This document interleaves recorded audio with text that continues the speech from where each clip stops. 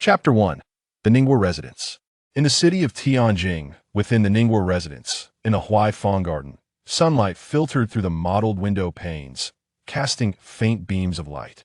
"Aunt, it is time for your medicine," came the gentle voice of Baiji, breaking the silence within the room.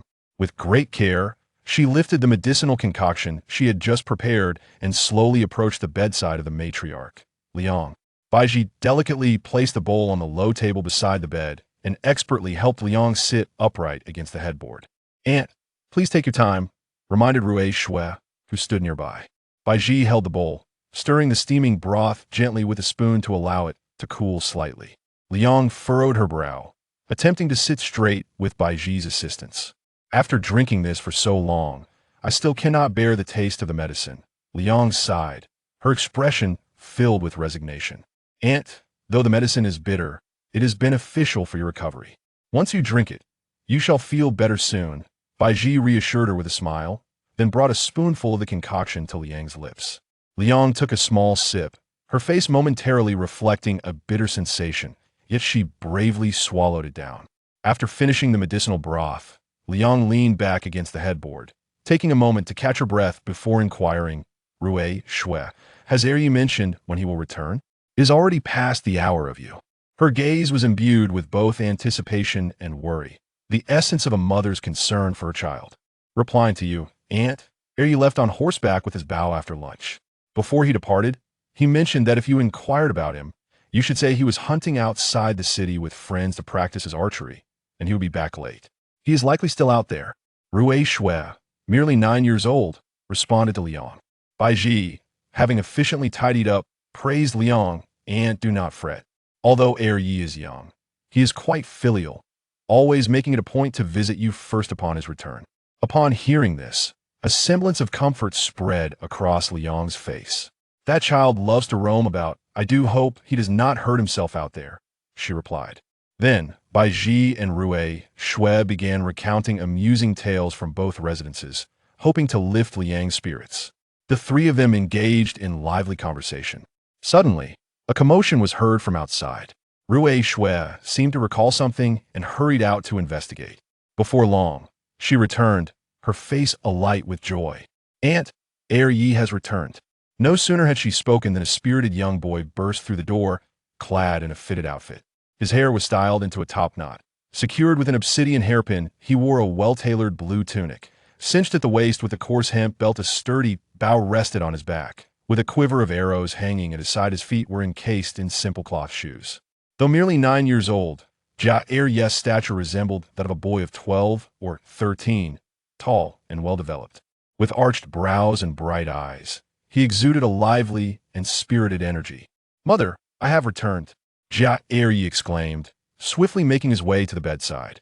Noticing Liang's still pale complexion, he inquired with concern, "Mother, are you feeling any better today?" Liang did not heed Jiaxia's concern, but instead chided him. "You child, you spend all your days running about, not allowing your mother a moment of peace." Jiaxia laughed heartily. "Mother, do not scold me. I only wish to hone my skills, so that I may bring honor to our family in the future." "Mother, today I hunted several mountain chickens. Have the kitchen prepare a nourishing stew for you." Liang gazed at Jiaxia, her eyes brimming with affection. "You are thoughtful, but do take more care when you venture out." Jiaxia nodded repeatedly, conversing with Liang for a while longer before returning to his chamber with Rui Shui to wash up. After Jiaxia departed, Baiji could not help but say to Liang, "Aunt, Master Xie truly is becoming more accomplished. He will surely achieve great things in the future." Liang nodded slightly, her eyes filled with hope for her son.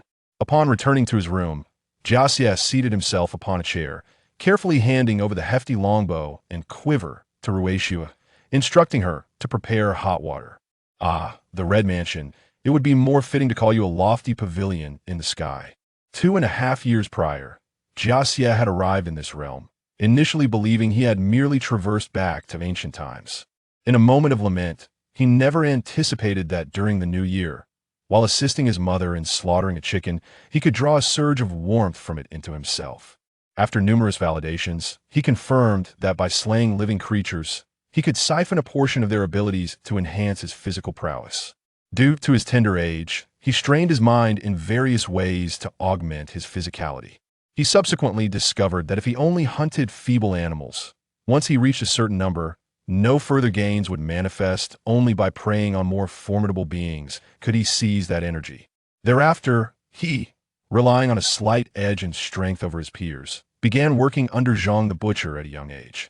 With the innate blessing of a robust physique, he won Zhang's favor, laboring there for 2 years, thus acquiring strength beyond the reach of ordinary folk.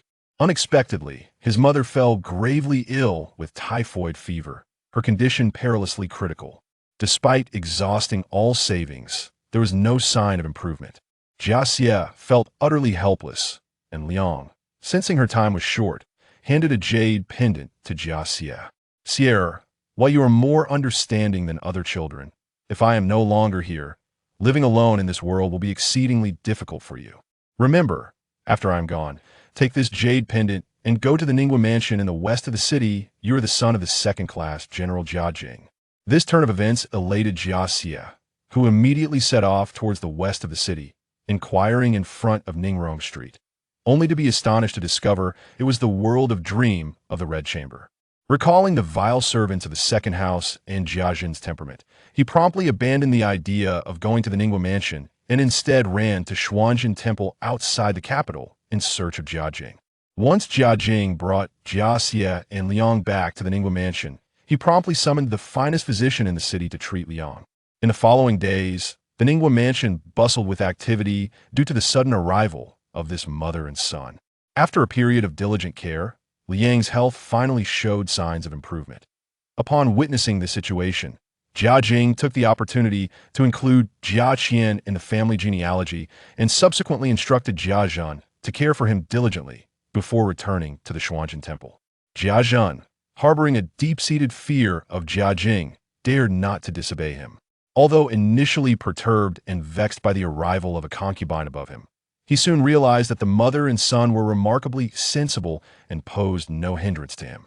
Consequently, he ceased to be concerned, yet still instructed the servants to ensure they were treated with due respect. Chapter 2. Military Training Annals in the year 1374 AD, during the 6th year of the Zhizhi reign. The esteemed emperor of the Daqing dynasty presided over the affairs of state. This period marks an unparalleled chapter in the annals of history, distinguished not only by its unique lineage but also by significant geographical disparities. Upon arriving at Ningguo Prefecture, Jia Xie seized the opportunity to acquire literacy and entered the clan academy of the Jia family. Given the inherent similarities in script, his studies progressed with remarkable ease. Through the historical texts within the academy, Jia Xie gleaned insights into the transformations of this era. The historical accounts prior to the early Yuan dynasty largely aligned, and having previously delved into history out of necessity, Jia Xie discerned many subtleties with remarkable clarity. Following the Mongolian conquest of the Song dynasty, the Mongol Yuan dynasty was established, yet it was soon overthrown by Emperor Taizu of Qing and Jinling, a conundrum that perplexed Jia Xie. For this event occurred around 1270 AD. The Daqing dynasty, having been founded for less than a century, endeavored to inspire future generations with aspirations of reclaiming lost territories. In a manner akin to the Ming dynasty of his previous life, Daqing relocated its capital to Tianjin City, showcasing the emperor's unwavering resolve to safeguard the nation and repel external threats. This strategic maneuver significantly bolstered the dynasty's dominion over the northern regions. However, the inherent vulnerabilities of Central Plains dynasties when confronting nomadic tribes were glaringly apparent. Raised on horseback, these nomadic peoples exhibited exceptional mobility dictated by their way of life. Over the past century, the Daqing dynasty engaged in continuous warfare with foreign tribes, yet most encounters culminated in defeat, an enigma that left many baffled.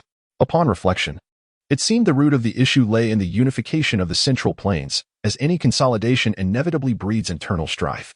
After all, the current landscape was one of dual emperors vying for power. Moreover, upon gazing at the map of the Daqing dynasty, Jia Xie observed that to the north of Tianjin City, adversaries loomed in every direction. To the west lay the Turpan tribes, while the region above was under the control of the Liao dynasty. To the north, from left to right, formidable nomadic forces including the Mongols, Tatars, and later Jin posed significant threats. When Jia Xie first beheld this map and comprehended the precarious situation facing Daqing, he was indeed drenched in cold sweat. Such a scenario was akin to starting a game in hell. The convergence of these 5 nations and tribes would demand the utmost exertion of resources, even from the renowned heavenly Conley Irving of Asia. Yet, one could find solace in the ongoing skirmishes between the Turpan tribes and the Liao dynasty, as well as the mutual assimilation of the Mongols and Tatars. Only the later Jin, situated far to the east, harbored ambitions solely fixated on Daqing's Liaodong region, intending to use it as a springboard for invasion. Fortunately, the Shan-Haiguan Pass stood as a bulwark, rendering immediate success elusive for the later Jin.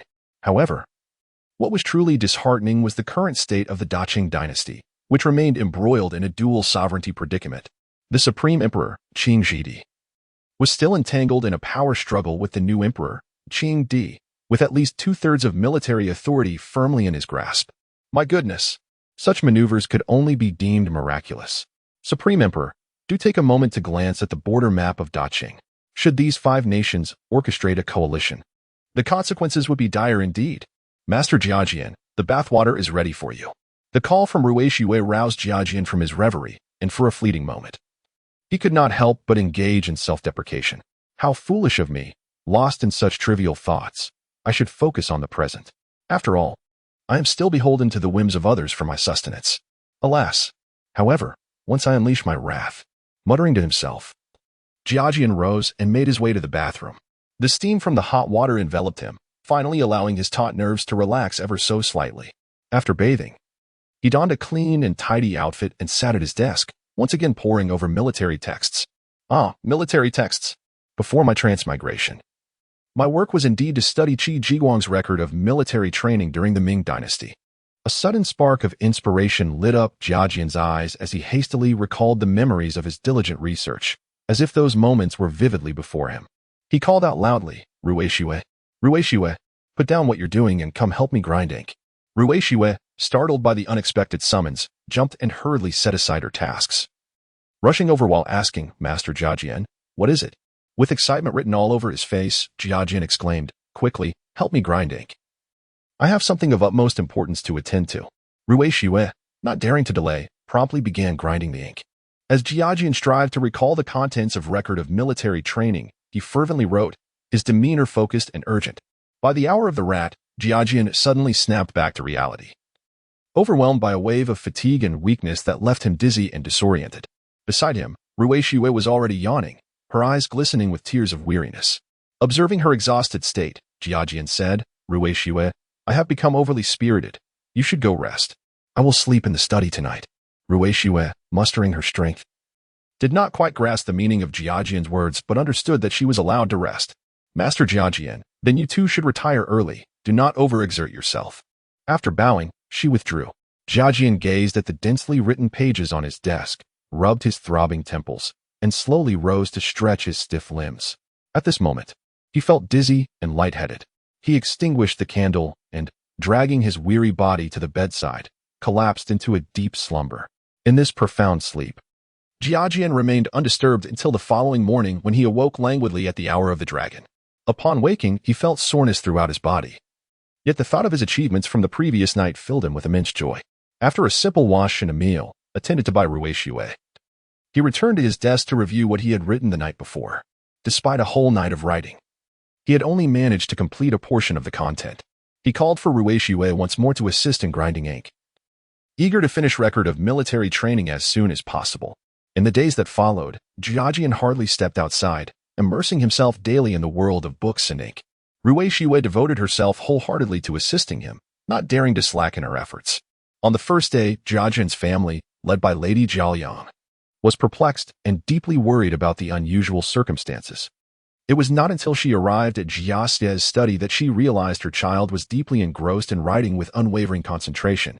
What could bring a parent greater joy and solace? Finally, at dusk on the 5th day, Jiaxie set down his pen and let out a long sigh of relief. He had completed his work at last. His voice bore traces of fatigue, yet could not conceal his exhilaration. Rui Xue, observing Jiaxie's reddened eyes, spoke with concern, Master Xie, you have truly exhausted yourself these past few days. You must take some time to rest. Jiaxie smiled lightly. It's nothing. Today, I have finished my writing. However, gazing at the military treatise before him, his eyes turned cold. This book must not be known to outsiders, for if it were, Rui Xue, intrigued, inquired, Master Xie, What have you been so captivated by in your writing these past few days? Jia Xie, in high spirits yet aware of the absurdity of the situation, dared not to speak openly. The secrets of heaven must not be revealed. Ha ha ha. This is something you will likely learn about only in the future. Chapter 3. Jiao Da. The following day, after partaking in breakfast with Jia Liang, he took his leave. At this moment, Jia Yin was wholly consumed with the desire to refine his martial prowess to an unparalleled degree. However, he realized that such an endeavor could not simply be achieved through solitary contemplation. Though he possessed the ability to siphon vitality, theoretically endowing him with infinite physical potential, it would indeed be a lamentable oversight to neglect the honing of his skills. Currently, there were no avenues for seeking a mentor, and the thought of soliciting assistance from his half-brother was swiftly dismissed. Maintaining a cordial, albeit distant, relationship with Jia Jin was undoubtedly the most prudent course of action.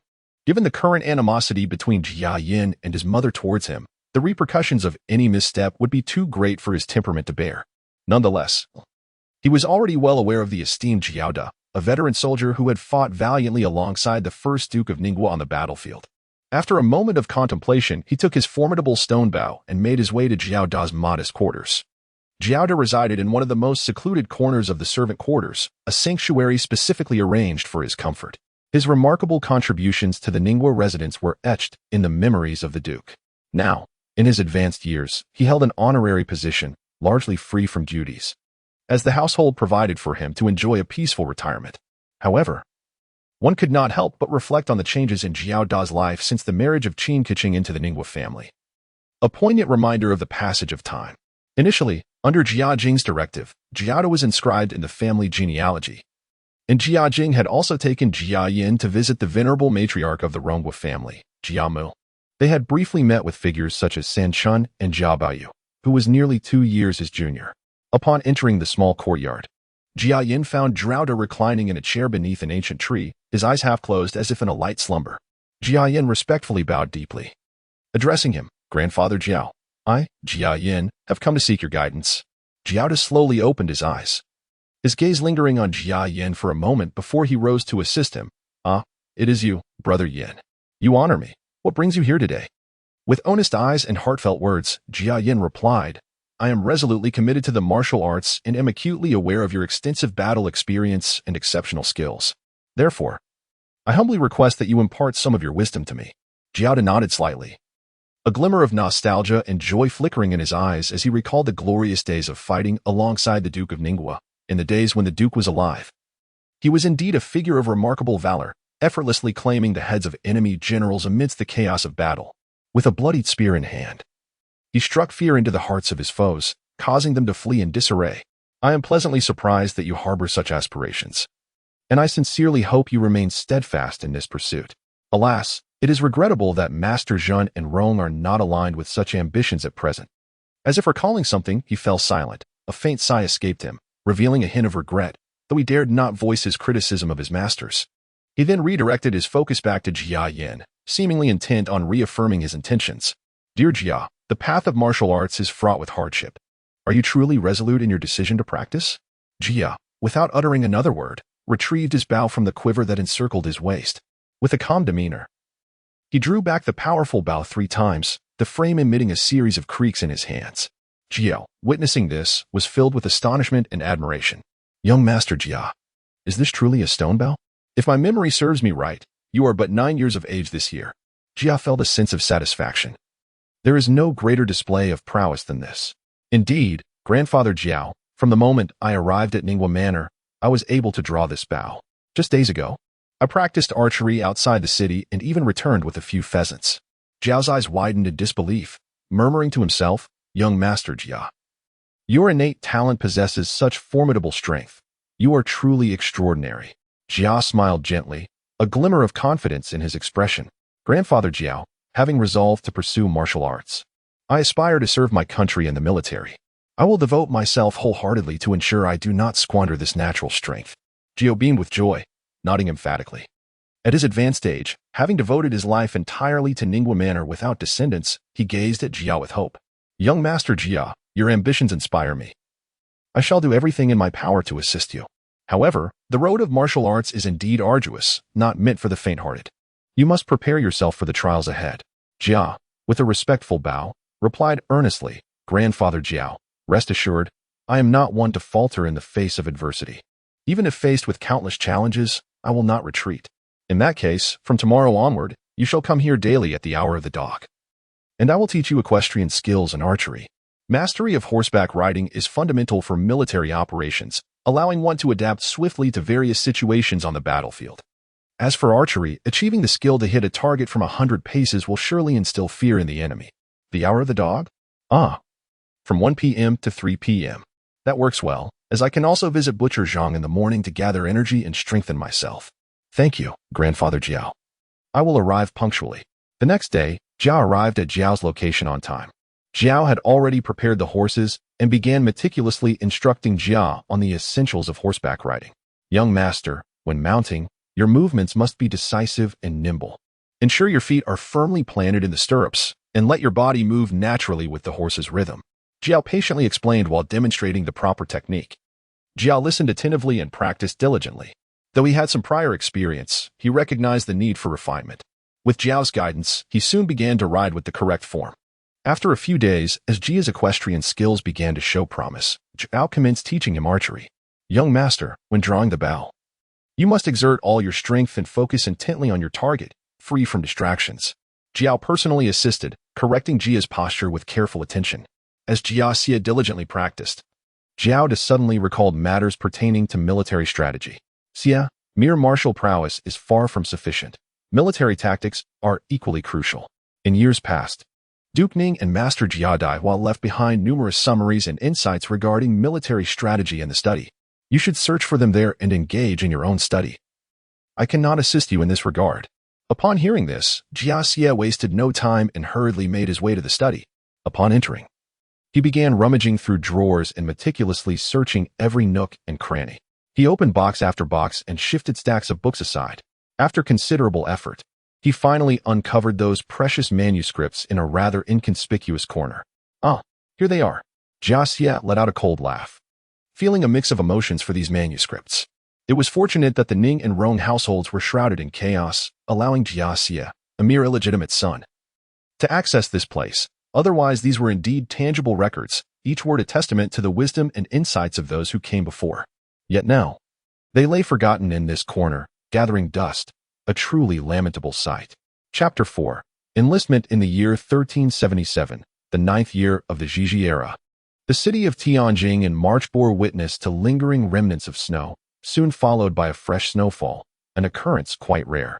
In the courtyard, Jia Ji engaged in martial training, clad in ordinary practice attire, with a silk belt cinched around his waist and protective gear adorning his limbs.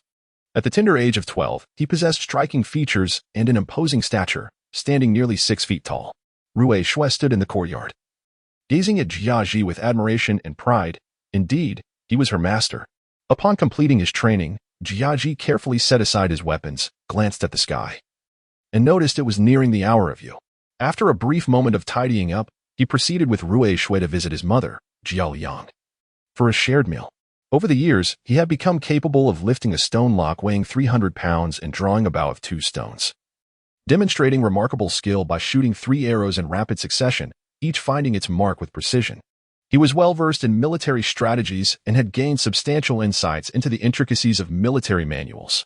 Jiao had once extolled his prowess, stating that Master Ji was indeed a rare talent within the military. His spear techniques were as majestic as a dragon emerging from the sea. His swordplay resembled a fierce tiger descending a mountain, exuding raw power. His archery was akin to a meteor racing across the moon, with every shot hitting its target.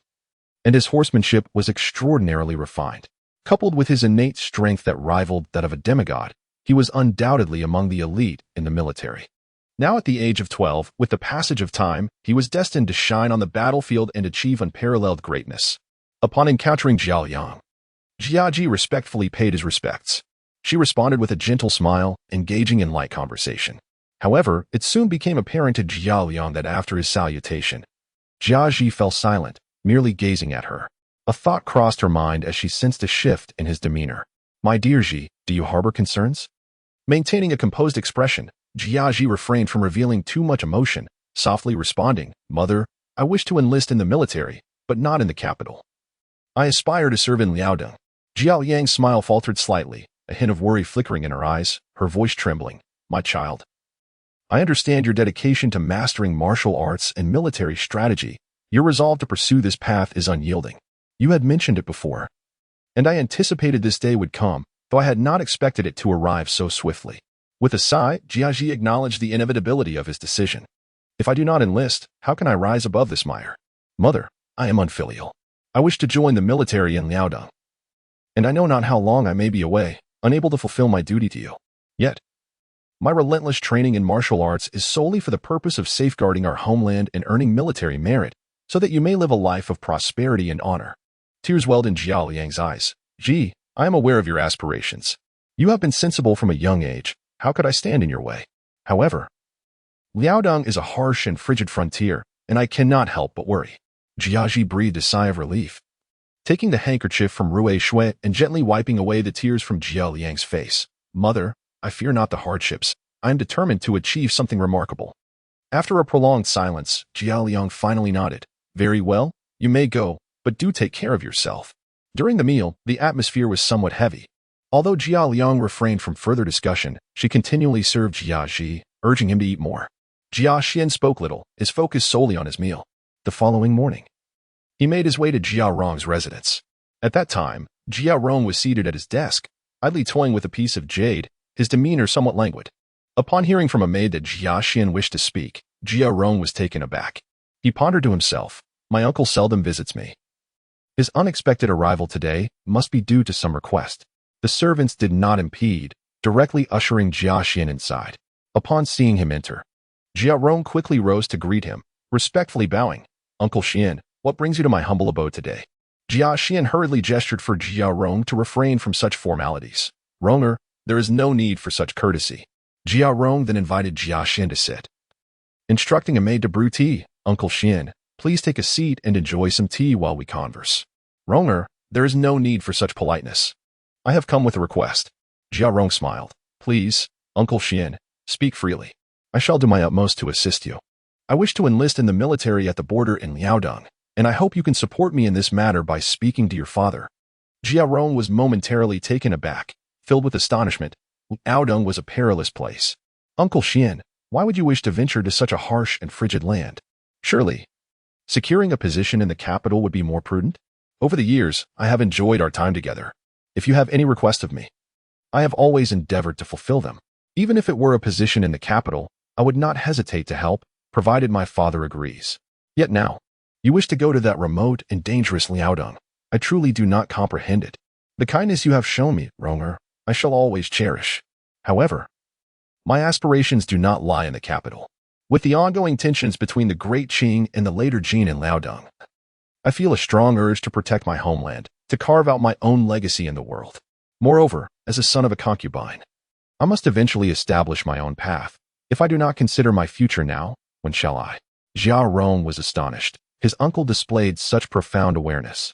This realization brought him joy, as no one wished for unexpected changes within the household. Your resolve is commendable, indeed.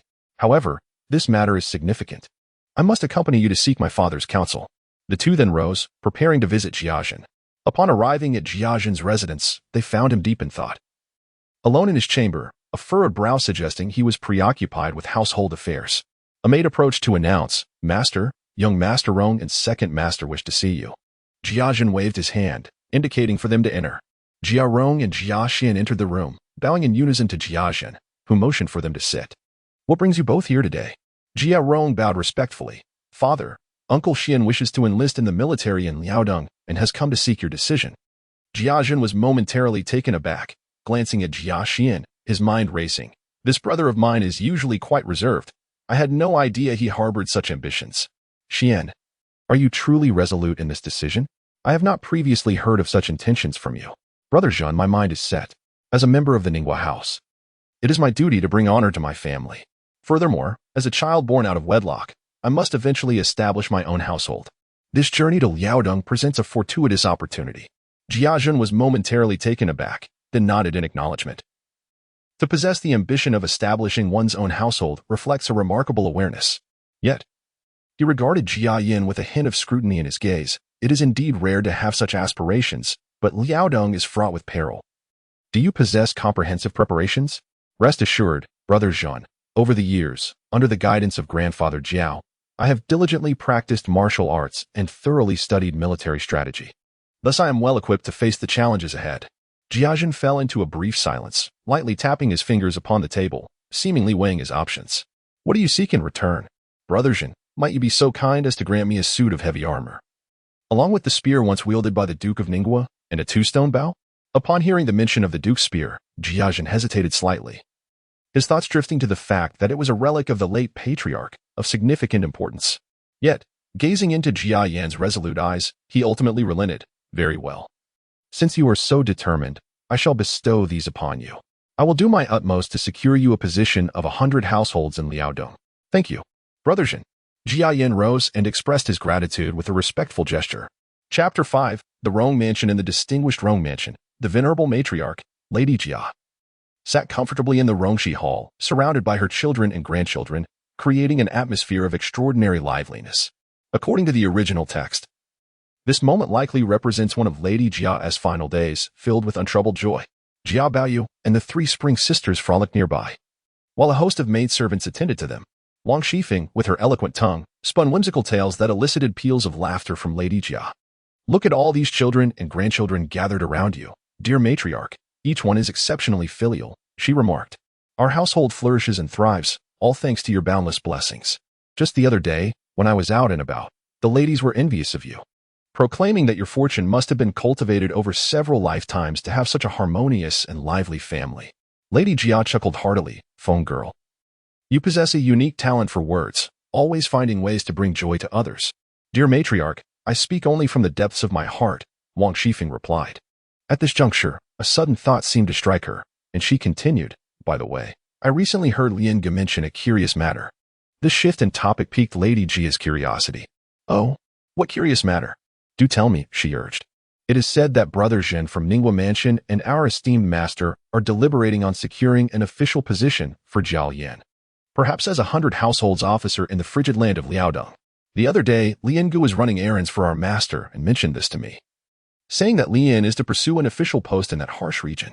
Upon hearing this, the many who had been focused on Lady Jia fell silent, and even Jia Baoyu became unusually quiet, nestling into Lady Jia's embrace. Lady Jia held Jia Baoyu close, her smile wavering, and she inquired with a hint of concern. This matter indeed seems rather unusual. Why would one seek a position in the bitter cold of Liaodong? Yet, she secretly pondered, could there be an unspoken reason behind this? Perhaps Brother Zhen fears that Jia Lian may one day threaten his standing, prompting this arrangement? We must ensure this information does not tarnish the reputation of our Jia family. Consequently, Lady Jia summoned a maidservant to call for Lida. Lida, go to Ningguo Mansion and fetch Lian. Tell him that I have not seen him in quite some time and have been longing for his company. Lida promptly agreed and exited the Rongshi Hall. At this moment, Jia Zheng, who was at home enjoying a day off, spoke up. Mother, Lian appears to be an ambitious young man. I have also heard that while at Ningguo Mansion, he is often engrossed in martial arts practice and well-versed in military texts. It seems he is quite capable, and his desire to venture to Liaodong may indeed stem from a genuine wish to achieve something significant for the family. Hearing Jia Zheng's words, Jia Baoyu felt a conflict within himself. He had always detested the notions of officialdom and military service, finding the violence and bloodshed excessively crude. Lady Wang, standing nearby, concurred. What you say is quite reasonable, but Liaodong is a remote and harsh place. He is likely to endure considerable hardship. As Lida left the Rongshi Hall, he silently grumbled to himself, given that Jia Lian holds a lowly status in Ningguo Mansion, there is no need for me to undertake this errand personally. Contemplating, he summoned a young servant and instructed him to convey a message to the Ningguo Mansion. At that moment, Jia Dajia was diligently practicing martial arts, sweat glistening as he executed his moves with remarkable precision and vigor. Having completed his training, he took the towel offered by the maid Ruishua, when he noticed a servant from the Rongwa Mansion hastily approaching. The servant, breathless, relayed, Second Master Dajia, the matriarch has requested your presence at the Rongwa Mansion. It has been a long time since we last met, and she wishes to see you. See me? Ah, would I even be worthy of your attention? Jia Dajia understood well that since his arrival at Ningguo Mansion, he had scarcely interacted with those from Rongwa Mansion, only visiting during festivals and holidays. This matter was likely related to his impending journey to Liaodong.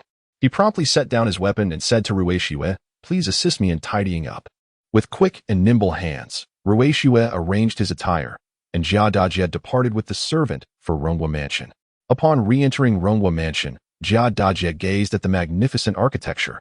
Inwardly marveling, this Rong Mansion truly exudes grandeur, and although its style is somewhat akin to Ning Mansion, I cannot help but be awed by its opulence with each visit. Before long, he arrived at the Rongshi Hall. There, he found grandmother Jia seated at the center, accompanied by Jia Zheng and a host of female relatives. He promptly bowed respectfully, saying, "Greetings, matriarch, greetings, second master, and greetings to all the esteemed ladies, sisters-in-law, and younger sisters." The rest of the sisters-in-law and younger sisters returned the salutation. Grandmother Jia raised her hand slightly, signaling him to rise and take a seat. Her gaze filled with affection as she surveyed him. "Ah, my dear Dajie, it has been quite some time since we last met. You have grown taller and more handsome. However, your visits to Ningguo Mansion have been infrequent, leaving this old woman feeling rather nostalgic. Matriarch, that is indeed my oversight. I shall make it a point to visit you more often in the future." At this moment, Jia Baoyu chimed in with a playful grin. "Second brother Dajie is indeed tall and handsome. I find him quite likable." Jia Dajie looked toward Jia Baoyu, recalling his indiscriminate tastes, feeling a twinge of discomfort. His eyelids involuntarily fluttering. With a smiling face, he replied, "Brother Baoyu, you possess striking features and an extraordinary demeanor. I too hold you in high regard. I hope we can interact more in the future and learn from one another." Grandmother Jia was instantly delighted. Indeed, we are all brothers. It is only fitting that we grow closer. Dajie, you cannot remain cooped up in Ningguo Mansion. Come often to visit the matriarch and enjoy the company of your siblings. Perhaps due to her advancing age, Grandmother Jia found great joy in this exchange, her happiness evident. Wan Shifeng, standing nearby, interjected with a charming smile, "The matriarch speaks wisely. This household thrives on the vibrancy of family. Brothers gathering together brings warmth and joy. Dajie, you must visit often and infuse our garden with more life." The others laughed in agreement. Once the laughter subsided, Grandmother Jia's expression turned slightly serious. "Dajie, I have heard that you plan to seek a position as a 100 household officer in Liaodong. What is the reason behind this?" Jia Dajie's smile faded as he stood upright to respond. "Matriarch, my intention in going to Liaodong is twofold. First, as a member of the Jia family. It is my duty to bring honor to our lineage and to achieve success in Liaodong. Secondly, as a son of a concubine. The grandson inevitably must one day establish his own household. Thus, he wishes to venture forth early and carve out a promising future, rather than relying indefinitely on this household." Upon hearing this, Madame Wang could not help but regard Jia Lian with newfound respect, secretly comparing him to others in the household, and she inwardly scoffed, thinking that if all were as perceptive as Jia Lian, she would have far fewer concerns. Consequently, she found Jia Lian somewhat more agreeable, less irksome than before. Wang Shifeng, however, was somewhat astonished by Jia Lian's ambition. He certainly possessed courage, yet the northeastern regions were notoriously challenging. Others chimed in, some praising Jia Lian's aspirations while others expressed concern over the perilous journey ahead. Jia Zheng cleared his throat, acknowledging, Brother Lian's aspirations are commendable. He understands the necessity of seeking glory for the family while also harboring ambitions of self-sufficiency, which is truly rare. Unlike Baoyu, who merely lingers in the inner chambers, showing no desire for advancement. Saying this, he cast a disapproving glance at Jia Baoyu, his dissatisfaction with Baoyu's lack of ambition intensifying. Baoyu, upon hearing this, shrank closer to Grandmother Jia, a flicker of displeasure crossing his face as he muttered, "I merely have no interest in matters of violence." How does that equate to a lack of ambition? Observing Baoyu's reaction, Grandmother Jia hastily diverted the conversation, saying, Enough. Baoyu is still young. Let us not speak of him in such a manner." The group then engaged in lively discussion, the atmosphere becoming somewhat delicate. Seeing this, Jia Zheng chose silence. Grandmother Jia redirected the topic back to Jia Lian, inquiring, "Brother Lian, do you require anything for your journey to the northeast? Please, do not hesitate to speak." "Grandmother, your concern is more than enough. I am deeply grateful and have no further requests." "Very well." Seeing Jia Lian's response, Grandmother Jia did not press further. Nodding her head in calm acknowledgement, "Lian, since you are here, why not stay for a meal?" Internally, Jia Lian scoffed at the notion of mere pleasantries. Naturally unwilling to indulge in such trivial social niceties, he hastily declined, "Thank you for your kind offer." but I must return to discuss matters regarding our journey to the northeast with Brother Jin. It would be improper to linger. Grandmother Jia took no offense and did not insist. Seeing that the situation was not as she had hoped, she waved her hand, indicating, "You may go, travel safely." Jia Lian bowed once more and then exited the Rongshi Hall. Chapter 6. Sheeping Fort. A month later. Sheeping Fort serves as the first line of defense between Daqing and the later Jin, adjoining Zimbobo to the east, connecting to Beidachang Pass to the west, overlooking the Sanche River to the south, and relying on Taichang Fort to the north. The surrounding mountains undulate, creating a treacherous terrain that is indeed a coveted stronghold for military strategists. The wind outside the fort howls, as if recounting the history of its vicissitudes and the fires of war. Upon arriving at Sheeping Fort, Jia Yin wasted no time and headed straight to the Qianhu office to pay his respects to the Qianhu. He presented a token to the soldiers as proof of his identity, and shortly thereafter, he was ushered inside. Inside the Qianhu's office, Jia Yin cupped his fists and bowed respectfully to Wang Ming, saying, "I am Jia Yin, here to pay my respects to the esteemed Qianhu."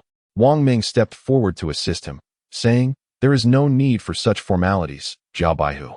Please, take a seat." A soldier hurriedly approached to pour hot tea for Wang Ming and Jia Yin. Once seated, Wang Ming took a gentle sip of his tea and spoke slowly. "Jia Baihu, I wonder what has prompted you to venture into this perilous place. Sheeping Fort is the first line of defense on the frontier, where one's life is always at stake. Many in the army long for a transfer to the rear lines. You may not yet be familiar with the circumstances here, and it might take some time to adjust. If you have no immediate plans, I suggest you focus on training and learning in the camp. I shall make the necessary arrangements and ensure your well-being." Wang Ming's gaze held a discerning quality. He had received word days prior that a distinguished officer's descendant would be joining his ranks, even learning from the guards at Guangming that it was none other than the son of the Duke of Ningguo. Presently, he exhibited an understanding of hierarchy, and though his stature was imposing, he appeared somewhat youthful. However, reflecting on the age mentioned in his credentials, just 12, it seemed quite reasonable. Jia Yin rose once more, performing a solemn bow. "Esteemed Qianhu, although I hail from a noble lineage, I am wholeheartedly devoted to serving my country and am eager to shed my blood for Daqing here at Sheeping Fort. I hope for your guidance." Wang Ming nodded slightly, understanding his sentiments, and a hint of appreciation flickered in his eyes. Subsequently, Wang Ming arranged for Jia Yin to meet with the various Baihus and summoned the secondary Baihu under Jia Yin's future command to help him acclimatize to his new environment. In truth, prior to Jia Yan's arrival, the Baihus of Sheeping Fort and their subordinates were already aware that a well-connected individual of significant standing was coming. This was indeed a rarity for Sheeping Fort, especially as they entered April, with the later Jin stirring restlessly and recent skirmishes escalating to a fever pitch. An invasion could erupt at any moment, and logically, if someone were to be placed here, it would typically be closer to the Shanhaiguan at Ningyuan, rather than Guangning. Upon their meeting, a Baihu named Zhao Gang greeted Jia Yin with a broad smile, his eyes nearly squinting with joy as he clasped his fists and bowed slightly. "Jia Baihu, it is a pleasure to finally meet you. I am Zhao Gang, the Baihu of the infantry battalion. I have long heard of your youthful prowess. Today, seeing you in person, your exceptional demeanor is truly remarkable. I look forward to your guidance here at Sheeping Fort." Another Baihu, Li Shun, maintained a calm demeanor, his gaze warm and friendly. He clasped his fists in greeting, saying, "Jia Baihu, I am Li Shun. As we gather here, let us unite in our shared duty to safeguard the borders of Daqing. The responsibility is immense, and I believe that with our combined efforts, we shall achieve great things." In the midst of the gathering stood Chen Feng, 100 households, who managed to muster a faint smile as he clasped his hands together but uttered no more words. However, his eyes betrayed a sense of scrutiny and discontent as he silently lamented, "Alas, with delicate skin and a youthful visage, I wonder how long this young lord can endure in this harsh land, with the imminent threat of war. I hope he does not abandon us after the Manchus advance southward, for such a departure would surely undermine the morale of the troops. One could only hope he is not merely here to fulfill a formality and gain experience before departing." Seeing that everyone had exchanged greetings, Qianhu Wang Ming waved his hand decisively. "Today marks a joyous occasion for our West Ping Fort, as the newly appointed Jia Baihu joins us. This evening, aside from those on duty, let us all partake in a grand feast to welcome Jia Baihu and wash away the dust of his journey. In this borderland where tensions ran high, such an opportunity was rare, allowing Jia Baihu to quickly become acquainted with our brothers, as we would soon be fighting side by side to defend our homeland." Everyone readily agreed, showing no reluctance to Wang Qianhu. Jia Jie expressed his gratitude. Thank you, Lord Qianhu and esteemed brothers. As I am new here, I hope for your guidance and support as we look out for one another. Following this, he accompanied the trial 100 households Ma Yinfeng to tour the encampment, where Ma Yinfeng provided a detailed account of their circumstances. Honorable Baihu, although our cavalry unit comprises merely 50 men, each has been meticulously selected. Our training regimen is rigorous, and we cannot afford any negligence, Ma Yinfeng elaborated. Jia Jie listened attentively, occasionally nodding in acknowledgement. As spring unfolds, have there been any significant troop movements from the Manchus recently? With a grave expression, Ma Yinfeng replied, Indeed.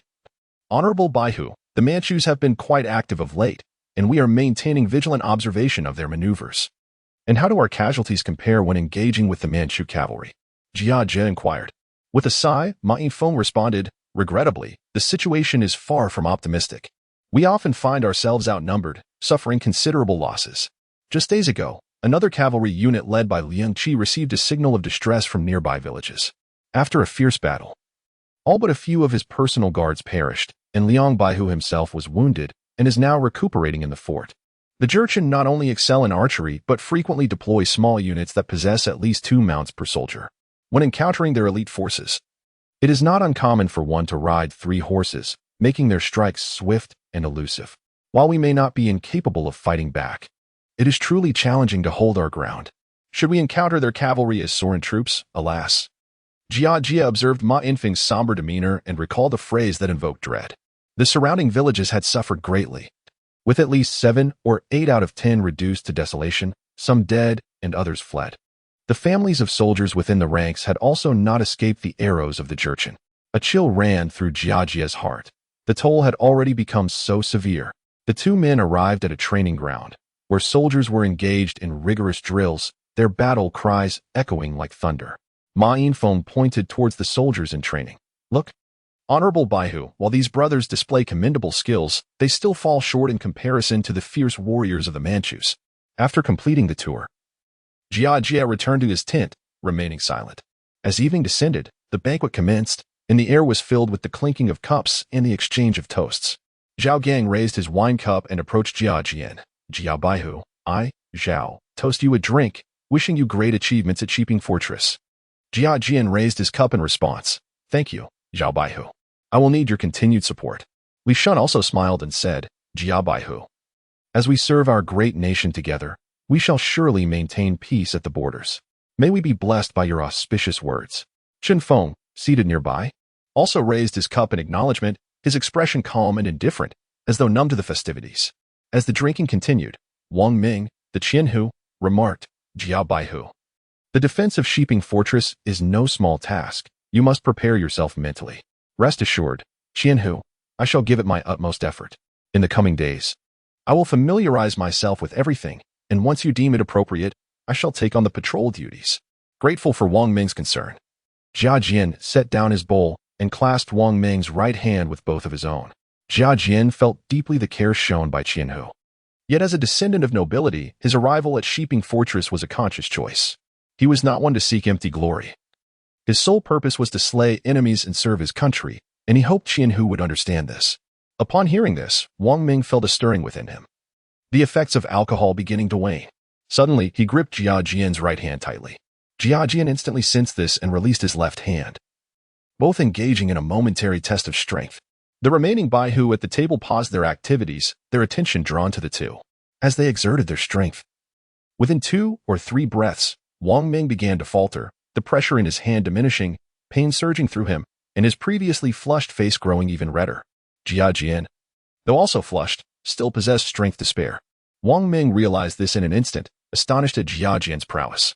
Not wishing to embarrass Wang Ming, Jia Jian exchanged a glance, and, in silent accord, they both relaxed their grips. Wang Ming could not help but exclaim, Jia Baihu is truly a man of valor.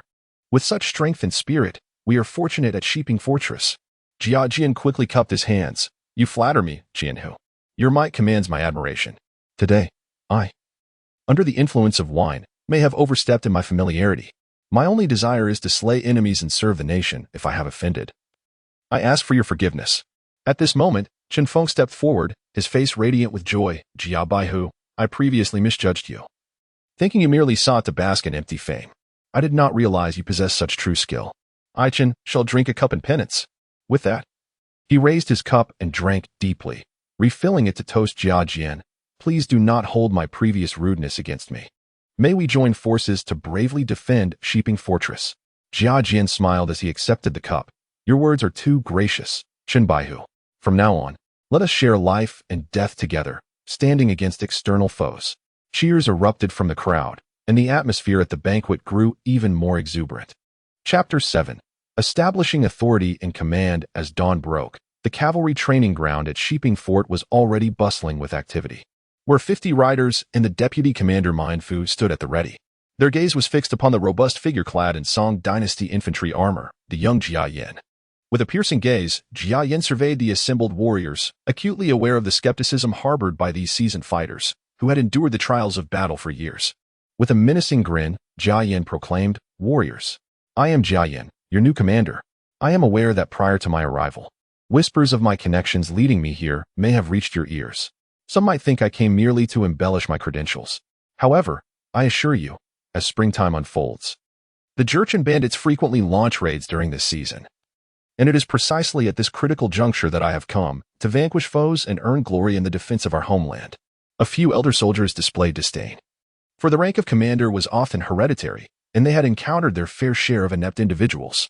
Unlike these dismissive veterans, some younger soldiers exchanged furtive glances, and Jia Yin even caught wind of murmurs among them. From this day forth, I shall train alongside you, partake in your feasts, march into battle with you, and patrol the borders together, never to abandon you. Jia Yin vowed. Should my words contain even a fragment of falsehood, may the spirits of my ancestors rise in wrath, and I shall shatter the ancestral tablets and be banished from the capital. His declaration rendered the ranks silent, for such an oath invoked the ancestors, especially coming from a lineage of martial nobility. Jia Yin's gaze swept across the assembly. I know some of you harbor doubts about my command. Therefore, I propose a contest of skill among the troops today. I fully understand the military discipline that binds you to obey me regardless, yet I wish to earn your respect through strength. Today, I, Jia Yin, challenge any of my soldiers, beginning with the deputy commander Ma Yinfu. Without hesitation, Ma Yinfu clasped his hands in acknowledgement and strode confidently to the training platform, seizing a long spear from the rack. Jia Yin mirrored his resolve, placing his horse spear aside to likewise grasp a long spear, standing poised opposite Ma Yinfu. Forgive me, commander. With a command issued, Ma Yinfu launched the first strike, his spear darting forward like a dragon emerging from the sea, aimed directly at Jia Yin's throat. Jia Yin deftly sidestepped, evading the fierce thrust with ease. In the blink of an eye, Jia Yin retaliated with a swift jab, the speed of his attack compelling Ma Yinfu to hastily parry. Clang! The tips of their spears collided, sending sparks flying. Ma Yinfu felt a jolt reverberate through his arm, his expression shifting dramatically, yet accustomed to combat with the Jurchens, he was no stranger to powerful adversaries. Jia Yin, maintaining his composure, unleashed his strength with each parry, rendering Ma Yinfu's arm numb. In mere moments, 5 exchanges had transpired. While Jia Yin remained unperturbed, Ma Yinfu's brow began to bead with sweat, his breath quickening. Jia Yin eschewed any contest of technique. Every clash of their weapons left Ma Yinfu feeling increasingly disconcerted, leading him to reveal vulnerabilities before long. As the moment presented itself, Jia Jie exerted his strength, sweeping his spear with a powerful flourish. The force was so immense that Ma Yinfu could no longer maintain his grip, and with a resounding clatter, the spear clattered to the ground. I yield, brother Ma, Jia Jie proclaimed as he stood resolutely with his weapon. A wave of astonishment rippled through the soldiers below. This new captain displayed such formidable prowess. Even Ma Shiba, a seasoned captain, was no match for him. It seemed that this captain possessed genuine skill. Yet, some soldiers remained skeptical, whispering amongst themselves that perhaps Ma Shiba had merely been caught off guard. Indeed, I refuse to believe he can sustain this level of excellence. Several burly young soldiers exchanged glances and leaped forward. Captain, allow me to test my mettle. And I. Jia Jie smiled slightly. Very well, let us engage together. In an instant, the training platform erupted into chaos. The soldiers launched a coordinated assault against Jia Jie, but he remained unperturbed, unleashing his full might. With deft movements, he parried and thrust, his spear dancing with the grace of a dragon. One soldier was sent flying as Jia Jie disarmed him with a single thrust. Oh no! Another soldier was kicked off the training platform by Jia Jia. In a matter of moments, all the robust soldiers had been vanquished. Jia Jia stood triumphantly on the platform. His spirits buoyed and bellowed, "Who else dares to challenge me?" No one from his ranks dared to respond. The commotion from Ma's camp had drawn the attention of Zhao Gang and Qin Feng, two captains, along with many other soldiers, even before the competition began. Zhao Gang glanced at Qin Feng, a grin spreading across his face. "Ha ha ha, Captain Qin, today we have witnessed the might of Captain Jia. Last night, he grappled with the general, and this morning, he effortlessly bested Ma Yinfu while single-handedly combating 5 of our soldiers." Qin Feng stood with his arms crossed, a smile gracing his lips, yet his gaze remained fixed on Jia Jia upon the training platform. "I doubt I could even match a fraction of his prowess." Not only did Captain Jia easily subdue Ma Yinfu, but he also managed to overcome the finest warriors who had entered Ma's camp to counter the enemy cavalry. Surely, he was considerate of Ma Yinfu's dignity during their contest. Zhao Gang nodded thoughtfully. "A valiant warrior like him, willing to serve at our West Ping fortress, is indeed a blessing for us. I would gladly relinquish my position as captain for more like him." His tone grew somber, and Qin Feng merely nodded in agreement without further comment. Truly, he is worthy of being a descendant of the Duke of Ning. Suddenly, a familiar voice rang out, prompting both men to turn and bow in unison. "General!" Wang Ming waved dismissively and took his place behind them, joining Zhao and Qin in observing the training platform. Seeing no challengers, Jia Jia declared loudly, "As none dare to fight, from this day forth, I, Jia Jia, shall be the leader of this Ma camp.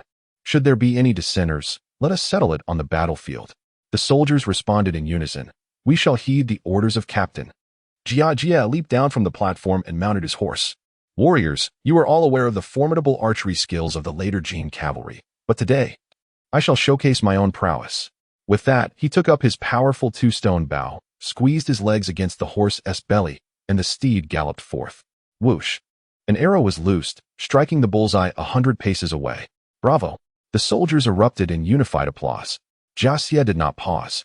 As the warhorse approached the 3 targets at 70 paces, he released 3 arrows in rapid succession, each finding its mark. This spectacle ignited a fervor among the cavalry, prompting even the soldiers from other camps to join in exclamations of admiration. He then demonstrated the rapid-fire technique, the bowstring singing as arrows shot forth like meteors. A sight so dazzling it left onlookers breathless. The soldiers were utterly captivated, their cheers rising in waves. "The commander is invincible. We wish to follow the commander in vanquishing our foes." Jia Jia reined in his horse and proclaimed loudly, "Since I have come here, I shall fight alongside you, driving away the enemy and safeguarding our homeland. Henceforth, I will train with you, and I shall not slack." Witnessing Jia Jia's martial prowess, Ma Yifeng's eyes sparkled with excitement, and he shouted, "I wish to follow the commander in driving away the enemy and defending our homeland." The soldiers echoed in unison, "We wish to follow the commander in driving away the enemy and defending our homeland." Chapter 8, Reinforcement on the Training Grounds of Shiping Fort. Jia Jia was leading over 50 soldiers of the cavalry in rigorous drills, drawing inspiration from Qi Jiguang's military training methods while integrating contemporary soldier training techniques. He structured the cavalry exercises with both scientific precision and stringent discipline. However, he refrained from exhausting his troops excessively, mindful that the meager monthly pay was hardly a temptation for anyone to risk their life for mere practice. "Everyone, mount your horses. Let us commence with foundational equestrian training, focusing on controlling the speed and rhythm of your mounts." Jia Jia commanded with authority. The soldiers promptly mounted their steeds, embarking on a slow jog around the arena, honing their synergy with the horses. Next came the training for long spear thrusts from horseback. They simulated the posture of a charge, spears extended forward, their movements synchronized and vigorous. Leverage the momentum of your horses during your thrusts. Keep your gaze focused and your actions decisive. Jia Jia reminded them from the sidelines. Following this, they transitioned to formation drills. Organized into units marked by small flags, each comprising 5 men, they practiced coordinated combat maneuvers. The units must work in concert, maintaining a tight formation. Pay heed to the commands of your flag. Subsequently, for small units consolidated into a larger formation, rehearsing various configurations for cavalry charges, such as the long snake formation. When the main unit charges, speed must be paramount, and the formation must remain intact. Transitions between formations must be swift and fluid. Yet, due to the geographical constraints of Deqing, where quality pastures were scarce, the available mounts were few, barely sufficient for each soldier to have one. Consequently, Jia Jie had been diligently minimizing mounted combat training, fearing any injuries to the horses would jeopardize future engagements. After a period of mounted training, they shifted to dismounted physical conditioning and tactical drills. The soldiers were divided into groups for strength competitions, practicing various tactical formations. The afternoon sun beat down mercilessly, causing sweat to pour from them, yet none complained of fatigue. With a keen eye, Jia Jie patrolled the training ground, frequently correcting the soldiers' techniques. This group's tactical coordination lacks cohesion. Do it again. After some time of mounted training, they proceeded to dismounted physical conditioning and ground tactics. At that moment, a messenger from the 1,000 Household unit hurried in. Captain Jia, the Lord of the 1,000 Household has summoned you. Quickly proceed to the 1,000 Household unit to discuss military matters. Jia Jie's expression shifted to one of seriousness as he followed the messenger to the 1,000 Household unit. Inside, Wang Ming scrutinized a map, his demeanor grave. Captain Jia, scouts have reported the presence of 1 or 2 small groups of later Jin cavalry operating nearby along the front lines. Ensure you rest well tonight. Tomorrow at the hour of the Tiger, 4 a.m., lead your troops to reinforce the patrol. Exercise utmost caution and do not underestimate the enemy. Jia Jie clasped his fist in acknowledgement, replying, Yes, my lord. Wang Ming, keen to test Jia Jie's acumen, inquired, Captain Jia, do you understand why I have instructed you to depart at the hour of the Tiger tomorrow rather than this evening? After a moment's contemplation, Jia Jie responded, My lord. The cavalry of the later Jin are adept at mounted archery. Night operations would impose limitations on their capabilities. Moreover, with a multitude of horses and each person mounted on 2 steeds, their movements are swift, allowing them to strike and retreat before we can mount a pursuit. Even when confronted, they exhibit an audacious bravado, unafraid to engage in slaughter and plunder. Consequently, they are accustomed to operating during daylight, never resorting to nocturnal raids. Additionally, to prevent the Jurchens from advancing southward, our scouts are often provided with maximum logistical support, each having 3 mounts and covering extensive territories. Even daring to venture into Jurchen territory. If my subordinates are not mistaken, the Jurchen cavalry has yet to set foot within the borders of Daqing. Wang Ming nodded in satisfaction, indeed. Coupled with the fact that Shiping Fort serves as the foremost military bastion against the Jurchens and is in close proximity to nearby villages for rapid reinforcements. Your ability to contemplate these matters reflects your meticulous nature and prior preparations, which puts my mind at ease. Proceed with the preparations. Jia Jie bowed and withdrew to the cavalry camp, addressing the soldiers. Today's training is concluded early. I have received military orders to enhance patrols along the border. Everyone is to rest early. We shall assemble at the hour of the Tiger tomorrow, and attendance must be complete. Jia Jie proclaimed loudly. Remember, those who falter in the face of military orders shall be executed. Those who feign illness shall be executed. Those who glance back shall be executed. Those who whisper and exchange glances shall be beheaded. Those who sever the enemy's head shall be executed, and those who retreat shall be progressively punished. The soldiers dispersed in silence. Although Jia Jie did not explicitly state the mission for the following day, seasoned veterans had already deduced the situation, while younger soldiers, though not questioning, could sense the gravity of the circumstances. As night fell, the fort was tranquil. The seasoned veterans of the cavalry silently polished their weapons and inspected their gear. The younger soldiers, though they had experienced battle and witnessed bloodshed, lacked the depth of experience possessed by the veterans in the camp. At this moment, they lay in their beds, thoughts swirling. At the hour of the Tiger the next day, all cavalry soldiers assembled promptly. Jia Jie, clad in military attire, mounted a tall steed and surveyed the ranks of his troops. Ma Yingwei stepped forward to pay his respects, reporting to you. Sir, there are no absentees. All are present. Jia Jie nodded, having personally counted the soldiers earlier, 56 in total, with no one missing. With a command, they set off. Jia Jie led the charge. Over 50 riders like a gust of wind racing toward their destination. Along the way, the hooves kicked up clouds of dust. Jia Jie felt a surge of excitement, for it was his first real combat experience, yet the weight of pressure was immense. Failure not only jeopardized his own life and those of his soldiers, but would also subject the border populace to the ravages of the Jurchen cavalry.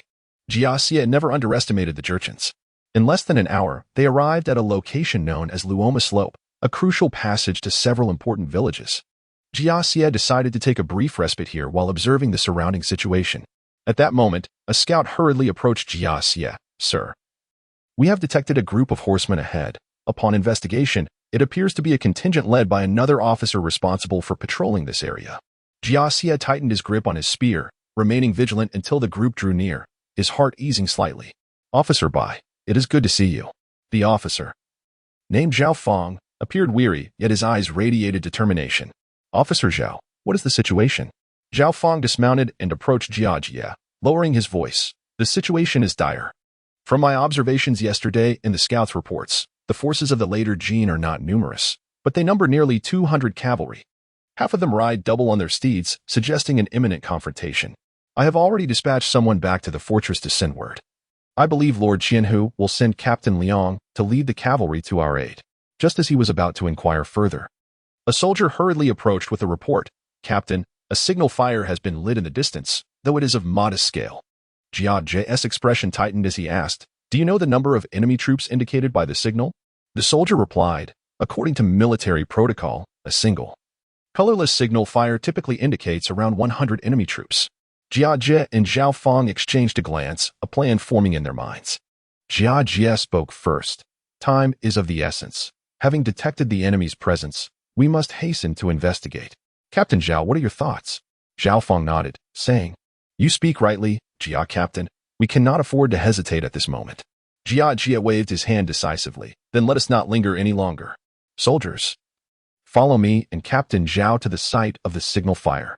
With that, the two leaders urged their troops forward, galloping toward the rising smoke. Chapter 9. The initial encounter upon arriving at the beacon of smoke.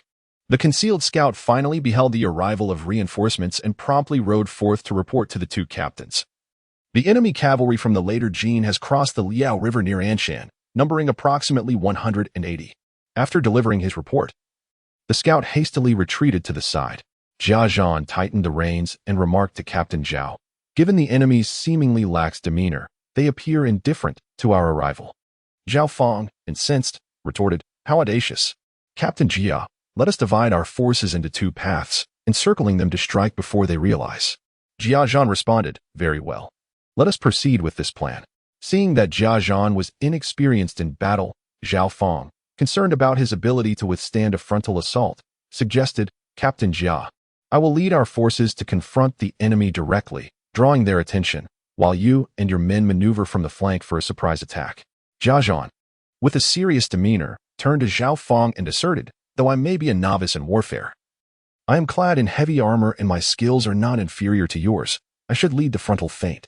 Noting the fatigue evident among Zhao Fong's troops, he continued, it would be wiser for you to lead your men in a flanking maneuver, as the element of surprise is crucial when facing a superior force. After a moment of contemplation, Zhao Fong acquiesced to Jia Zhan's perspective, giving him a supportive punch on the shoulder. Take care. Be safe. Meanwhile, the commander of the later Jin cavalry, a man named Erden, was renowned for his ferocity, yet was notoriously greedy, leading over 180 elite horsemen southward. His aim was to pillage the border villages. Upon witnessing the rise of the smoke signal, a concerned soldier at Erden's side remarked, my lord, the smoke suggests the Daqing forces may be approaching for support. Erden frowned and scoffed, what is there to fear? I am well acquainted with the West Ping fortress, which houses but a mere 1,000, not exceeding 2,000 men. Even if all their horses were gathered, they could muster only 200 or 300 cavalry. Our mission is merely to plunder the surrounding villages, not to assault the fortress itself. In my view, even if the Daqing cavalry arrives, they will be nothing more than a rabble, far inferior to our elite forces. At that moment, a scout reported, my lord, ahead lies a cavalry unit led by a Daqing captain, numbering about 50. Before Erden could respond, he gazed forward at the approaching Daqing troops. Just then, an observant soldier exclaimed, my lord, look, that individual is clad in remarkably heavy and noble armor, reminiscent of the ironclad warriors of the former Jin dynasty. Erden focused intently, his eyes gleaming with avarice. That armor must belong to me. Such exquisite craftsmanship is fit only for a warrior of my caliber. His subordinates echoed his enthusiasm, declaring, my lord is formidable, that armor is rightfully yours. The thought of capturing such a distinguished figure thrilled Erden further. Moreover, if he is adorned in such precious armor, his status must be exalted. Should we capture him alive and present him to the Khan, it would be an extraordinary achievement. With this thought, Erden raised his hand and bellowed, men, vanquish them and let them taste despair. May the heavens protect us. We shall be invincible in battle. The troops of Jin responded with fervent cheers. Ma Yinghua, upon witnessing the Jianzhou cavalry charging towards them, anxiously glanced at his companion Jia Jia. My lord Jia Jia raised his hand to silence Ma Yinghua's impending words and promptly commanded, "Flank them, head towards that elevated terrain." Upon reaching the hilltop, Jia Jia reined in his steed, which let out a long whinny. He gazed at the Jin cavalry, now only 300 to 400 meters away, and turned to the soldiers following closely behind, shouting with fervor, "Brave warriors, the battle today concerns the safety of the people of Sheepingfort. I shall lead the charge. If I do not fall, you shall not halt. Follow me to vanquish the enemy and uphold our military honor." The soldiers responded in unison, their voices filled with unwavering resolve, proclaiming, "We are willing to fight to the death for our lord." Kill. With a swift nudge to his horse's belly, Jia Jia surged forward into the fray against the Jin cavalry. Seeing Jia Jia lead the charge, Erden raised his sword high and bellowed, "Warriors, may the heavens bless us. Charge with me." As the two forces closed the distance to approximately 200 meters, Jia Jia suddenly set his spear into the victory hook and drew his powerful bow, stringing an arrow. Erden, witnessing this, erupted into laughter, exclaiming, At such a distance, he dares to shoot? Truly, he overestimates his abilities." However, in an instant, the arrow soared like a meteor, piercing through Erden's throat, sending him tumbling from his horse. The 3 personal guards beside him were taken aback. Turning to gaze at their fallen leader, their faces etched with disbelief. Not just them, the entire momentum of the Jin cavalry faltered. Given the uphill terrain and this unexpected halt, the cavalry was momentarily stymied. One of the guards, sensing the impending doom, shouted, "For Lord Niulu's vengeance, charge. All of you charge." With that, he led the way, breaching the ranks of the soldiers in a fervent rush. Typically, cavalry tactics dictate that they should unleash 2 volleys of arrows when within 50 paces, yet chaos ensued. By the time they collided with the opposing forces, they could barely manage a single volley, yielding little effect. The guards surged ahead, engaging Jia Jia in battle. Kill. Jia Jia roared, his visage fierce. Leveraging the length of his weapon, he thrust the spear into the chest of a guard, using the momentum of his steed to drive the nearly 1-meter-long spearhead deep into the guard's torso before flinging him aside, sending him tumbling several meters and toppling 2 more cavalrymen in the process. The cavalry, already shaken by Erden's demise, were instantly filled with dread upon witnessing this scene. Kill. Meanwhile, the cavalry of Daqing saw the spectacle and their morale surged. As the 2 armies clashed, Jia Jia led from the front, his spear dancing through the air, each swing claiming 1, 2, or even 3 lives. In the blink of an eye, he pierced through the ranks of the Jin cavalry. Yet, this was not the end. On the other side, Zhao Feng, observing the 2 armies converging within 300 to 400 meters, directed his soldiers to flank the Jin cavalry, creating a pincer movement alongside Jia Jia. To his astonishment, Jia Jia, displaying such valor, broke through the entire Jin cavalry formation. Zhao, initially startled, was soon overwhelmed with joy, shouting, "Warriors, follow me to kill. Jia Baihu has slain the enemy chieftain. Let no merit go unacknowledged." The soldiers, their faces twisted in fierce determination, shouted in unison, "Kill." The once steadfast cavalry of the later Jin, still reeling from the ferocity of Jia Jia's onslaught, was thrown into chaos by this new cavalry charge, akin to ants scurrying on a hot skillet, utterly bereft of resistance. Their morale, already shattered by Jia Jia's valiant assault, plummeted further, leaving many to disregard all caution and flee, desperately seeking refuge from the impending clash. Some, possessing a modicum of wisdom, swiftly turned their horses around, intent on preserving their lives. Yet, Jia Jia would not allow them to escape so easily. He swiftly rallied his officers, plunging back into the fray. Meanwhile, Zhao Baihu, with his own formidable contingent, charged forth with fervor, joining Jia Jia in the pursuit of the remaining later Jin cavalry. The battlefield echoed with the cacophony of battle cries, as the enemy, disarmed and disheveled, fled in disarray. Jia Jia wielded his spear with deadly precision, each strike accompanied by a fierce gust of wind, claiming the lives of his foes. Zhao Baihu's bloodied saber cut through the ranks, toppling adversaries with each swing. Under the relentless assault of the 2, the later Jin cavalry suffered devastating losses, their remnants scattering into the vast wilderness. As the setting sun cast its golden rays upon the battlefield, illuminating the strewn corpses and shattered weaponry, it seemed to narrate the brutal yet glorious tale of this fierce confrontation. Jia Jia reined in his horse, gazing into the distance. Breathing heavily, Their faces and bodies were smeared with blood and sweat, yet their eyes sparkled with the joy of victory and unwavering resolve. Jia Jia raised his spear to the heavens, laughing heartily. At last, I have once again experienced the thrill of taking life and seizing power. Haha. A year. A whole year. Do you know how I have endured this year? Tears of fervent emotion welled up within Jia Jia. A year prior, he could no longer acquire sources of power from Zhang the Butcher, as such pursuits demanded the slaughter of higher-tier beings, yet he lacked the means. After all, he could not resort to becoming a butcher himself as a member of the Jia family in Ningguo. Jia Jia couldn't help but reflect on his plight. Yet now, laughter erupted from him, for it was evident he was indeed born for war, for slaughter. This triumph over the enemy was monumental. Jia Jia proclaimed loudly, spear raised high. Zhao Fang responded with a smile, Jia Bai, whose bravery has led us to this resounding victory. Ha ha ha. Victory. Victory. The laughter of the soldiers reverberated across the desolate battlefield. Chapter 10. After the war on the battlefield, Jia Jia and Zhao Fang, along with their soldiers, began the grim task of clearing the site of conflict. The soldiers, divided into groups, attended to various duties. Some meticulously counted their own casualties, while others busied themselves collecting spoils of war, and still others transported the wounded and gathered the bodies of their fallen comrades. Each face bore the marks of exhaustion and sorrow. A soldier hurriedly approached Jia Jia and Zhao Fang to report, "My lord, the tally is complete. In this battle, our forces suffered over 30 casualties, including 21 fatalities.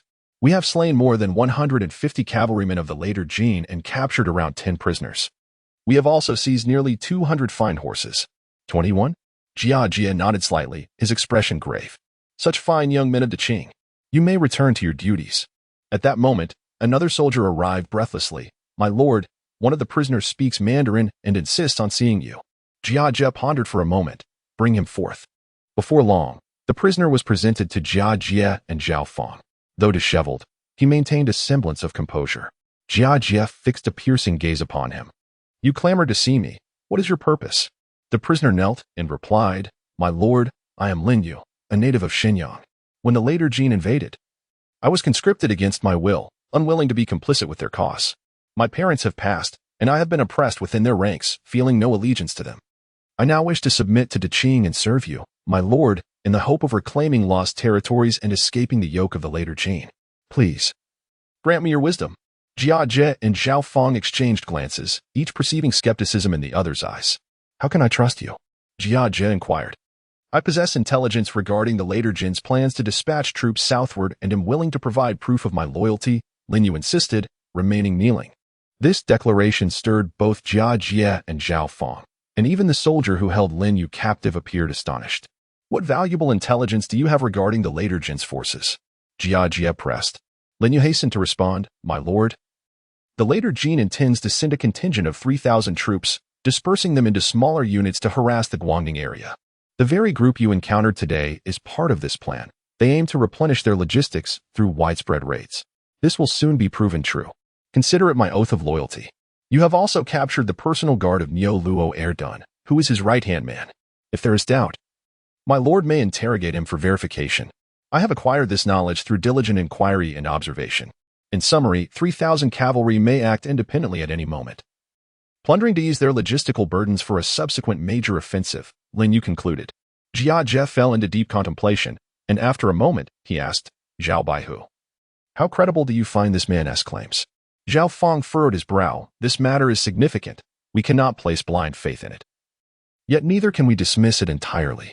Let us take the prisoner back to Shiping Fortress and present him to the military supervisor for interrogation. If this is indeed true, it would be a monumental achievement." Jia Jia nodded. "Let it be as you suggest." Once the cleanup was complete, the soldiers returned to Shiping Fortress. Shortly thereafter, they encountered Liang Qi, the 100 household, who was leading reinforcements. Liang Qi approached the group eagerly, inquiring about the battle's outcome.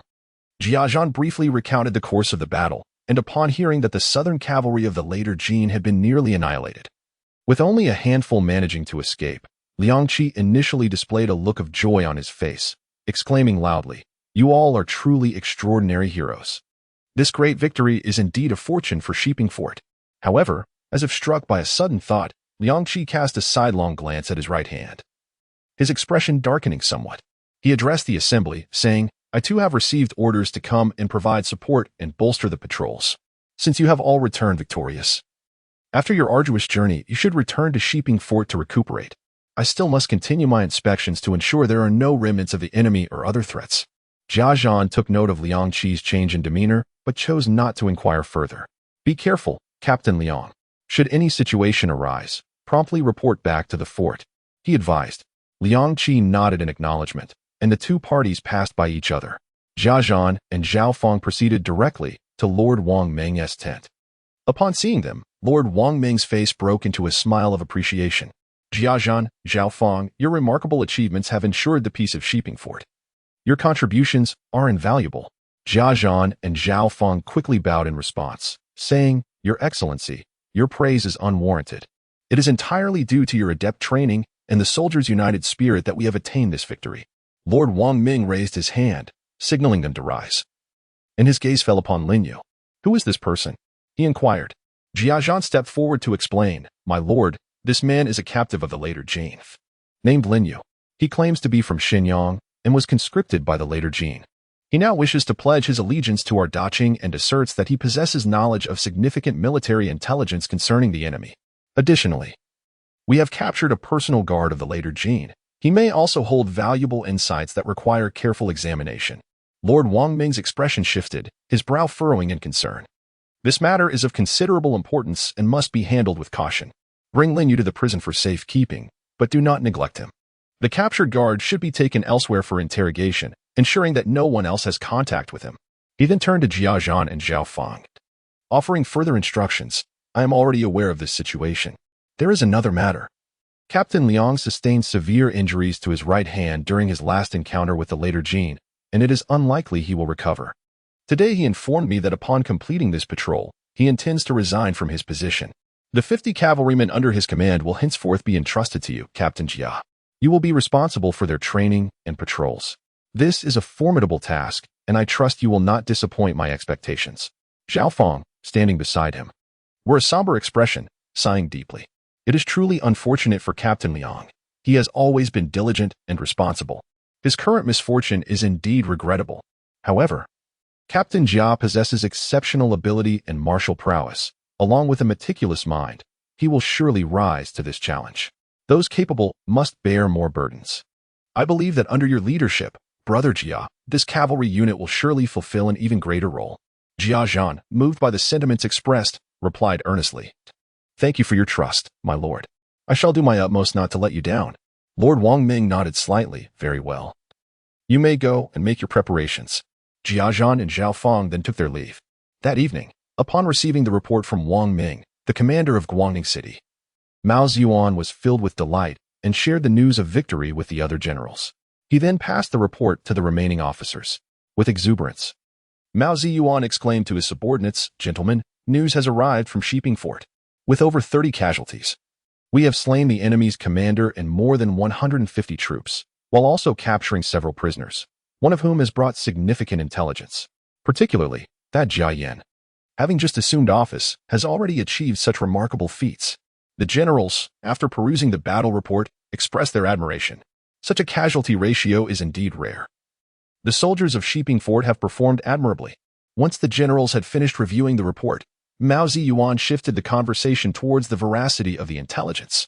What are your thoughts on this military information? One general spoke up, setting aside the truth of this intelligence. It is evident that the movements of the enemy have become significantly more frequent in their southern incursions. It appears they can no longer contain themselves. Another general proposed. This matter is of great importance. We should first dispatch troops to reinforce the various military fortresses to guard against any sudden events, and then ascertain the authenticity of the intelligence. Mao Ziyuan nodded in agreement. Your words are wise. If this intelligence proves to be true, I shall promptly report it to the general command at Shanhaiguan. The other divisions were ordered to send elite soldiers as reinforcements to the fortresses under his command, instructing scouts to cross the Liao River and investigate in the directions of Xinyang, Liaoyang, and Anshan, while maintaining a low profile. He added, If these 3,000 enemy troops dare to come, let us ensure they do not return. The following day, 1,000 elite soldiers swiftly set out towards Sheeping Fort. Upon their arrival, Wang Meng personally welcomed them. You have all worked hard. I did not expect the commander to value this matter so highly. Sending Li Qianhu here to Shiping Fort. It seems I can finally relax and enjoy a good night's sleep. Li Cheng laughed heartily, disregarding any formalities as he casually draped an arm over Wang Ming's shoulder. What nonsense! Do you think I would lose sleep if you weren't here? Wang Ming inquired. What instructions does the commander have regarding this matter? The commander has ordered us to assist in investigating this issue and to ascertain the truth, replied Wang Ming. Excellent. We have made some progress in the interrogation here, but further verification is necessary. I have prepared food and drink in the courtyard. Shall we? Let us go. Chapter 11. Promotion. During this battle, Jiaju, the 100 households of Shiping Fortress, exhibited remarkable valor, charging into the fray with unwavering courage. He felled the Jin General Niu Laojin and claimed the heads of 31 enemy soldiers, earning him exceptional accolades and a promotion to the rank of Deputy Qianhu, 5th grade. Inside the Qianhu office, Jiaju clasped his fists and bowed deeply in gratitude, his face radiating uncontainable joy, his eyes shimmering brightly as he proclaimed, "Thank you, my lord, for your elevation. I shall surely double my efforts to protect our land and its people." Qianhu Wang Ming, with a smile, assisted Jiaju to his feet. His eyes filled with admiration. "Deputy Jia, please rise. Your military achievements are evident to all, and this promotion is indeed well-deserved. However, the weight of responsibility upon your shoulders has increased. Do not let the court's expectations down." Although Jiaju had only recently assumed the role of 100 households, and despite his military merits, one could not help but ponder the influence of support from behind the scenes. The thought was too daunting to entertain. Standing tall, Jiaju affirmed, "Rest assured, my lord, I shall dedicate myself wholeheartedly." At that moment, 100 House Zhao Gang stepped forward, his face beaming with a smile as he clasped his fists in salute. "Deputy Jia, your valorous achievements serve as a model for us all. I hope you will continue to guide us in the future. And remember, as you feast on meat, do not forget to leave some broth for us brothers." Zhao Feng eagerly echoed his sentiments, his eyes reflecting admiration as he nodded repeatedly. "Indeed, Deputy Jia, your bravery is extraordinary, and we hold you in high regard. Now that you have risen in rank, do keep us in your thoughts." Li Shun chimed in with a sincere smile. "It is our honor to fight alongside you, Deputy Jia. However, now that you have achieved such success, you must treat us to a grand feast." Chen Feng refrained from interjecting but offered his congratulations to Jiaju with a respectful gesture. Jiaju humbly responded, slightly clasping his fists, his demeanor composed. "You all flatter me. This victory is the result of our collective efforts. We fight for Shiping Fortress and for the territory of Deqing." Zhao Gang laughed heartily. "Deputy Jia speaks wisely. We are united in purpose." Li Shun then shifted the conversation. "However, we must strategize on how to confront the Jin forces moving forward." With that statement, Li Shun turned to Wang Ming. "Qianhu, we have received reports in Guangning City regarding the potential southern advance of the Jin. I wonder how the commanding officer plans to address this situation. This matter I was just about to discuss with you," Wang Ming replied, directing his gaze towards Li Cheng beside him. "This is Li Cheng, Deputy Qianhu, who has brought a number of elite troops to Guangning City to bolster our defenses." Li Cheng greeted everyone with a bow, his face adorned with a friendly smile. "Greetings, my brothers, I am Li." The others returned the greeting. "We have met Deputy Qianhu." Li Cheng continued, "Last night, I conferred with Qianhu Wang regarding the upcoming actions against the Jin. We have already prepared extensively. The Liaodong commanding officer has advised us to respond flexibly to the situation at hand, but we must avoid reckless actions. The specifics of our plans will unfold as we proceed." Actions. Jia Jian exchanged glances with several hundred households. He turned his gaze towards Li Cheng. Realizing that the 2,000 households, no, it was possible that plans had emerged from Guangning. This was reassuring. It was not the movements of the later Jin that he feared, but rather the inertia of Liaodong that truly unsettled him. Wang Ming, seemingly reluctant to speak too soon, instructed the group, "Indeed, we must prepare ourselves, conserve our strength, and await further directives." As the crowd dispersed, Jia Jian intended to return to the cavalry camp he oversaw, but paused upon passing the infirmary. He decided to first visit the wounded soldiers, ensuring their recovery was well managed. Yet, before he entered, he could hear the robust sounds of laughter and banter from within. Inside, several lightly injured soldiers were gathered, boasting about their exploits. Those with more serious injuries lay quietly in bed, smiling as they listened to their comrades. "I was fierce this time. With a single shot, I pierced that later Jin barbarian right through. 2 heads for us." exclaimed one soldier, animatedly. Another veteran laughed exaggeratedly, pointing at him. Keep boasting. I saw it all. You were trailing behind the 100 households, chasing 2 barbarians, only to be knocked off your horse. And you dare claim those 2 heads? Huh. Don't tell me you snatched them from the 1,000 households achievements. Get out of here. Stop talking nonsense. I was merely executing tactical maneuvers when I fell off my horse. The first soldier retorted. But, speaking of the 100 households, I heard from other brothers that aside from the slain later Jin Yo Lu, he personally took down over 30 heads. Jia Jian, who had intended to step inside, found himself momentarily halted. The chatter within grew more animated. You know, I was right behind the 100 households the entire time. I witnessed the first encounter with Jia's soldiers. Oh, the horror. Not only was he pierced through, but he was also flung aside by the 100 households. My goodness, I was utterly astonished. But who isn't always close to the 100 households? Don't just shine the light on yourself, another chimed in. Let me tell you, our 100 households is only 13 years old this year. He has a bright future ahead. Standing at the doorway, Jia Jian couldn't help but smirk. Oh, what a delightful moment. Just as the laughter filled the air, they noticed Jia Jian entering and instinctively attempted to sit up. He quickly gestured for them to remain at ease. Do not move, stay comfortably lying down, he said, stepping closer to examine each one.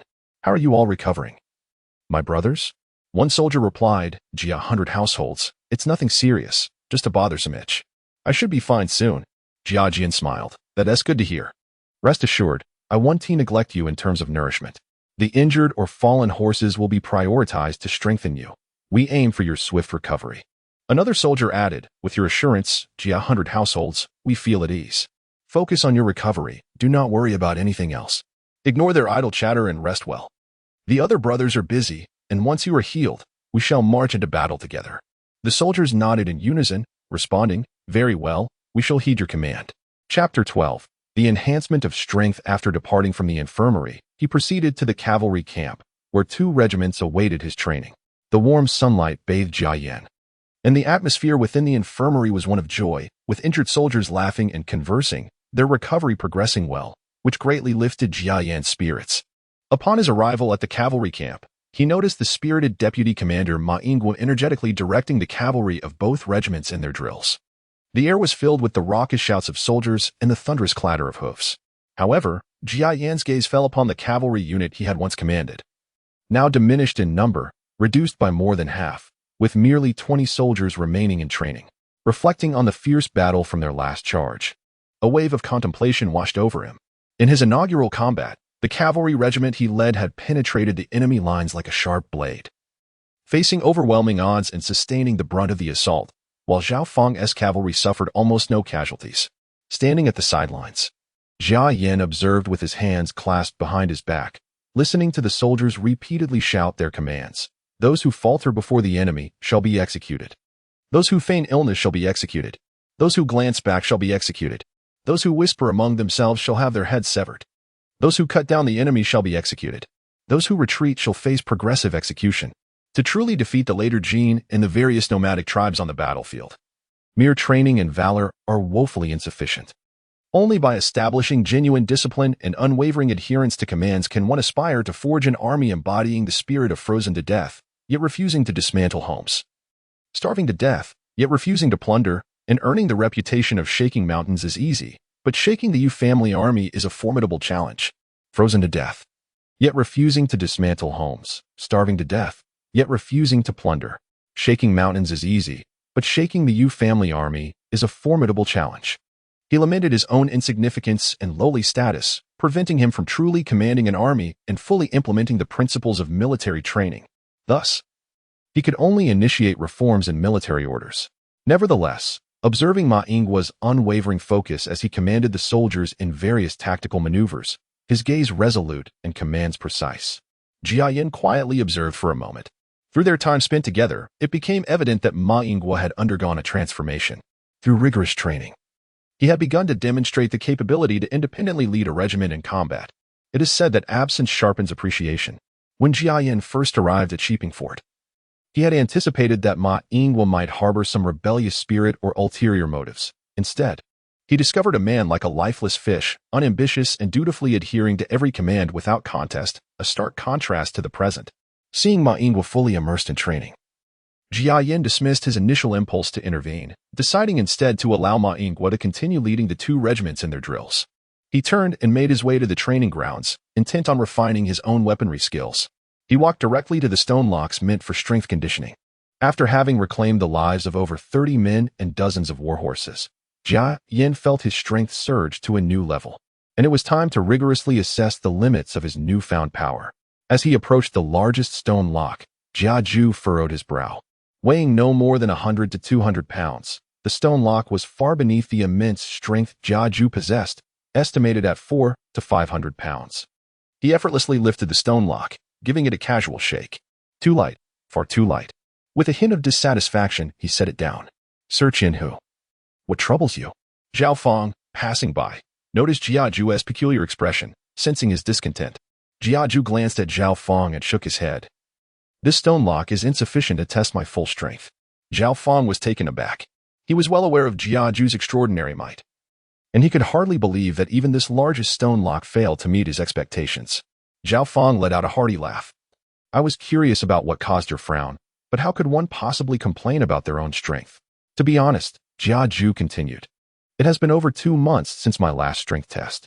Today, on a whim, I wish to ascertain whether my strength has increased or if I have grown complacent. Zhao Fong clasped his hands together in admiration. I commend you, Sir Qianhu, for holding yourself to such rigorous standards. It is no wonder you have achieved so much. Your relentless diligence and unwavering commitment make you a paragon for us all. Zhao Baihu, we have shared the battlefield as brothers in arms. There is no need for such flattery. If you continue, you might make me the subject of ridicule.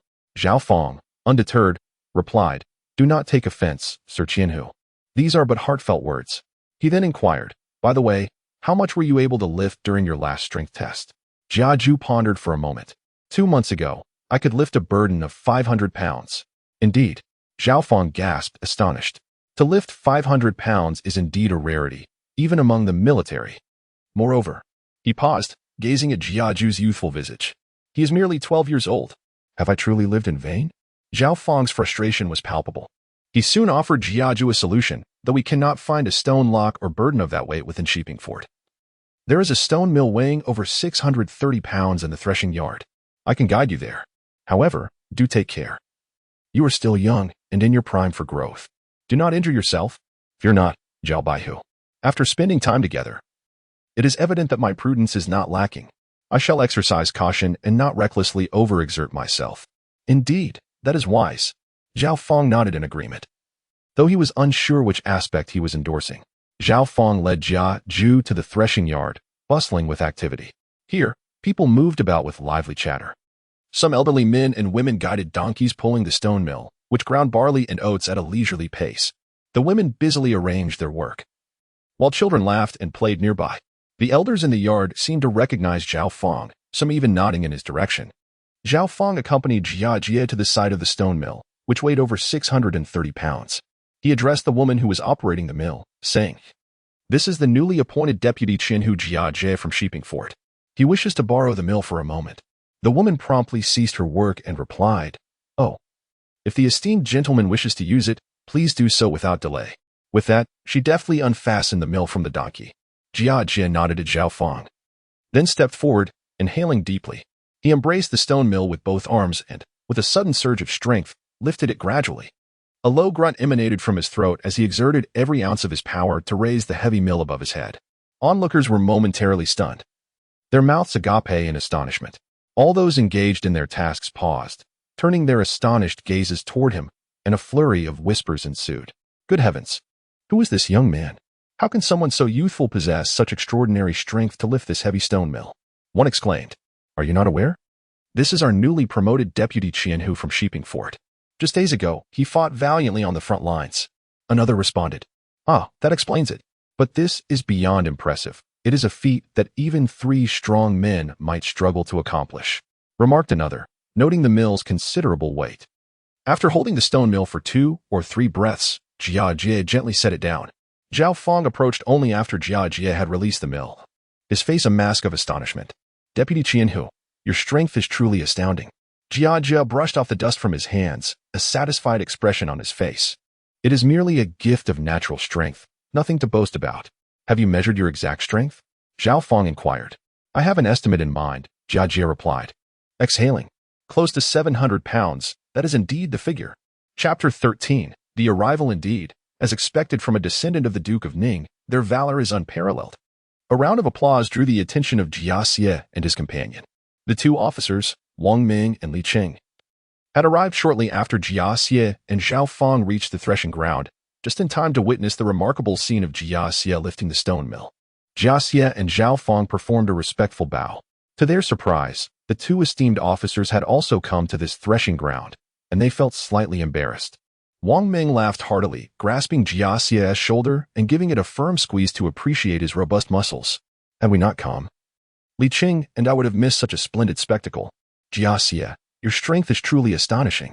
With such might, how could one fear the fall of the later Jin? Li Qing nodded in agreement. Indeed, Jia Xie, you are a youthful hero.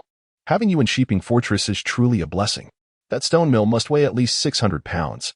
I was previously puzzled about how you led over 50 riders to break through nearly 200 of the later Jin cavalry. Now I see the truth of it.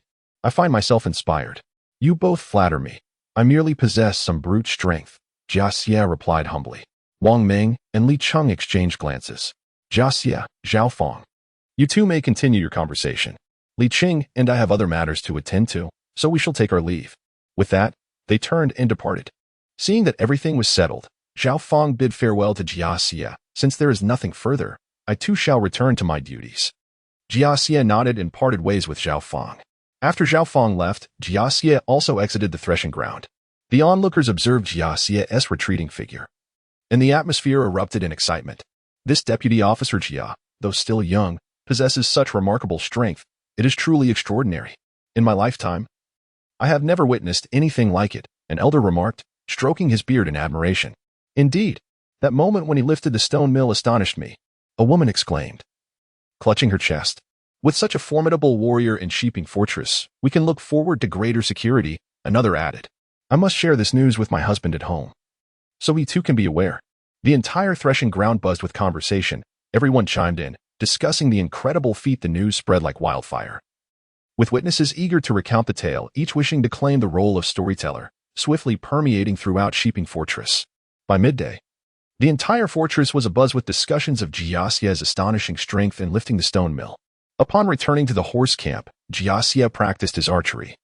Aspiring for the day he could shoot a spear at the fortress gate. After practicing for a while, he took a brief respite, wiping the sweat from his brow. At that moment, he recalled the spear he had accompanied the Duke of Ning into battle. Gently caressing the spear shaft, a myriad of thoughts flooded his mind. This spear, having endured the ravages of war, had witnessed countless struggles between life and death.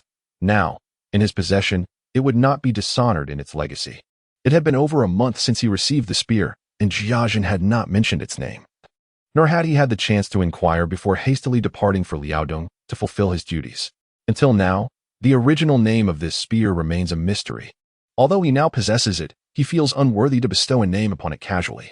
However, it has now revealed its true prowess on the battlefield, claiming the lives of 2 or 3 dozen foes in its inaugural combat.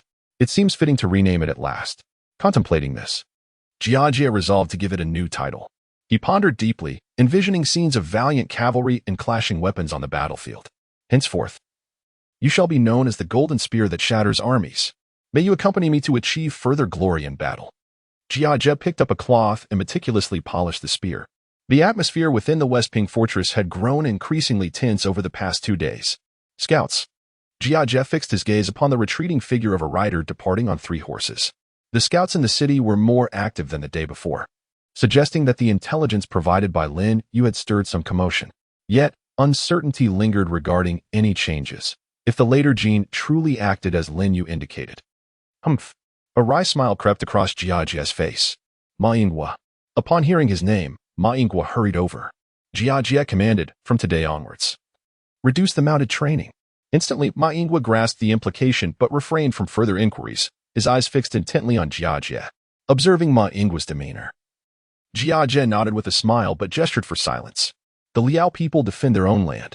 This strategy is sound. Under years of oppression, none harbor a deeper animosity towards the later Jin than they. Yes, I shall obey.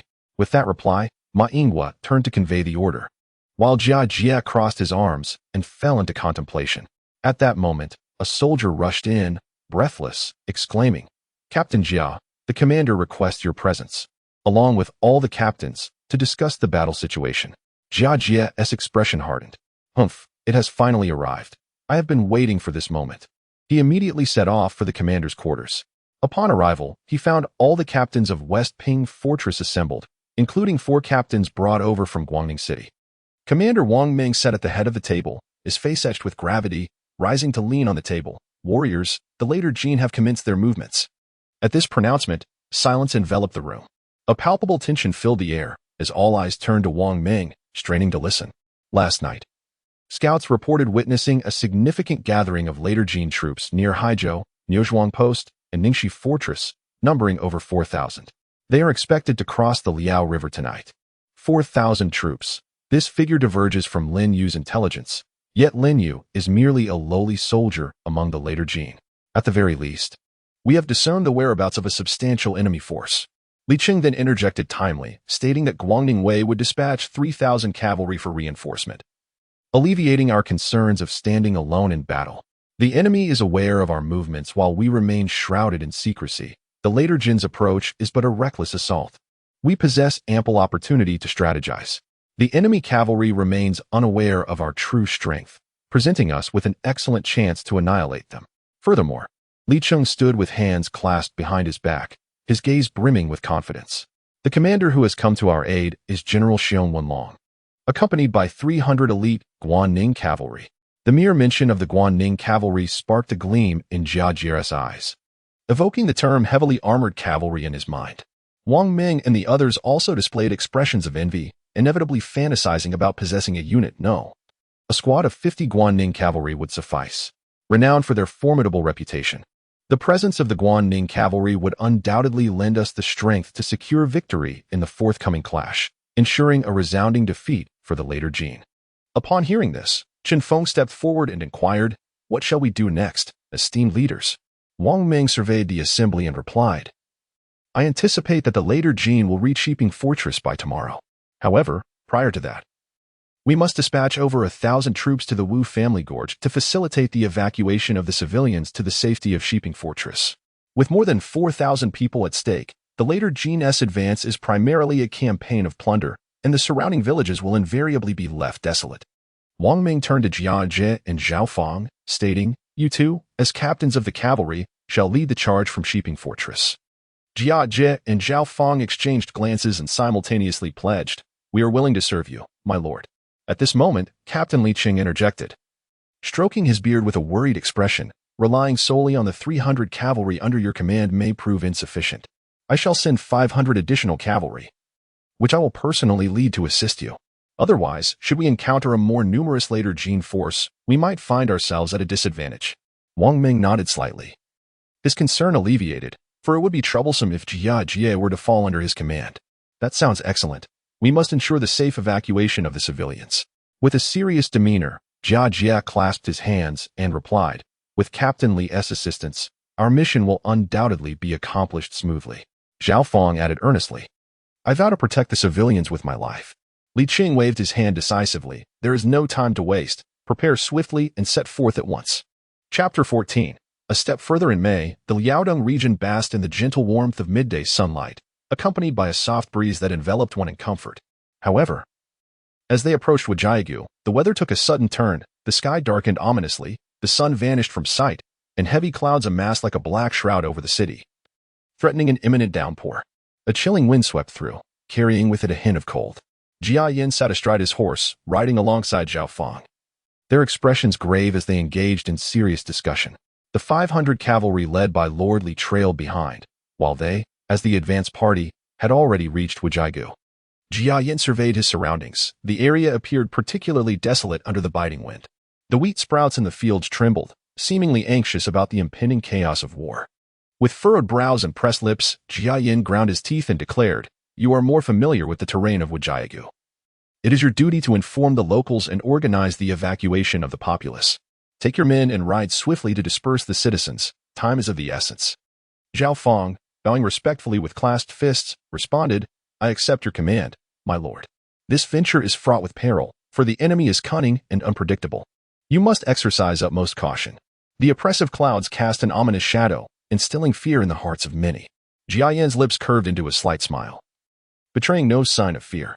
Rest assured, Zhao Baihu, I shall proceed with care.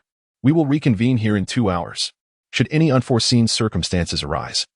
A signal arrow will be our call. With that, the two men split, each leading their contingent. Jia Yan tightened his cloak around him, leading over 80 cavalrymen.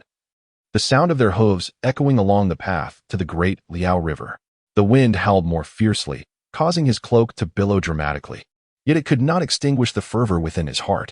He was once again consumed by the desire to engage in battle, reflecting on the exhilarating rush of power. His eyes blazed with intensity, parched with anticipation. Upon nearing the great Liao River, Jia Yan furrowed his brow, contemplating the uncertain movements of the later Jin forces.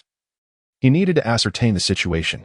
Turning to Ma Yingui, he instructed, Ma Yingui, select a dozen astute riders from our cavalry to disperse his scouts. It is imperative that we uncover the movements of the later Jin. Ma Yingui responded with a salute. Yes, my lord. Before long, several scouts hurried back, breathless. My lord. The later Jin cavalry is approaching from the northeast. They have assembled, numbering over 100. One scout gasped. Jia Yan's expression grew grave as he muttered to himself. Better late than never, huh? Over 100. Let's proceed to the location indicated by the scouts. Upon arrival, most of the later Jin cavalry was seen regrouping at the riverbank, clad in leather armor and wielding curved sabers, their steeds robust and well-fed. A small contingent of riders had already ventured into the river, splashing water in their wake. Alas, they were too late to intervene. The distance was too great to prevent their crossing. Had circumstances permitted, he would have struck them midway. However, he had intended for them to cross. This way, their demise would be swifter. Jia Yan scanned the surroundings, his gaze fixed on a nearby hillside. He turned to his subordinate, Ma Yingui, and commanded, Ma Yingui, lead the way with me. The rest shall follow. After speaking, Jia cautiously led Ma Yingui up the hillside, with the soldiers following closely behind. Upon reaching the mid-slope, Jia, with a grave expression, commanded, equip all horses with special bridles, tighten the bits, and secure the ropes. It is imperative that we make no sound to avoid revealing our position. Ma Yingui promptly replied, yes, my lord, and turned to instruct the soldiers accordingly. The soldiers moved swiftly and cautiously, soon preparing the horses appropriately. Subsequently, everyone held their breath, intently observing the approach of the cavalry from the later Jin. The thunderous sound of hooves echoed as they galloped forth. When the timing was ripe, Jia shouted, attack. Instantly, over 80 cavalrymen surged forward like unleashed beasts, their battle cries echoing through the air. They gripped their horses tightly, and with a resounding neigh, the steeds charged ahead. Jia led the charge, bow in hand. Cutting through the wind as he roared, brothers, follow me into battle. The soldiers, brimming with fervor, responded with a resounding battle cry. At a distance of 100 paces, Jia retrieved 3 arrows from the quiver strapped to his steed, knocking them onto his bowstring. With focused intensity, he released all 3 arrows simultaneously. The sharp sound of their flight filled the air as 3 foes fell to the ground. At 50 paces, they drew their bows once more, unleashing a rain of arrows upon the advancing cavalry of the later Jin. 2 subsequent volleys caught them off guard, resulting in the swift demise of over 20 of their number. Jia knocked another 3 arrows, releasing them with a powerful twang of the bowstring, sending 3 more adversaries crashing down. The ambushed later Jin forces were thrown into disarray. Under the command of their leader, they attempted to stabilize their morale. But the sight of 3 arrows striking down 3 of their men from 100 paces instilled fear in their hearts, particularly among a people accustomed to archery from horseback. Seeing the situation deteriorate, the leader bellowed, men, charge with me, brandishing his curved sword in a futile attempt to rally their spirits. However, after 2 rounds of volleys, they had already lost nearly 30 men. Charge! Jia cried again, prompting the soldiers to set aside their bows and seize their long weapons. Descending the slope like fierce tigers, the leader of the later Jin, undeterred, led his men into the fray. With divine favor upon him, Jia was at the forefront, and the 2 forces collided in an instant. Utilizing the momentum of his steed, his spear pierced through an enemy's armor with ease. Blood surged through Jia's veins as he opened his eyes wide and yelled, gripping the spear tightly, exerting force. The tip of the spear sent a later Jin soldier flying over 3 meters into the air before crashing down, raising a cloud of dust. The sight of Jia's valor invigorated his comrades. Without halting his steed, he swept his spear horizontally, sending the cavalrymen within a 3-meter radius tumbling to the ground. He roared, "Those who dare to offend Daqing shall perish. Charge!" For Daqing, another soldier wielded a long spear, its tip striking forth like a venomous serpent, instantly piercing the chest of a soldier from the later Jin. They surged forward like a pack of fierce wolves, engaging in a brutal melee with the later Jin cavalry. The enemy soldiers fought valiantly, their cries resonating across the battlefield. Weapons clashed, igniting sparks in the air. Some soldiers were cleaved from their mounts, while others found their steeds panicking and uncontrollable. Yet, under the leadership of Jia Diao, the morale of his cavalry soared, growing bolder with each encounter. While the later Jin horsemen gradually found themselves on the defensive, leading from the front, Jia Diao charged into the ranks of the enemy cavalry like a ferocious tiger, his momentum so fierce that he momentarily separated from his comrades. At that moment, a leader from the later Jin, witnessing Jia Diao's valor, was filled with alarm and hastily rallied 5 of his personal guards to confront him. These 6 figures were imposing and fierce, their faces twisted in grimaces as they shouted the war cries of the later Jin, brandishing their weapons with a menacing air. Jia Diao coldly bellowed, "Those who stand in my way shall perish." One of the guards was the first to rush in, but before he could react, Jia Diao swung his golden spear, the tip slicing through the air like lightning, and the guard was decapitated in an instant. Another guard charged forward, but Jia Diao sidestepped and retaliated with a thrust, piercing through his chest. The third guard, witnessing this, hesitated momentarily, and Jia Diao seized the opportunity, sweeping his spear horizontally and sending the guard tumbling away. The fourth guard roared as he lunged at Jia Diao, but with a powerful thrust, Jia Diao's spear penetrated his armor. Within mere moments, 4 of the guards had met their demise. At this juncture, the leader and the last remaining guard closed in. As the leader's long saber clashed with Jia Diao's weapon, he felt an overwhelming force surge through him, leaving his arm numb and his grip shattered. Shocked and terrified, he thought to himself, how can this adversary possess such strength? Surveying the battlefield, he noticed the tide was turning against them, despair etched across his face, and he murmured softly, "It seems today I am doomed. But I shall take you down with me." With that, he spurred his horse and charged at Jia Diao once more. Jia Diao shouted, "Prepare to die?" With a fierce lift of his spear, the leader was unceremoniously thrown off his horse. "Glorious general!" the soldiers exclaimed, their cheers growing ever louder. The remaining guard, seeing his leader slain, turned in fright to flee. Jia Diao would not let him escape. He galloped after him and, with a swift thrust, impaled him beneath his horse. The later Jin cavalry, witnessing the fall of their leader and guards, succumbed to utter chaos and fled in all directions. Jia Diao reined in his steed and called out, "Brave soldiers, pursue them relentlessly. Leave no one behind."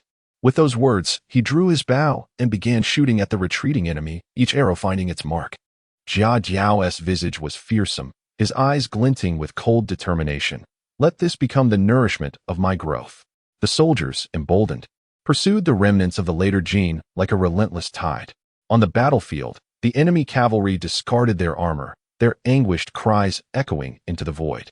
Chapter 15. Support for Zhao Fang. Jia Ju led his troops in pursuit of the remnants of the later Jin army for several miles, only halting the chase when the last of the enemy cavalry vanished from sight. As the sun dipped below the horizon, its crimson glow gradually faded, casting a shadow over the battlefield filled with the acrid scent of blood and gunpowder. Exhausted soldiers began to clear the remnants of the conflict. After personally executing the captured later Jin soldiers, Jia Ju seated himself upon a stone, exhaling a deep sigh as sweat mingled with blood trickled down his resolute face. Gazing towards the Liao River, anxiety began to creep into his thoughts. It was inconceivable that the later Jin had sent only this cavalry unit across the river. Reinforcements were likely on their way to scout below the Liao. If no cavalry had crossed, they must have found another route. Thus, it seemed probable that any crossing would lead towards the Sancha River. This led Jia Ju to contemplate the situation around Zhao Fang and the Wujia Gully. He surmised that Li Cheng must have gathered with Zhao Fang in the vicinity of Wujia Gully, a force of over 500 men, so significant trouble was unlikely. However, upon surveying his remaining troops, he noted that the majority were injured and fatigued. A return to regroup was imperative. Even if they could muster a fight, their combat effectiveness would be diminished. At that moment, dark clouds gathered overhead, with thunder rumbling ominously, heralding an impending storm. "Brothers, make haste to rest," Jia Ju called out loudly. Ma Yingwei was also nearby, organizing subsequent matters. After a brief respite, Jiaju felt the need for vigilance. He turned to Ma Ingwe, take a few men and scout the area further, ascertain if any later Jin cavalry have crossed from surrounding locales. Ma Ingwe accepted the orders and rode off. Jiaju prepared to return to support Zhao Fang. The sound of hooves growing heavier in the dimming light as the wind picked up, causing his cloak to flutter wildly. Before they had traveled far, a piercing arrow split the air, followed closely by a messenger galloping towards them, his face caked in dust, his clothes soaked in sweat, urgency etched in his eyes. General, bad news. Lord Zhao is under attack from later Jin cavalry, numbering in the hundreds. We are already engaged. Lord Zhao sent me to request reinforcements. Upon hearing this, Jiaju's heart tightened. What of the civilians' evacuation? He inquired. Most have retreated, but some have yet to complete their exit. The messenger gasped in reply. Quickly, follow me to provide support. Jiaju urged, spurring his horse forward, leading his men like a whirlwind towards Wujia Gully. The sky continued to darken, with only the occasional flash of lightning illuminating their galloping forms. Meanwhile, Zhao Fang was directing his soldiers to expedite the evacuation of villagers near Wujia Gully. Nearing the end of their efforts, suddenly, a scout, who had been dispatched to patrol towards Sancha River, returned at full gallop, an expression of urgency on his face. His clothes drenched in sweat. My lord, dire news. Approximately 400 later Jin cavalry have been spotted advancing from 5 miles ahead towards us. The scout dismounted and knelt on one knee, clasping his fists in salute. Zhao Fang's heart sank, his brow furrowing as his gaze sharpened with resolve. He soon regained his composure and swiftly made arrangements. One squad would confront the enemy head-on in the village, while another would hasten to escort the civilians to safety from the rear. Time was of the essence, and the safety of the populace was paramount. A third squadron of swift riders was dispatched to seek reinforcements from Captain Jia and Captain Li of Sheepingfort. Observing the low morale among his soldiers, Zhao Fang spoke again to reassure them. Brothers, there is no need for concern. As the vanguard, the 500 elite cavalry led by Captain Li shall not be far behind. Support will surely arrive. The soldiers responded in unison, immediately springing into action. At that moment, the wind howled, stirring up dust and further darkening the already gloomy sky. The messenger dispatched toward Jia's position urged his horse forward, the sound of hooves echoing urgently.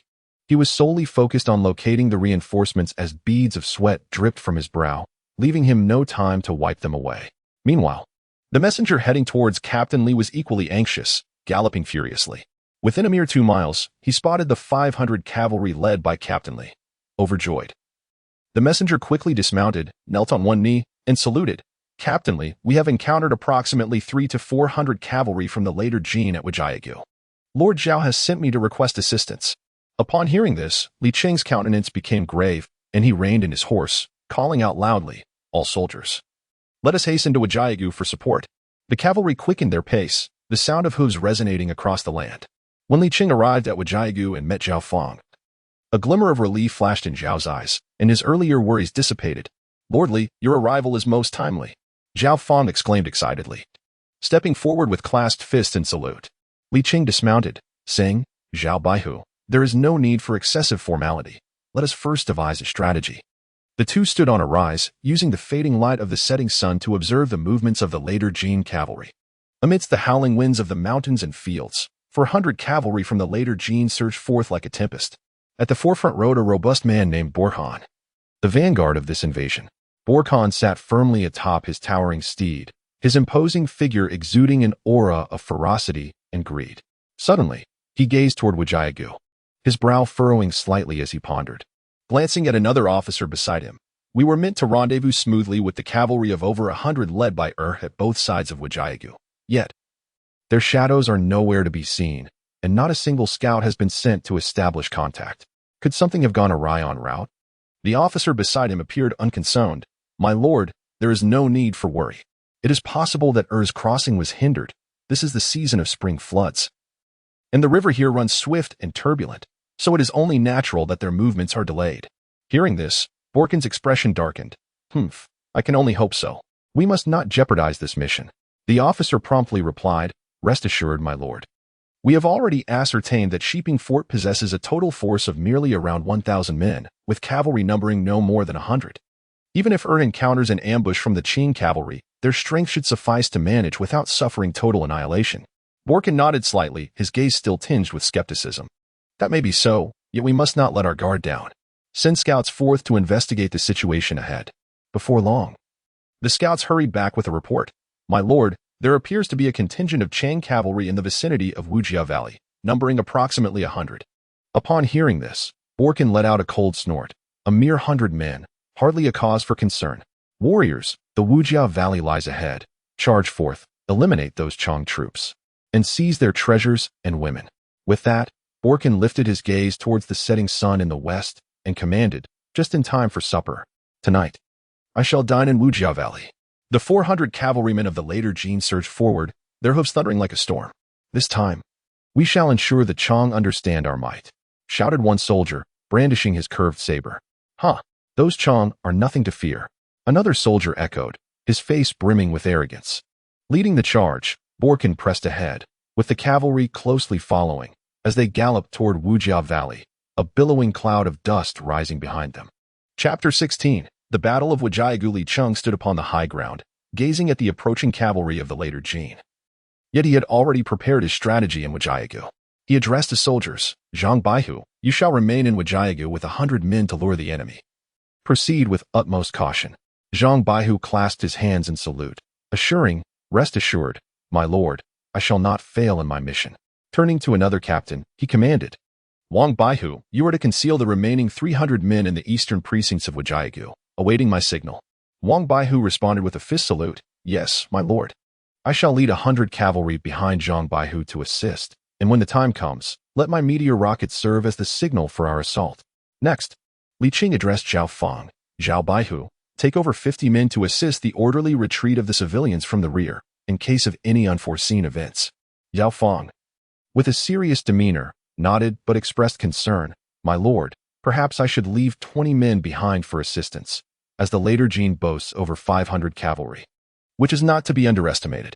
Wang Baihu, who had accompanied Li Cheng from Guangning, interjected, given the dusk and limited visibility. The enemy scouts may have only discerned the 100 men visible in Wujiagu. Considering the previous situation at Shiping Fort, they might presume that the forces stationed here are the entirety of our cavalry. Indeed, Zhao Baihu concurred, we shall catch them off guard. Therein lies our advantage. Zhao Fang, after bowing, acquiesced, very well, my lord, I shall act according to the plan. Good, brother Zhao, exercise caution. When the later Jin cavalry enters the village, I will lead our forces out. At that moment, the later Jin cavalry, led by Borkan, advanced menacingly towards Wujiagu. Borkan, atop a towering steed, wore a fearsome expression and bellowed, men, charge in, slay them all, seize their wealth and women, leaving Borkan with 100 cavalrymen stationed at the village entrance. The remaining forces surged into Wujiagu. Zhang Baihu, commanding over 100 riders, stood resolutely at the village mouth, unperturbed. The vanguard of the later Jin, numbering around 300, soon reached the entrance. Charge! Cried the later Jin leader, initiating the clash. The two sides collided instantaneously, weapons clashing and sparks flying. The cavalry of Zhao Fang fought valiantly. Yet the sheer numbers of the later Jin began to overwhelm them. Zhao Fang fought while retreating, leading the enemy deeper into the village.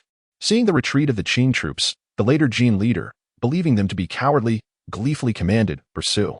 Leave none alive. The later Jin cavalry surged into the village, oblivious to the trap that awaited them. Watching as the enemy cavalry entered the ambush zone, Li Qing ignited a meteor rocket with a fuse.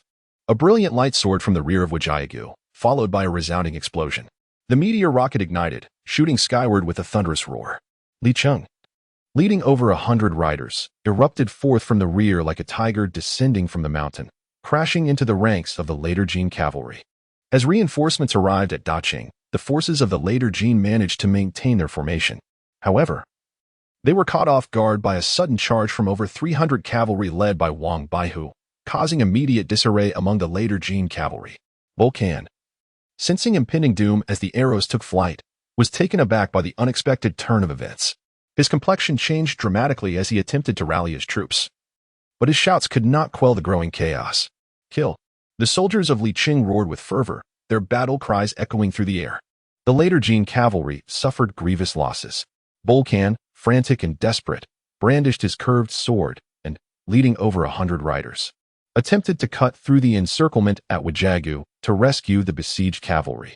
Yet, The encirclement formed by the Qing troops was akin to an iron barrel, with another 100 riders breaking off to engage him, thwarting his escape. Damn it! Bulkin gritted his teeth, sweat streaming down his forehead. He surveyed the scene around him, his eyes filled with fury and frustration. At that moment, reinforcements led by Jia Xie arrived on the battlefield. Utilizing the last glimmer of light in the sky and the sound of an arrow, Jia Xie quickly discerned the position of the later Jin forces. It is a meteor rocket. Follow me, we shall flank the enemy. With that command, Jia Xie led his troops in a maneuver from the side. When they emerged behind the later Jin cavalry, Bulkin and his men were thrown into further disarray. What the hell? How can there be so many Qing cavalry here? This is impossible. Like a god of war, Jia Xie charged into the fray, his golden spear darting through the ranks of the enemy, sending later Jin soldiers tumbling from their horses, unstoppable in his momentum. Seeing Jia Xie's valor, Bulkin, in a moment of urgency, pressed forward on his own. Who dares approach? He bellowed. Jia Xie replied with confidence, I am Jia Xie of Daqing, the one here to take your life. With that, he lunged at Bulkin with his spear. Bulkin raised his long spear to defend himself, and their weapons clashed, creating sparks. With the collision of arms came a tremendous force that reddened Bulkin's face and sent pain coursing through his arm as if it might break. Humph! The man falters. But the horse does not. Jia Xie scoffed, casting a disdainful glance at Bulkin and then at his magnificent steed, a hint of envy in his eyes. Bulkin, silent in the face of Jia Xie's taunts, charged at him once more. Clang! Clang! Boom! After 3 rounds, Bulkin could no longer endure, his grip shattered, his arm numb. And terror gripped his heart. Retreat! Quick, retreat! Realizing the tide had turned against him, Bulkin discarded his weapon and turned to flee. Jia Xie would not allow him to escape. He drew his bow and loosed an arrow at Bulkin. The swift arrow whistled through the air, striking Bulkin in the back. With a cry of agony, Bulkin fell from his horse. Jia Xie rode over Bulkin's fallen form and galloped towards his mount.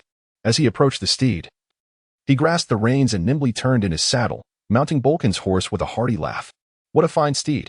It stands a full 2 handbreadths taller than the average warhorse. Ha ha! Jilage has fallen! Jilage has fallen! Upon witnessing the demise of Bulkin, the cavalry of the later Jin, filled with despair, cried out in unison, completely losing their will to fight, and scattered in disarray. Do not let them escape, bellowed Jiaju, who then charged towards the besieged hundreds of later Jin cavalry in Wu family village, his extraordinary strength rendering them no match for him. The Qing army, seizing the advantage, pursued relentlessly, causing the later Jin cavalry to abandon their armor and flee in panic. The battlefield was a scene of utter chaos, with bodies strewn haphazardly and the ground soaked in blood. Li Cheng, accompanied by 200 men leaders, approached Jiaju, laughing heartily upon seeing that Jiaju had emerged unscathed. Thanks to your timely arrival, Captain Jia, the outcome could have been uncertain, and we might have allowed that later Jin commander to escape. Jiaju waved his hand dismissively. Your strategy, Lord Li, was truly ingenious. I merely contributed a touch of embellishment. Captain Jia, you are too modest. Your prodigious strength is well known, and witnessing it firsthand is remarkable. At merely 12 years of age, you lifted a stone mill weighing over 600 pounds at Sheeping Fort in a day on this battlefield. Your valor is unparalleled, single-handedly facing 10 foes, truly a fierce general. You flatter me, my dear brother Li. Without your meticulous planning and the soldiers' steadfast bravery, this victory would not have been possible. Your 2 men are equally formidable, and their contributions are invaluable. Zhang, another captain, chimed in, Captain Jia's unmatched prowess commands our admiration. One added, indeed, to fight alongside Captain Jia and Lord Li is a privilege. Should further conflicts arise, we shall surely achieve more glorious feats. With that, they exchanged knowing smiles, acknowledging the potential of Jiaju to ascend even further. Soon, with the help of all, the battlefield was tidied up, and Jiaju dealt the finishing blows, slaying several gravely wounded later Jin captives. Chapter 17. Xiong along the Qianhu Wang Ming awaited news from Li Qing and Jia Jian with a heart full of anxiety within the Qianhu headquarters. Zhao Feng had already facilitated the evacuation of the civilians outside the fortress, and the refugees seeking refuge in Sheeping Fortress were pouring in, while others temporarily sought shelter in the nearby villages for safety.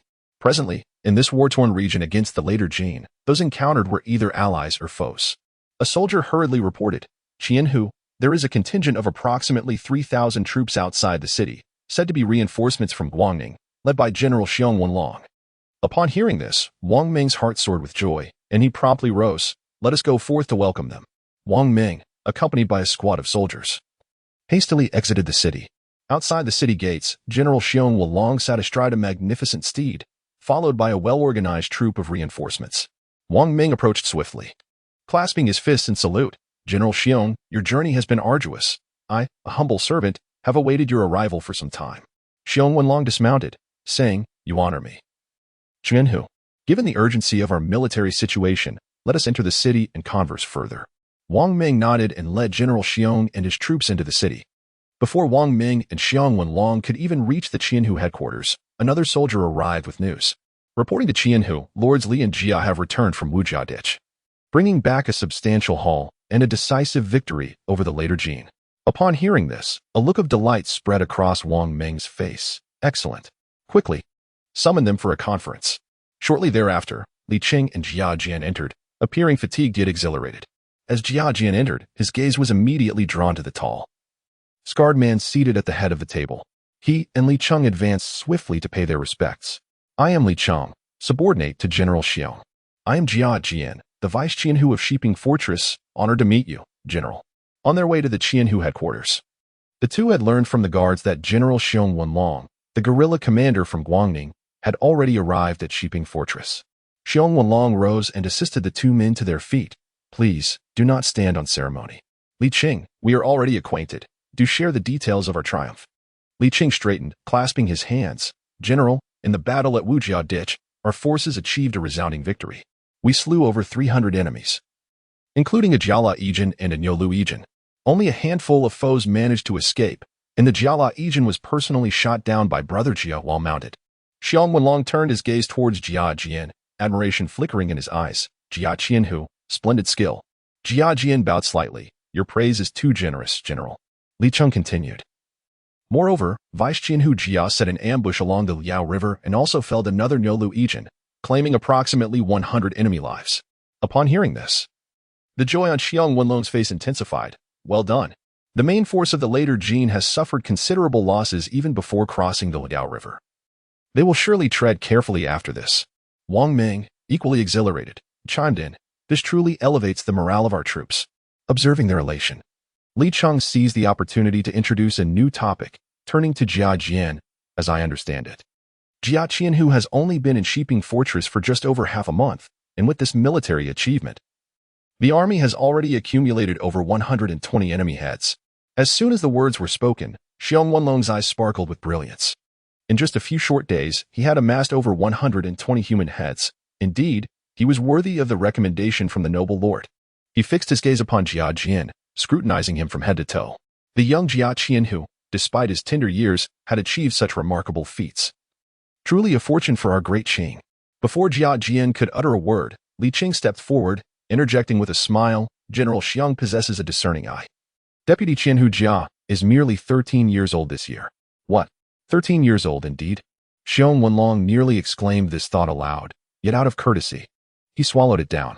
Casting his gaze upon the tall, handsome youth before him, he noted the boy's somewhat youthful visage.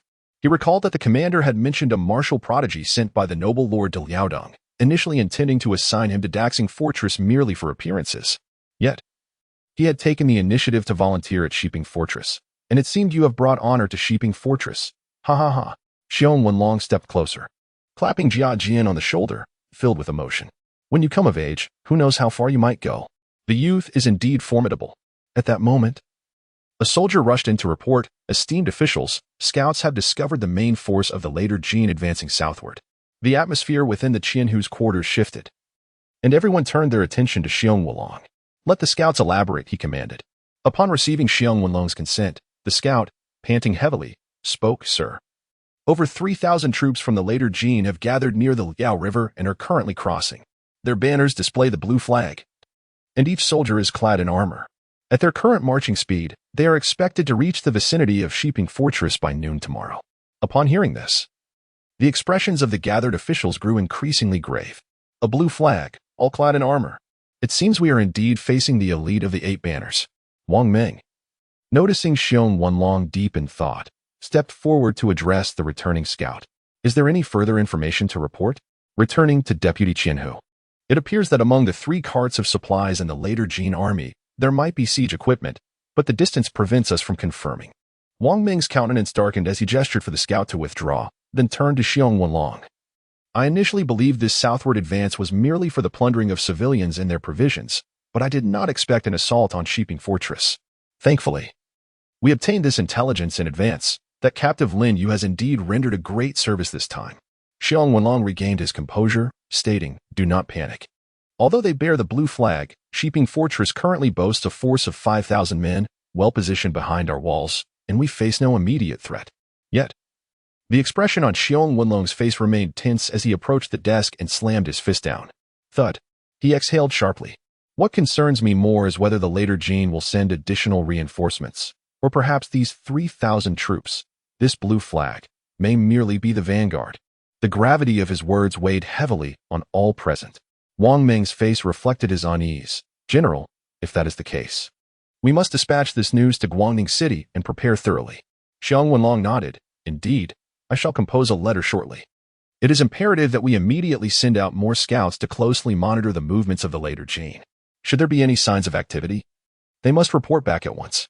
Wang Qianhu promptly assessed the supplies and armaments within the fortress and lead a patrol along the city walls to identify any potential vulnerabilities in preparation for the impending great battle. As for Li Qianhu and Deputy Chenhu Jia, having returned victorious from your fierce conflict, you may now take your leave to rest. Both Li Qianhu and Jia Qian bowed respectfully to Xiong Wenlong, expressing their gratitude. "Thank you, General, we take our leave." Once the two had departed, Xiong Wenlong reiterated his instructions to Wang Ming. "Wang Qianhu, it is imperative that you maintain rigorous defense tonight, particularly along the city walls, remaining vigilant against a possible midnight assault by the later Jin. There can be no room for complacency." Wang Ming solemnly replied, "Rest assured, General, I shall exert every effort to ensure absolute security." "Very well, be on your way."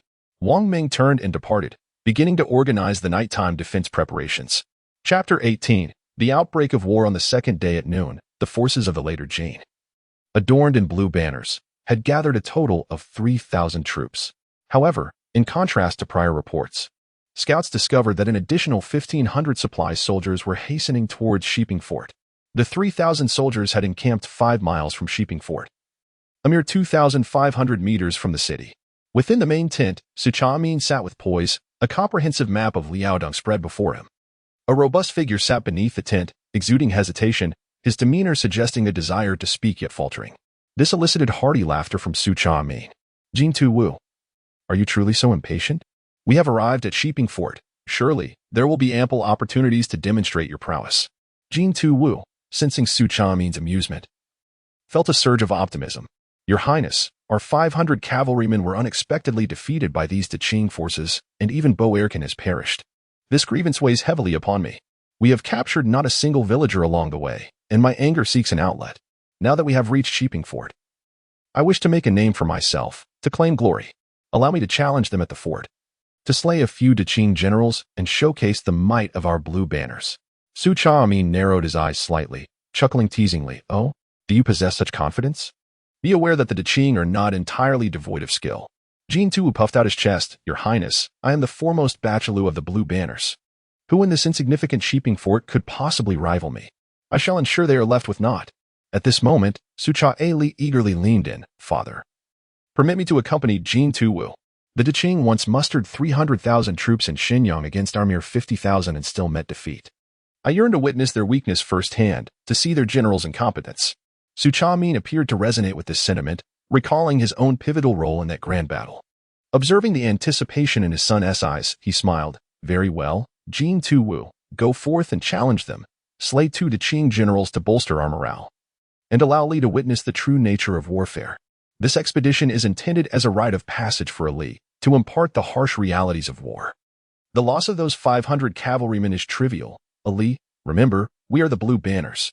Su Cha Li felt his blood surge with excitement. Jin Tu Wu promptly knelt on one knee, responding robustly. "Thank you, Your Highness. I shall not fail in my mission." With that, Jin Tu Wu turned and strode out of the main tent, soon followed by the fervent cries of the soldiers. "Lord Jin Tu Wu will surely prevail. Let the Deqing witness our might." Jin Tu Wu and Su Cha Li mounted their steeds, wielding curved sabers, and led 1,000 cavalrymen towards Shiping Fort. Su Chamin ascended to a vantage point, prepared to observe the impending conflict. Before sheeping for it, Jin Tu boldly shouted, "You vermin of Deqing! Come forth to meet your demise." Meanwhile, Xiong Wenlong, Jia Jie, and the 1,000 households convened within their quarters, deliberating strategies and coordinating responses to the various reports from the scouts. Suddenly, a messenger hurriedly approached, panting as he spoke. "General, the cavalry of the later Jin stationed at the south gate is on the move, leading approximately 1,000 riders towards us." Upon hearing this, the men hastily set down their tasks and rushed to the city walls. Shortly after their arrival, they beheld a later Jin commander leading 1,000 cavalrymen halting 300 meters from the southern gate. The commander boldly rode alone to within 100 meters of the gate and shouted loudly from below, "You rodents of the great Qing, come forth and meet your demise. Cowards atop the walls, dare you emerge to face me?" Xiong Wendong glared furiously. "You scoundrel, do not be so arrogant." Upon hearing a response, Jin Tu let out a cold laugh and shouted again, "I am Jin Tu of the Blue Banner. Who among you dares to challenge me?" Upon the walls, Jia Jian, Li Qing, Wang Ming, Xiong Wendong, and their subordinates stood ready for battle. Witnessing the scene, Jia Jian felt a surge of blood and clasped his fists, expressing his desire to fight. "General, I am willing to venture out and confront this enemy commander." Xiong Wendong, considering Jia Jian's youth, furrowed his brow and refrained from immediately agreeing. After a moment's thought, he addressed his assembled commanders. "Is there anyone willing to step forward to test their mettle?" The commanders exchanged glances, and for a time, no one responded.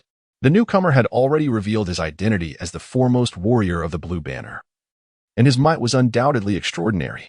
Seeing the silence, Xiong Wendong inquired again, "Who among you wishes to battle?" A robust commander stepped forward. "General, I am willing to go." Xiong Wendong nodded slightly. "Very well, take great care." The commander clasped his hands in salute. "Rest assured, General."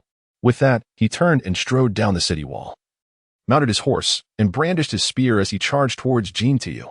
Observing this, Jin Tu sneered, clamped his legs against his horse's flanks, and brandished his battle axe to meet the charge. In an instant, they clashed, the weapons colliding with a resounding clang. Jin Tu, possessing immense strength, wielded his axe with such force that the commander felt a jolt in his arm. Seizing the moment, Jin Tu retaliated, his axe slicing through the air. The commander swiftly sidestepped, simultaneously thrusting his spear. In the second exchange, the two engaged in a fierce back and forth, neither gaining the upper hand. However, as the rounds progressed, Jin Tu grew increasingly formidable, his strikes becoming heavier and more powerful. The commander gradually found himself overwhelmed, his techniques revealing vulnerabilities. Jin Tu seized the opportunity. With a fierce swing of his axe, he knocked the commander's spear away. Alarmed, the commander attempted to retreat, but Jin Tu closed in, delivering a blow to his back with the axe. The commander gasped in pain, blood spilling from his mouth, nearly toppling from his mount as he clutched the reins and sped towards the city gate. Jin Tu, seeing this, did not pursue. Instead, he laughed heartily. "With such meager skills, you dare to challenge me." The cavalry of the later Jin erupted in cheers, shouting in their native tongue. Though the soldiers atop the walls could not comprehend the words, it was evident they were celebrating Jin Tu's prowess. Observing this, the morale of the soldiers on the walls plummeted. Some displayed visible fear, their eyes filled with panic, while others gritted their teeth, their gaze fixed intently on Jin Tu and the 1,000 cavalrymen below. The generals under the command of Xiong Wenlong wore expressions of concern, acutely aware of the formidable strength possessed by the defeated commander, yet they were astonished that he had faltered in mere moments. Observing this, Jia Jia once again clasped his fists and implored Xiong Wenlong for the opportunity to engage in battle. "General, I am willing to fight and will assuredly slay this scoundrel." Xiong Wenlong furrowed his brow, recognizing Jia Jia's valor. However, considering Jia Jia's status, he felt compelled to advise, "Jia Qianhu, this individual is exceedingly fierce. One must not underestimate him."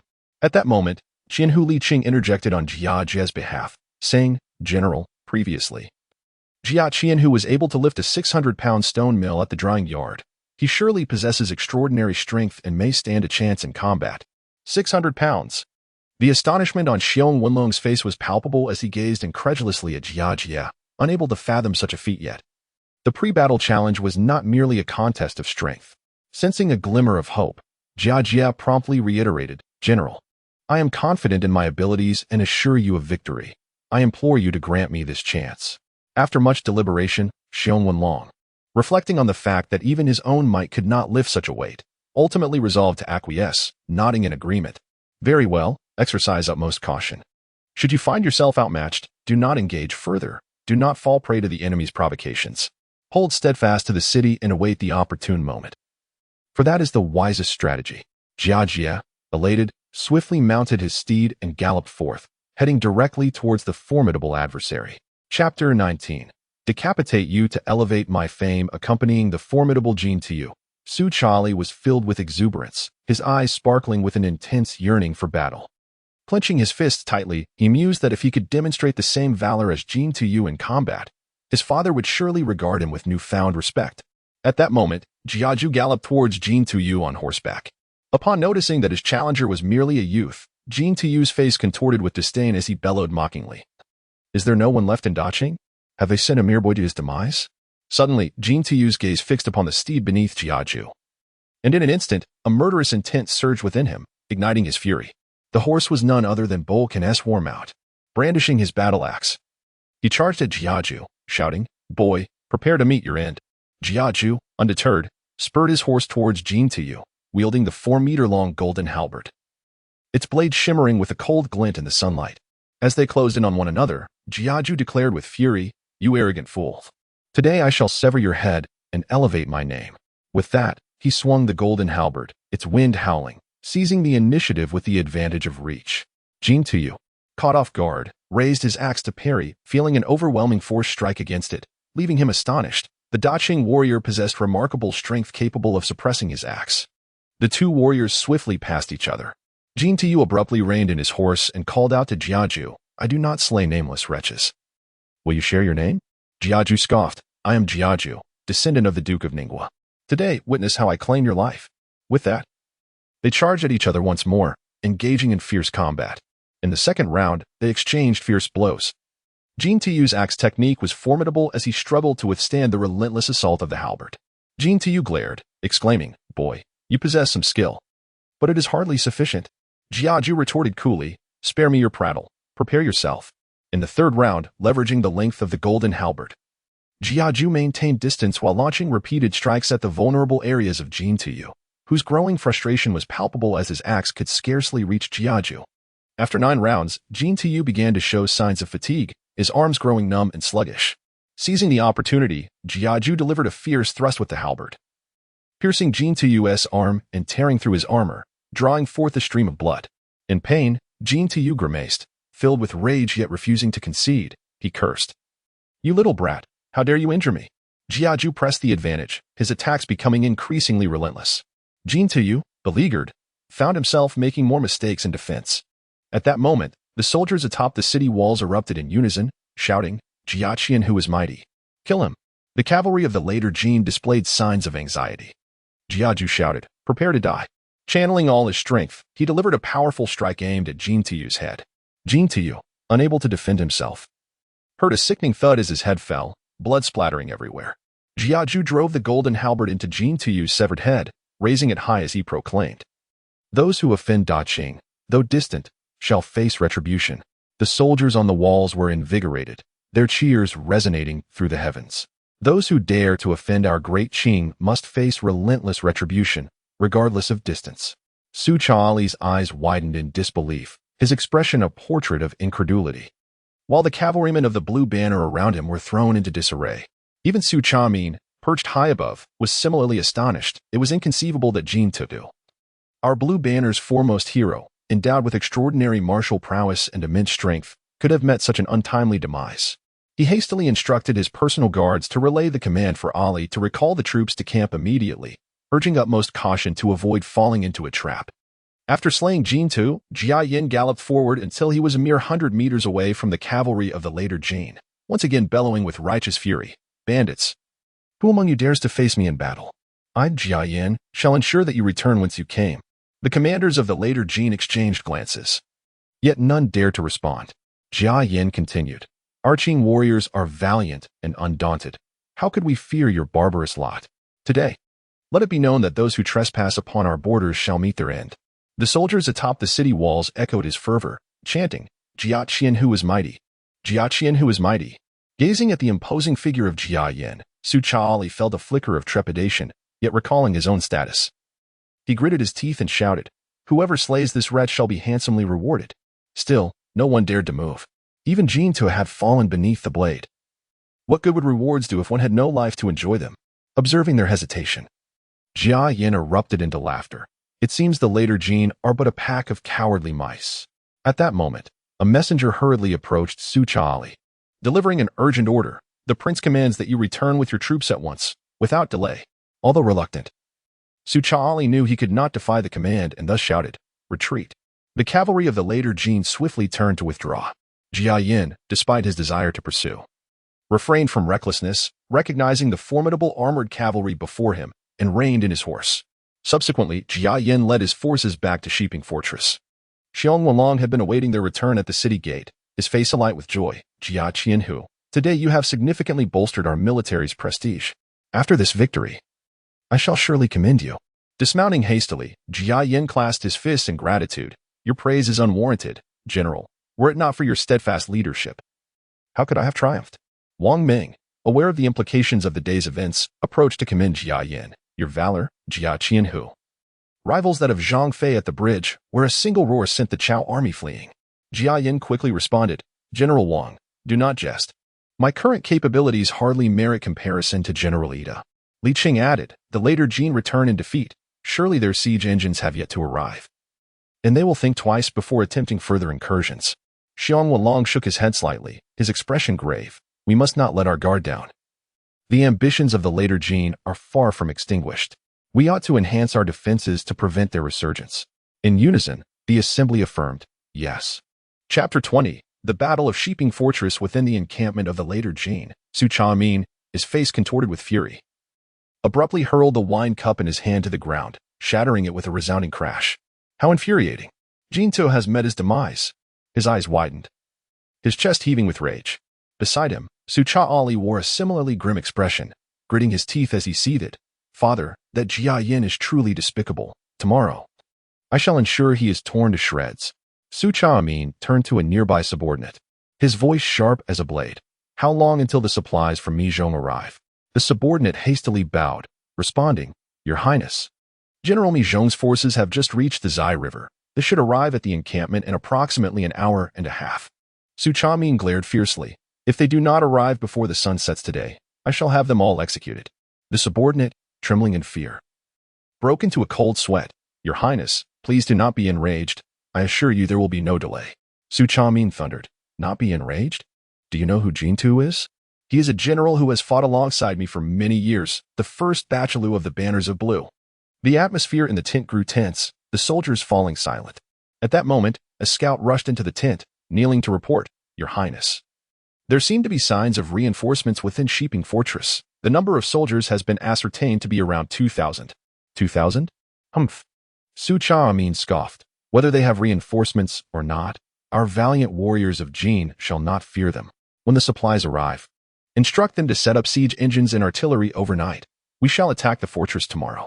A chorus of shouts erupted from the crowd, the air thick with tension and bloodlust. The following morning, the sky was overcast, heavy clouds looming as if a torrential downpour were imminent. Shiping Fortress stood resolutely upon the earth, its walls towering approximately 8 meters high and several meters thick, constructed of robust bricks and stones, impervious to assault. The gate, crafted from solid wood and encased in thick iron plating, lay to the south of the fortress. On the ramparts, watchtowers rose high, offering a panoramic view. Arrow towers were densely perforated for launching projectiles. Corner towers provided expansive sightlines to monitor the surroundings. The crenellations were jagged, appropriately spaced, affording excellent cover for the defending soldiers. Outside the fortress, the encampment of the later Jin was meticulously organized.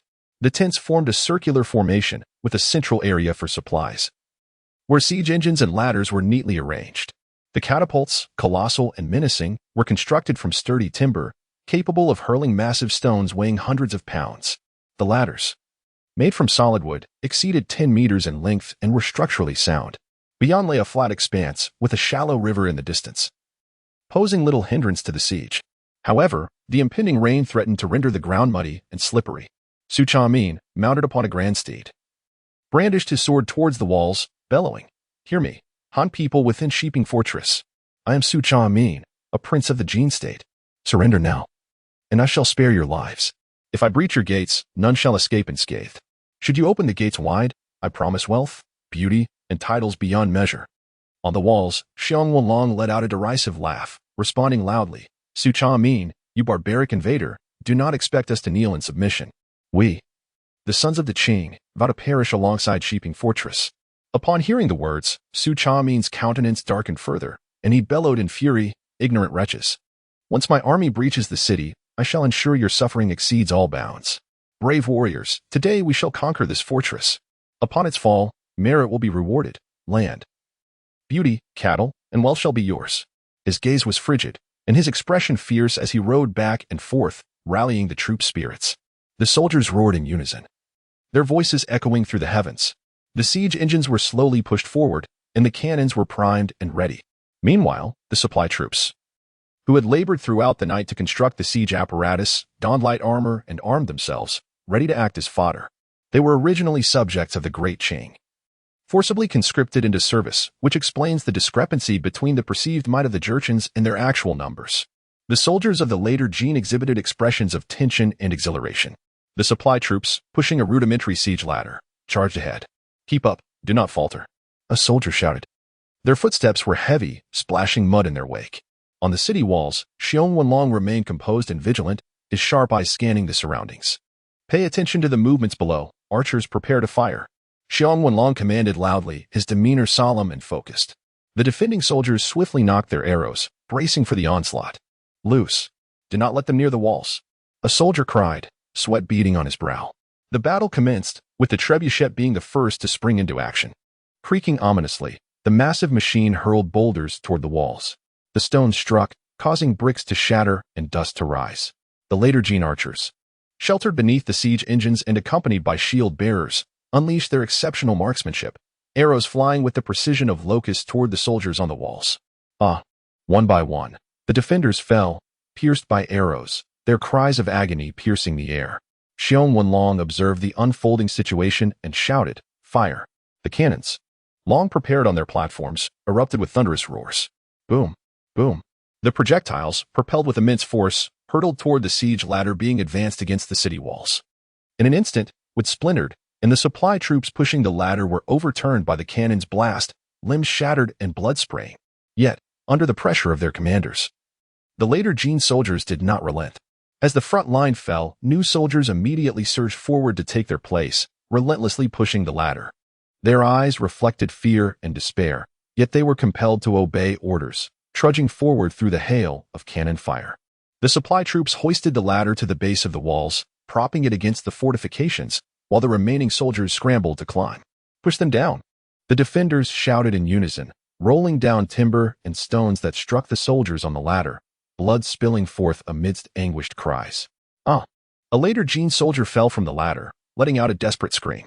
Simultaneously, a small contingent of later Jin cavalry swiftly maneuvered around the east and west flanks of Shiping Fort, casting out iron hooks in an attempt to scale the walls.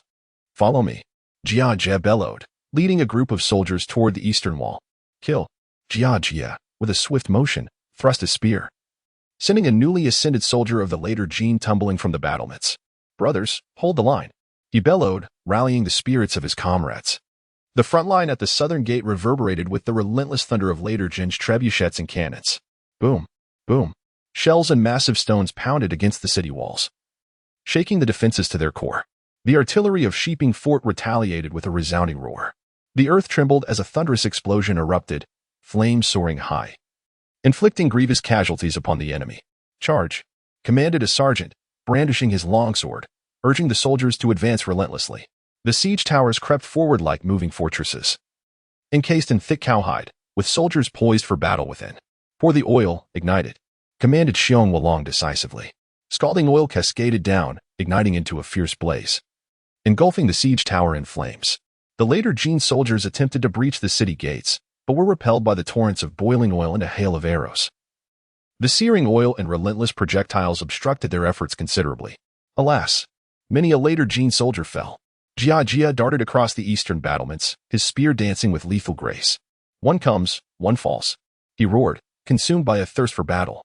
A later Jin sergeant scaled the walls, rallying his fellow soldiers into a fierce clash against Jiajie. "Embrace death," Jiajie shouted, piercing his foe's chest with a thrust. The conflict raged for 2 hours, with the later Jin suffering heavy losses yet still persisting in their assault. Su Chaamin furrowed his brow, perplexed. Something was amiss. Why were there so many? "Continue the attack at all costs," commanded the elite soldiers of the Blue Banner, charging towards the ladders. Sensing the tide turning, Xiong Wenlong shouted, "Follow me, defend the ladders." A fierce melee erupted atop the walls, blood-staining the ground crimson. After eliminating several soldiers attempting to scale the walls, Jiajie rushed to the ladders, engaging in desperate combat against the enemies seeking to breach the defenses. A later Jin soldier was kicked down the ladder by Jiajie. The battlefield was shrouded in smoke, the cacophony of battle cries, anguished screams, and clashing weapons intertwining, resembling a hellish inferno. As another half-hour passed, the later Jin's assault showed no signs of abating. Jiajie's armor was battered, his arms marked by enemy strikes, yet his gaze grew ever more frenzied. "We shall not retreat," he proclaimed, continuing to slay the enemy. At that moment, several elite later Jin soldiers ascended the walls. Jiajie, with a roar, charged forth and swiftly dispatched them. "Well done, Jia Qianhu." The soldiers cheered. By the hour of the evening, the battle had stretched into nearly 3 hours. At last, signs of retreat began to manifest among the later Jin soldiers. Chapter 21. The raid. As the night descended like ink, it enveloped the West Ping fortress. The fierce battle of the day had rendered the castle temporarily tranquil, yet an increasingly heavy tension loomed in the air. Within the fortress, the candlelight flickered uncertainly in General Xiong Wenlong's tent. With a grave expression, General Xiong sat with several commanders, deliberating the events of today's conflict and the potential circumstances of tomorrow. Today's skirmish saw the Jin forces advance fiercely, though the castle remained unbreached. Our troops had also suffered losses. Xiong Wenlong spoke with a steady voice. Chen Luo, a captain under Xiong's command, took over the conversation. "General Xiong, the Jin forces do not outnumber us significantly. Their assault, albeit vigorous, has not yielded success." His face bore signs of fatigue, yet there was no hint of anxiety. Wang Ming concurred, adding, "Indeed, and the death of Jin To has demoralized their troops. We now hold the advantage. I have previously heard of this individual's exploits as a vanguard in Haizhou and Liaoyang." As he spoke, admiration shone in his eyes. Xiong Wenlong nodded slightly. "However, we must not let our guard down.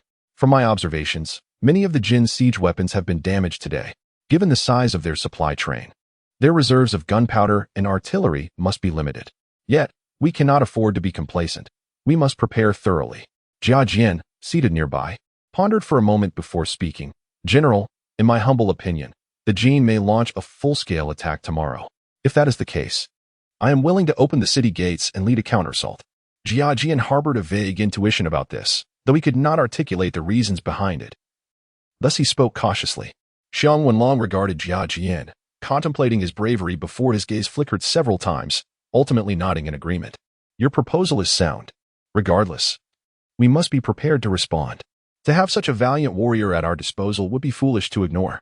Therefore, I have decided that if the Jin do indeed mount a full-scale assault tomorrow, I will have Chen Luo lead you and 3,000 rested cavalry through the open gates to strike the enemy's ranks."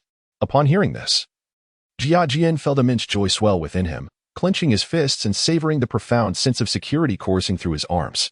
After days of combat, the energy he had seized nourished his body, and he estimated his strength to be nearing 1,000 pounds. The courage of a conqueror was beyond question. The Blue Banner. I hope you will allow me to unleash my full potential." Jia Jian rose and clasped his fists towards Xiong Wenlong. "I shall give my utmost effort." Meanwhile, in the Jin encampment, the lights blazed brightly. Su Chaamin sat in the main seat with a dark expression, while Su Chaoli stood beside him, equally grave. Today's battle had proven unexpectedly challenging. Su Chaamin slammed his hand on the table, his eyes nearly ablaze with fury. Su Chaoli gritted his teeth. "Father, this Qing army is indeed formidable, and the defenses of West Ping Fortress are far sturdier than we had anticipated." Su Chaamin furrowed his brow, a ruthless glint in his gaze, his tone filled with wrath. Had my Jin too still been alive, he would have surely scaled the walls by now. His death has brought shame upon the Blue Banner. Tomorrow, at any cost, we shall seize this West Ping Fortress. A trusted general advised, "Your Highness, our relentless assault today has resulted in substantial casualties, and our siege equipment has been severely damaged and depleted. likely sufficient for only 2 more attacks. Su Chaamin scoffed. Regardless of the cost, we shall exert ourselves to the utmost tomorrow. However, to prepare for any eventuality, we must retain 1,000 elite cavalry to ensure the safety of myself and Ali, while the rest dismount to assault the city. Regrettably, the surrounding populace had been evacuated by the Daqing forces in advance. Otherwise, Su Chaamin hesitated to speak further. Su Chaamin retorted fiercely, fortunately. They evacuated the civilians. Otherwise, I would have conducted a thorough scorched earth campaign, capturing the elderly, women, and children to coerce them into attacking the city, thereby undermining the morale of the Western Ping Fortress defenders. As night deepened within the Western Ping Fortress, soldiers seized the opportunity to rest and conserve energy for the impending battle. In the blacksmith's workshop, sparks flew as craftsmen raced against time to forge weapons and arrows. The townsfolk also lent their assistance in transporting supplies, each face reflecting determination and resolve. Xiang Wenlong patrolled the city walls, observing the bustling soldiers and citizens. His heart swelling with emotion. Fellow villagers, to defend our homeland, we must fight to the bitter end. Rest assured, General, we stand united with the Western Ping Fortress in life and death. The soldiers shouted in unison, their voices resonating through the night sky. Returning to the camp, Xiang Wenlong once again conferred with his commanders about the details. Qin Qianhu, tomorrow we will charge out of the city and strike the enemy camp. We must be bold and resolute, disrupting their plans. Xiang Wenlong urged with unwavering resolve. Qin Luo clasped his fists in acknowledgement. General, I understand. At that moment, a scout reported, General, there is movement in the later Jin camp. They seem to be reallocating troops. Xiang Wenlong frowned. Keep a close watch and report any developments immediately. The following morning, as dawn broke, the later Jin army stood poised outside the city. Su Chaamin, mounted upon his steed, brandished his sword and proclaimed loudly, Warriors, today we breach the city and annihilate them. With his command, the trebuchets were unleashed once more, massive stones and blazing fireballs hurtling towards the city walls. Amidst the creaking sounds, the walls seemed to tremble. On the battlements, Xiang Wenlong commanded, Loose arrows. Hurl stones. In an instant, a rain of arrows filled the air. Cannons roared, and logs and boulders cascaded down. The soldiers, drenched in sweat, continued their swift and tense movements. Jia Jia and Qin Luo led their men within the city gate, anxiously suppressing their urgency, eagerly awaiting Xiang Wenlong's orders. General, is the time ripe? Wang Ming Qianhu inquired, his expression betraying impatience. Xiang Wenlong assessed the situation outside the city. Not yet. We must hold our positions.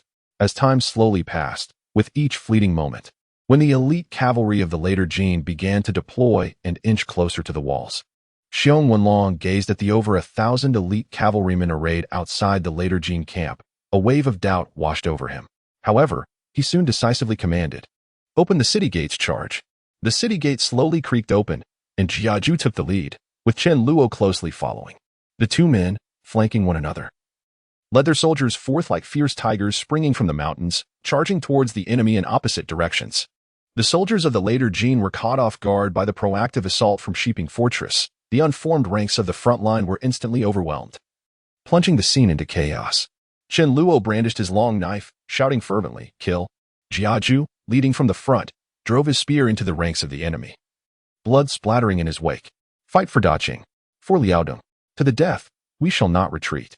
The soldiers roared, their morale soaring like a tempest.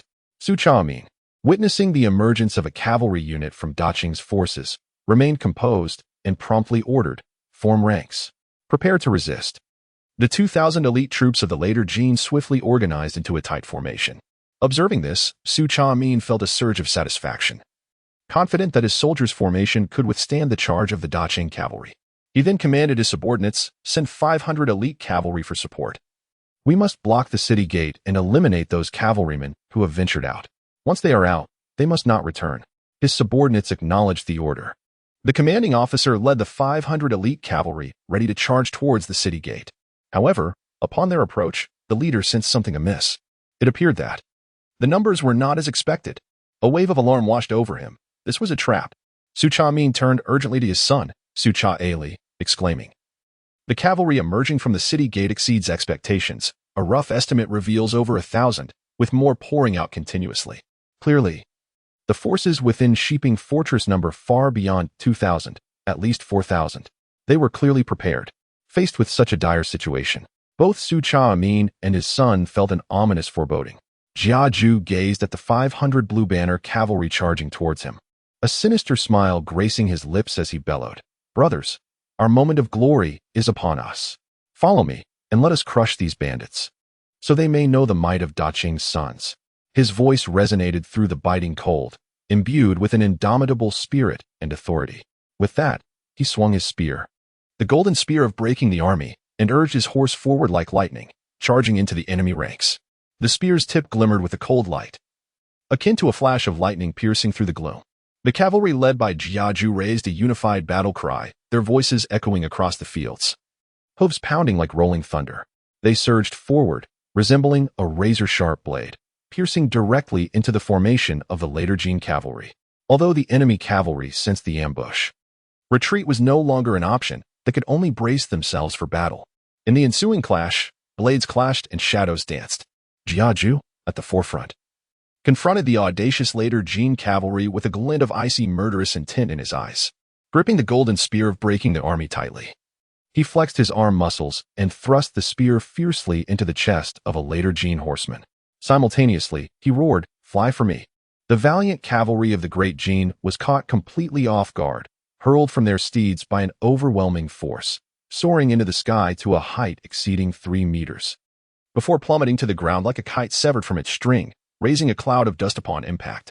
Witnessing this spectacle, the soldiers of the later Jin were instantly overtaken by terror, their eyes wide with disbelief as they gazed upon their comrade, effortlessly vanquished by Jia Xie, a chill surging through their hearts. The once orderly formation now displayed signs of disarray. Many instinctively tightened their reins, slowing their charge to circumvent Jia Xie's position, their expressions betraying their fear.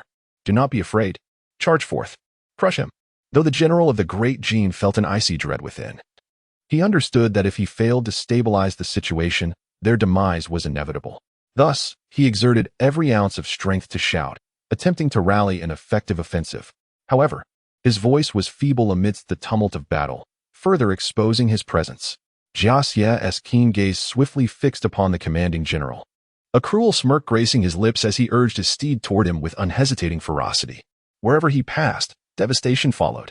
The wind howled as Jia Xie brandished his golden spear, the gleaming blade shining blindingly in the sunlight. With a thunderous roar, he declared, "Die." The spear descended with the force of a tempest, an unstoppable power surging forth. The general of the later Jin perceived a flash of cold light before him, a formidable force crashing upon him. He scarcely had time to mount any defense before he was cleaved in two by the merciless strike. Blood gushed forth like a fountain, splattering onto the cold earth. Moreover, the immense force did not relent. It struck heavily upon the warhorse he had been mounted on. The steed neighed in anguish, unable to withstand the terrifying impact, its front legs buckling as it collapsed, sending a cloud of dust into the air. The soldiers of the later Jin beheld their general's swift demise, their morale utterly shattered. Conversely, the troops of the great Qing, witnessing their commander's invincible prowess, felt their blood ignite with fervor. They raised a collective battle cry, echoing into the heavens. "Pierce through them. Break the formation. Break the formation." Such Amin and his son, witnessing Jia Xie's display of valor, were consumed by horror, a chill seeping into their bones. At that moment, Such Ali deeply comprehended the true essence of warfare. Despite the 500 cavalrymen they had just dispatched with all their might to obstruct him, they were utterly incapable of stalling Jia Xie's relentless advance. Indeed, he was unstoppable, a single warrior dismantling their ranks. In Jia Xie's hands, the golden spear surged with ferocity, transforming him into a figure reminiscent of a resurrected overlord.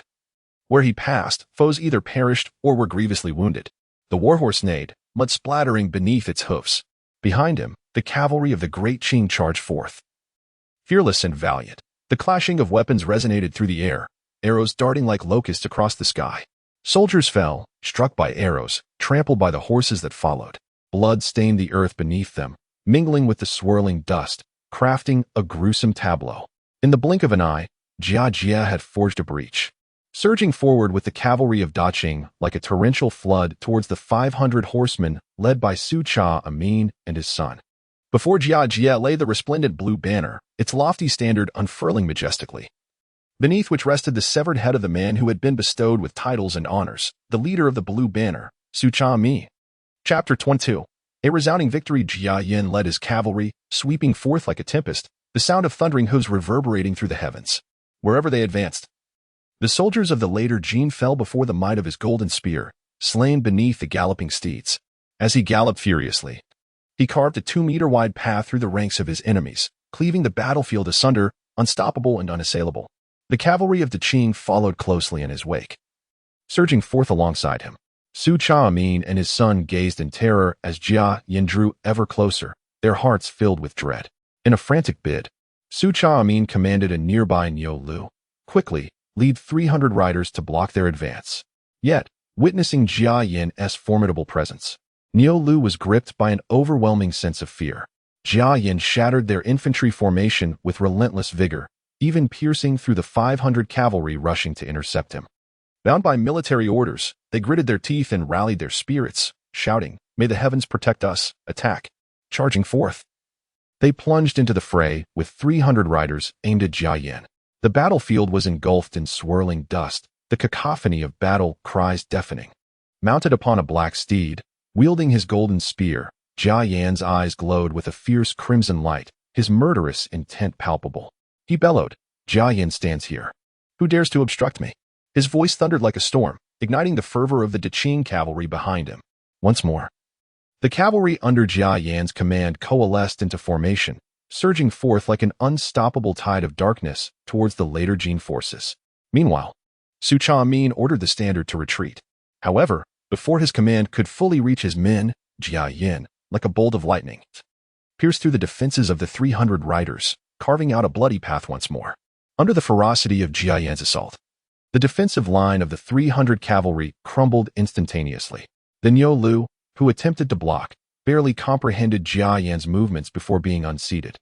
Left in a state of uncertainty, Jia Yin wielded his spear with a force that seemed to channel the fury of thunder itself. Each strike bore the weight of 1,000 pounds, and wherever he went, the soldiers of the later Jin fell like mere chaff before the tempest. His eyes, filled with the intent to kill, instilled a chilling dread in all who beheld him. Effortlessly, he breached the lethargic defense of the 300 cavalry, closing in on Su Chaamin and his son. Realizing the tide had turned, Su Chaamin was engulfed by fear. He turned to his loyal guards and commanded, "Retreat. Preserving our lives is paramount." With that, he spurred his horse and fled. The soldiers of the later Jin were thrown into disarray, their defenses crumbling before Jia Yin. As fragile as paper, the once orderly formation devolved into chaos under the onslaught. Jia Yin swung his spear, each movement generating a gust of wind, the spear's tip painting the ground with blood and scattering flesh. The soldiers of the later Jin, under the weight of his relentless assault, resembled fragile ants, utterly defenseless. Like a god of war descended to the earth, he was invincible. Gazing upon the retreating banners, Jia Yin's mind was consumed by a singular thought: to breach the enemy lines and sever the enemy's standard. "Charge with me," Jia Yin shouted once more. His steed whinnying as dust billowed beneath its hoofs. The cavalry behind him followed closely, their eyes alight with a fervent desire for victory and unwavering trust in Jia Yin. With unstoppable momentum, Jia Yin shattered the layered defenses of the later Jin army. His gaze was as piercing as a torch. Fixated on the grand banner that fluttered ominously in the wind, it was being relentlessly pushed back by the forces of Su Chaamin and his son. His eyes brimmed with unrestrained malice and determination. Suddenly, he threw back his head and bellowed, his voice resonating like a mighty bell. "Listen, you vermin of the later Jin. This battlefield shall be your grave. Your doom is upon you." His words cut through the cacophony of battle cries and the clashing of weapons, reaching every ear with a chilling authority. Behind him, the cavalry of Deqing, inspired by his fervor, surged forward with unstoppable momentum, following in his wake. Seeing the tide of battle turn, Jia Xie revealed a sinister grin and shouted once more, "The glory of seizing the banner is within our grasp. Titles and honors await us today. Kill." The soldiers, fueled by his fervent call, echoed in unison, "Kill, kill, kill." The soldiers of later Jin, witnessing the retreat of the grand banner, lost all morale and began to flee in disarray. "This is bad. Abandon the banner quickly," cried a loyal guard beside Su Chaamin, panic etched upon his face.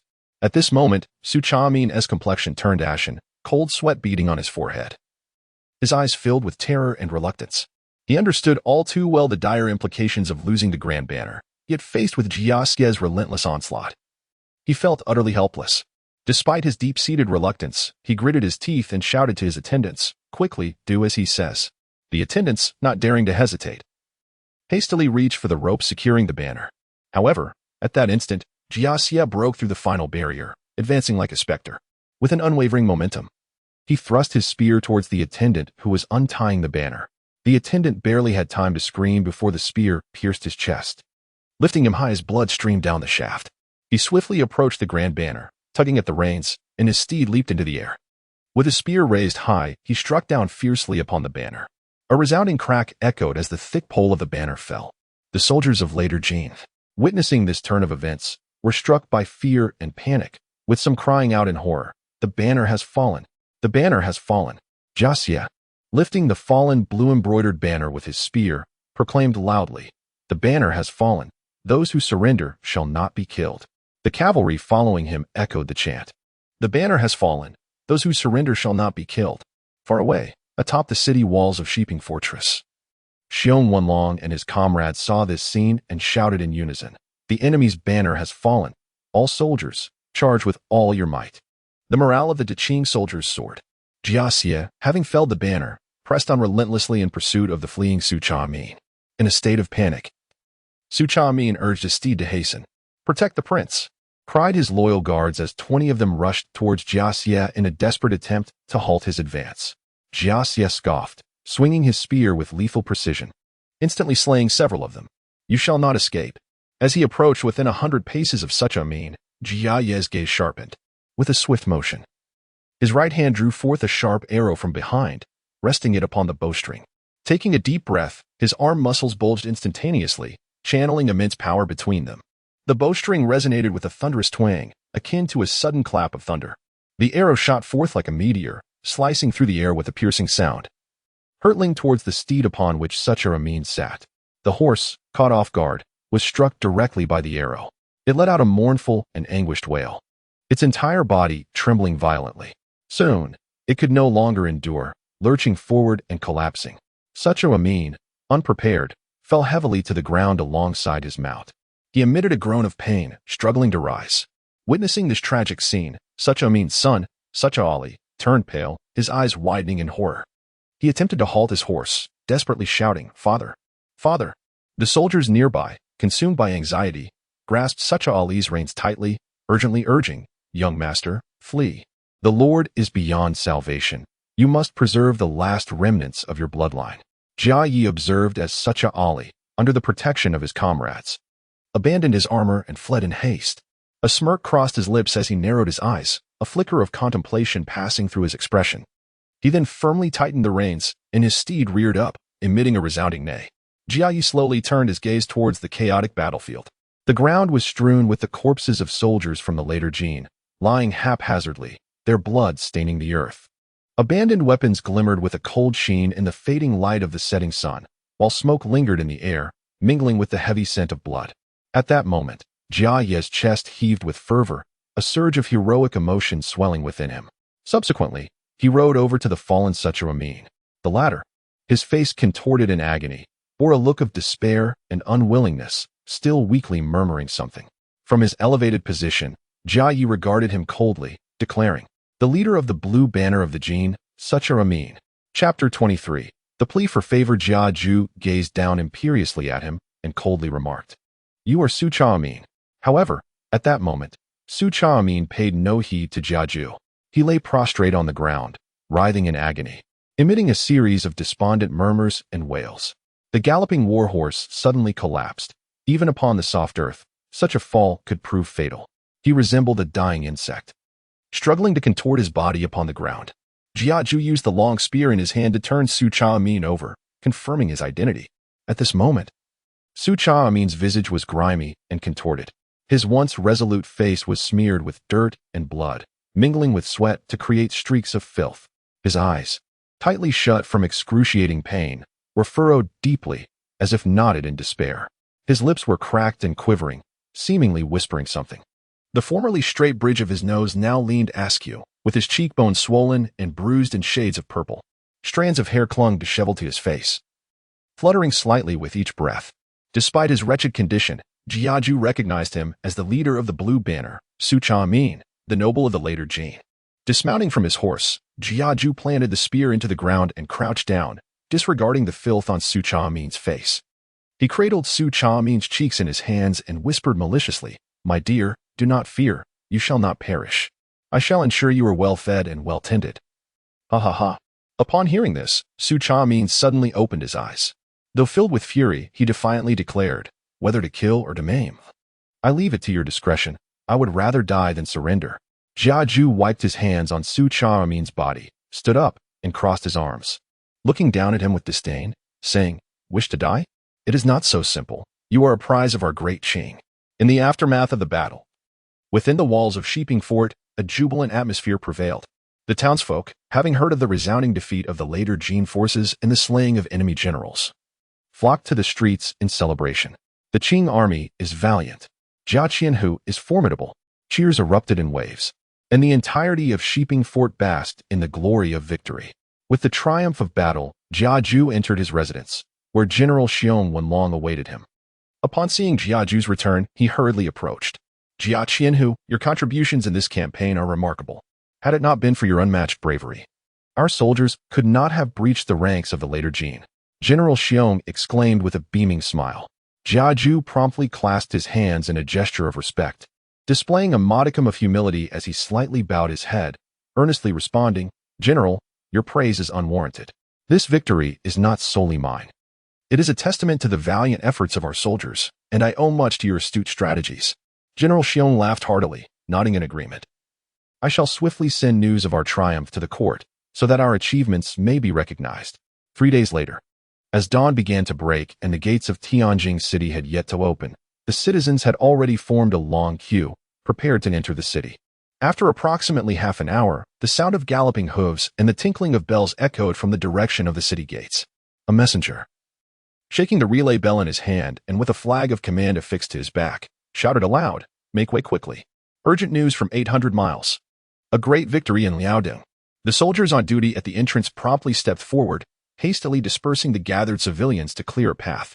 Observing the messenger's fervent cries, the soldiers began conversing among themselves. "A great victory in Liaodong. It seems we have triumphed over the Jianzhou bandits."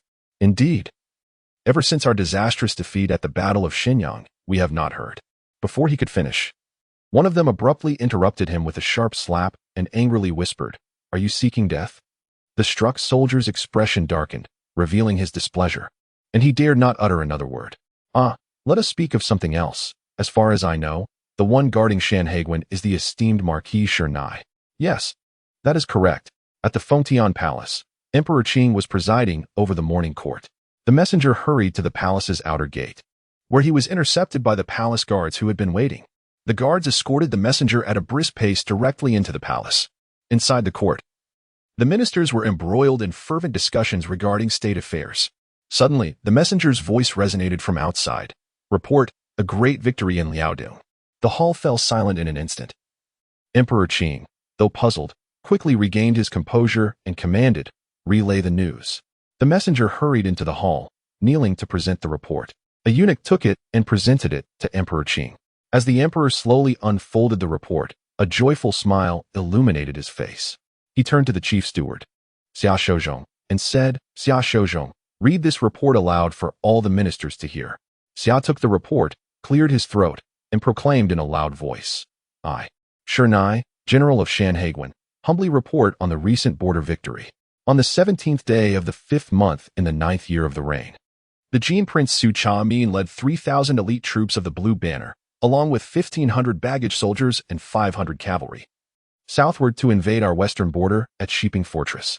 I commanded General Xiong Wenlong to lead 5,000 soldiers bravely into battle against them at Shiping Fortress. Thanks to your majesty's tremendous fortune and the soldiers' dedication, we achieved a resounding victory. We captured the Jin Prince Su Chamin alive, executed the valiant commander of the Blue Banner, Jin Tiltu, and in total, eliminated 3,131 enemy troops, capturing over 500 more. Seizing the Blue Banner's standard, 1,000 war horses, and countless provisions. However, our forces also suffered losses, with over 1,100 soldiers falling in battle and more than 500 injured. All of this was made possible by your majesty's divine authority. We are deeply grateful and humbly await your judgment."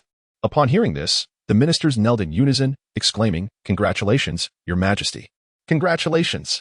The unexpected news left Emperor Qing momentarily speechless, unsure how to respond.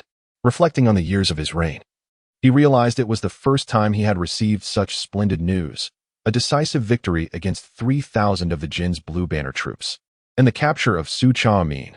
Just as he was processing this, Xia Shouzhong's voice brought him back to reality. "Your Majesty, the Marquis of Baoling has also submitted a commendation request." Emperor Qing's expression grew serious as he replied, "Present it." "No, read it aloud to everyone." Xia Shouzhong responded promptly. As commanded, he then unfolded the petition for commendation, cleared his throat, and recited, "I, the General of Shan Haiguan, Shernai, am filled with trepidation and humility, and I respectfully present this request on behalf of the valiant soldiers under your command. There exists a Deputy Qianhu, Jia Yan, of Shiping Fortress, whose loyalty and courage are extraordinary, and whose military achievements are remarkable. He is indeed a pillar of our nation, deserving of exceptional rewards." Initially, when the Manchu prince Su Cha-min harbored intentions of invading the south, his forces moved covertly. However, Jia Yan, during his patrol, displayed exceptional vigilance and was the first to ascertain the precise movements of the enemy, swiftly relaying this intelligence back to the camp. Armed with this information, I was able to strategize effectively, allowing our forces to seize the initiative in the overarching military campaign. This accomplishment is pivotal, showcasing Jia Yan's keen foresight. Subsequently, during the prelude to the confrontation at Shiping Fortress, Jia Yan led his elite troops into battle with unparalleled bravery.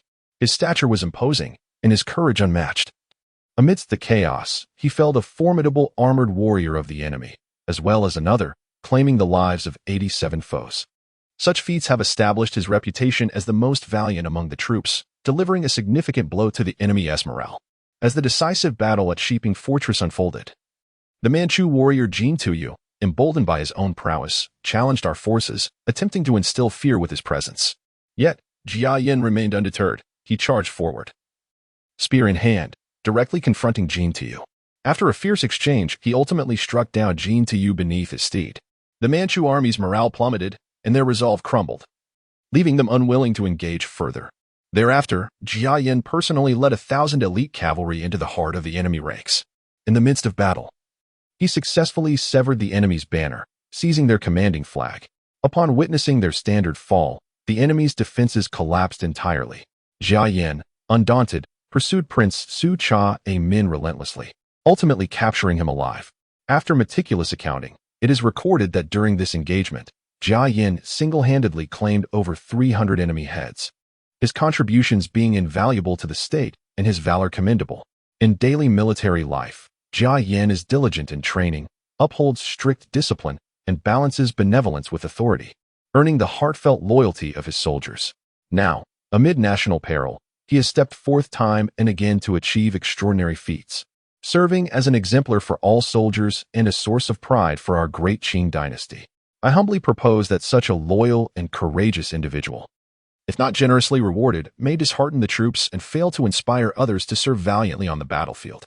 Therefore, I dare to implore Your Majesty to bestow grace upon Jia Yan, elevating him beyond the ordinary ranks and granting him substantial titles and rewards to acknowledge his accomplishments and bolster the spirit of our soldiers. I am overwhelmed with trepidation and await your divine judgment.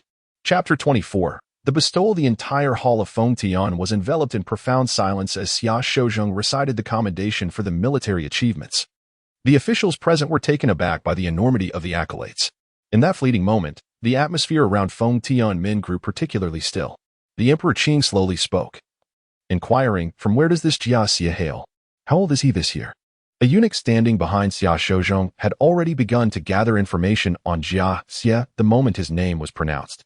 He hastily presented the findings to Xia Shouzhong, who in turn conveyed them to His Majesty. Upon reviewing the document, the emperor furrowed his brows in surprise, realizing that Jia Xie was of the Ningguo lineage. Yet, as he continued to peruse the details of his life experiences, his expression softened. It was no wonder that the Marquis of Baoling held him in such high regard. Addressing the assembly of civil and military officials, he remarked, "Who would have thought that Jia Xie is a descendant of the Duke of Ningguo? It is no wonder he exhibits such valor. He must have inherited the bravery of his forebear." In the military faction, Niu Jizong's eyes lit up at the emperor's revelation of Jia Xie's noble heritage. Seizing the moment, he stepped forward and clasped his hands in reverence, proclaiming, "Your Majesty." This Jia Xie comes from a prestigious lineage and possesses extraordinary courage. His remarkable achievements in battle against the later Jin warrant a significant reward. He charges into the fray, undaunted by death. He is indeed a tiger general of our great Qing. Lu Feng quickly echoed, "Your Majesty, Jia Xie's bravery is truly a blessing for our great Qing. Should he not be rewarded, how can we inspire our valiant soldiers to serve on the battlefield? I believe that given Jia Xie's contributions, bestowing upon him a title of nobility is entirely justified." Chen Ruiwen promptly concurred, "Your Majesty, I believe Jia Xie's accomplishments are worthy of a noble title. Previous feats of capturing flags have been immensely significant, how much more so for his capture of the later Jin Prince Su Chamin. Such merit, if left unrewarded, may fail to win the allegiance of the populace." At this juncture, the civil officials swiftly countered. One official stepped forward, cautioning, "Your Majesty, this matter requires careful consideration. Jia Xie is still quite young and lacks extensive experience. Abruptly granting him a noble title may not be well received. Furthermore, there are concerns regarding potential exaggeration or fabrication of his achievements, which necessitates thorough verification." Ma Xiang glared fiercely, pointing at the civil official. "You scholars only know how to wield your tongues in the court. You have no grasp of the battlefield's brutality. Jia Xie's accomplishments are earned through the blood of his comrades. How dare you cast such aspersions?" The civil official retorted defiantly, "Humph. You martial officials only know how to clamor for battle. Matters of rewards are entwined with the court's laws and the stability of the nation, and cannot be approached with such recklessness." Ho Xiaokong, his face flushed with indignation, roared, "What do you bookish fools know? Jia Xie has braved death countless times on the battlefield to protect our homeland, and yet you persist in complicating matters." Another civil official scoffed inwardly. While the valor of slaying enemies on the battlefield is commendable, one must not overlook the importance of rules and balance. It is imperative that military officials are not granted too many titles, lest it disrupt the political equilibrium. Thus, he bowed respectfully and cautiously expressed, "Your Majesty, I hold the utmost respect for the military's gallant efforts in safeguarding our nation. However, I wish to offer a modest suggestion for your consideration. Currently, the court is stable, with various factions fulfilling their roles in preserving our realm. Yet, I ponder that if we are not judicious in rewarding the military, it may lead to imbalances within the court. I am acutely aware of the gravity of this matter. I may not have considered all aspects thoroughly. I implore your Majesty to exercise your sagacity, weighing the pros and cons, and to make a decision that would benefit our dynasty for generations to come." Niu Jizong, incensed, retorted through clenched teeth, "Nonsense. Without our valiant soldiers fighting on the front lines, could you be here comfortably deliberating?" Emperor Qing cast a stern gaze over the assembly and commanded, "Silence. I shall discern the truth. I am well aware of Jia Dan's merits." Instantly, the court fell silent, and all present were rendered mute by the gravity of the moment. After a brief contemplation, Emperor Qing spoke, "There is no doubt about Jia Dan's achievements. However, regarding his reward, conferring a marquisate seems excessive, while a viscountcy appears too modest. I have decided to ennoble Jia Dan as the Earl of Bravery, granting him 1,000 taels of gold, 500 bolts of silk, and a mansion in the capital befitting an earl. Furthermore, I shall bestow upon him a set of armor from Mount One and appoint him as a third-rank general in the commandery of Shanhaiguan. Simultaneously, I decree that General Xiong Wenlong escort the captive Su Chaimin back to the capital at once to receive his reward. I wish to personally meet this prince of the later Jin to demonstrate the might of our great Qing nation." As the emperor's words echoed through the hall, a solemn atmosphere enveloped the court, and all officials bowed their heads in reverent silence. At that moment, a civil official stepped forward and respectfully spoke, "Your Majesty is indeed wise. Such a reward not only honors General Jia's contributions but also highlights Your Majesty's fairness. Nevertheless, the situation at the borders still requires careful planning, and I hope Your Majesty will make arrangements soon." Emperor Qing nodded slightly and replied, "I am mindful of the balance. This significant victory should bolster morale and strengthen our defenses to prevent further incursions by the later Jin." The courtiers responded in unison, "Your Majesty is sagacious." Noticing this, Emperor Qing said, "If there are no further matters, you may disperse." The assembly bowed, "We bid farewell to Your Majesty." They subsequently departed. Outside the Fengtian Palace, officials of the 5th rank and below eagerly awaited news, among them Jia Zheng from the Ronghua mansion, who was speculating about the proceedings within the court. Suddenly, word of the adjournment reached them, followed by someone calling out his name. Jia Zheng turned to find Niu Jizong from the Duke of State's residence, Lu Fang from the Duke of Governance's residence, Chen Ruiwen from the Duke of Qi's residence, Ma Shang from the Duke of Rule's residence, and Ho Xiaokong from the Duke of Repair's residence, all esteemed military nobles. Niu Jizong, beaming, clasped his hands and exclaimed, "Brother Jia, congratulations. Your Jia family has produced an extraordinary individual." Jia Dan led the charge on the battlefield, decisively defeating the later Jin and capturing Prince Su Chaiman, thus earning his remarkable accolades and being ennobled as the Earl of Bravery. Jia Zheng, astonished yet somewhat puzzled, quickly clasped his hands in return. "Esteemed brothers, your praises are excessive. This is all due to the Emperor's graciousness.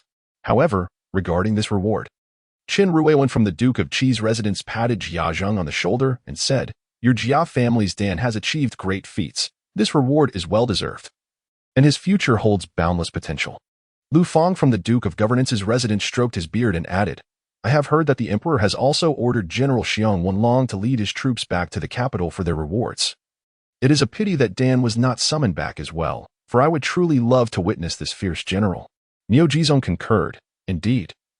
We all hold great admiration for Dan. This young man possesses both courage and wisdom, truly worthy of being the descendant of the Duke of Ning." Jia Zheng humbly replied, "You honor me, esteemed lords. Dan still requires more training, which is why the Emperor has chosen to keep him in Liaodong." The Duke of State, Ma Shang, remarked, "This is only natural. However, the merits of this battle are truly remarkable."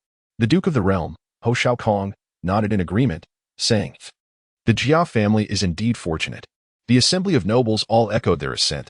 Inwardly, Jia Zheng reflected that the Jia family had gained immense glory due to Jia Yao, which also elevated his standing before his esteemed peers today. After exchanging pleasantries with Jia Zheng, the distinguished military nobles took their leave. Jia Zheng gazed at their departing figures, his heart restless. "Today, with no affairs to attend to at the Ministry of Works, I must convey this splendid news back home." Resolute, he hurried toward the palace exit to share the joyful tidings with his family. Once outside, Jia Zheng urgently instructed the coachman, "Hasten back to the residence." The coachman replied, "Certainly, my lord." Jia Zheng then directed his servant, "You must swiftly make your way to Ningwa Mansion to find Jin Gur and summon him to Rongwa Mansion for a meeting. Inform him that we have momentous news." The servant promptly responded, "Yes, my lord," and dashed off with alacrity. Chapter 25, The Joyous Celebration at the Jia Mansion. Jia Zheng hurriedly led Jia Rong towards the Rongwa Mansion. As they stepped through the imposing gates, the astute Lin Jishao quickly approached to greet them.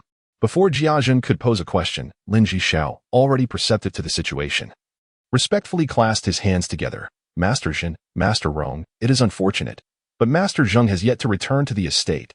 Jia Zhen and Jia Rong immediately halted, exchanging bewildered glances filled with surprise. With a slight narrowing of his eyes, Jia Zhen expressed his confusion. "This is indeed peculiar. He clearly sent someone to summon us, yet he himself has not arrived." Jia Rong, equally perplexed, quickly added, "Father, could there have been an unexpected development?" Jia Zhen's expression grew solemn as he gently furrowed his brow. "Never mind. Since we have already come, let us remain at ease for the time being. After all, it is a rare occasion for us to visit, so we might as well pay our respects to the matriarch first." Jia Rong promptly nodded in agreement. "You speak wisely, Father." Jia Zhen then turned to Lin Jishao, "Steward Lin, please lead the way. We shall proceed to Rongshi Hall to pay our respects to the matriarch." Lin Jishao, beaming with a smile, quickly responded, "You honor me, sirs. Please follow me." With that, he turned and gracefully led the way, his steps light and composed. Jia Zhen and Jia Rong adjusted their garments and followed closely behind. Before long, they arrived at Rongshi Hall, which was adorned with elegance and solemnity, with splendid candles casting a warm glow. Inside, Jia Mu sat firmly in the central position. Despite her advanced years, she exuded vitality, her back straight, embodying an air of dignified authority forged through the passage of time. Yet, when her gaze swept over the crowd, her eyes brimmed with affection and warmth, enveloping all in a gentle embrace. The three sisters, Ying Chun, Zhan Chun, and Shi Chun, quietly accompanied Jiamu. Ying Chun, inherently gentle and serene, radiated a tranquil grace reminiscent of a clear spring. Zhan Chun, lively and spirited, possessed keen eyes reflecting her intelligence and charm, while Shi Chun, still youthful and pure, sat quietly, embodying simplicity and innocence. On one side, Lin Daiyu sat gracefully, her delicate form reminiscent of slender willows swaying in a gentle breeze. Her expressive eyes occasionally sparkled with intellect, adding an enchanting vivacity to her demeanor. Jia Baoyu stood amidst the crowd, radiating warmth like a polished gem, exuding confidence. He possessed an innate charm, lively yet refined, and at that moment, he was joyfully engaging with everyone around him. Madame Wang and Madame Xing sat on either side, their postures poised and their expressions serene. Dressed appropriately, their every gesture conveyed the gravitas and elegance befitting the matriarchs of the household, their words and actions reflecting their esteemed status and cultivated demeanor. Wang Shifeng flitted about like an indefatigable bird, bustling through the hall. She directed the maids in serving tea and refreshments while engaging in cheerful conversation with the guests, each movement and every word showcasing her astuteness and competence, ensuring that the gathering was orderly and harmonious. Li Wan sat quietly in a corner, akin to an orchid hidden in a deep valley, modest and reserved. Lin Jishao gracefully stepped into the hall, first bowing respectfully before announcing in a clear voice, "Grandmother, Master Jin and young Master Rong have arrived." Upon hearing this, Jiamu immediately displayed a warm smile, urging, "Quickly, please invite them in." No sooner had she spoken than Jia Jin and Jia Rong entered with steady strides. The two hurried forward, performing their greetings with utmost propriety. Jia Zhan wore a congenial smile, his tone respectful as he inquired, "Grandmother, how have you been? I specially brought young Master Rong today to pay my respects and to see you, esteemed elder." Jiamu's smile deepened as she nodded repeatedly, "Good, good. You too. Please sit down. No need to adhere strictly to formalities." Jia Rong promptly followed suit, bowing, "Greetings to the esteemed elder. May your blessings be profound. As boundless as the waters of the eastern sea, with longevity surpassing that of the everlasting pines of the southern mountains." Jiamu, amused, could hardly contain her laughter. Lovingly gesturing towards Jia Rong, "This child, his words are as sweet as honey." As everyone took their seats, several nimble maidservants glided in gracefully, presenting exquisite tea and delicacies, which they arranged before the guests. Jiamu took a gentle sip of tea, her gaze kindly directed towards Jiajin. "What brings you here to visit this old woman today?" Jiajin quickly inclined his body. "I just learned that the second master sent someone to summon us to the residence, stating there were important matters to discuss. However, upon our arrival, we discovered that the second master had not yet returned, so we thought to first pay our respects to you, esteemed elder." Jiamu nodded slightly, contemplating, "I see. It seems those matters at court have delayed him." At that moment, Wang Shifeng, with a playful smile dancing at the corners of her mouth, chimed in cheerfully, "Master Zhen, it has been quite some time since we last saw you here. You haven't forgotten us, have you?" Upon hearing this, Jiajin quickly waved his hands in denial. "Sister Feng, that would be a gross misrepresentation. You know I am often entangled in mundane affairs. As soon as I found some free time, I hastened over." Nearby, Wang Furin set down her teacup, smiling as she addressed Jiajun. "Dear Jingur, how is everything at Ningguo Mansion these days?" Jiajun promptly responded, expressing gratitude for her concern. "Everything is well. The family and all are safe and sound." Tanchun, with her bright, sparkling eyes, urged, "Dear Jingu, you seldom visit. Surely you must have some intriguing stories to share with us." Jia Rong scratched his head, feigning innocence. "Third aunt, you overestimate our adventures. We truly came solely to pay our respects to the esteemed elder." Lively exchanges of laughter and conversation filled the Rongshi Hall, creating a harmonious and jubilant atmosphere. Just then, a clear voice announced from outside, "The second master has returned." Upon hearing this, Jiajin and Jia Rong exchanged glances, then rose simultaneously to bid farewell to Jiamu. "We shall go greet the second master now." Jiamu smiled and waved her hand. "Off you go, don't delay important matters." Before Jiajin and Jia Rong could take a few steps, a voice announced from outside, "The second master has come to pay his respects to the old lady." Upon hearing this, everyone fell silent, their gazes converging on the entrance. Shortly after, Jia Zhang stepped into the Rongshi Hall, his countenance betraying a mix of excitement and exhilaration as he respectfully greeted Jiamu. With a beaming smile, Jiamu gestured, "Second, please sit and share the news." Following her command, Jia Zhang seated himself on a nearby chair, his eyes sweeping over the assembly. Clearing his throat, he began, "Mother, Jin Good. There is indeed a momentous occasion." Everyone leaned in, their curiosity piqued, eyes fixed intently on Jia Zhang. Wang Shifeng, ever impatient, could not contain herself and inquired, "Second master, you appear so jubilant. Could it be that something truly extraordinary has transpired? Do not keep us in suspense. Share the news so that we may all partake in the joy. As she spoke, she fanned herself with a handkerchief, her eyes sparkling with curiosity. Jia Zheng cleared his throat once more, his smile growing ever more radiant as he recounted the news he had just received. Our Jia Ge has achieved great merit in Liang, and the emperor has bestowed upon him the title of Duke of Courage and Valor, elevating him to the rank of a third-grade general. As he uttered these words, a tinge of bitterness crept into Jia Zheng's heart, for he had spent the better part of his life holding a mere fifth-grade official position. The announcement left the assembly in astonishment. Jia Mu was momentarily taken aback, but her eyes soon sparkled with joy as she straightened herself, exclaiming, "Such wonderful news! Excellent, excellent! With this, our Jia family not only boasts 3 noble titles, but has also regained its esteemed status. Jia Ge has truly brought us honor." Her wrinkled face broke into a radiant smile, her hands gently clapping against the armrests. Turning to Jia Zhen and Wang Shifeng, she instructed, "Zhen Ge, phone girl. Remember to ensure that everyone in both households receives a reward, and don't forget, we must host a banquet tonight to celebrate." Initially taken aback by the news, Jia Zhen soon regained his composure upon hearing Jia Mu's command. "Rest assured, old lady, I shall make the necessary arrangements, ensuring that all in both households share in this joyous occasion." As he spoke, he found himself momentarily dazed, Duke of Courage and Valor. It was worth noting that his own title was merely that of a hereditary third-grade general. How could he accept such a leap, having only been in Liaodong for a mere month or 2? Perhaps.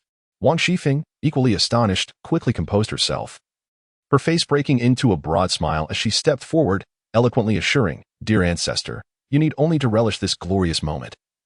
Both Zhen and I shall ensure that the rewards in the banquet are splendidly arranged, bringing joy to everyone in the Jia household, so as not to diminish the immense honor earned by brother Jia Ge." Madame Wang wore a gentle and warm smile as she spoke. This is indeed a blessing from our ancestors, a true honor for the Jia family. Internally, she reveled in the thought that the family's status would be further solidified, and Jia Ji's elevated position would aid in securing a bright future for Jia Baoyu. Lady Xing chimed in eagerly. "Indeed, this is a momentous occasion." Her face was adorned with a flattering smile, yet her gaze frequently darted towards grandmother Jia, seeking to discern deeper meanings from her reactions. Jia Rong, beside her, was eagerly rubbing his hands together, his eyes sparkling with delight. Going out will be all the more respectable now. Yingchun, typically gentle and reserved, could not help but display a joyful countenance, nodding with a soft smile. Tinchun's eyes shone brightly, her thoughts dwelling on the implications for their family's future, her expression a blend of contemplation and anticipation. Though Shichuan was still young and of a cool demeanor, she had always held a fondness for her elder brother, Jia Lian, and joined her sisters in celebration, clapping her hands and exclaiming, "How wonderful!" Lin Daiyu furrowed her brow slightly, a look of confusion in her eyes, and quietly inquired of Jia Baoyu, second master Baoyu, "Who is this Jia Lian? I have never heard of him before." Jia Baoyu frowned slightly, a hint of regret crossing his features. "Sister Lin, Jia Lian is a brother from our clan of the Ningguo house, blessed with striking good looks. You arrived in the capital a few days too late. Otherwise, you would have met him. However, I had thought him to be an extraordinary person, using military service as a pretext to leave the household, yet I did not expect him to truly enlist and become a mere parasite." With that, Jia Baoyu let out a soft sigh, seemingly lamenting Jia Lian's fate. Lin Daiyu felt a lump in her throat as she glanced at Jia Baoyu, but ultimately chose to turn away in silence. Wang Shifeng, radiant with joy, exclaimed, "We must celebrate this occasion properly. The Jia family is set to be lively once more. We should arrange several banquet tables and invite our relatives and friends, so everyone knows of the Jia family's glory." As she spoke, she gestured to a nearby maid to prepare for the festivities. The others nodded in agreement, and the hall was filled with an atmosphere of joy. At that moment, grandmother Jia seemed to recall something and turned her attention to Jia Zhen. "Zhen, how is Aunt Liang's health these days?" Having digested the recent news, Jia Zhen promptly responded, "Thank you for your concern, grandmother. Aunt Liang's health has improved significantly lately. She is doing much better. I appreciate your thoughtfulness." Hearing this, grandmother Jia sighed in relief and nodded. "That is good. Let her take care of herself." She then turned to Yueying and instructed, "Yueying, go to my storeroom and fetch some century-old ginseng to send to Aunt Liang. She needs to nourish her health without worrying about other matters." Yueying acknowledged and went to prepare. Once arrangements were made, Grandmother Jia turned to Jia Zhen with a serious expression. Zhen Guer, you must not neglect her. I have heard that since Aunt Liang entered the household, she has made no demands, but has always been frail and unwell. You must be attentive and ensure her needs are met. She should not lack in food, clothing, or necessities. Though our Jia family may not be as prosperous as before, we cannot lose our dignity and allow her to suffer. Grandmother Jia's expression was stern, her gaze fixed intently on Jia Zhen. Jia Zhen quickly bowed, hastily assuring her, rest assured, grandmother. I will take good care of Aunt Liang and will not dare to show any neglect. His face was filled with reverence. Though he was the head of the Ning house, the family remained united, and given Grandmother Jia's esteemed status, Jia Zhen was still very much obedient to her wishes. Jiamu nodded slightly, saying, that is indeed splendid. You should also take more interest in the affairs of those in the household, and not become so preoccupied with external matters that you neglect your family. Alas, Ronger, your aunt is currently unwell, left alone in Ningguo Mansion. It would be wise for you to return and share some joyful news with her, to lift her spirits. Do not be so absorbed in our gaiety that you forget about her. Jia Zhen hurriedly clasped his hands in acknowledgement. Your words are wise, grandmother. I shall remember them. Jia Rong promptly bowed to Jiamu. If that is the case, I shall take my leave now. With that, he turned to depart. Wang Shifeng interjected with a smile. Grandmother, your kindness knows no bounds. You constantly think of everyone in the household. Jia Zhen concurred. Our venerable ancestor is indeed most compassionate. We all benefit from your grace. Jiamu waved her hand with a smile. You all flatter me. However, on this joyous occasion, it is only right that everyone shares in the happiness. She paused for a moment, then turned her gaze to Jia Zhang, saying, second son, do enlighten us about how Rongo achieved such remarkable feats. Seeing that Jiamu had broached the subject, Jia Zhang became animated. Mother, it is said that during the battles with the later Jin, Rongo charged into the fray, decisively defeating the enemy. Not only did he earn one of the 4 great military honors for capturing the flag, but he also captured a prince of the later Jin, thus receiving the emperor's commendation. The crowd marveled, whispering praises amongst themselves. Wang Furen nodded in admiration. This child has always been modest. Who would have thought he possessed such prowess? Lady Xing chimed in. Indeed, this is truly a testament to our ancestors' virtue, allowing the Jia family to produce such a talented individual. Wang Shifeng raised an eyebrow, a smile gracing her lips. Look at our Rong. He is but 13 this year and has already achieved such greatness on the battlefield. And then there is Bao Yu, who is clever and bright and only 12. If he dedicates himself to his studies, who knows, he might also achieve the title of the top scholar. As she spoke, she covered her mouth with a handkerchief. Stifling a laugh, Jiamu called Bao Yu to her side, playfully scolding him. My dear Bao Yu, you must study diligently and bring glory to our family, just like Ronger. Wang Shifeng, with a smile in her eyes, sweetly agreed. What grandmother says is true. Bao Yu must put in more effort. However, when brother Jia Rong returns, we must celebrate in style. Bao Yu, nestled in Jiamu's embrace, wore a sullen expression, having always loathed the idea of pursuing wealth and power. Yet, seeing his father Jia Zhang in high spirits, he refrained from voicing his discontent, instead sinking deeper into his gloomy thoughts. The group continued to converse, basking in the shared joy. After a while, Jiamu raised her eyes and inquired, second son, when will Ronger return? Jia Zheng pondered for a moment before replying, Mother, it has yet to be determined. His Majesty does not currently intend to summon Ronger back to Tianjing. Hearing this, Jiamu nodded with a hint of regret. Very well. We shall wait for his return and celebrate accordingly. Then, recalling something, she called for Yingchun, Tanchun, Shichuan, and Wang Shifeng, along with the other ladies. If you find yourselves with leisure in the future, do visit Aunt Liang at Ningguo Mansion. Her health is frail, and she is alone in that residence. It is our familial duty to accompany her and alleviate her solitude. Yingchun timidly replied, Rest assured, grandmother, we shall remember this. Tanchun smiled and nodded. Our esteemed ancestor is indeed considerate. We will certainly go. Shichuan, being the youngest, merely echoed her sisters. Wang Shifeng responded with assurance, Do not worry, grandmother. With me leading my sisters, we shall ensure that Aunt Liang is well cared for. Jiamu clapped her hands, smiling, That is splendid. The group then began to discuss how to welcome Jia Lian's return and how to hold a celebratory ceremony, filling the Rongxi Hall with a lively atmosphere. Chapter 26. Taking sides, the Ningrong family residence was merely separated by a wall, and in but a moment, Jia Rong had arrived at the Huifang garden where Jia Liang resided. As he reached the entrance of the garden, he spotted the maid Bai Ji leisurely emerging from within. Jia Rong hastened towards her, his voice filled with urgency. Has Auntie awoken? I bear good news regarding Uncle Wan Air. Upon hearing this, Baiji's face blossomed into a radiant smile, brimming with joy as she respectfully greeted him. Greetings, young Master Rong. Annie is in the hall. Please follow me. With that, she guided Jia Rong swiftly into the house. Zhao Yang's health had indeed shown improvement, and she was engaged in pleasant conversation with the maid Rui Shui in the hall. Dressed in a simple yet elegant light blue gown, her complexion, though still somewhat pale, exhibited a hint of rosy vitality, markedly better than before. Baiji entered the hall with quick steps and bowed respectfully, announcing, Auntie, young Master Rong has arrived, bringing good news about second master. Jiao Yang's eyes brightened at once, and she urged, quickly invite Rong Guer in. Jia Rong stepped into the hall, bowing deeply as he greeted, Auntie, I hope you are well. I have come to offer my congratulations.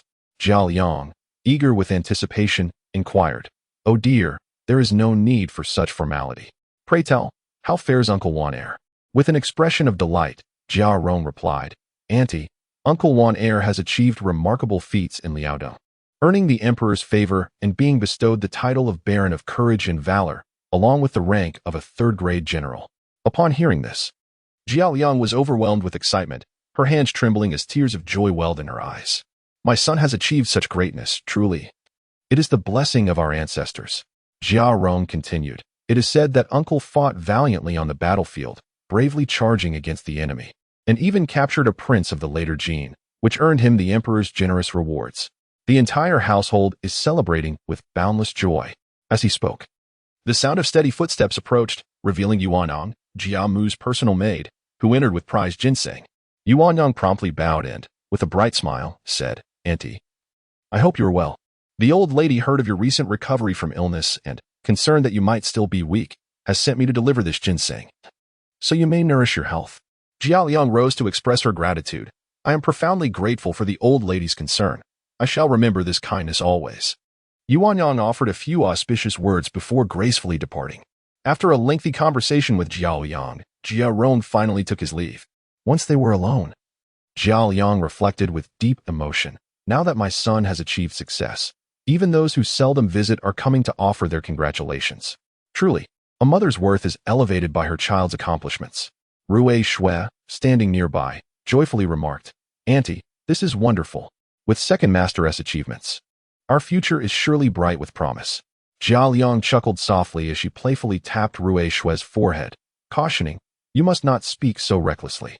Even if Wan Air had not received his title, our lives would still be quite satisfactory. We must refrain from idle gossip. It would not bode well if such words reached the ears of outsiders. I simply wish for Jair to return safely. I do not concern myself with the extent of his abilities. Yet, Jair has always possessed a strong will since childhood, and I cannot restrain him. All I can do is pray silently each day for his well-being. Rui Shui, with a bashful expression, nodded shyly. Baishi remarked, Aunt, this is a blessing for the second master, and it is also your blessing. From now on, our lives will surely flourish. Rui Shui chimed in, Indeed, Aunt. You may rest assured and await your good fortune. Jia Liang smiled and nodded. At the general's residence in Shanhaiguan, the sun cast its rays upon the courtyard of the residence, lending an air of solemnity. At this moment, a eunuch dispatched by the court stood before the hall to proclaim an imperial edict. Clearing his throat, the eunuch proclaimed loudly, By the grace of heaven and the mandate of the emperor, Jair has distinguished himself in battle, surpassing all others in valor, earning remarkable achievements in Liaodong. He is hereby conferred the title of Marquis of Valor and appointed as a third-rank cavalry general. Bestowed upon him are 1,000 taels of gold, 500 bolts of silk, and a suit of armor. It is hoped that he will continue to strive valiantly and contribute further to the glory of the great Qing. So decreed. Kneeling, Jair expressed his gratitude. I, Jair, thank your majesty for your divine grace. Long live the emperor. Rising, he took the edict from the eunuch's hands and, with a composed demeanor, grasped the eunuch's hand, saying, I appreciate your efforts in traveling such a long distance to convey the emperor's will. The eunuch understood. Squeezing the purse in his hand with a smile and tucking it away, as eunuchs in the palace, we naturally bear the responsibility of alleviating the emperor's concerns. General Jair need not take offense. Beside them, Lord Shernai of the Bowling Marquis clasped his hands and said, Congratulations, esteemed nephew. This honor is indeed a fortune for the Jia family and for the great Qing. Jair promptly returned the gesture. Your Excellency, you flatter me. This is entirely due to the emperor's great favor and the dedication of the soldiers. The eunuch who had read the edict stated, I must return to the palace to report. I shall take my leave now. Everyone hurriedly said, Safe travels, Your Excellency. Once the eunuch departed, the various generals gradually dispersed, leaving only Jair and Lord Shernai. Shernai smiled and said, Esteemed nephew, since we are among family here, there is no need for such formality without outsiders. You may simply call me uncle. Jair, feeling at ease, nodded and replied, Yes, thank you, uncle. They took their seats, and after sipping his tea, Shernai slowly remarked, Your achievements in battle have indeed caused quite a stir in the court. Jair smiled, Uncle, I owe much of this success to General Xiong. I truly do not dare to claim sole credit. Shernai set down his cup and laughed heartily. You are too modest, esteemed nephew.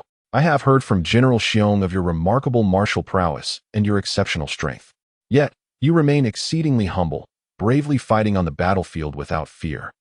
And in the camp, treating your fellow soldiers with respect and sharing both hardships and joys. Such character and capability at your young age is truly rare. I find myself rather ashamed in comparison to you at your age. Shernai nodded slightly, his gaze deepening as he shifted the topic. May I inquire about your views on the current situation in the Great Qing? Here comes the unavoidable party strife. However, there is little that can be done. Jia Jia has managed to attain the position of 100 households largely through the machinations of Shernai, compounded by the fact that he is a born of concubine. Rising from his seat, Jia Jia paced thoughtfully and remarked, Uncle, in this present age, with the twin suns shining overhead, both the retired emperor and the current sovereign are wise rulers. Yet, the political landscape is fraught with complexity. External foes lurk at the borders. With nomadic tribes proliferating, such as the later Jin, the Mongols, and the Liao state to the west, alongside various factions in Turpan, all of whom eye our great Qing with insatiable ambition. A decade ago, the defeat at the Battle of Xinyang under the retired emperor resulted in a decline in our military prowess, emboldening these barbaric tribes to consider encroaching upon our territory. Shernai set down his teacup, casting a surprised glance at Jia Jia. As a descendant of the founding merits, it was quite brazen to speak so openly of the former emperor's defeat. After all, he is merely a 12-year-old child. What you say is indeed true, dear nephew. In your view, how should we respond? Jia Jia clenched his fists, his gaze resolute. Uncle, I believe the pressing matter at hand is to reorganize our military and restore our martial vigor. We must strengthen our border defenses, train our soldiers, and recruit capable generals. Furthermore, unity within the court is essential. We cannot afford internal strife and factionalism if we are to withstand external threats. Shernai nodded slightly. Your aspirations are commendable, dear nephew, but this involves many complexities and is no simple task. Jia Jia, filled with fervor, declared, Uncle, as loyal subjects. It is our duty to alleviate the emperor's burdens and serve our nation. Even in the face of adversity, we must forge ahead with courage. Remember the days when King Zhao Wuling faced internal discord due to improper allocation of power, leading to turmoil in the state. Can we stand idly by while the great Qing faces peril? I wish to support the new emperor and uphold the rightful order. What say you, Beling? Shernai felt a jolt within, astonished by the boldness of Jia Jia's words. He quickly cautioned, Dear nephew, tread carefully. Such statements should not be uttered lightly. With a respectful bow, Jia Jia replied, Uncle, my heart is filled with sincerity. Now that the sovereign has ascended to the throne, he requires loyal ministers and capable generals to assist him. I am willing to face fire and water to drive out the Tatars, restore our territory, and protect our homeland. Shernai regarded Jia Jia with a solemn gaze and sighed deeply. Your loyalty and bravery are commendable, dear nephew, but the political situation within the court is treacherous. We must proceed with caution in all matters. Jia Jia responded, Uncle, I understand. Yet, I firmly believe that as long as the emperor is wise and we remain steadfast in our loyalty, we can certainly turn the tide. Shernai, still harboring doubts, nodded at Jia Jia. It is excellent that you possess such determination. However, one must never act recklessly. Careful planning must precede action. Jia Jia acknowledged. Thank you for your guidance, Uncle. Shernai lifted his teacup and, shifting the conversation, broached the subject of Jia Jia's official position. Dear nephew, you currently hold the title of a third-grade guerrilla general, yet you command no troops. General Xiong Wulong has been recalled to the capital, leaving his position vacant. Why not take up his mantle? He still commands 3,000 soldiers. The benefits of revealing one's stance, immediately inheriting a cadre of elite troops. Jia Jie rose once more. Bowing in gratitude. Thank you for your insight, uncle. Shernai continued. We are both descendants of the founding lineage, and with you calling me uncle, it is only fitting that I extend my support to you. Therefore, I will allocate an additional 2,000 elite soldiers from the Grand Commander's office, providing you with a total of 5,000 troops to be stationed in Guangning City, tasked with frontline skirmishes and supporting defensive operations. Jia Ju quickly bowed, filled with joy, and remarked, such profound affection from my esteemed uncle compels me to dedicate myself to serve with utmost loyalty. It seems that his wager has paid off. The 3,000 cavalry under Xiong Wulong, as evidenced by their battle at Shiping Fortress, are certainly not to be underestimated, having fought alongside Jia Ju on the battlefield, forging a bond of brotherhood through bloodshed. They are well acquainted with each other's combat styles. Among these troops, over 1,000 have previously followed Jia Ju to achieve a resounding victory against the Qing's Blue Banner, earning him their unwavering respect. Now that Jia Ju is to command them, he shall find it a seamless endeavor, requiring little adjustment. Moreover, with the additional 2,000 elite soldiers promised by the Marquis of Baoling, Shernai, Jia Ju is poised to assemble a formidable force of 5,000 men. In the current situation, this constitutes a power that cannot be overlooked. Jia Ju is genuinely elated. These 5,000 seasoned troops will serve as my foundational cadre. The military strategies I once learned can now be put into practice. Jia Ju humbly acknowledges that he lacks the prowess of Zhao Kuo, who, merely relying on theoretical knowledge, managed to lead an army of 400,000 against Bai Qi, enduring 40 days without supplies, yet maintaining morale, capable of breaking through 5 times in battle. If it were Jia Ju, he would consider it a remarkable feat to hold out for even 10 days without encampment. Experience and knowledge are the true whetstones of skill. Just as generals on the battlefield, who have endured countless battles, amass a wealth of combat experience, enabling them to make sound decisions at critical moments, commanding with unwavering confidence to lead their soldiers to victory. However, Jia Ju glanced at Shernai, reflecting, truly, the Shi family, a lineage of dual marquises, has survived the subsequent reckonings. It is regrettable that my father, Jia Jing, chose the wrong side during the prince's rebellion. Otherwise. Chapter 27. Arrival at Guangning City. After conversing with Lord Shernai and finding no further matters to discuss, Jia Jie clasped his hands in salute and said, Uncle, if there are no additional instructions, I shall take my leave to prepare for my journey to Guangning City. Shernai nodded and advised, my dear nephew, the road to Guangning City is long and treacherous. Exercise utmost caution. Should you encounter any uncertainties, do not hesitate to consult with the commander of Guangning, Mao Ziyuan. He will surely offer his guidance generously. Jia Jie respectfully replied, rest assured, uncle, I shall keep your words in mind. With that, he took his leave. The following day, Jia Jie received an additional allocation of 2,000 elite soldiers from Shernai. He organized his gear and, leading this formidable contingent, set forth towards Guangning City. Throughout the journey, Jia Jie maintained a vigilant demeanor, refusing to allow any moment of complacency. After several days of arduous travel, he finally arrived at Guangning City. Guangning City, with its towering walls and robust fortifications, was in a relatively stable condition at present. As Jia Jie approached the city gates with his troops, the sentinels displayed a cautious demeanor. Who goes there? One of the guards called out sharply. The deputy commander beside Jia Jie produced a token and replied loudly. This is the newly appointed guerrilla general, Jia Jie, arriving with troops to provide support for the defense. Only then did the guards relax their stance and open the gates. Upon entering the city, Jia Jie made his way directly to the commander's residence. Mao Ziyuan, upon learning of Jia Jie's arrival, hurried out to greet him. General Jia, you have traveled a great distance. Please, come into the residence, he said with a respectful bow. Jia Jie returned the gesture, stating, Commander Mao, I hope to rely on your guidance in the days to come. As the two men entered the residence, their conversation naturally gravitated towards the situation in Guangning City. General Jia, Mao Ziyuan began, as we approach summer, the situation remains relatively stable. During this season, it is unlikely that the Tatars from the north will advance southward, as they are preoccupied with relocating their pastures. However, we must remain vigilant against the later Jin. Since their conquest of Liaoyang, they have been recuperating. Even if they do venture south, it would likely be with no more than 10,000 troops invading the Shiping Fort area. Our greatest concern lies with the possibility of Nurhasai rallying his forces to invade Guangning.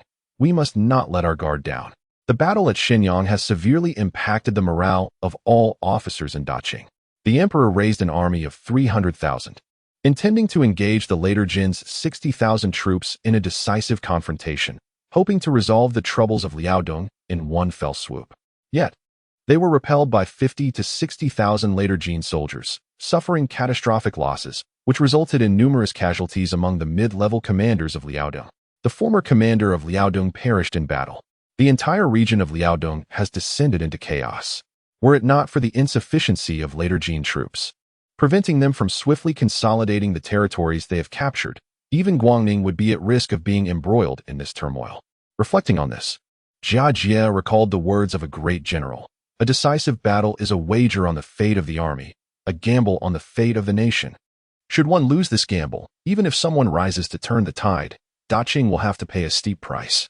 Once arrangements were properly made, Jia Jie furrowed his brow and, with a solemn expression, inquired, "Commander Mao, what is the status of the artillery in Guangning City?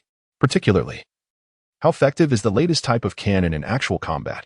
Mao Ziyuan rested his hand on his chin, pondering for a moment before responding, "General Jia, the power and range of the new city defense cannon is quite commendable, yet it is, at best, merely an elongated barrel.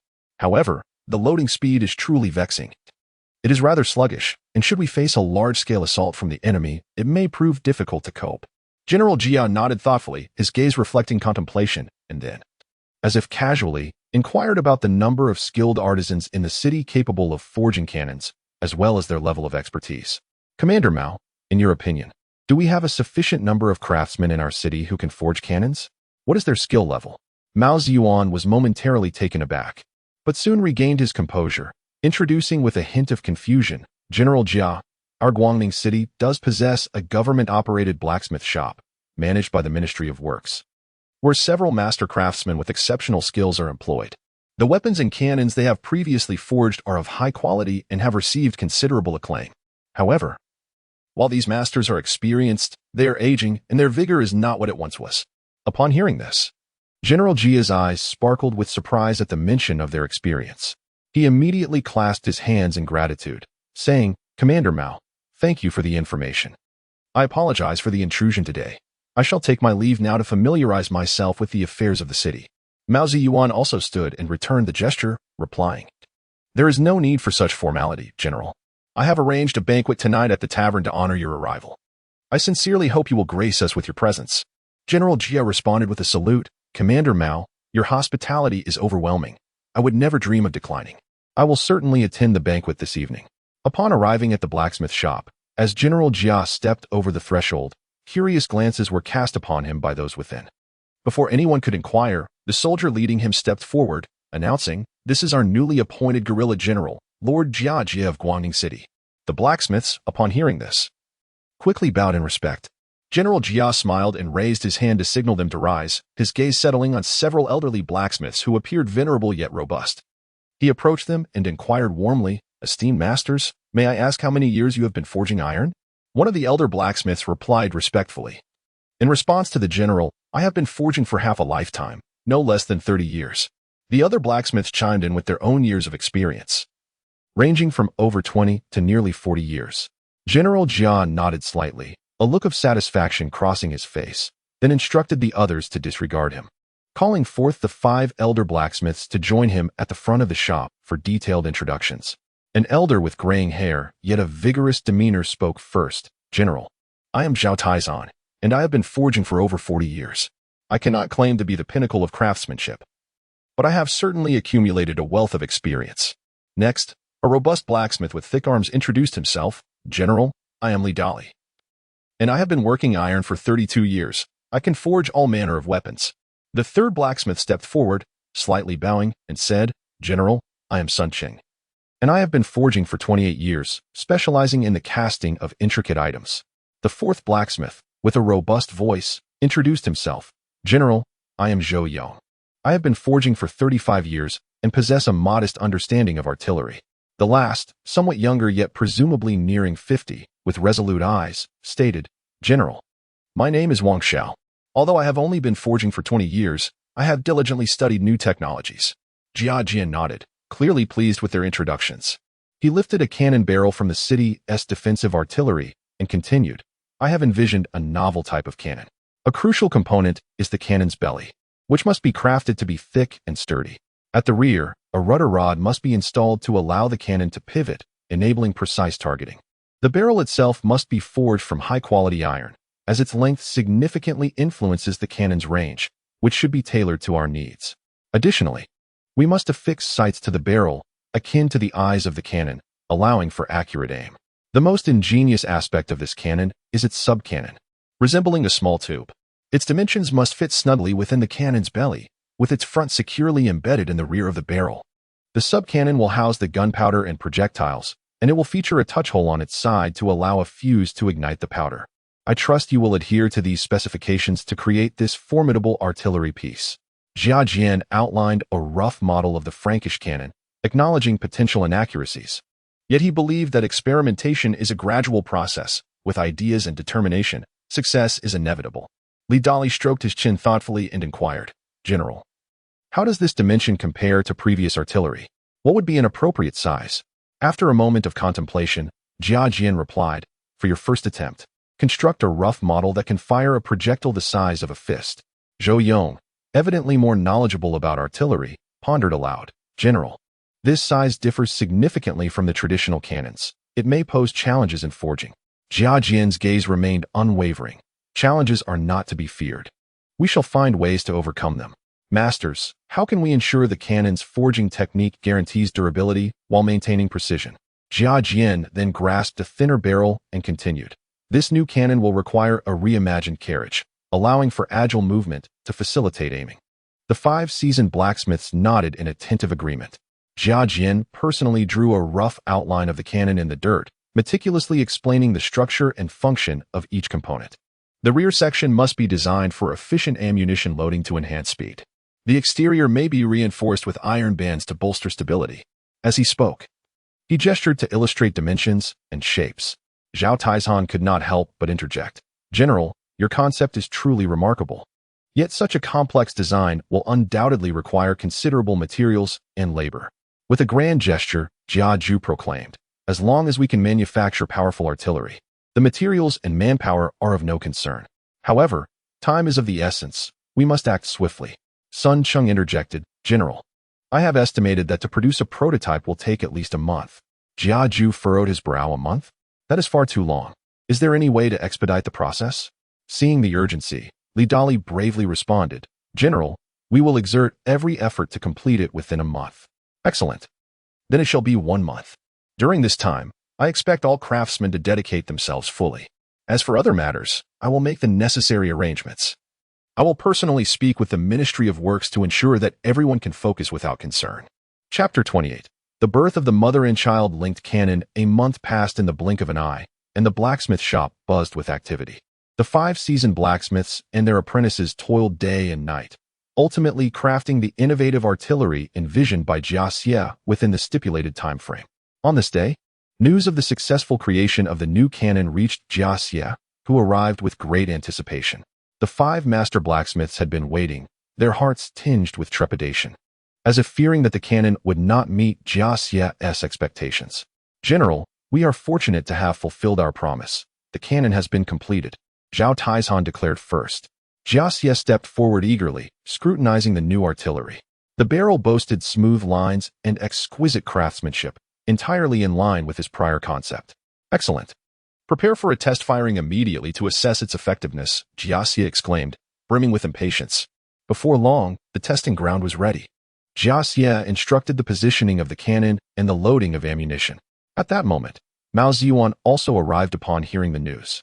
General Jia, having learned of the completion of this new cannon, I came specifically to witness it, Mao Ziyuan said, clasping his hands in greeting. Jia Xie responded with a smile. Lord Mao, your timing is impeccable. Let us observe the power of this new artillery together. With a command, the cannon was ignited and fired. A tremendous boom echoed as the projectile soared forth, striking the distant target and raising a cloud of dust. Jia Xie watched intently, his face alight with expectation. However, Mao Ziyuan initially bore a look of skepticism, unable to restrain himself from commenting, The range seems to be even shorter than that of smaller cannons. Jia Xie did not respond to his remark, but instead ordered, "Continue loading and fire rapidly." The craftsman sprang into action, reloading the cannon with ammunition and igniting the powder. Boom. Another resounding blast followed, succeeded by a rapid succession of 3 shots. Boom, boom, boom. The cannonballs were discharged in quick succession. Mao Ziyuan's expression shifted from indifference to astonishment as he approached to examine the cannon, exclaiming, "The speed of reloading is astonishing. It surpasses that of conventional artillery by several folds." Jia Xie nodded slightly, acknowledging, "Indeed, but the range is undoubtedly an issue we must address. However, my initial intention for this cannon was its rate of fire, and overall, I am quite satisfied." Zhao Taizhan hastily added, "General, we shall endeavor to research methods for improvement." Jia Xie turned to the seasoned blacksmiths and urged, "Let us consider this collectively. Explore ways to enhance the range by examining the barrel length, powder composition, and projectile weight." The group fell into contemplation, each contributing their thoughts. Sun Qing suggested, "General, perhaps we can adjust the components of the powder to increase its explosive power." Zhou Yong followed. "If we extend the barrel slightly, it may yield better results." Listening to the suggestions, Jia Xie replied, "Very well, let us begin our improvements based on these ideas." After hearing the discussions, Mao Ziyuan's gaze shifted to the formidable new cannon and inquired, "What shall we name this remarkable piece of artillery?" The artisans exchanged glances, and Li Dali remarked, "This cannon has been crafted entirely in accordance with General Jia's vision. We have yet to contemplate a name for it." Mao Ziyuan turned to Jia Xian, and with a smile, suggested, "General Jia, why not bestow a name upon this cannon?" After a moment's reflection, Jia Xian responded, "In that case, given the cannon's exceptional firing rate and the interlinked nature of its rounds, let us call it the mother and child linked cannon." The others nodded in agreement, and Mao Ziyuan praised, "The name mother and child linked cannon is both apt and resounding." Jia Xian continued, "Now that we have settled on a name, we must hasten to address its shortcomings. Master Sun Qing, you shall oversee the adjustment of the gunpowder composition. Master Zhou Yong, the task of lengthening the barrel is entrusted to you. Let us collaborate diligently to refine this mother and child linked cannon." The artisans responded in unison, "Rest assured, General, we shall not fail in our mission." After much discussion and experimentation, a new improvement plan gradually took shape. The artisans busied themselves once more, modifying the cannon. A few days later, the enhanced cannon was prepared for another test firing, this time featuring 2 distinct types. One was a small mother and child linked cannon, weighing approximately 100 pounds, remarkably lightweight. The other, somewhat larger, weighed around 200 pounds. With great anticipation, Mao Ziyuan remarked, "General Jia, I wonder how effective it will be this time." Jia Xian replied, "We shall see." As the ignition sparked and the cannon fired, the projectile soared forth, demonstrating a significant improvement in range. The larger mother and child linked cannon could reach distances of 200 to 300 meters, while the slightly larger variant could extend to 400 to 500 meters. Mao Ziyuan exclaimed, "Excellent, indeed. There is progress." Jia Xian stated, "Yet, it is not sufficient. We must continue to refine it. Esteemed masters, let us devise further enhancements. The loading mechanism at the rear could be improved to expedite the loading speed." Zhao Taizhan responded, "Understood, General." Mao Ziyuan added, "General Jia, if this cannon can be produced on a large scale, the defenses of Guangning City would be greatly fortified." Jia Xian smiled, for his ambitions extended beyond mere city defense. He envisioned its application in field battles and sieges alike. Turning to Mao Ziyuan, he replied, "However, we must remain vigilant. The complexities of actual combat necessitate further testing." Subsequently, Jia Xian organized a simulated combat drill. On the practice field, soldiers adeptly operated the mother and child linked cannon. It is far more user-friendly, quick, and precise in execution. One soldier shouted excitedly. After the drill concluded, Jia Xian summarized, "Though there are still minor issues, the overall performance is commendable. We must expedite production to be prepared for unforeseen circumstances. However, it is now imperative that we present this invention to the chief commander and the court's officials for their review." Upon hearing Jia Xian's words, Mao Ziyuan nodded in agreement, saying, "General Jia has considered this thoroughly. It is indeed urgent to report this matter to the court and the chief commander. I shall begin drafting a formal report detailing the power and advantages of the mother and child linked cannon." Jia Jie clasped his fists and said, "Commander Mao, This mother-son linked cannon represents a significant achievement for us in Guangning City. It is imperative that we articulate its tremendous impact on both city defense and military operations in the report. Furthermore, we must emphasize that if we can equip our forces with it in substantial numbers, our military strength will undoubtedly increase. Mao Ziyuan nodded slightly and responded, "Rest assured, General Jia, I comprehend the essence of this matter and shall meticulously document it, ensuring that the ingenuity of this artillery is duly recognized." With that, Mao Ziyuan returned to the commander's office and began to write with fervor. Before long, a heartfelt report was completed. Chapter 29, Besieged by the later Jin. Nearly 2.5 years later, within the commander's residence, the atmosphere was heavy with tension. Mao Ziyuan, his brow furrowed, scrutinized the urgent communique just received from Shiping Fortress. With an anxious expression, he set down the dispatch and turned to the guard stationed by the door. "Quickly, summon General Jia. Also, gather all officials of the 4th rank and above in the city to convene at the commander's residence for a discussion. There must be no mistakes." "Yes, I will attend to it immediately," the soldier replied, hastily departing. Before long, Jia Yin strode into the hall. At around 15 years of age, he stood over 6 feet tall, his physique robust as a tiger, and the imposing armor he wore accentuated his gallant demeanor. His handsome countenance was marked by a spirited vigor, with thick brows and large eyes, exuding an air of authority reminiscent of the legendary Zhao Zilong, resplendent upon his white steed. More importantly, through 2 years of military accomplishments, coupled with the advent of the mother-son cannon and his correct alignment with the new regime, Jia Yin had been promoted by the Emperor Qing to the rank of 3rd-rank general, commanding an elite force of 12,000 soldiers, placing him on par with Mao Ziyuan in Guangning City. The former deputy general had been elevated to the position of deputy commander, while the previous deputy commander, Chen Shouyan, had been reassigned to Tianjin City to serve in the reserve battalion of the 12th Regiment, underscoring the growing power of the new imperial lineage. As the gathered officers assembled, Jia Yin, having been outside the city earlier, was the last to arrive. Seeing Jia Yin, Mao Ziyuan urgently remarked, "General Jia, the later Jin are besieging us. The situation is dire." Before Jia Yin could take his seat, he rose again, his expression grave as he inquired, "Do we have any intelligence from the border? What is the strength of the later Jin forces? Who leads them? Has this been confirmed?" Mao Ziyuan replied, "The military communique clearly states that the later Jin Emperor Nurhasai personally leads an army of 160,000, with 40,000 as the vanguard. According to our scouts, this vanguard has already reached the Liao River area, preparing to cross, and is expected to arrive near Shiping Fortress by tomorrow evening." Furrowing his brow, Jia Yin pondered for a moment before responding, "With Nurhasai himself at the helm, it appears their intentions are anything but benign. Our current forces in Guangning number only around 40,000. Do we have sufficient provisions and armaments?"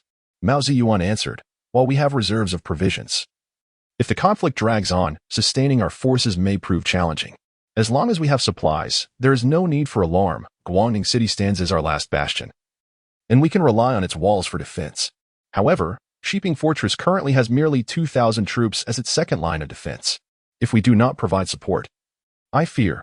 Jia Yin's gaze was resolute as he declared, "With 40,000 troops, if we allocate them wisely, we can withstand the later Jin forces. Yet, this vanguard is fierce, and we must swiftly formulate a strategy to counter their advance." Approaching the map, Mao Ziyuan pointed to the location of Shiping Fortress, saying, "This vanguard is formidable. Shiping Fortress may find it difficult to hold." Jia Yin stepped forward, studying the map intently, and remarked, "Lord Mao, I believe that the purpose of this siege by the later Jin is far from trivial. In the past decade, they have seized control of the Liaoyang region, transforming their strength significantly. They are now poised to mobilize forces as never before in the last 10 years, with their sights set on the entirety of Liaodong. I have already relayed the news of the Qing forces' advance back to the court and the commander-in-chief at Shanhaiguan, and I trust that reinforcements will arrive shortly." At this moment, the generals and soldiers within the Great Hall exchanged hushed whispers, engaging in fervent discussions. One general remarked, "In my view, we should abandon the defenses beyond Guangning and concentrate all our efforts on safeguarding it. By fortifying the city, we will surely be able to await the arrival of reinforcements." Another general concurred, "Indeed, venturing outside the city to confront them is fraught with peril." Jia Yin surveyed the assembly and declared in a commanding voice, "Gentlemen, the Qing forces are advancing with great ferocity. If we retreat at every turn, we shall only embolden their arrogance. Mao Ziyuan turned to Jia Yin and inquired, Deputy General Jia, what do you propose we do? Standing tall, Jia Yin clasped his hands in salute and responded, Lord Mao, I shall lead my contingent of 12,000 soldiers to support Shiping Fort. His words sent a ripple of shock through the hall. A general could not restrain himself and exclaimed, Deputy General, that is far too reckless. With a serious demeanor, Jia Yin replied, what do we have to fear from a mere 40,000 vanguard troops? Moreover, to neglect the 2,000 commanders and the citizens within Shiping Fort would be a grievous dereliction of duty. In the wake of the previous conflict, the officials and military leaders of the Great Qing had focused their strategies solely on defense, lacking the will to dispatch troops northward, and were hesitant to engage in battle, preferring to remain within the safety of their walls. Observing the ambivalence etched on the faces of those present, Jia Yin chose not to voice his frustrations. After all, the prevailing atmosphere dictated such caution. He continued, Lord Mao, I am acutely aware of the challenges that lie ahead.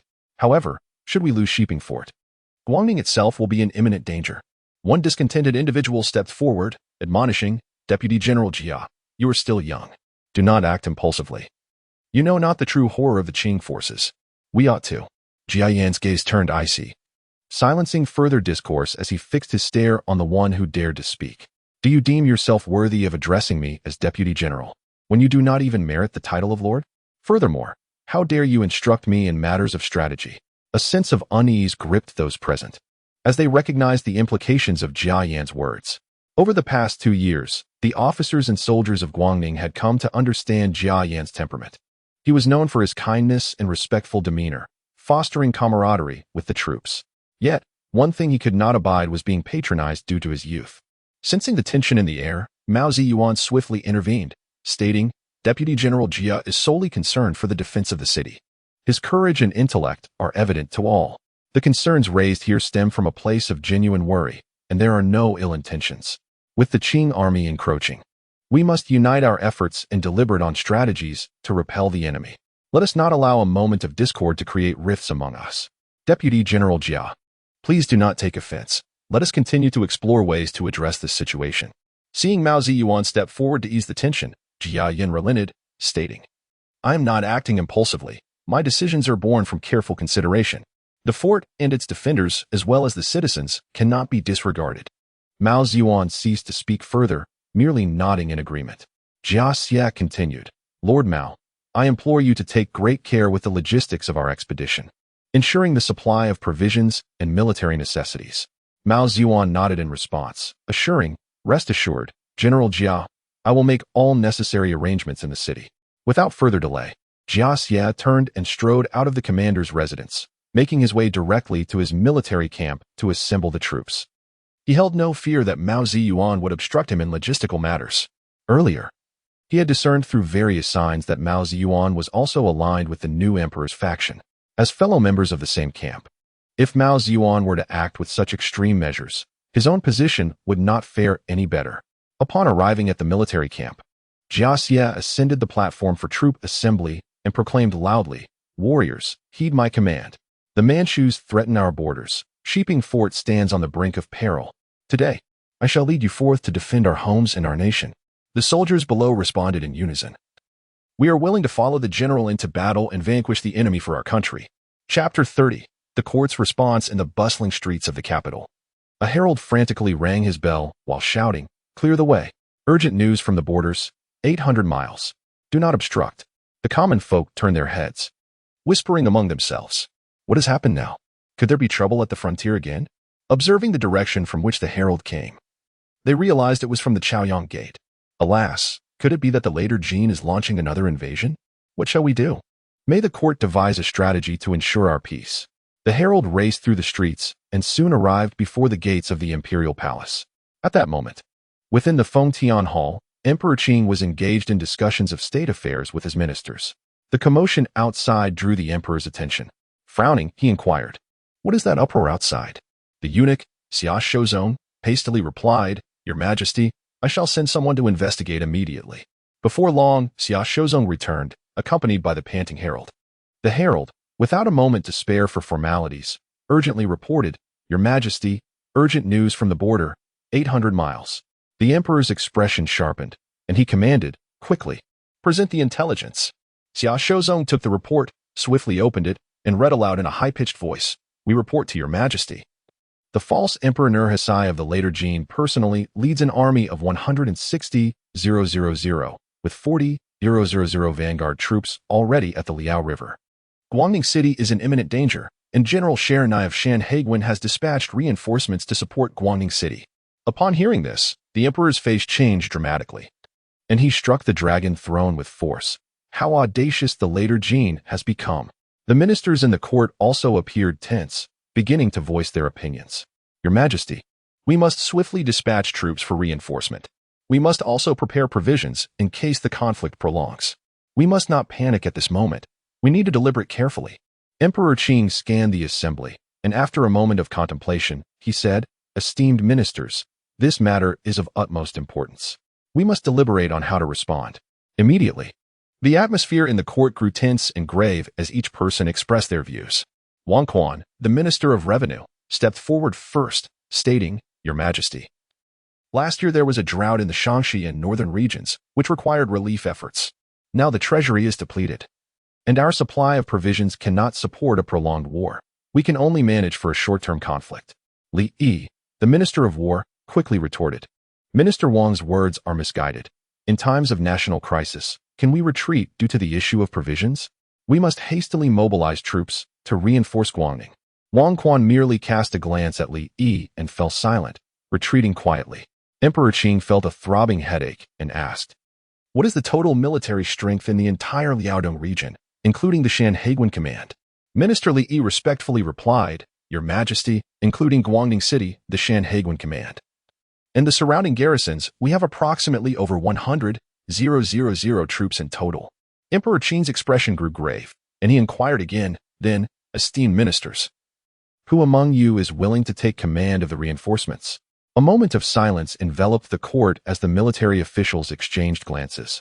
Though they harbored a desire to serve the country, they were also concerned about the unfavorable battle prospects and their own safety. At that moment, Lord Shiding, Sherding, stepped forward, declaring loudly, Your Majesty, I am willing to go. Seeing this, another individual stood up.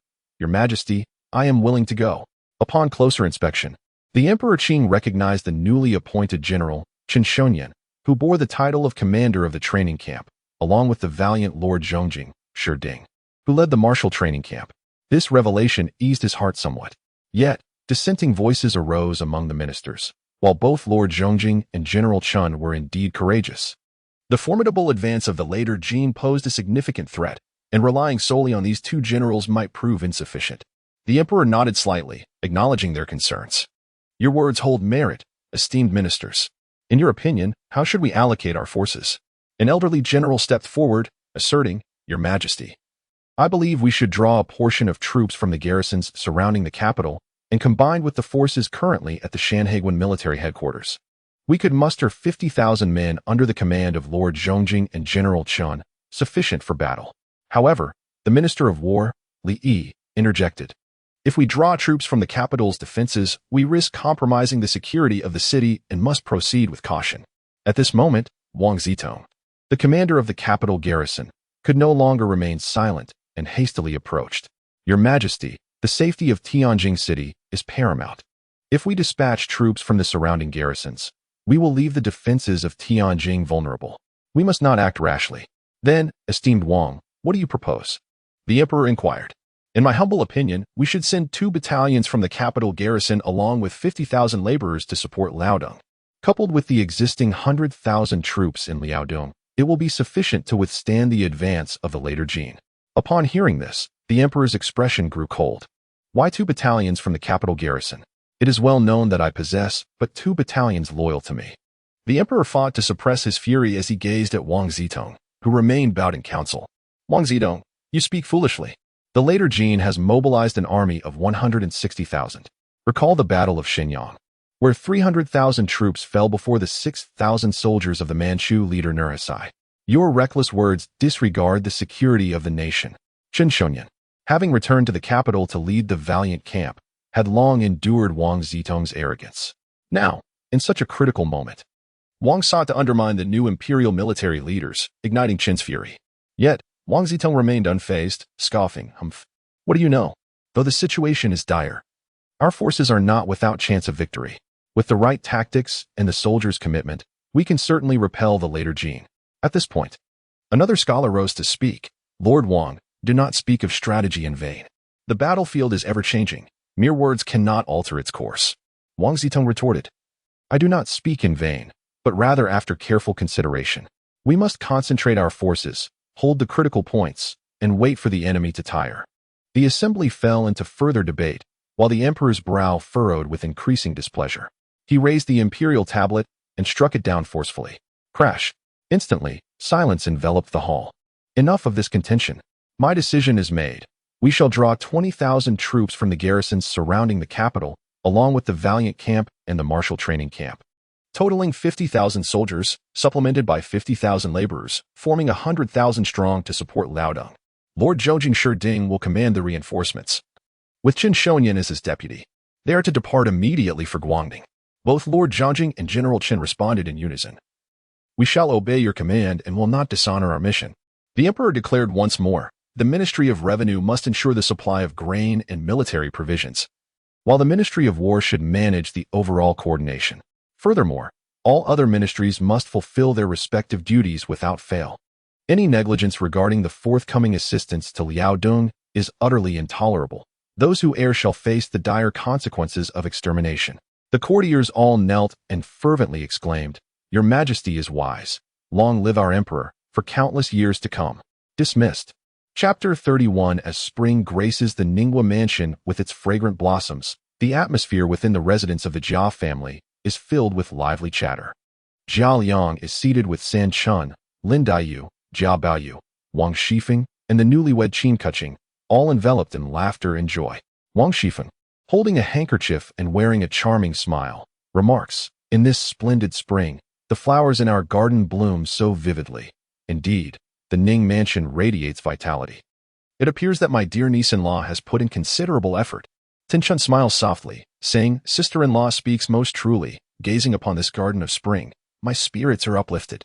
Qin Keqing blushes slightly, her gentle smile gracing her face as she replies, And third aunt, you flatter me. I have merely done my modest part. To receive such praise is truly an honor for me. Lin Daiyu, delicately holding a silk fan, adds with a faint smile.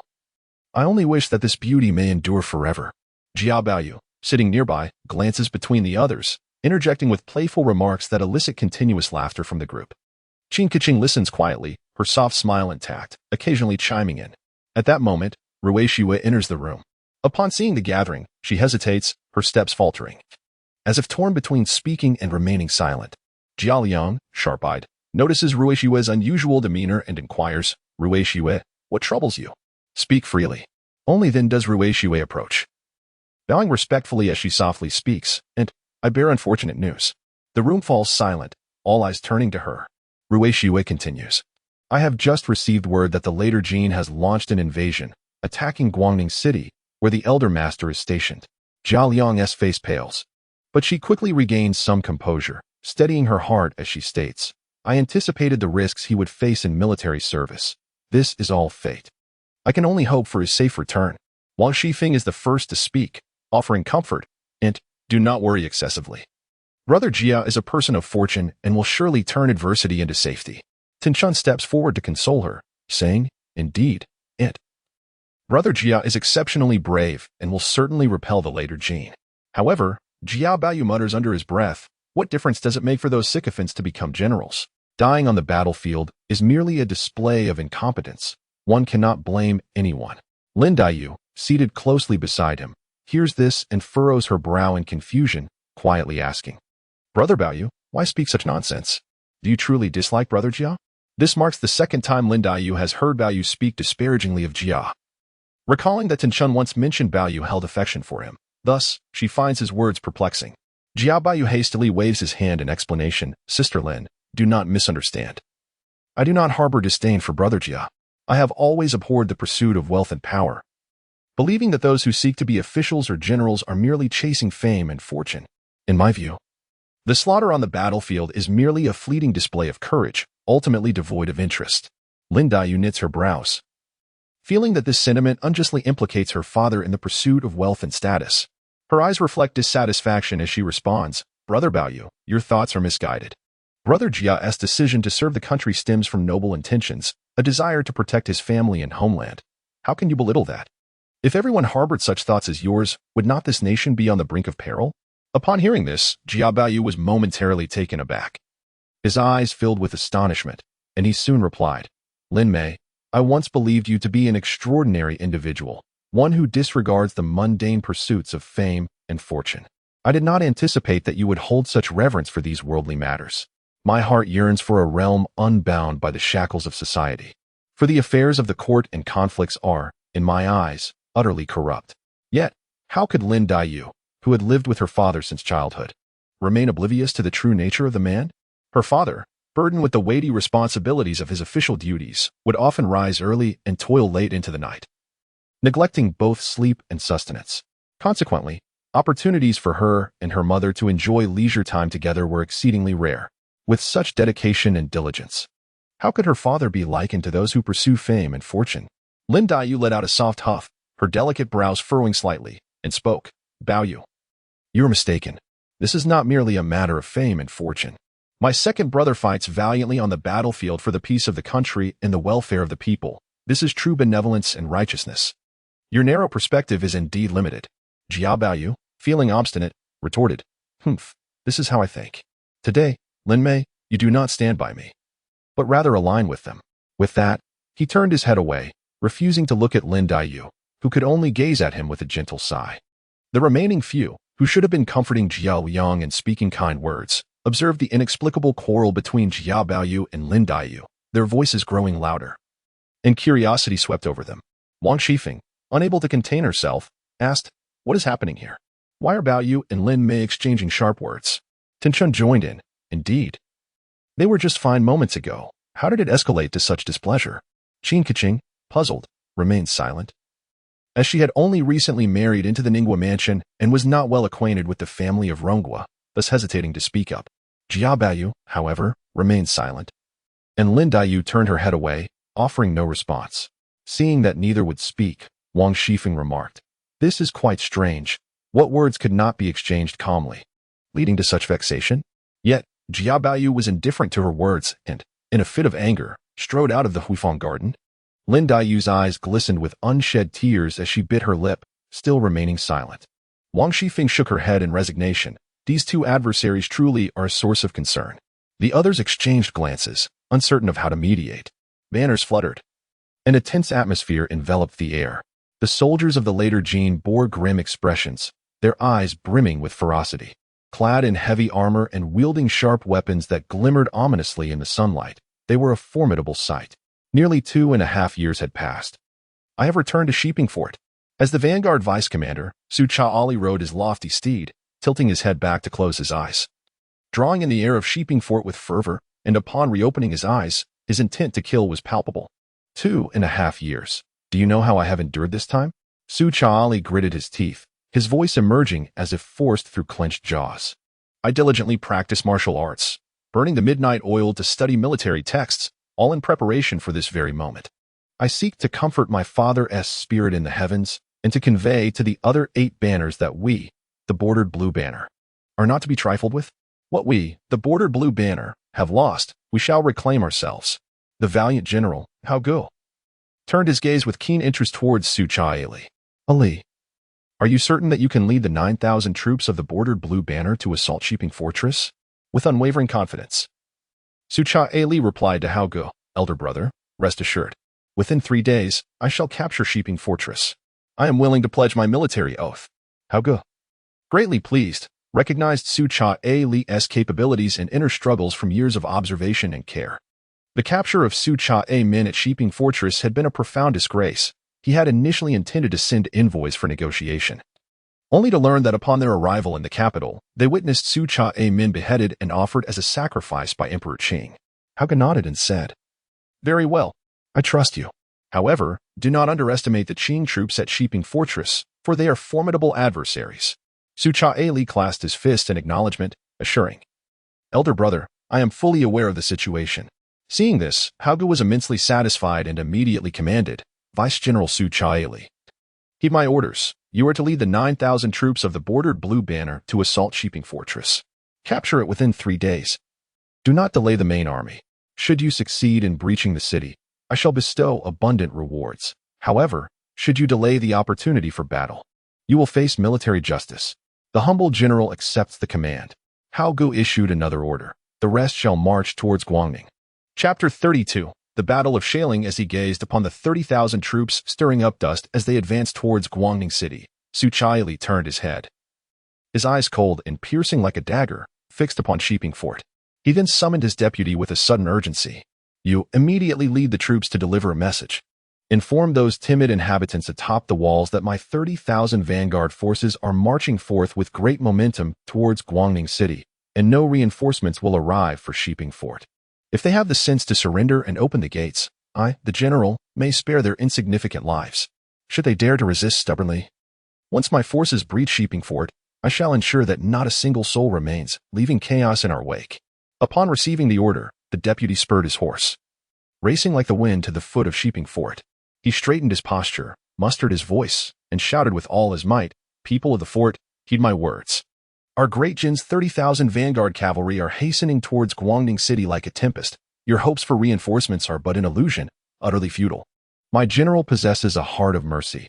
If you surrender now, you may yet be spared from death. However, if you cling to your delusions, insisting on futile resistance, when my forces breach this fort, the ground shall run red with blood, and not a single living soul shall remain."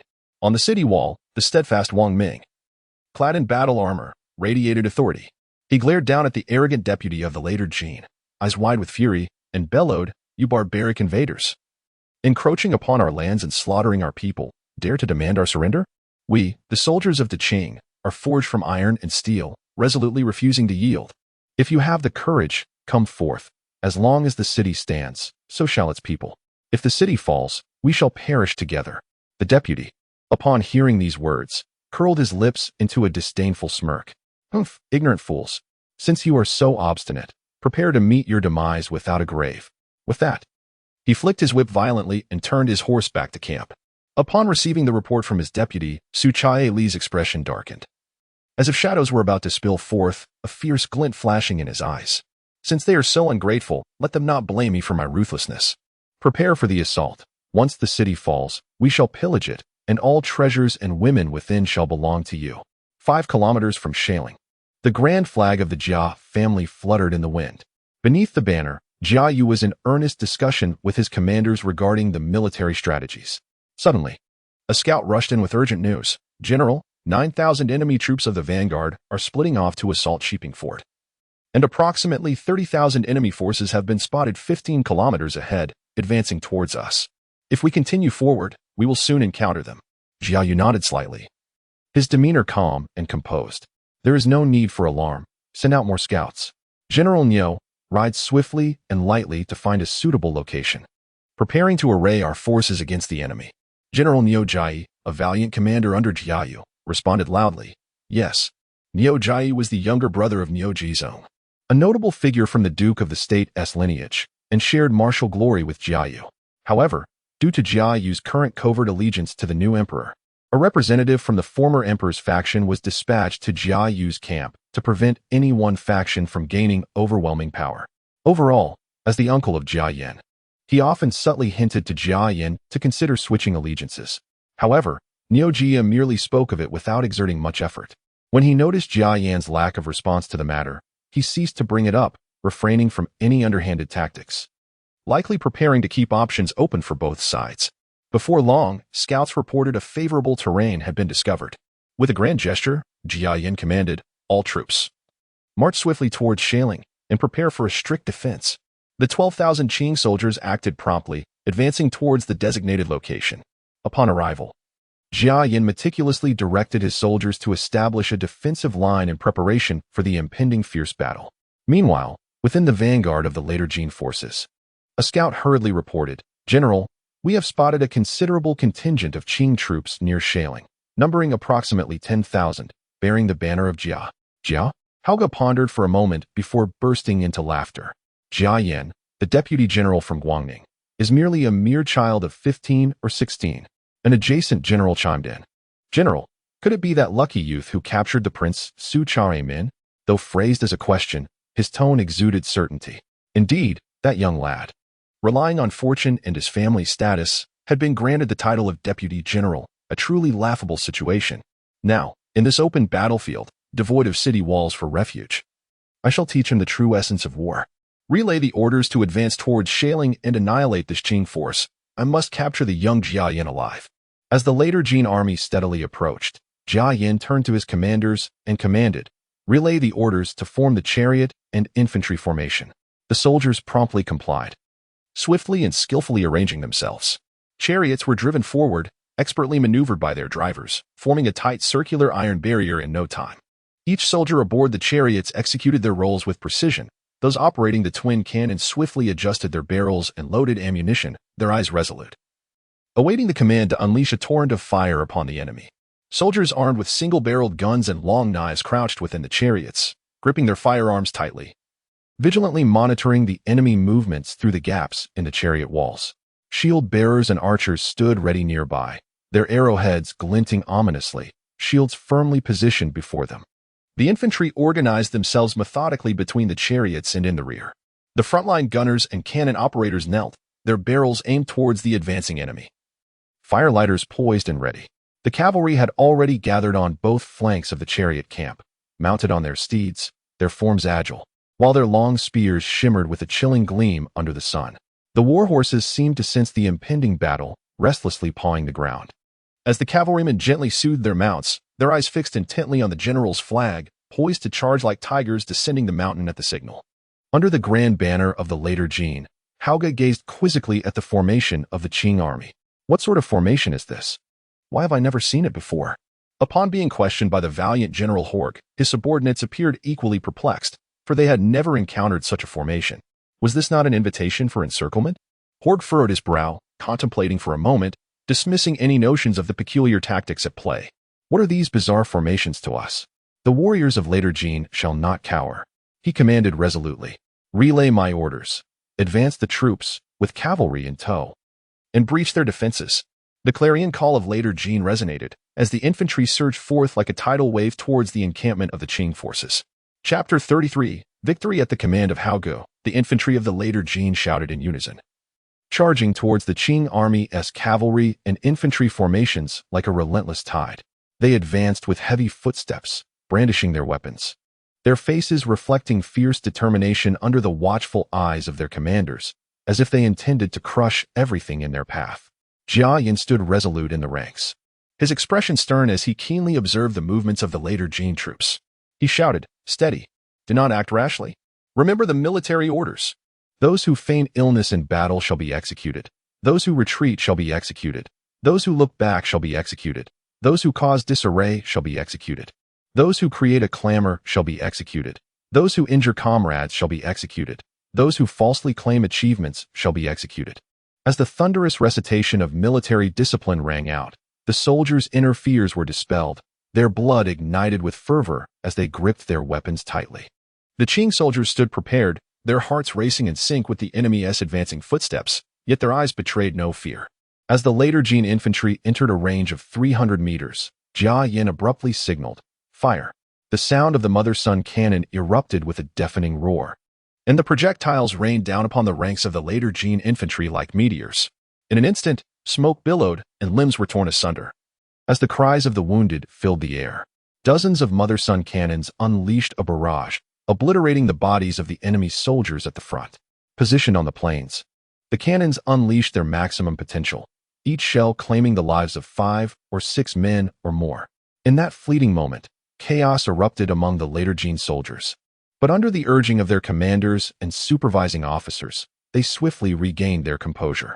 As the frontline soldiers fell, those behind quickly filled their ranks, continuing their charge towards the Jia army. Hauge was momentarily taken aback by this scene, but upon witnessing the stabilization of the formation, he could not help but smirk. Artillery on the front lines. Huh, what a joke. How many volleys can you fire? It's foolish to place cannons at the forefront. Gazing at the advancing infantry of the later Jin, Jia Yin's expression turned cold and merciless. Fire again! The mother-son cannon roared once more, the shells whistling towards the later Jin soldiers. Another round of anguished cries and blood mist enveloped the battlefield. As the offensive momentum of the later Jin was once again stifled, their advance becoming sluggish. Fire again! The cannon fire echoed once more. And the later Jin soldiers fell in droves, the battlefield thick with the stench of blood and gunpowder. A brief chaos erupted within the later Jin ranks. Yet under the relentless onslaught of their leaders, who executed dozens, they pressed on with grim resolve. Hauga's countenance darkened. He had not anticipated the devastating power of the cannonade, which had inflicted heavy casualties on his troops. Realizing the dire situation, he bellowed, "Something is amiss. The Qing army's artillery reloads too swiftly. Beat the drum. Command the frontline soldiers not to falter. Charge with all your might and annihilate them." Boom, boom, boom. As the drums sounded in unison, the soldiers of the later Jin pressed forward despite their trepidation. Jia Yin kept a keen eye on the enemy's movements, shouting, "Prepare the musket battalion." The frontline gunners took aim, waiting for the enemy to enter effective range. "Archers, loose arrows." Jia Yin commanded once more. The shield bearers swiftly rose, positioning their shields before them to provide cover for the archers. The archers drew their bows to the fullest, unleashing a torrent of arrows upon the soldiers of the later Jin. Although the momentum of the enemy's charge was somewhat curtailed, they continued to advance relentlessly. In the rear, Hauga observed the infantry struggle and, with a darkened countenance, bellowed, "Cavalry, charge." The cavalry of the later Jin received the command and surged toward the Qing army's encampment like a tempest. The thunder of hooves echoed through the skies, raising clouds of dust. Jia Yi, witnessing the advance of the later Jin cavalry, maintained his composure and promptly addressed the guerrilla general, Niu Ji, at his side. "You take the flank and monitor their cavalry forces. You are in command of that front." Niu Ji accepted the order, leading a contingent of troops to confront the advancing cavalry. At this moment, the chariot camp stood as a formidable bastion for the Qing forces. The soldiers took refuge behind their war chariots, bracing against the onslaught of the enemy cavalry. "Steady! Do not let them breach our defenses. Artillery, fire!" Niu Ji shouted. The sound of the mother-son cannon resonated across the sandy ridge, and the later Jin cavalry was mercilessly shattered by the barrage, with severed limbs and blood staining the earth. The ferocity of the cannon fire abruptly stifled the momentum of the enemy's charge, sending their horses into a panicked frenzy. "Continue firing. Archers, prepare." Niu Ji's voice remained clear amidst the cacophony of cannon fire. As the enemy cavalry advanced within 200 paces, they were met with a deluge of arrows. "Firearms unit, prepare." The assault was unrelenting. The closer the cavalry drew, the more intense the onslaught became. Bang, bang, bang. The continuous discharges of the single-shot firearms rang out. And under the overwhelming firepower, only a handful of scattered cavalrymen managed to reach the vicinity of the chariot camp, where they were swiftly impaled by 4-meter-long lances before they could respond. The relentless cannon fire continued, and amidst the horrific casualty ratio, the later Jin cavalry descended into utter chaos. Some attempted to turn and flee, only to be obstructed by their comrades surging from behind. Seeing this scene, Hauga grew frantic, roaring, "No retreat! Continue the attack!" However, in the face of such terrifying artillery, the morale of the later Jin cavalry was on the verge of collapse. On the front line, under the persistent bombardment of the mother-son cannon, the infantry began to howl in despair, turning their blades against their own commanders and officers, most of whom were from Liaodong, conscripted against their will, lacking any fervor for the assault. Seizing the opportunity, Jia Yi grasped the prepared standard, emblazoned with the bold character Jia on 5 small flags.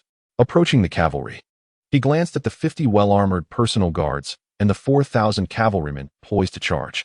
He commanded, "All cavalry, heed my call. From this moment forth, I am the great standard.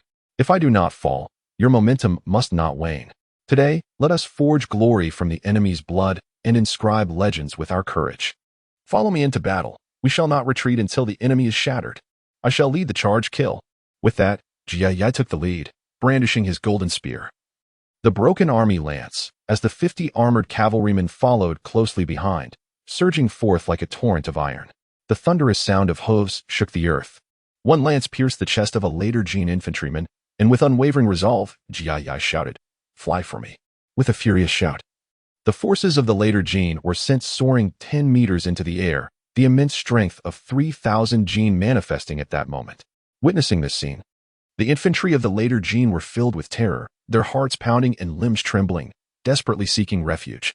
"Hauga, seeing Jia personally leading the cavalry charge, was taken aback but maintained a facade of composure, commanding his soldiers to resist. Jia advanced as if in an unchallenged realm, wherever he went. Later Jin's soldiers fell before him. The 50 cavalrymen following him widened the breach he had created, while the 4,000 riders behind swept through like a tidal wave, leaving the later Jin with no means of resistance. The battle cries seemed to pierce the heavens, their momentum like a raging torrent. How could this be? Stop them! Stop them! Hauga shouted hoarsely, yet at that moment, the soldiers of the later Jin were paralyzed by the overwhelming aura, their defenses crumbling. With unwavering determination, Jia charged directly toward Hauga and the Grand Banner. His personal guards closely flanked him, bravely engaging the enemy. Kill! Jia roared once more, his spear gleaming ominously as he swung it, cleaving another later Jin general from his mount. Beneath the Grand Banner, the protective unit fought desperately, but none could halt Jia's assault. Realizing the dire situation, Hauga understood that to remain was to court inevitable death. He called for his personal guards to flee with reckless abandon. Jia, leading his cavalry with unstoppable force, broke through layer upon layer of resistance, ultimately reaching the Grand Banner. Then, leaping from his horse, he hurled his spear into the wind, striking down the Grand Banner with a decisive blow. His guards cried out in unison, "The Grand Banner has fallen. Surrender, and you shall not be harmed." Upon hearing this, the soldiers of the later Jin were thrown into disarray, glancing back at the fallen banner, their fighting spirit extinguished. The Han soldiers cast down their weapons, kneeling in surrender. The battlefield erupted into chaos, filled with cries, shouts, and pleas for mercy. Amidst the turmoil, Jia suddenly spotted a group of elite cavalry who had turned to flee before the Grand Banner fell. Realizing this must be the vanguard commander Hauga, his eyes widened with fury. He could not let him escape. He bellowed, "Pursue!"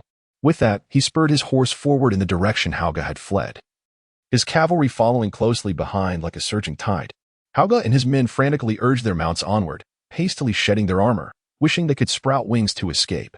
However, obstructed by many fleeing soldiers, they quickly found themselves being drawn closer by Jia's pursuing cavalry. As the distance closed to about 150 paces, Jia knocked an arrow to his bow, aiming at Hauga. The armor-piercing arrow from his powerful bow shot forth with a whistling sound, flying straight toward Hauga. The heavily armored Hauga felt a sharp pain in his back, darkness enveloping him as he fell from his horse. His personal guards, taken aback, sought to halt and rescue him, but were swiftly cut down by the pursuing Qing cavalry. Jia reined in his horse, surveying the surroundings, his face alight with the thrill of victory. He proclaimed loudly, "Send word to the guerrilla General Nyoji to collect weapons, treat the surrendered soldiers kindly, and reorganize the ranks. I shall lead 2,000 cavalrymen, 3 horses per man, to resolve the crisis at Shiping Fort." The soldiers, in accordance with their orders, sprang into action, gradually restoring order upon the battlefield. Chapter 34. The crisis at Shiping Fortress. Jia led 2,000 cavalry, each man riding 3 horses, galloping relentlessly towards Shiping Fortress. The wind howled in their ears, stirring up clouds of dust along the way. Upon the walls of Shiping Fortress, Wang Ming, who had withstood the initial wave of assault, anxiously gazed at the advancing forces of the later Jin army. His heart raced with urgency. The faces of the soldiers were etched with fatigue and tension, yet their eyes still sparkled with unwavering resolve. "Brothers, hold on. We shall not fight alone." Wang Ming's voice rang out hoarsely above the cacophony of the battlefield, rallying his men. At that moment, Shiping Fortress bore extensive damage. The bricks of the walls trembled under the relentless attacks of the enemy. The later Jin's trebuchets and cannons hurled massive stones and fired shells, crashing against the walls with a thunderous sound. "Break down the gates and charge in," commanded a fierce later Jin general, brandishing his sword and urging his soldiers to escalate their assault. The enemy surged towards the gates like a tidal wave, their siege engines battering against the doors, producing a terrifying din. "Prepare the thunderclaps," cried Ma Ingwe, a 100-man commander atop the battlements, as he seized a thunderclap from a soldier, lit it hastily, and hurled it towards the enemy siege engines below. Boom! An explosive roar erupted, sending several figures flying and scattering blood and dismembered limbs, accompanied by anguished cries. "Quick! Throw more! The gates must not fall." With a few more thunderclaps unleashed, the siege engines were shattered, and a clearing formed beneath the gates.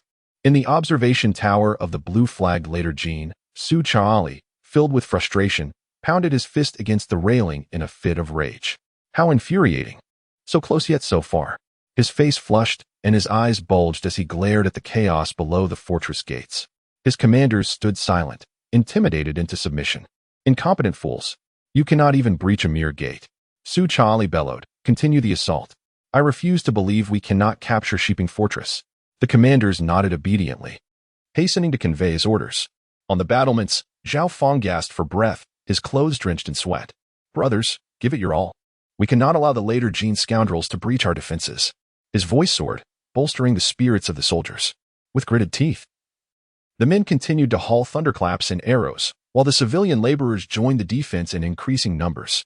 At that moment, the later Jin forces raised their ladders anew, swarming upwards like ants. Fire! Ma Ingwe commanded, and a rain of arrows descended. Once more, they felled soldiers scaling the ladders, yet the enemy pressed on relentlessly, closing in on the battlements. Boulders and wooden beams were hurled down without mercy, but soon, more enemy soldiers managed to ascend the 3 ladders. Bring me a sword. Let us fight them. Ma Ingwe seized a long blade and charged at the enemies climbing the walls.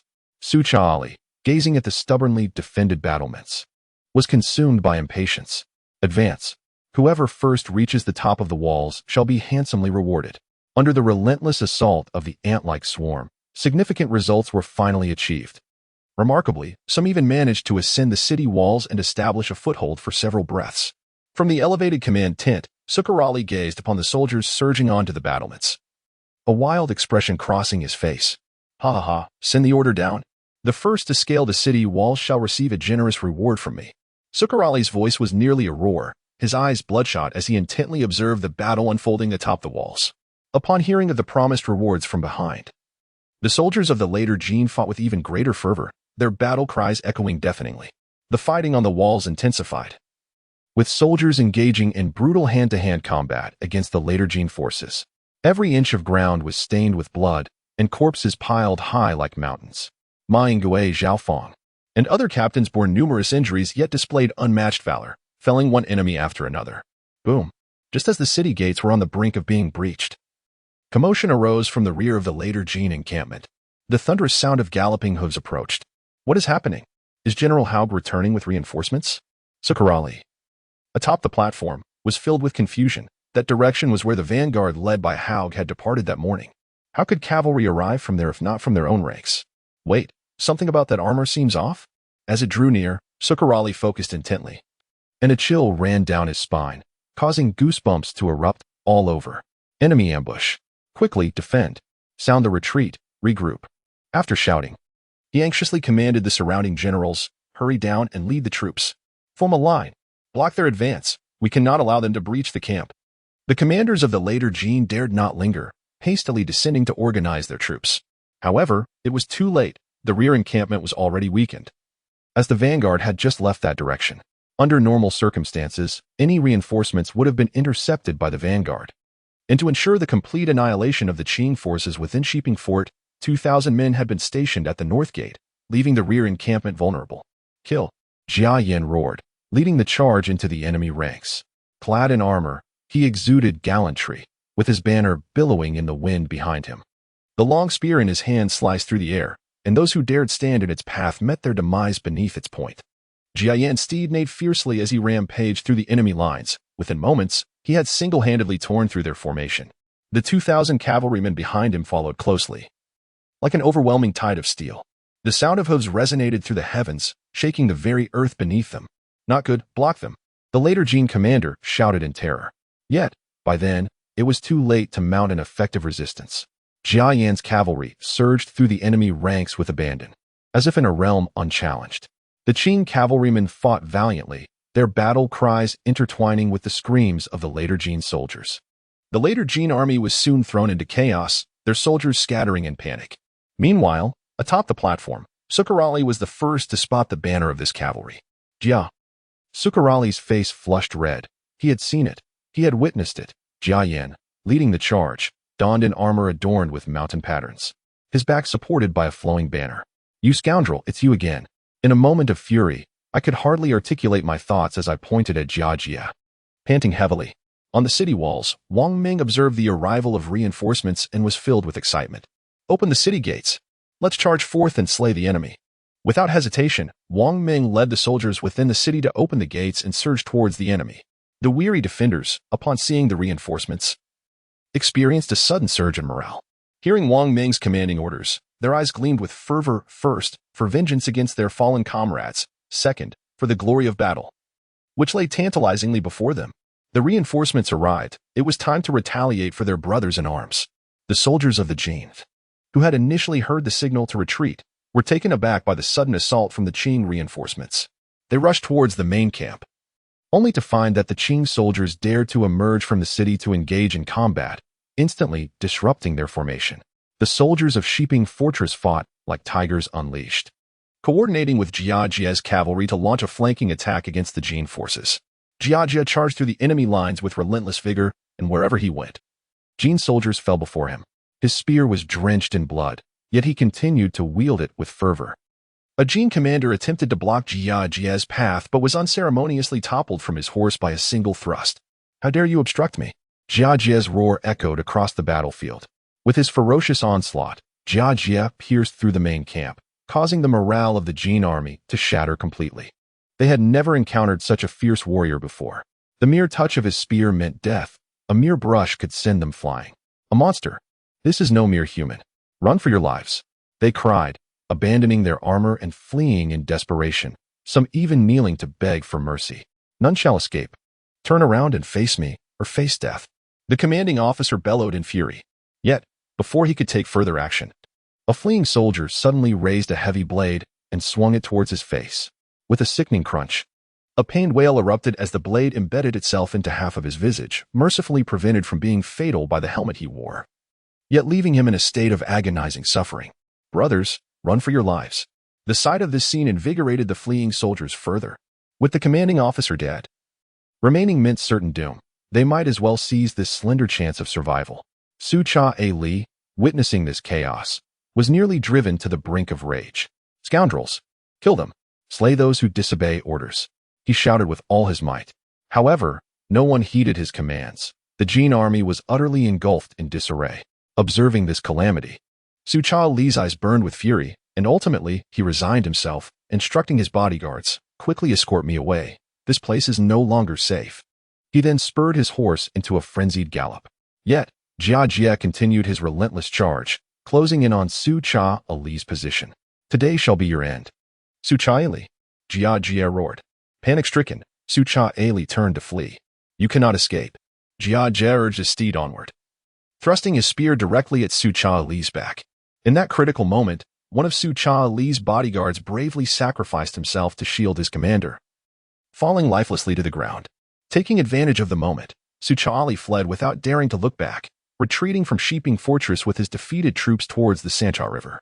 Jia Yin drew his powerful bow and loosed 3 arrows, but to his dismay, 2 were intercepted by his loyal guards, leaving him with 1 solitary shot.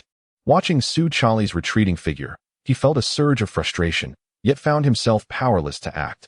Even his steed, though capable of a swift change of pace, was utterly exhausted from the relentless battles, its legs trembling beneath him. Meanwhile, on the battlefield, the soldiers of the later Jin fled like frightened dogs, while the Qing troops, emboldened by victory, pursued vigorously, bringing the enemy to tears. "Surrender, and you shall not be harmed," Jia Yin called out with a commanding voice. With his declaration, the battle at Shiping Fortress drew to a close once more. Chapter 35, The Dispatch of Triumph. The news of victory arrived rapidly, carried forth by swift steeds throughout the night. General Shernai, stationed at Shenhaiguan, had only just commenced his march towards Jinsi when he received the battle report from Jia Yin regarding the conflict at Shiping Fort. After perusing the report, Shernai found himself momentarily bereft of words. Beside him, Deputy General Li Jida wore an exuberant expression, exclaiming, "Jia Yin is truly remarkable. He has achieved a monumental victory against the vanguard of the later Jin with such a modest force." Shernai nodded slightly, his eyes brimming with admiration. "This is indeed a fortuitous event for our great Qing. Such accomplishments must be reported to the court without delay." Li Jida responded, "General, I have already inquired. Commander Jia has dispatched several messengers with the good news. It is likely that Guangning has already received it, though the court may still await its arrival." He continued, "This victory will surely bolster our troops' morale, making it clear to the later Jin that our soldiers are formidable. Shernai stroked his beard and nodded in agreement. This resounding victory will shatter the myth propagated by the later Jin that the Jurchens are invincible. How laughable that such words originated from within the court itself. Li Jida smiled brightly, then shifted the topic. As we advance, we have only just reached Jinsi. Even if we hasten to Guangning, it will take us 6 days. I estimate that the later Jin's main forces will arrive at Shiping Fort within 2 days, and should they march swiftly, they could encircle the fort with 12,000 troops in a single day.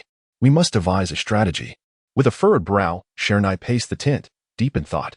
After a moment, he declared, our only course of action is to dispatch light cavalry ahead, carrying provisions and supplies, traveling day and night to reach Shiping Fort as quickly as possible. Our main army will also expedite our march to minimize the distance to the fort. Li Jida replied, what you propose is most prudent, General, but we must not send too many light cavalry, lest we struggle to breach the later Jin's defenses. Moreover, with Commander Jia's capabilities, a force of 10,000 should be sufficient to hold Shiping Fort, provided that supplies remain ample until our arrival. Shernai nodded in agreement. Very well. Select 5,000 elite light cavalry to be led by you. You must ensure they reach Shiping Fort without delay. Furthermore, instruct Guangning to send additional provisions and armaments to the fort. We cannot allow any shortages during the siege. Should anyone be found sabotaging our efforts, they will face execution, regardless of their reasons. Li Jida clasped his fist in salute. I shall carry out your orders and shall not fail in my mission. 2 days later, at midday, at the Chaoyang Gate to the east of the city, the sound of galloping hooves and the clear ringing of bells echoed from a distance. Recognizing the familiar sounds, the guards hastily opened the city gates, dispersing the crowd.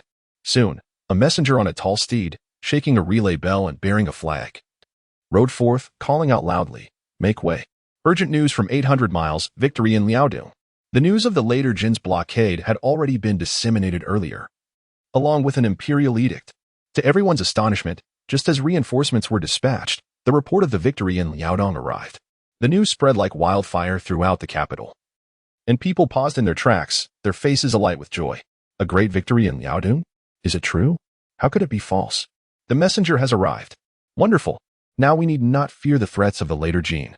In the streets and alleys, the people rushed to share the news, their joy palpable. In a tea house, an elderly man stroked his beard, exclaiming, this is indeed momentous news. It seems our great Qing still possesses formidable generals capable of repelling foreign foes. A young man nearby, brimming with excitement, remarked, I wonder which general could achieve such a swift victory over the later Jin. How I hope for more heroes like this. Meanwhile, within the resplendent hall of the royal palace, 8 or 9 ministers and military officials were engaged in a grave discussion with Emperor Qing. Seated upon the dragon throne, the emperor furrowed his brow, his anxious gaze sweeping over the assembly as his fingers unconsciously tightened around the armrests. Wang Quan, the minister of revenue, stepped forward and said, Your Majesty, for this defense against the Jin, our military resources and equipment are fully prepared and have been dispatched to Liaodong. However, I must convey that the expenditure on military supplies is indeed substantial, and I fear the consequences may be dire. He hesitated, his expression troubled. Li Yi, the Minister of War, interjected urgently. Minister Wang, how can we concern ourselves with such matters at this moment? The situation at the front is critical, and our military supplies must keep pace. Wang Quan shook his head in resignation, replying, Minister Li, you are focused solely on the urgency of battle. Yet you fail to recognize that our treasury is already depleted, unable to sustain further expenses. The emperor then inquired of Li Yi, Minister Li, what is the current situation regarding the Tartars and Mongols? As soon as the emperor spoke, Li Yi understood his intentions, to disregard all dissent and draw upon the capital's military to swiftly resolve matters in Liaodong. Your Majesty, he began, since last autumn, the Tartars and Mongols have ceased hostilities. There has been no engagement this spring. It is uncertain if any clandestine agreements have been made, but we must remain vigilant. Upon hearing this, the emperor clicked his tongue, his brow furrowing even tighter, revealing his concern and inner turmoil. He paced back and forth before the throne, hands clasped behind his back, murmuring to himself, if we do not act swiftly, the situation in Liaodong will become increasingly perilous. Yet, if we draw upon the capital's forces, we risk upheaval at home. How vexing. At that moment, a eunuch hurried into the hall, nearly stumbling in his haste. Breathing heavily, he reported to the emperor, Your Majesty, news has arrived from Chaoyang Gate, a great victory in Liaodong. The emperor turned abruptly, disbelief etched on his face. How can it be that the Jin forces lay siege, only to be met with triumph shortly thereafter? Such a report must surely be credible. His expression then transformed into one of elation, and he exclaimed, quickly, "Present the detailed battle report." The eunuch hastily delivered the report, and the emperor snatched it eagerly. Upon reading it, he could not help but burst into laughter, proclaiming, "Excellent! What a formidable general Jia Yin is!" He then called out, "Xia Shouzhong, step forward and read this report to the ministers." Handing the report to Xia Shouzhong, he instructed him to relay the information. Zhang Yu, the supervising military official, bowed deeply and began, in the 12th year of Zhiji. On the 17th day of the 5th month, the later Jin, led by Hauge, dispatched an army of 40,000 to invade our position at Shiping Fort in Liaodong. I, alongside General Jia Yan, commanded 12,000 troops to meet the enemy. General Jia first instilled strict discipline among the troops, and when the enemy infantry attacked, our combined artillery fire devastated their ranks, halting their advance. The enemy dispatched cavalry, while General Niu Jai launched a flanking assault. The sound of cannons echoed from the chariot camp, and a rain of arrows accompanied the discharge of firearms, leading to the enemy cavalry's rout.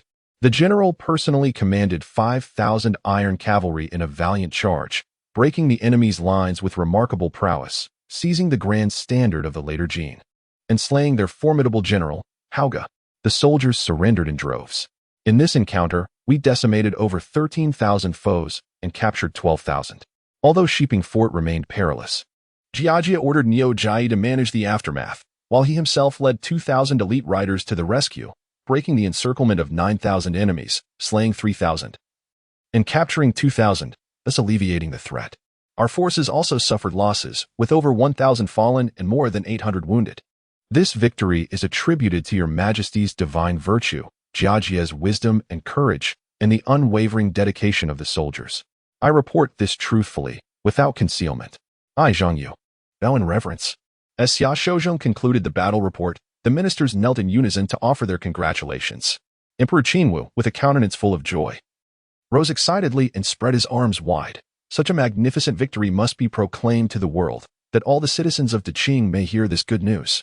Wang Quan, the Minister of Revenue, hastily stepped forward with a solemn demeanor and clasped his hands, saying, "Your Majesty is sagacious. This victory should indeed be announced to the realm, to uplift the hearts of the people and enhance the prestige of the nation. Although the great battle is not yet finished, this triumph can stabilize the morale of both the military and the civilians, fortifying our efforts in subsequent engagements." Minister of War Li Yi also stepped forward, his expression fervent. "Your Majesty, we can seize this opportunity to bolster morale, inspiring more soldiers to bravely confront the enemy. Let the later Jin know that the Deqing dynasty possesses formidable troops and valiant generals, unyielding to invasion. To proclaim this at this moment would invigorate our frontline soldiers, urging them to fight with their backs against the wall." Emperor Qingwu nodded slightly, contemplating before he spoke. "Convey my decree that the Ministry of Rites shall immediately draft an edict detailing General Jiajia's achievements and the circumstances of this victory, to be posted in all provinces and counties. Let the people of the realm be made aware of the indomitable courage of our soldiers and feel my benevolence. Upon General Jiajia's triumphant return, I shall personally celebrate his accomplishments." The ministers collectively raised their voices in exultation. "Long live your Majesty! Long live your Majesty! Long live your Majesty!" Chapter 36. Within the grand hall of Huifang Garden in Ningwa Mansion, Zhao Yangshi, the mother of Jia Zhong, sat upon a chair, her hands occupied with needlework, yet her gaze frequently drifted towards the window, her thoughts clearly elsewhere. Bai Ji and Rui Shui, her two maids, attended to her side. Observing Zhao Yangshi's distracted demeanor, Bai Ji gently remarked, "Aunt, it seems your mind is wandering while you sew. Are you perhaps thinking of the second master?" With a soft sigh, Zhao Yangshi replied, "That child is now in Liaodong.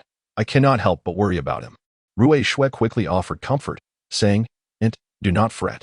The second master is a fortunate soul, destined to return safely, and perhaps he will even achieve great merit." Just then, Steward Lai hurried in, beads of sweat on his forehead. Bowing respectfully, he announced, "Aunt, the matriarch of Ronghua Mansion has sent for you, requesting your presence for dinner, and she has good news to share." Upon hearing this, Zhao Yangshi set down her needlework, a flicker of curiosity in her eyes. "Do you know what this good news is?" she inquired. Steward Lai, with a smile, replied, I am not privy to the details. But I was instructed to bring you so you may learn of it there. Jia Liangshi nodded slightly. Oh, then I must prepare myself. After steward Lai withdrew, Jia Liangshi addressed her maids. Bai Ji, Rui Shui, please assist me in selecting an appropriate garment. I must not appear lacking in decorum. Bai Ji responded, Aunt. The deep purple gown would suit you splendidly, exuding both dignity and grace. Yet Rui Shui countered, in my opinion, the moon white cloak complements your demeanor better, being both elegant and noble. Jia Liangshi laughed. You mischievous children, always seeking to please me. Before long, Jia Rong and Qin Keqing arrived together. As Jia Rong entered, he cheerfully exclaimed, Aunt, your grandson pays his respects. Qin Keqing offered a graceful bow. I have come to greet you, Aunt. Jia Liangshi promptly bid them to rise, inquiring, What brings you both here? Jia Rong replied with a grin, We have good news to share as well. But let us wait until we reach Ronghua Mansion and see the matriarch before we celebrate together. Jia Liangshi playfully chided, You, my child, are keeping secrets from me. To which Qin Keqing gently added, Aunt, do not be upset. It truly is good news, and you will soon discover it. After a brief preparation, Jia Liangshi, accompanied by Bai Ji and Rui Shui, followed Jia Rong and Qin Keqing to Ronghua Mansion. Along the way, her heart brimmed with curiosity, for this was her first visit to Ronghua Mansion. Upon their arrival, Jia Mu had long awaited them in the hall. Seeing Jia Liangshi, she quickly approached, warmly taking her hand, her face beaming with joy. Aunt Liang, you have finally arrived. Please, sit and rest. Wang Shifeng approached with a smile. Aunt Liang, you are truly radiant today. Jia Liangshi humbly replied, Oh, Shifeng, you flatter me. As everyone took their seats, the maids served tea and refreshments.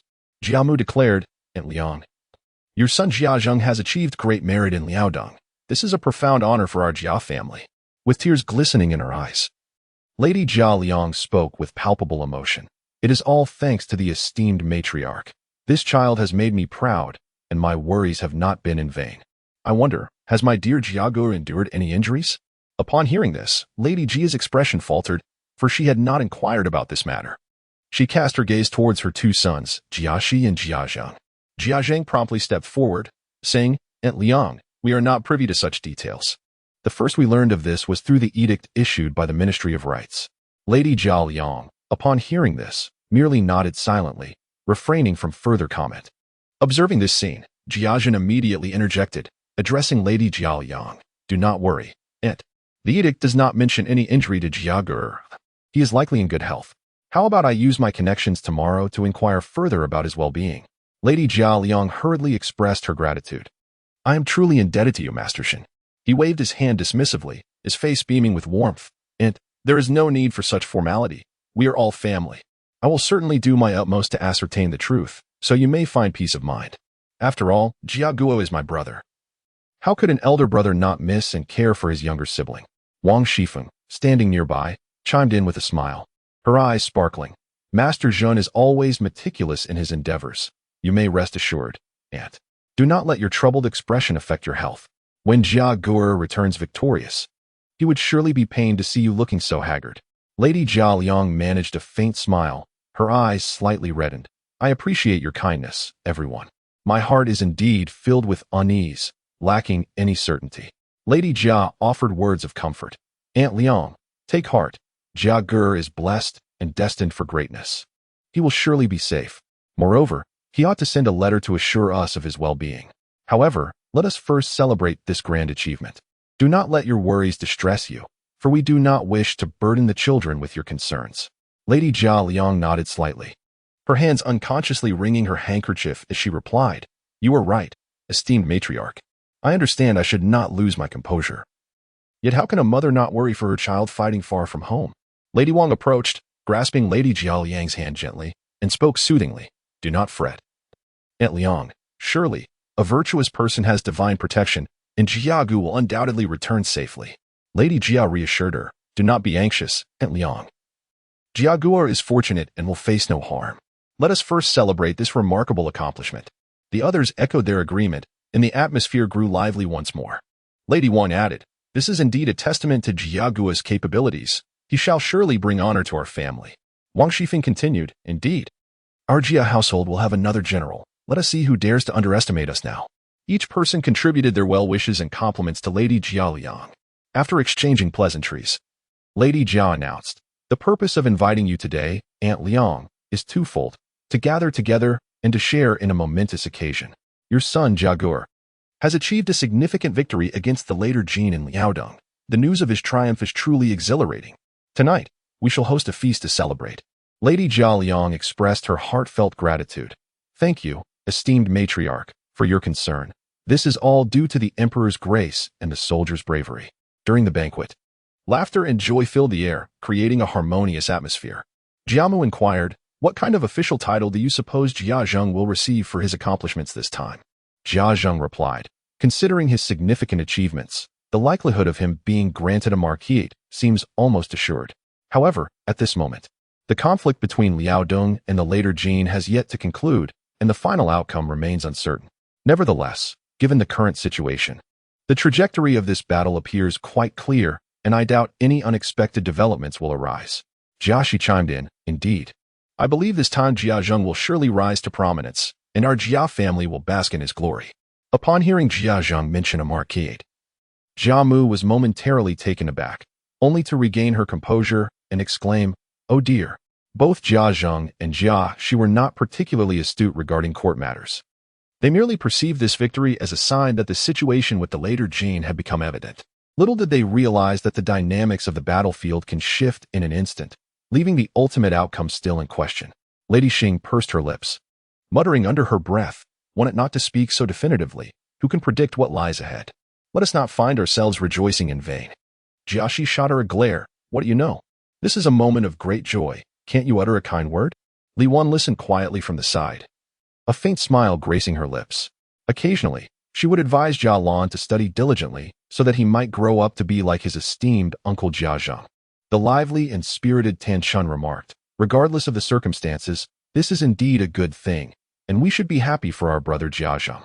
Shi Chun, still quite young, was preoccupied with the delectable food on the table.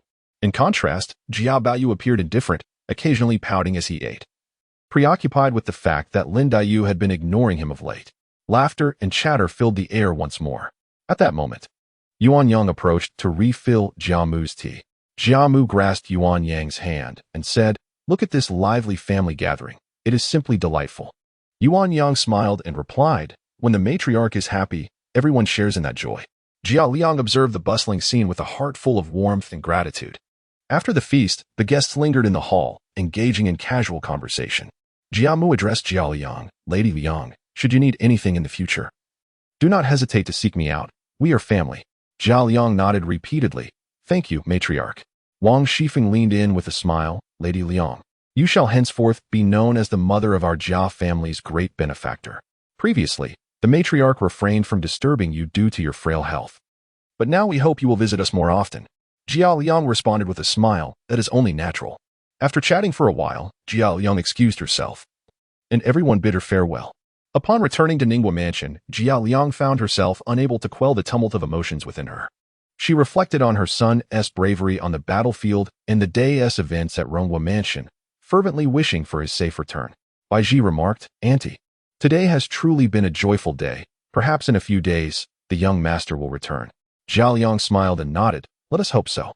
Chapter 37. The later Jin surrounds Shiping Fortress again. Outside Shiping Fortress, banners obscured the sun as the later Jin's formidable army of 120,000 surged forth like a relentless tide, encircling the fortress with an impenetrable grip. Nurhasai, gazing upon this scene, wore a countenance not only devoid of light but also shrouded in gloom. Once the later Jin had constructed their observation platform, Nurhasai ascended to survey Shiping Fortress, turning to his generals and inquiring, "Is this indeed the fortress where my valiant warriors of the later Jin have repeatedly met with disaster, and where even my nephew Su Changmin and my grandson Hauge have perished?" The princes, including Hong Taiji and Daisan, remained silent. Standing nearby, Nurhasai's grandnephew Su Chali appeared ashen, his eyes devoid of life, resembling a mere specter. Observing the silence surrounding Nurhasai's question, Su Chali replied, "Rather than attributing our defeats to Shiping Fortress, it would be more accurate to say we fell victim to that wretched Jia Yan." Nurhasai furrowed his brow, demanding, "Who is this Jia Yan?" Swallowing hard, Su Chali responded, "Great Khan, Jia Yan possesses unparalleled bravery. Even my esteemed compatriot from the Blue Banner, Jin Tuyu, was vanquished in but 18 exchanges 2 years past. Though his cavalry is scant, they are fearlessly tenacious and, under his command, can easily breach our encampments and seize our banners. In the past, when our forces, led by Father, advanced, we were filled with confidence, believing victory was assured. Yet Jia Yin personally led 1,000 iron riders, descending upon us like a fierce tiger, charging directly into our ranks. Wherever he went, none could stand against him, and our formation was thrown into disarray, our banners seized. Since that day, the morale of the Blue Banner soldiers has plummeted. Even General Hauge found himself breaking through our lines as if traversing an unguarded realm, reclaiming our banner due to his extraordinary valor, often cleaving through the battlefield and shattering our ranks. Nurhasai's expression darkened further, his teeth clenched in frustration. Such a fierce general, if he cannot be employed for our cause, will surely become a grave threat. The surrounding commanders echoed, "Great Khan, this time we must avenge our disgrace, breach Shiping Fortress, and rend Jia Yin to pieces." After a moment of silence, Nurhasai cautioned, "Do not underestimate them. First, send someone to challenge them, to probe their strength." Thus, a commander of the later Jin stepped forward, chest out and eyes brimming with confidence and pride. "Great Khan, allow me to confront this Jia Yin. In the past, I have battled Jin Tuyu, who was no match for me. This Jia Yin is but a mere boy of 15. I fear him not." Nurhasai regarded the bold commander, who was none other than a duo, the foremost warrior of the White Banner. Contemplating momentarily, he concluded that a duo, despite any potential defeat, would likely preserve his life. Nodding, he said, "Go forth, warrior of the steppe, and test his mettle." A duo accepted the command and mounted his steed, galloping swiftly to the foot of Shiping Fortress. With a loud voice, he challenged, "Jia Yin, you wretched child, dare you face me in battle? Come forth and meet your demise." Upon the walls, Jia Yin, hearing the taunts, let out a cold laugh, filled with disdain. A mere clod dares to be so arrogant. His deputy, Niu Jia, frowned and cautioned, "General, do not heed such brash fools." Jia Yin, composed, replied, "Let us see what further antics they may display." Outside the city, a duo, seeing no movement from above, assumed that Jia was intimidated and thus became increasingly brazen in his vitriol, his words growing ever more offensive. From a distance of 200 paces, Jia let out a cold snort and turned to his loyal guard, commanding, "Bring me my bow and arrows." The guard promptly handed him the weapon, and Jia steadied himself, narrowing his eyes as he aimed at a duo. In an instant, he drew back the bowstring, and with a swift whoosh, the arrow flew forth, striking a duo squarely in the throat.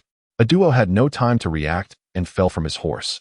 At the sight, chaos erupted among the troops of the later Jin, soldiers exchanging bewildered glances as a wave of panic began to spread. On the high platform of the later Jin, a group of princes and generals stood dumbfounded. Was that it? "Great Khan, we must be cautious. Jia of the Qing army should not be underestimated." From this distance, 200 paces, to kill a duo, even our finest marksmen would find it a formidable challenge. Nurhasai cast a glance at the speaker, the first bachelor of the later Jin, Aojin. Nurhasai understood Aojin's implication, to keep a safe distance from Jia, for if he could slay a duo from 200 paces, he could just as easily do the same to him. 200 paces? To achieve that, Jia would need a 3-stone bow at minimum. "Aojin, do you dare to test him?" Aojin hesitated momentarily, a flicker of uncertainty crossing his face, but it was swiftly replaced by determination as he clasped his fists and declared, "Great Khan, I am willing to go. I fear not engaging him in close combat, but I am wary of hidden arrows that could lead to a fate similar to a duo's. However, I request permission to bring a squad of elite soldiers, just in case."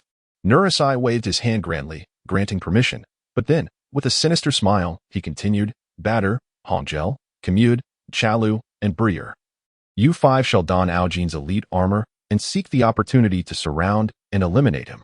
Upon hearing this, the princes and generals on the platform erupted into laughter, responding, "Great Khan, your wisdom is unmatched." The 5 men named by Nurhasai, each the foremost bachelor of their respective banners, exemplified the grave nature of Nurhasai as command, or perhaps the peril of the battlefield itself. The 6 men received their orders, 5 of them quickly donning their gear, as they followed Aojin towards Shiping Fortress. On the city walls, Jia observed the approaching squad of 6 from the later Jin, his gaze piercing. His deputy, Nyoji, appeared tense. "General, the approach of these later Jin warriors does not bode well. They may be up to something." Jia Jia scoffed dismissively. It matters not. What schemes can they conjure in the face of overwhelming might? They are but obstacles to be overcome. Aojin reined in his horse 250 paces from the city, calling out, Jia Jia, you cowardly rat who strikes from the shadows. I am Aojin, the first bachelor of the later Jin. Dare you emerge from the city to face me in battle? Hearing this, Jia Jia laughed heartily. Why would I not? Today marks your end, you who sell your lives for glory. With no sign of fear, he mounted his horse and rode forth to confront Aojin. Nyoji cautioned, General. Aojin is a formidable warrior of the later Jin. He must not be underestimated. Jia Jia replied with a cold smile. One comes, one falls. Two come, two fall. With that, he charged out of the city, heading straight for Aojin, who, witnessing Jia Jia's fearless advance, laughed heartily. Come forth. With a swift motion, he reined in the reins, raised his long spear, and galloped forward on horseback. The two steeds raced like lightning, and Jia Jia brandished the formidable 8-foot-long spear. The golden spear of destruction, high above, gritting his teeth and letting out a ferocious roar as he aimed the spear but towards Aojin with all his might. Die! Aojin's countenance changed dramatically, and in a flurry, he lifted his spear to parry the strike. In that instant, the clash of weapons rang out like a thunderous bell, deafening and resonant. Yet, Jia Jia's colossal strength, akin to Mount Tai descending, surged forth with an overwhelming force. A resounding crack echoed as Aojin's long spear shattered into countless splinters, his eyes filled with terror and determination, yet he could not help but exclaim, Ah! This brief cry conveyed an unmistakable mix of fear, shock, and defiance. Jia Jia's spear descended unimpeded towards Aojin's head. In a heartbeat, a crimson mist erupted as Aojin's head was effortlessly severed, soaring into the air like a ripe fruit. The golden spear of destruction, with its momentum unabated, struck fiercely at the horse's flank. Accompanied by a heart-wrenching scream, the warhorse was instantly cleaved in two. Man and beast lay shattered, blood and entrails splattered across the ground. A scene too horrific to behold, evoking a chilling dread. This sudden and gruesome spectacle rendered the battlefield eerily silent, as if time itself had come to a standstill. The 5 warriors who had accompanied Aojin stood frozen, their mouths agape, unable to utter a single sound, their eyes brimming with unending terror, their bodies trembling uncontrollably. On the high platform, Nurhasai and the remaining princes and generals were left speechless, disbelief etched on their faces. Nurhasai's complexion turned ashen, his hands instinctively gripping the railing, knuckles whitening from the strain. The princes and generals exchanged glances, their expressions a mixture of shock and dread. The soldiers of later Jin were engulfed in profound fear, their hearts feeling as though ensnared by an invisible hand, rendering them breathless. They bore witness to the fall of their proud first warrior, the foremost bachelor, Aojin, who had been ruthlessly felled in a single exchange alongside his steed. The Qing soldiers, witnessing this bloody and shocking scene, felt their blood surge with fervor, their morale reaching its zenith. They excitedly waved their weapons, united in their cries. The general is mighty. The general is mighty. The chorus roared like crashing waves, each wave more thunderous than the last, echoing across the heavens. In response, the soldiers of later Jin were plunged deeper into fear, their spirits shattered. Chapter 38. Collecting the bachelor cards, the 5 individuals closest to Shiping Fortress faced the overwhelming cries and the formidable figure of Jia Jia, who loomed like a demonic deity. Bachelor was the first to glance at the remaining 4, who initially intended to join Aojin in a concerted assault against Jia Jia. However, they were taken aback when Aojin was swiftly dispatched, his head severed in a mere exchange. This left the 5 in a perilous predicament, unable to advance or retreat. Nurhasai observed the 5 bachelor outside Shiping Fortress, motionless and devoid of any intention to execute a surprise attack. He immediately issued a command. Drumbeat. Rally the spirits of our 5 bachelor. The princes on the platform erupted in protest, urging him to reconsider. Great Khan, Jia Jia of the Qing army is exceptionally valorous. He has slain Aojin in an instant. If our 5 warriors falter, we shall incur grievous losses. Please, Great Khan, reflect upon this. Nurhasai's countenance remained impassive. Do you think I am unaware? Yet, in this moment, Jia Jia has dispatched our foremost bachelor in a single bout. His morale is soaring. How can we hope to breach Shiping Fortress under such circumstances? This boy, merely 15 years of age, having achieved such a resounding victory, will undoubtedly be overconfident. Our 5 warriors, clad in the armor of personal guards, can surely exploit his arrogance for advantage.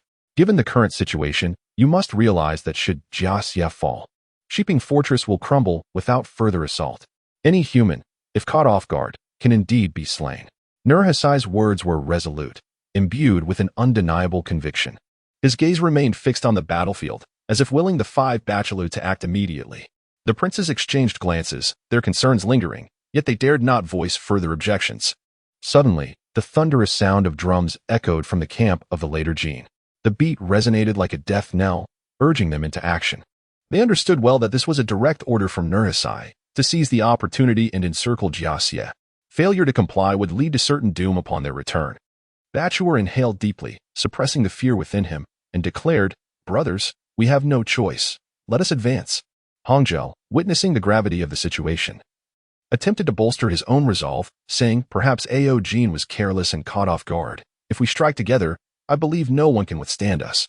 Commute, Chalu, and Bayer exchanged glances, their eyes brimming with murderous intent, yet they steeled themselves to follow suit.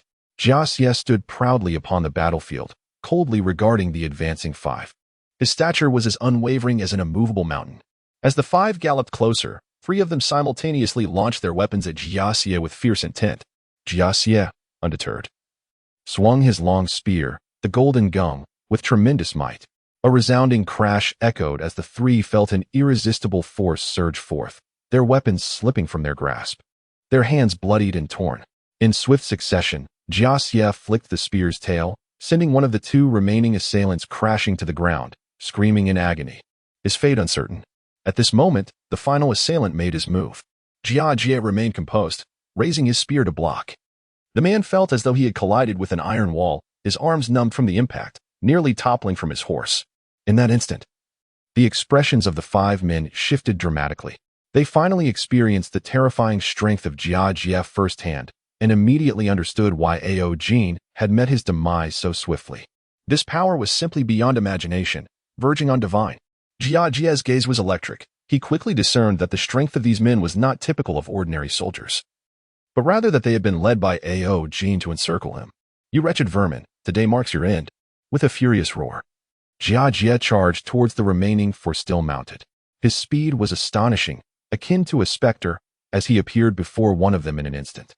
The man had yet to react when Jiaxia's spear darted forth like lightning, severing his head and spraying blood. Another, witnessing this, was paralyzed with terror. Attempting to flee, Jiaxia would not grant him that chance. With a swift flick of his spear, he cleaved the man in two. The two remaining were paralyzed with fear, wildly flailing their secondary weapons in a desperate attempt at resistance. Jiaxia let out a cold laugh, thrusting his spear twice, piercing their chests and ending their lives on the spot. This series of actions flowed seamlessly, like a swift stream. In an instant, all five lay dead beneath Jiaxia's spear, leaving the battlefield in eerie silence. The soldiers of the later Jin watched in horror, their eyes wide and mouths agape, unable to utter a sound.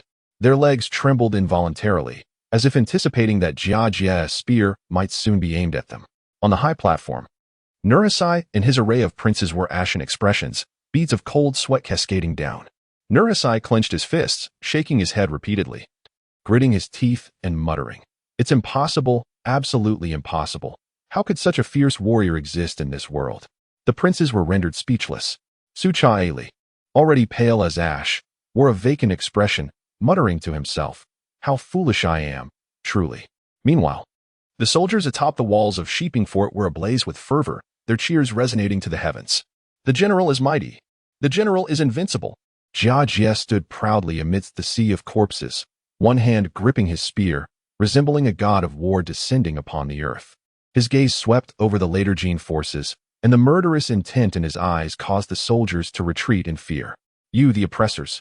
Is there anyone left who dares to fight?" Positioned before the later Jin formation, Jiaxia shouted loudly, and no one dared to respond. As if responding to his challenge, 100 elite cavalrymen burst forth from the later Jin ranks, attempting to reclaim the initiative. Jiaxia, unyielding, charged towards the enemy. His spear danced through the air with a ferocity that carried immense power with each strike. The later Jin soldiers crumpled before him like fragile straw, falling in droves. The battlefield was soaked in blood, Jiaxia's figure weaving through the enemy ranks, invincible wherever he went. "Kill!" Jiaxia's roar reverberated across the battlefield, shattering the morale of the later Jin soldiers. It was unclear who fled first, But soon thereafter, the soldiers began to retreat in waves. Jia Jie did not pursue. Instead, he turned and made his way towards Shiping Fort. The soldiers of the city wall erupted in a deafening cheer. General Jia is magnificent. As Jia Jie entered the city, the soldiers surged forward, their eyes brimming with admiration and fervor. Today, before their very eyes, they witnessed what it truly means to face 100 foes. Chapter 39, Preparations for Battle in the Tent. Nurhaci was in a furious uproar. A pack of useless fools. You cannot even deal with a mere boy. You have utterly disgraced the honor of our Jin warriors. His eyes bulged, veins bulging on his forehead like furious, coiling dragons. The generals bowed their heads in silence, not daring to utter a word. The air in the tent was thick with tension. Only the sound of Nurhaci's heavy breathing could be heard, echoing ominously. Their bodies were taut, as if bracing for an imminent storm. What a farce. A monumental joke. Our elite 8 banners warriors, each the finest Bachalu, have fallen at the hands of the same individual. Relay my orders. Reorganize the troops. Tomorrow we shall lay siege. I refuse to believe we cannot capture this insignificant Shiping fortress. I will personally seize Jia Jian and erase the shame of our Jin. Nurhaci bellowed, his voice rumbling like thunder within the tent, leaving the ears of all present ringing. His furious, bloodshot eyes seemed to blaze with fire, intent on incinerating the disgrace of failure. Within the walls of Shiping Fortress, Jia Jian addressed his commanders, speaking in a grave tone. Gentlemen, it is certain that Nurhaci will attack tomorrow. Even though morale is low, he will still test our defenses. However, I have received word from our general.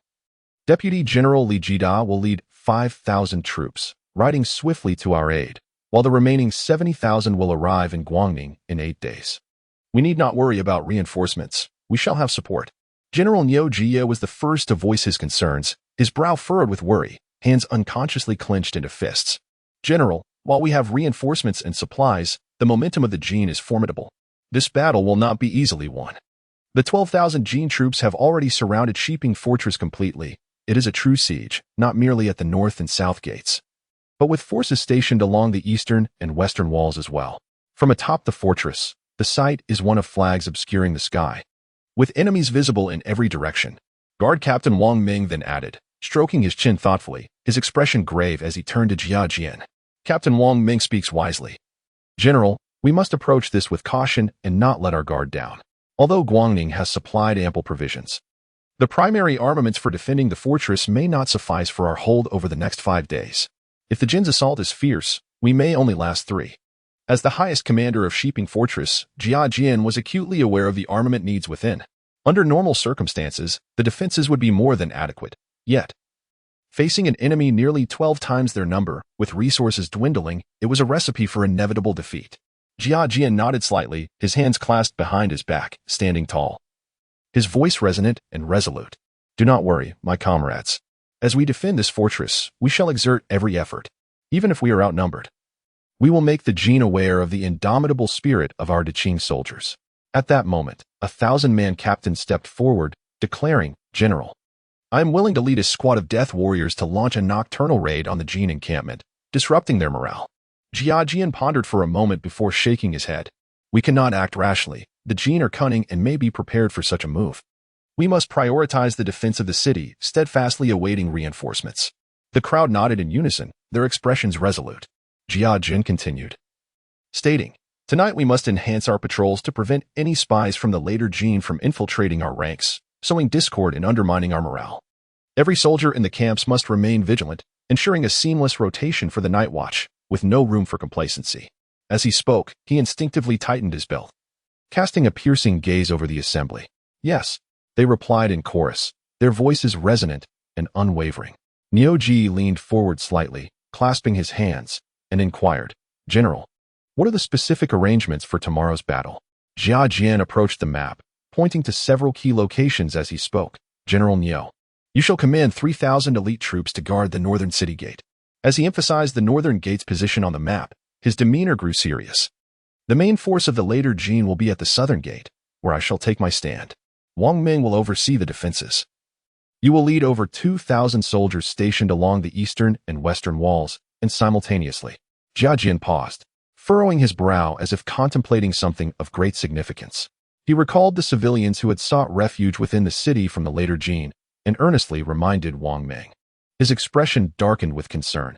Ensure the proper accommodation of the city as populace, dispatch soldiers to patrol, and issue strict orders to safeguard all water sources within the fortress. Exercise particular caution to identify any spies masquerading as civilians among them. I will send an additional 1,000 men to assist you in fortifying the defenses. Wang Ming nodded solemnly, acknowledging the gravity of the task. Furthermore, tomorrow you shall organize the citizens to craft defensive implements such as rolling stones, logs, and boiling oil in preparation for any eventuality.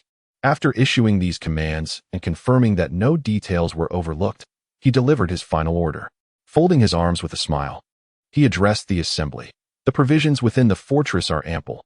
Today, let the soldiers partake in a hearty meal. The crowd dispersed, diligently commencing preparations for their defenses. The following day dawned clear and bright, as the later Jin forces gathered, poised beneath the walls of Shiping Fortress. Nurhasai, mounted upon his steed, gazed at the towering walls with a seething fury. Accompanied by several dozen cavalrymen and 500 Han soldiers, he approached to within approximately 400 meters of the walls. Nurhasai bellowed, "Jia Jian, I am Nurhasai, the Khan of the later Jin. Recognizing your youth and prowess, I offer you a chance.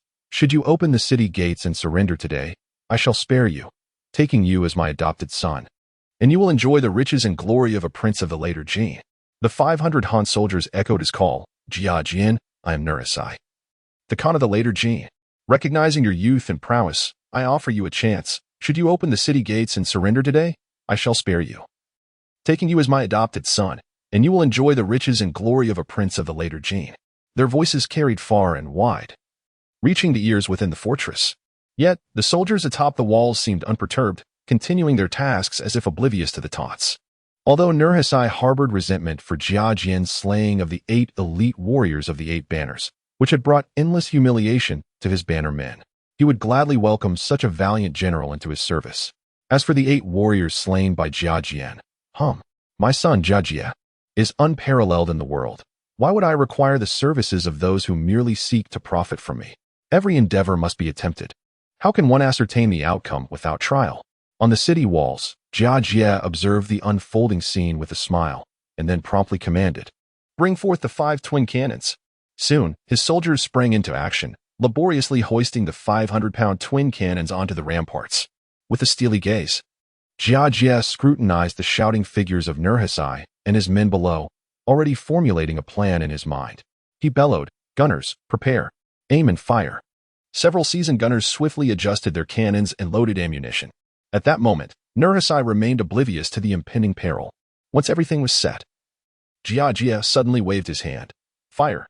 A series of thunderous booms erupted as the cannonballs soared towards the direction of Nurhasai.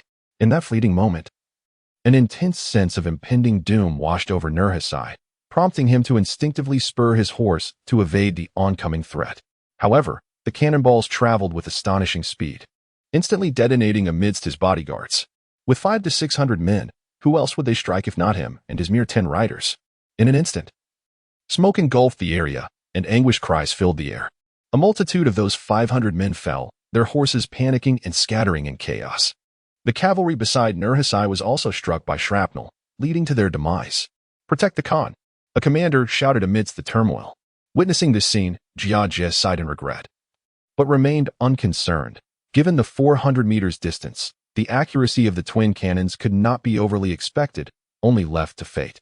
The soldiers on the city walls cheered for Jia Jie's cannon response to Nurhasai's provocation. As members of the Jia army, having trained and lived alongside their general for nearly 2.5 years, they were well aware of his character. Such a retort brought them great satisfaction. "Protect the Khan," a commander cried out again amidst the chaos. Yet, Nurhasai's expression was a tumult of shock and fury. He had not anticipated Jia Jie would dare to launch such a decisive assault. On the city walls, Jia Jie surveyed the pandemonium below and proclaimed, "This is the fate that awaits you, you wretched band of the later Jin." His soldiers raised their arms in unison, their spirits buoyed. Nurhasai, suppressing his raging fury, retreated in disarray under the protection of his guards. Once back among his troops, he clenched his teeth and bellowed, "Sound the drums," and prepare to storm the city.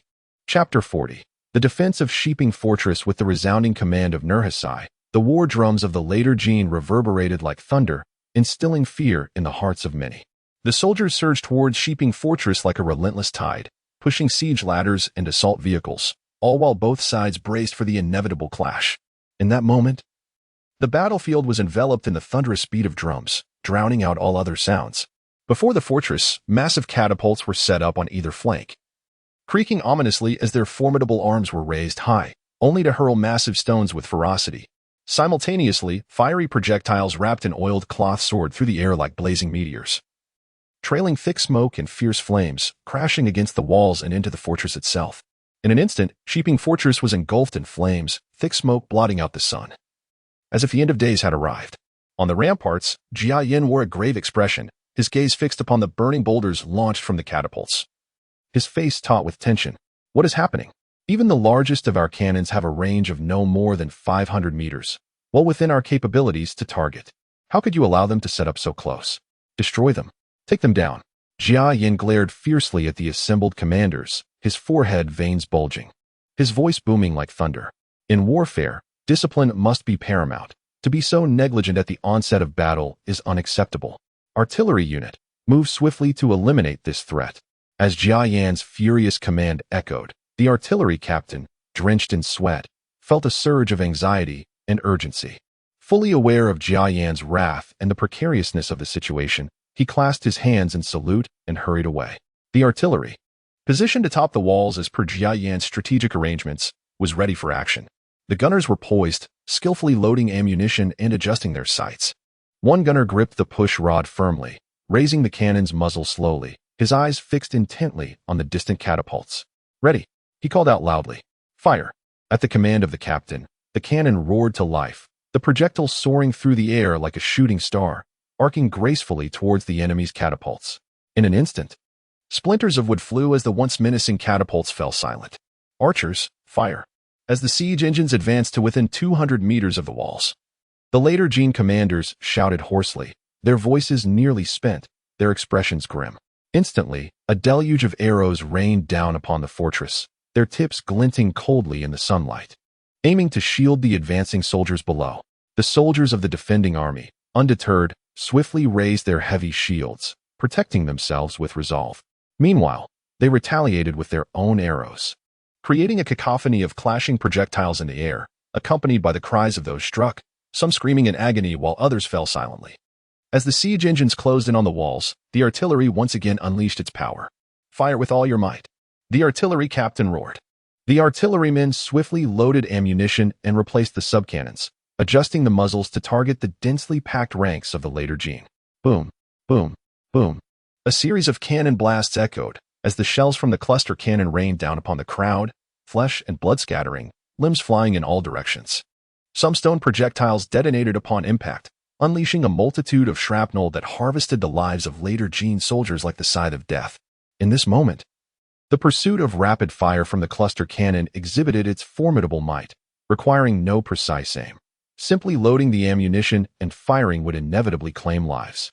Smoke billowed, enveloping the entire battlefield, while a choking stench pervaded the air above Shiping Fortress. The later Jin soldiers screamed in terror, yet under the coercion of their commander, they could only flee forward, many still being consumed by the cannon fire. On the observation platform, Nurhasai, now composed, gazed upon the scene with a grave expression. Witnessing this, his son, Hong Taiji, stepped forward to elucidate the situation for Nurhasai. Father, the artillery employed by the Qing army is known as the cluster cannon. According to the intelligence we received from our officials, this cluster cannon can be loaded with remarkable speed. And here, Hong Taiji hesitated, struggling to articulate his thoughts, but ultimately continued. Moreover, it was crafted by the artisans appointed by Jia Gai during his tenure in Guangning, and he named it the cluster cannon. Based on the reports from the routed troops led by Hauge, the reason for his sudden defeat is precisely due to such artillery. As he spoke, Hong Taiji clenched his teeth in frustration. Hauge was his eldest son, his most exceptional child, whom he intended to train for greatness. Nurhasai, seething with rage, slammed his fist against the railing, his cleansed visage marred by fury. It is that Jia Gai again. Why does this land of Central Plains always seem to be graced with such exceptional heroes to shield it? Oh, how unjust the heavens are, favoring only these Han people. Under the threat of the commander and the Qing artillery, the later Jin soldiers frantically pushed siege towers and ladders forward, their eyes bloodshot. shouting incomprehensible battle cries as they recklessly approached the city walls under their leader's command. Several ladders, surrounded by the fervent Ledergene soldiers, slithered towards the walls like monstrous serpents, ultimately securing a grip atop the battlements. The soldiers, possessed by madness, climbed the platforms with a frenzied gleam in their eyes. Having long lost their rationality under immense pressure, boulders rolled down the walls like massive stones tumbling from a peak, carrying tremendous force. Boiling oil cascaded down like a seething waterfall, emitting a hissing sound. The cries of the Ledergene soldiers rose and fell like a relentless chorus. Those struck by the boulders instantly reduced to mere pulp, while those drenched in hot oil screamed in agonizing wails. Thunderous explosives, prepare. 100 soldiers glared with wide eyes. Bellowing commands. The troops swiftly sprang into action, positioning the explosive charges along the city walls. Ignite. The commander ordered once more. The soldiers lit the fuses of the explosives with their torches, the sparks hissing and crackling. Throw. At the final command from the 100-man leader, the soldiers hurled the sparking explosives towards the ladders with great force. Boom. The thunderous explosions erupted at the foot of the siege ladders, illuminating the sky with flames and shrouding the air in smoke. In an instant, some ladders were shattered in twain, while others were skewed and precariously leaned against the city walls. Witnessing this chaos, the commander issued a fervent decree: continue the assault. Do not allow the invaders a moment's respite. Yet, scarcely had his words escaped his lips when a stray arrow, seemingly from nowhere, struck him down. With a muffled groan, he collapsed against the rampart. The soldiers gasped in shock, but soon one among them stepped forward to assume command. Brothers, avenge our fallen leader. Prepare the thunderous explosives. The new commander bellowed. With eyes ablaze with determination, the soldiers reignited the fuses of the explosives and hurled them towards the enemy. Boom! The explosions reverberated through the heavens, accompanied by the anguished cries of the enemy soldiers. Firearms at the ready. A line of marksmen swiftly advanced, taking aim at the foes below. Fire! The volley rang out, the smoke billowing forth as another wave of enemy soldiers fell. Yet, the adversaries continued their frenzied charge, with fresh ladders relentlessly pressing against the city walls. Chapter 41. The Defense of Shiping Fortress. Part 2. The battle intensified as the soldiers of the Qing army, driven by fury, fought valiantly atop the city walls. Blood stained the bricks, and every inch of the ground was soaked with the scent of carnage and gunpowder. At that moment, the colossal siege engine of the Ledergene, the El Gongche, finally reached the walls. The mere presence of this behemoth inflicted immense pressure upon the Qing forces. On the El Gongche, Ledergene soldiers surged forth like a relentless tide, brandishing curved sabers with fierce expressions, their fervent battle cries echoing in the air. Hold the line. We cannot allow them to breach our defenses, shouted a commanding officer, his voice hoarse yet filled with authority, under the guidance of their banners. The soldiers quickly formed a defensive formation, the Mandarin Duck formation, to resist the onslaught. 11 men comprised a unit, with the leader at the forefront wielding a long blade to direct the combat. Behind him stood 2 men, one bearing a long shield and the other a wicker shield, clad in heavy armor, closely positioned to shield against the arrows and weapons of the enemy. Following them, 2 soldiers wielded long spears, sharp and deadly. 4 more held long pikes, their tips glimmering ominously, poised to strike at the advancing foe. Finally, 2 agile troops wielded short knives, ready to support their comrades at a moment's notice. The pikes stood tall, the short knives darted with precision, the long spears swung fiercely, and the shields interlocked. While the battle cries resonated throughout the battlefield, "Fire the muskets," commanded the leader once more. The sound of gunfire erupted, and several Ledergene soldiers fell, only to be swiftly replaced by fresh troops. Release the arrows. With the support of muskets from behind and archers joining the fray, the defense held firm against the assault of the Ledergene forces. The cacophony of battle reverberated through the air, and blood stained every inch of the ground. As time passed and the afternoon sun began to dip towards the west, the cannons had been doused with water countless times to cool their barrels. The once dark metal now bore a dark crimson hue, as if soaked in blood. Beneath the walls lay several layers of corpses, the ground stained a deep red.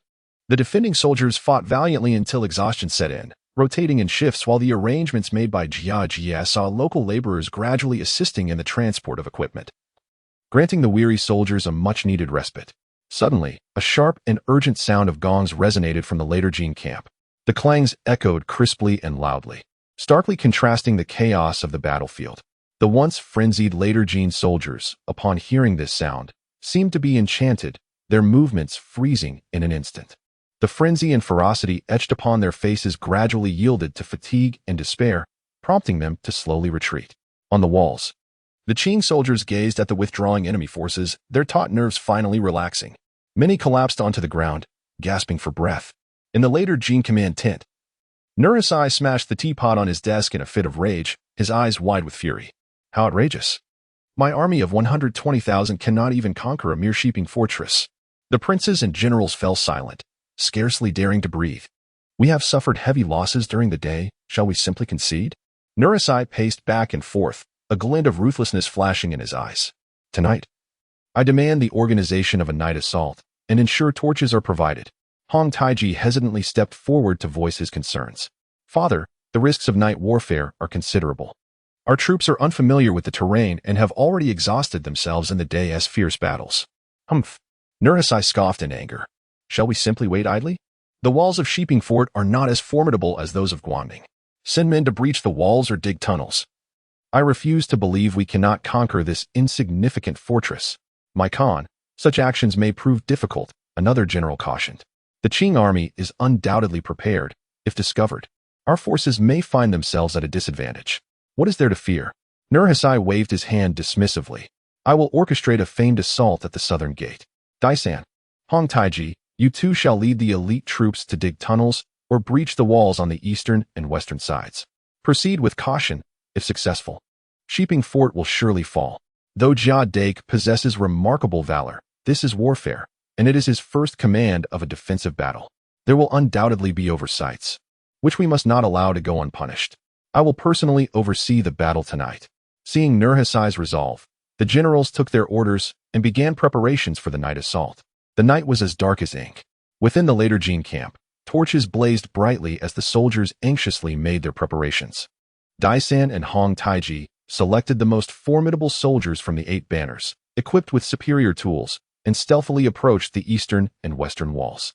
Nurhaci led a great army to the southern gate, beating drums and shouting, feigning a strong attack to draw the attention of the Qing forces. On the walls of Sheeping Fort, Jia Dake wore a grave expression, his mind filled with doubts. Night warfare, and with torches, what was Nurhaci planning? Did he not remember the heavy losses the Qing suffered in the night battle at Shenyang a decade ago? General, the assault at the southern gate is fierce. Should we send reinforcements? A worried captain inquired. Jia Dake pondered for a moment and replied, no need. Inform the soldiers that wherever torches are raised, direct the cannons to fire upon them, and do not cease the barrage of arrows and firearms. Also, send word to the guerrilla General Nyoji. If there is no conflict at the northern gate, instruct him to ensure that soldiers vigilantly guard the walls, reminding him that the walls of Sheeping Fort are not as sturdy as those of Guangding. He must maintain patrols and report any disturbances immediately. The captain received the orders and hurried away. On the walls, the sounds of cannon fire and battle cries intertwined. Following Jia Dake's directives, the Qing forces unleashed a fierce barrage toward the areas illuminated by the torches. Amidst the flames, the soldiers of the later Jin fell, howling in agony.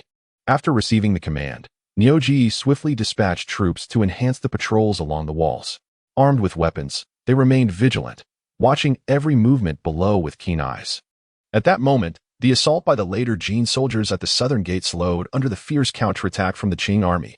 Nurhaci, witnessing this turn of events from the rear, felt a surge of anxiety, yet found himself powerless to alter the course.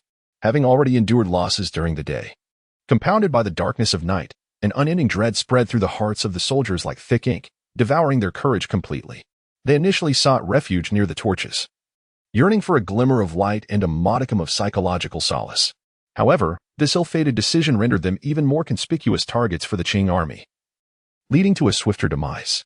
In the flickering firelight, the gazes of some Jin soldiers began to waver, their steps faltering, and the weapons in their hands felt as if burdened by an immense weight. Gradually, hesitation crept in, their feet seemingly shackled by leaden weights. Some, seizing the opportunity, quietly retreated, attempting to escape the wretched battlefield. Nurhaci, witnessing this, became incensed. How dare they exhibit such audacity beneath his very gaze? His face contorted with rage. He bellowed, "Those who retreat shall be executed." His voice resonated like cannon fire amidst the chaos of the battlefield, jolting the ears of the Jin soldiers. Nurhaci strode forward, brandishing his long knife, a flash of cold light slicing through the air, and in an instant, one soldier who faltered found himself decapitated, blood gushing forth. Yet, despite Nurhasai's attempts to impose order through such brutality, fear spread like a pestilence throughout the ranks. They wished to advance, but with the torches extinguished. Anyone who dared to retrieve one faced certain death. No one was foolish enough to risk it. They stumbled forward into the enveloping darkness. But what could they accomplish in such obscurity? The swordmen that urged them onward glimmered ominously at their throats, although the commanders shouted hoarsely. Wielding whips to lash at the quaking soldiers, the Jin's advance remained feeble and lacking fervor. Their charges lost their decisiveness, their movements grew sluggish, and the once orderly formation descended into disarray. On the walls, the morale of the Qing soldiers surged, emboldening them to retaliate fiercely. A Qing soldier shouted triumphantly, "The Jin scoundrels are nothing but this. Brothers, fight with all your might." Chapter 42. The counterattack. The night was as dark as ink. As Daisan and Huang Taiji stealthily led the elite troops of the later Jin to the eastern and western walls of Shiping Fort. With the hope of breaching the fort bestowed upon them by Nurhasai, they commenced their covert operations. Within the fort, under the meticulous arrangements of Jiajia, Niujia had already anticipated the impending threat. The citizens of the town, under Niujia's direction, armed themselves with clappers and whistles, devices capable of producing alarming sounds, and patrolled alongside the guards of the fort. With the assistance of numerous laborers and townsfolk, they effectively established a watch every 10 paces along the eastern and western walls. Wang Meng, responsible for all security matters and the enforcement of the curfew within the fort, was deeply troubled as he inspected various potential oversights. Observing soldiers leading a throng of laborers from within the fort up to the walls, he immediately approached to halt them. "Halt! Who are you? And why do you lead such a multitude of citizens wandering the streets at this hour? Are you unaware that this is the time of curfew? Daring to defy military orders?" Wang Ming questioned, his right hand resting on the hilt of his sword, flanked by around 20 men. "Lord Wang, I am a personal guard of the guerrilla General Niujia. Following General Niu's orders, I have come to gather laborers for patrolling the walls. General Jia is concerned that the later Jin may attempt a night assault, fearing deception, and has specifically instructed General Niu to oversee the patrol of the walls if there is no conflict at the northern gates. This is General Niu's command. Please, Lord Wang, review it." The guard presented the military order to Wang Ming. Taking the order, Wang Ming scrutinized it closely. His expression softened slightly, yet vigilance remained. "If that is the case, do not disturb the citizens. Make haste and return promptly." The guard replied, "Thank you, Lord Wang. We shall complete the task swiftly." With that, he hurriedly led the laborers toward the walls. Wang Ming watched their receding figures, his brow furrowed, and turned to a nearby soldier. "You must hurry to the northern gate and inquire with General Niu whether this is true. In this urgent moment, we cannot afford to be careless." "Yes, my lord. I shall go at once." The soldier clasped his fists in respect and swiftly departed. Wang Ming continued his patrol with the remaining men towards the eastern wall. Upon reaching the large earthen vat, he observed 3 men with their ears pressed against it. The vat, placed upside down in a deep pit dug along the base of the wall at regular intervals, amplified sounds through the earth. By placing their ears against the vat's wall, they could discern whether enemies were digging tunnels beneath. Before Wang Ming could speak, suddenly, "Not good. There's movement. It seems someone is chiseling the wall." The 3 men responsible for listening instantly identified the abnormal sounds, the faint scraping of earth and the distinct noise of chiseling. Wang Ming's expression hardened. Immediately gather the troops and prepare to defend. Understanding the gravity of the situation, he promptly assigned 2 soldiers. "You two, rush to inform General Jia and General Niu that the later Jin are excavating a tunnel beneath the eastern wall. Prepare General Niu for support." Soon, the soldiers of the Qing army were readying themselves for battle within the walls, weapons in hand, bracing for the confrontation. At that moment, Daisen remained blissfully unaware that their actions had already been compromised. The soldiers of the later Jin toiled fervently at the base of the towering wall, striving to undermine the formidable structure that stood 8 or 9 meters high, their garments drenched in sweat. "Everyone, put in more effort. We must breach this wall swiftly," the commanding officer urged in hushed tones. Just as they believed success was imminent, scalding hot oil cascaded down from above. A chorus of anguished cries erupted from below as the boiling liquid flowed into the tunnel, inflicting burns on numerous soldiers. Immediately following, stones and logs rained down like a tempest, plunging the tunnel into chaos. The defending soldiers relentlessly rained arrows and hurled incendiary pots from the wall. leaving the attackers with no place to evade, and casualties mounted rapidly. Your Highness, this is dire. We have been discovered, and the counterattack from the Qing forces is ferocious. Our brothers are suffering heavy losses. A terrified soldier reported to Daishan. His countenance darkened. He had not anticipated such a formidable defense from the Qing. Continue. We cannot simply abandon our efforts. He was loath to retreat after having already breached the bricks. Yet the intensity of the Qing's assault escalated, and the later Jin soldiers gradually lost their will to resist amidst the hail of arrows and the onslaught of boiling oil and falling stones. General, we cannot withstand this much longer. If this persists, we shall perish here. The soldiers' cries echoed in despair. Daishan, witnessing the grim scene before him, recognized that the mission was doomed to fail. More importantly, he lamented the potential loss of his elite Red Banner troops. Retreat. He gritted his teeth and commanded. Meanwhile, on the western wall, overseen by Huang Taiji, the situation was equally grim, as the soldiers within the city led laborers to extend the patrol lines. They soon detected the enemy, who unleashed arrows and fire pots, preventing the later Jin from approaching the wall. Your Highness, the Qing defenses are impenetrably tight. We cannot draw near, an anxious officer exclaimed. Huang Taiji furrowed his brow. Do not panic. Continue searching for a breakthrough. Yet, as time passed, casualties continued to rise. Just as Huang Taiji contemplated a retreat, he heard the distant sound of retreat horns. This is bad. It seems Daishan has met with defeat as well, he thought. Sensing the gravity of the situation, observing the heavy losses on his own side, he understood that persisting would yield no benefit. Retreat, Huang Taiji commanded through clenched teeth. The later Jin soldiers, feeling as though a weight had been lifted, turned and fled. Not long after, a soldier rushed to report, General, the later Jin forces on both the east and west walls have been repelled. Hearing this, Jia Yan looked once more at the slowly advancing later Jin soldiers. It seems they too are preparing to withdraw, remarked the officer beside him. As expected, shortly thereafter, the sound of retreat echoed from the later Jin ranks. Jia Yan's lips curled into a smile as he chuckled softly. They too have their moments of retreat. Relay the order for our troops to secure the battlefield. The officer responded, Yes, General. Jia Yan's gaze sharpened, and he spoke solemnly, Humph. But once they withdraw, it shall be our turn to strike. Do they believe they can flee so easily? We must take a significant piece from them. How could we do justice to my soldiers at Shiping Fort otherwise? The commander of the cavalry, Luo Chang, was summoned forth by Jia Ju, who then instructed, Luo Chang, convey my orders to organize the 3,000 troops. Shroud the steeds in cloth and equip them with bits. Yes, replied Luo Chang, accepting the command and departing. Jia Ju gazed upward at the ominous clouds that cloaked the sky, the moon thoroughly obscured. Clenching his fists, a smile crept upon his lips as he murmured, On this dark and tempestuous night, fortune favors me. Chapter 43. The assault 2 hours later, 3,000 troops were prepared for action.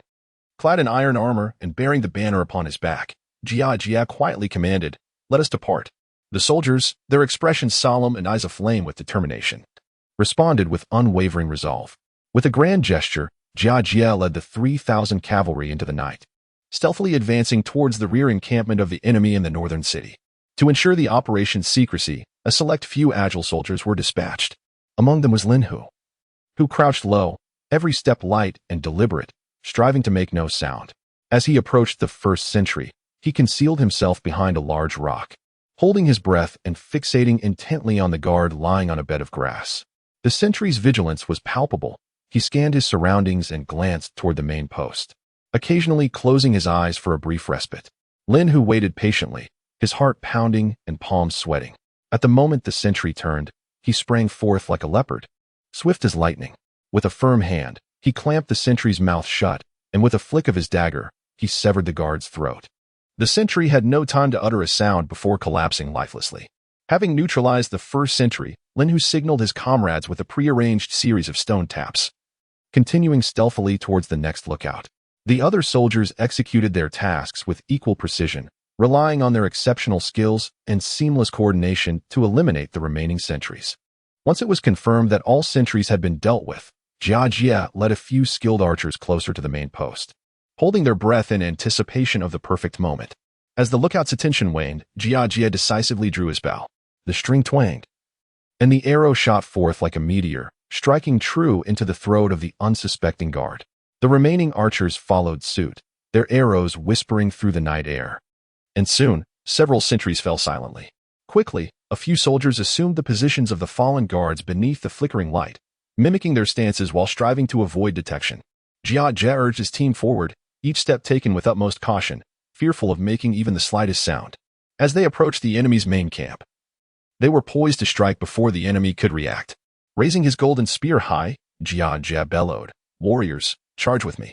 His roar shattered the night's stillness, and the 3,000 cavalry surged forth like a torrent, the thunder of hooves and battle cries piercing the darkness with overwhelming force. Such a commotion startled the sentinels at the front of the enemy's ranks, who, upon realizing the imminent danger, hastily sounded the alarm. Unperturbed, Jia Jia and his soldiers pressed on, wielding their mighty spears to shatter the barricades with sheer strength. The obstacles crumbled under his might as he led the charge into the heart of the enemy camp. "We are under attack." Chaos erupted within the ranks of the enemy. "My lord, we are under siege." A personal guard burst into Dudu's tent, rolling in with palpable terror etched across his pale face. Dudu sat up abruptly, his complexion shifting dramatically as he hastily donned his armor, shouting amidst the flurry, "Quickly, organize a resistance." The soldiers, roused from their slumber, were in a state of disarray, some even unable to grasp their weapons in time. Meanwhile, another faction of soldiers, adhering to the prearranged strategy, surged towards the enemy supply depot and armory.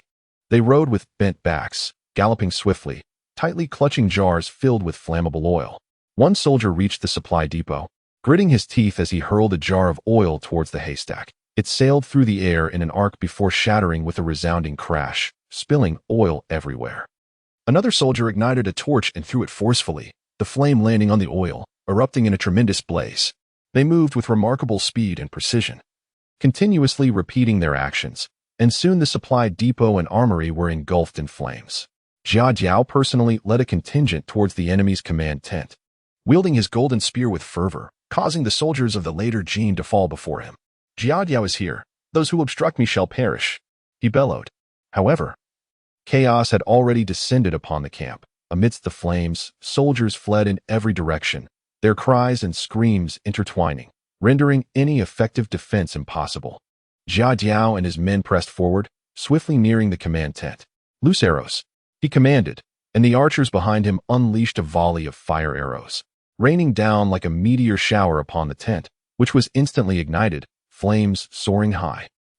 Dudu, shielded by his guards, made a hasty escape from the tent. His hair disheveled and his garments singed with holes, his face a mask of fear. "Pursue," Jia Jiao commanded, wielding his sword and leading his soldiers in relentless chase. At that moment, the entire later Jin encampment had transformed into a sea of flames, thick smoke billowing, obscuring the sky. "General, the oil is nearly depleted," a soldier exclaimed anxiously, dripping with sweat, clutching an empty jar. Jia Jiao assessed the inferno and decisively ordered, "Retreat." 3,000 cavalry swiftly regrouped, moving in an orderly manner towards the direction of Sheeping Fort. The later Jin soldiers, amidst the turmoil, attempted to pursue but were thwarted by the flames and their own disorder, unable to mount an effective chase. Some lost their way, while others collided with one another, creating utter chaos. After leading the cavalry a distance, Jia Jiao turned to observe the disarray of the pursuing soldiers. His eyes sharpened as he sensed the opportune moment. "Brothers, let us charge back," he thundered, his voice resonating like a bell. The soldiers responded in unison, their morale soaring once more. Jia Jiao led the charge. Turning his horse around, clad in the rear flag, he was clearly visible even in the darkness, rallying his 3,000 men as they surged once again towards the retreating later Jin cavalry. The sound of hooves thundered in the air. The enemy, already in disarray, was thrown into panic at the sight of Jia Jiao's counterattack. Jia Xie advanced as if traversing an uninhabited realm, wielding his long spear with deft precision, piercing through the ranks of the enemy soldiers, who fell like autumn leaves. The cacophony of battle cries resounded deafeningly, as the pursuing troops of the later Jin fled in disarray, discarding their helmets and armor. Upon returning to Sheeping Fort, Jia Xie gazed at the distant camp of the later Jin, ablaze with firelight, a cold smile gracing his lips. His visage was smeared with soot and sweat, yet his eyes sparkled with the elation of triumph. Meanwhile, within the later Jin camp, chaos erupted as soldiers, driven mad by confusion, began to howl and turn upon one another in a frenzy. "Cease this at once," Dudu bellowed, his voice hoarse, his eyes bloodshot, as he brandished his sword in a desperate attempt to quell the tumult. Ultimately, It was only under the iron fist of Nurhasai and his elite 8 banners troops that order was gradually restored. What transpired here? Nurhasai inquired. His countenance dark as the skies before a tempest, his eyes ablaze with fury. Great Khan, it was the Qing forces that attacked Shiping Fort, a trembling officer replied. Unable to lift his gaze, his body quaking with fear. Incompetence! Nurhasai roared. Am I to be informed that the Qing forces assaulted our camp? I demand to know how this calamity occurred, and what are our losses? The officer, pallid and trembling even in his heavy armor, knelt to respond. Preliminary estimates suggest approximately 18,000 casualties. The upheaval was so great that, following the retreat of the Qing forces, the camp descended into chaos. Nurhasai, upon hearing this, was nearly overcome with rage, his body swaying until he was steadied by the side of Hong Taiji. Du, summon Du to me. Once he regained his composure, Nurhasai declared, this night, all officers responsible for the camp's defense shall face execution. Chapter 44. Exiting the city to meet the enemy within Shiping Fortress. Jia Ji and his soldiers were reveling in their recent victory. The excitement among the gathered men was palpable, with laughter and joyous shouts resonating throughout the garrison. General, this surprise attack has truly delighted the hearts of the people, exclaimed Luo Chang, his face radiant with pride. Jia Ji replied with a smile, this is merely the beginning. The Jurchen bandits will yet face more hardships. Laughter erupted among the ranks, their spirits soaring high. At that moment, the guerrilla general Niuji, the defender Wang Ming, and the commander Zhao Feng hurriedly entered the room. Niuji clasped his fists together and said, General, this unexpected strike caught the Jurchens completely off guard. It was indeed a stroke of genius. Wang Ming, his expression bright with joy, added, Indeed, the Jurchens must now carefully reconsider our strength. Jia Ji, his gaze sharp, surveyed the assembly and declared, What you say is true. This victory stands testament to the bravery and fearlessness of our soldiers. We, the valiant troops of Daqing, harbor no fear of the 8 banners of the Jurchens. Henceforth, regardless of how the Jurchens choose to invade, as long as we remain united, we shall surely safeguard Liaoding and peace. The crowd nodded in agreement, raising their voices in unison. We vow to stand with the general against the Jurchens. Jia Ji, elated, continued, From this point forward, I do not wish to hear any more of those demoralizing remarks about the Jurchens, such as the Jurchens are not to be underestimated, especially from you. As leaders, you ought to set an example. As these words echoed, the atmosphere in the garrison shifted from lightheartedness to solemnity. Some commanders instinctively lowered their heads. After all, when one has knelt for too long, standing tall becomes a challenge. Despite Jia Ji's display of valor, and even with the advantage gained in this defense, there would still be whispers of doubt regarding the conflict. Do not presume that my youth renders me ignorant of the intricacies within the ranks. I need not name names. And consider yourselves fortunate that your conversations remained private. Otherwise, even if you have devoted yourselves to this battle, I would not hesitate to have your heads as offerings to the flag. Jia Ji's piercing gaze swept over the bowed commanders, and he continued, We have achieved victory. We must press on with vigor, undeterred by fearful words. Should there be a next time, do not blame me for the relentless enforcement of military law. Upon hearing this, the commanders involuntarily trembled and responded in unison, We dare not. Jia Ji then softened his demeanor and remarked, I understand that everyone has fought valiantly, but we carry the heavy responsibility of defending Liaodong. We must not allow even a hint of complacency or retreat. At that moment, Niuji stepped forward, clasping his fists, and said, General, please quell your anger. This serves as a lesson. I believe my brothers will not err again. We have achieved our first victory, and now is the time to bolster our morale and strategize our next move. I am willing to collaborate with you, General, to ensure the Jurchen scoundrels find no way back. Jia Ji nodded slightly at Niuji, recognizing his intent to move past the previous matter without further inquiry. Your words hold merit, General Niu. With that said, let us all rally our spirits to devise strategies against the enemy. However, given the fatigue from today's battles, I suggest we arrange for proper defenses and allow everyone to rest. The assembly responded in unison, acknowledging his command, and subsequently took their leave. The following day, Niuji looked at Jia Ji with a face full of concern and approached him once more, urging, General, is this truly the course you wish to take?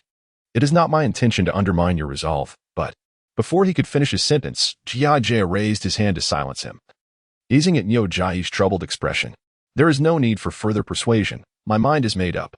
Moreover, our army's morale is exceptionally high. and we have inflicted significant defeats upon the later Jin, even vanquishing their formidable generals. The 30,000 vanguard troops have also suffered a catastrophic loss at our hands. What is there to fear? Jia Jie fixed his gaze on the gradually brightening sky and continued.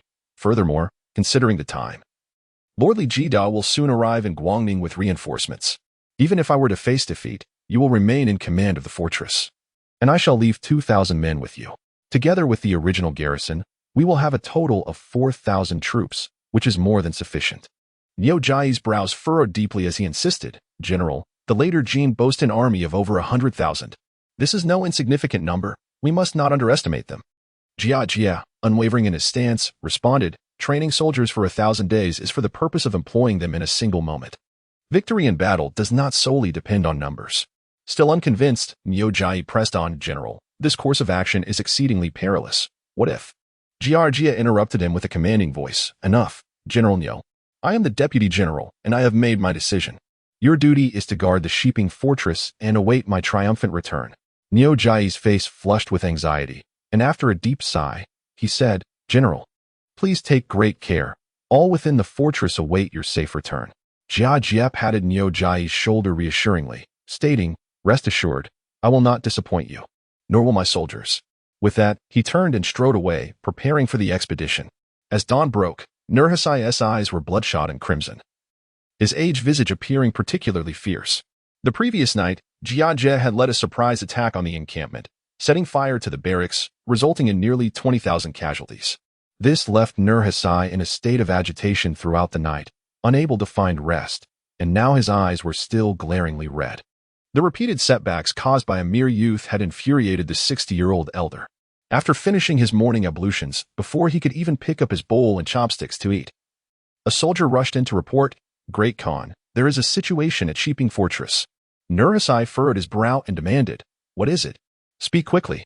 The soldier hurriedly replied, Great Khan, the Daqing commander Jia Jie has led 9,000 troops out of the city and is forming ranks ahead to meet the enemy. Upon hearing this, Nurhasai lost all appetite, roughly pushing aside the dining table, his expression darkening as he declared, Let us go to the high platform tent and see for ourselves. With that, he hastened toward the high platform, his steps quick and filled with ire. Upon reaching the tent, he looked out at Jia Jie's army from a distance, his eyes filled with shock and confusion. Has this young man gone mad?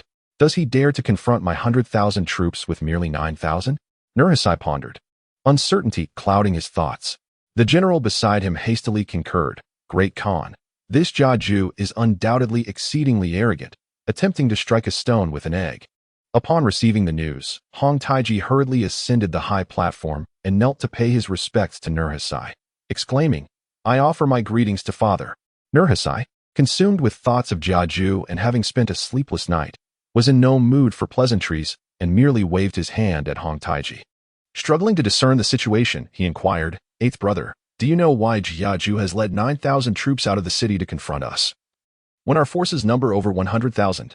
Could it be that he has become so emboldened by recent victories that he scorns everything? Hong Taiji did not rush to answer Nurhasai's query. Instead, he gazed ahead at the formation the Qing army had assembled before the gates of Shiping Fort.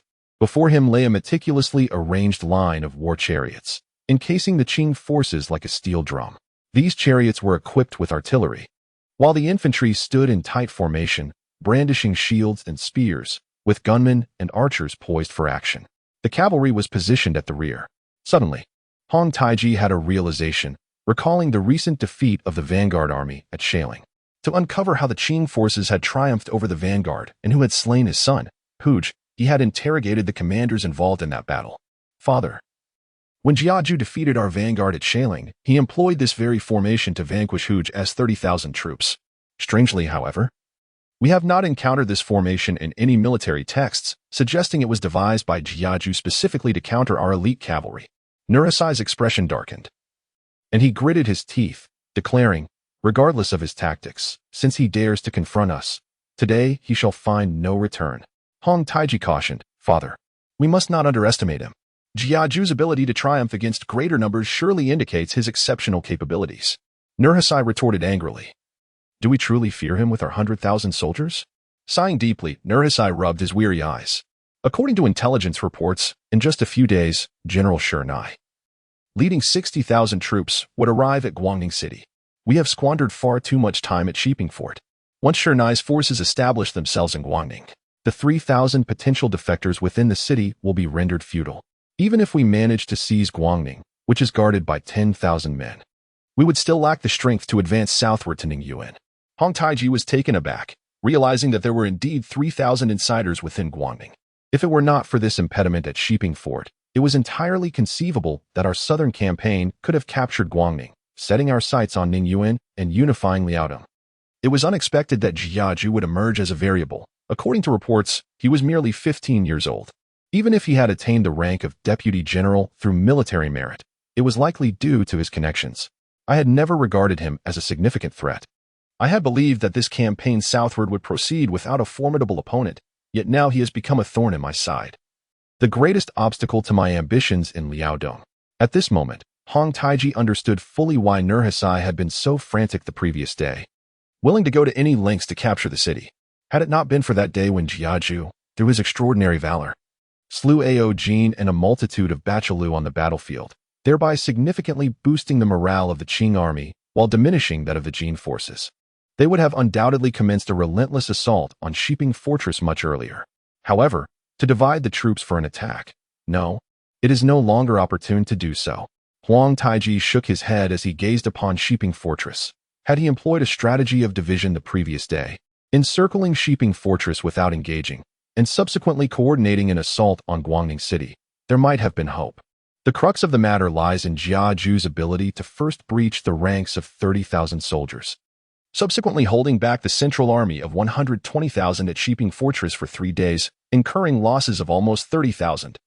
Compounded by the reinforcements from the Qing army, Nurhasai cast a glance at his favored son and inquired, Huang Taiji, what is your opinion of this young man? After a moment of contemplation, Huang Taiji replied, Father, though this youth is young, he possesses remarkable martial prowess and has consistently triumphed in leading troops. Yet, therein lies the issue, he is far too young. Thus, he must perish. Nurhasai uttered these chilling words with an impassive demeanor. He commanded his soldiers to make ample preparations and to commence the siege immediately after their morning meal. Turning away, Nurhasai descended from the high platform. Regardless of the formations he employs or how he may counter my 8 banners troops today, not a single one of these 9,000 soldiers shall return to the city. Nurhasai halted, turning back to gaze at Shiping Fortress. No matter how one interprets it, this battle is a force of 100,000 against 9,000, a clear advantage on my side. Even if he possesses extraordinary capabilities, they shall find no outlet today. Huang Taiji quickly assured, Father, rest assured, your son shall spare no effort to ensure that Jiaju finds no escape. Nurhasai snorted coldly and strode away. Chapter 45, The Cavalry Formation under the Great Banner of the later Jin. Nurhasai sat upon a grand tiger-skin chair, resolved to oversee the battle personally. Clad in resplendent armor, his gaze was fierce, and he toyed with a riding whip, surveying the 9,000 Qing soldiers below the walls of Shiping Fort. A cold smirk curling at the corners of his mouth. Rising to his full height, he addressed the assembled troops, brave warriors. These ants of the great Qing before us today dare to dream of abandoning their formidable walls to impede our advance. Let us, with blood and steel, crush them. Let them know who truly reigns over this land. Charge forth, victory shall undoubtedly be ours. The generals bowed in acknowledgement, proclaiming in unison, the great Khan is wise. We shall leave no trace of the Qing soldiers. The ranks of soldiers echoed their fervor, eager to dispatch the few thousand before them. With a substantial contingent of 8 banners troops leading the charge, the battlefield erupted into a cacophony of fervent cheers, the soldiers outside caught up in the fervor, roaring in preparation for the assault. To inspire his men further, Nurhasai bellowed, Whoever can slay Jia Yin today will be richly rewarded. Titles of Baal. 1,000 head of cattle and sheep, and 10 beautiful women await. With this proclamation, the soldiers of the later Jin became even more frenzied, their eyes aflame with a desire to rush forth and behead Jia Yin. Beat the drums, advance. With Nurhasai's command, the thundering sound of war drums erupted like a clap of thunder. The soldiers of the later Jin surged forth like untamed horses, eager to engage the Qing forces 1,000 meters away. Jia Yin ascended the high platform, surveying each soldier, taking a deep breath before shouting, Warriors, today's battle is a moment of life and death. We have no retreat, only forward. Behind us lies our homeland, the land of our birth, our roots. There are our loved ones, waiting for our triumphant return, yearning for our protection of their peace. For them, for our great Qing, we cannot retreat, we cannot falter. We must make the enemy understand that our courage is invincible, our resolve is solid as rock. Today, we shall fight to the death. The soldiers of the Qing were ignited with passion, collectively shouting, "Fight to the death! Fight to the death!" Their voices echoed through the heavens. As if to break the very sky, each gaze ablaze with indomitable spirit, ready to incinerate the foes before them. Jia Yin continued with fervor, "Brothers, recall our past encounters. Each clash with the later Jin has seen them return defeated. Time and again, we have triumphed, causing them to abandon their arms. Their so-called first Bachelu is but a fleeting shadow beneath my blade. What have we to fear? Today, let them once more witness our prowess. Let them know that those who dare to challenge the great Qing shall face annihilation." The soldiers roared with fervor, their voices resonating through earth and sky. Annihilation shall be theirs. Our soldiers of the great Qing are not inferior, Jia Yin proclaimed, raising his sword high, his voice ringing out. Jia Yin had already commanded the digging of trenches at distances of 500 and 200 meters at dawn. With unwavering focus on the advancing forces of the later Jin, they traversed the first trench and then the second. In front of the military formation, war chariots were arrayed closely, equipped with the innovative mother and child artillery, already primed for action. With a swift motion, Jia Xie commanded, "Fire." The soldiers of the later Jin surged forth like a tidal wave, and at Jia Xie's bellow, released the arrows. The mother and child artillery erupted with a deafening roar, hurling solid projectiles like meteors into the ranks of the enemy infantry. In an instant, the air was thick with gunpowder, and amidst the chaos, limbs and bodies scattered. With the soldiers of the later Jin falling in droves, their cries echoing in the tumult, the artillerymen in the chariot camp deftly reloaded, unleashing another barrage that swept across the battlefield. Under the grand banner, Nurhaci and his princes, along with their soldiers, were taken aback by the overwhelming power of the mother and child artillery in this ground battle. Had they been unprepared, it would have truly thrown them into disarray. Viewing this scene, Nurhaci felt a pang of frustration regarding such artillery, not only for its range, but also for its rapid rate of fire. He beat the drum, commanding his soldiers to charge. With a distance of over 100, nearing 200 paces, a swift assault was imperative to prevent greater losses. He ordered the cavalry to prepare, ready to strike immediately upon the filling of the trench. A captain knelt before him, accepting the command and retreating. The drums of the later Jin resounded, and the soldiers, previously shaken by the cannon fire, now rallied, brandishing their weapons and charging forward. However, the Qing artillery did not relent. Shells continued to explode among the advancing later Jin soldiers, creating a storm of bloodshed.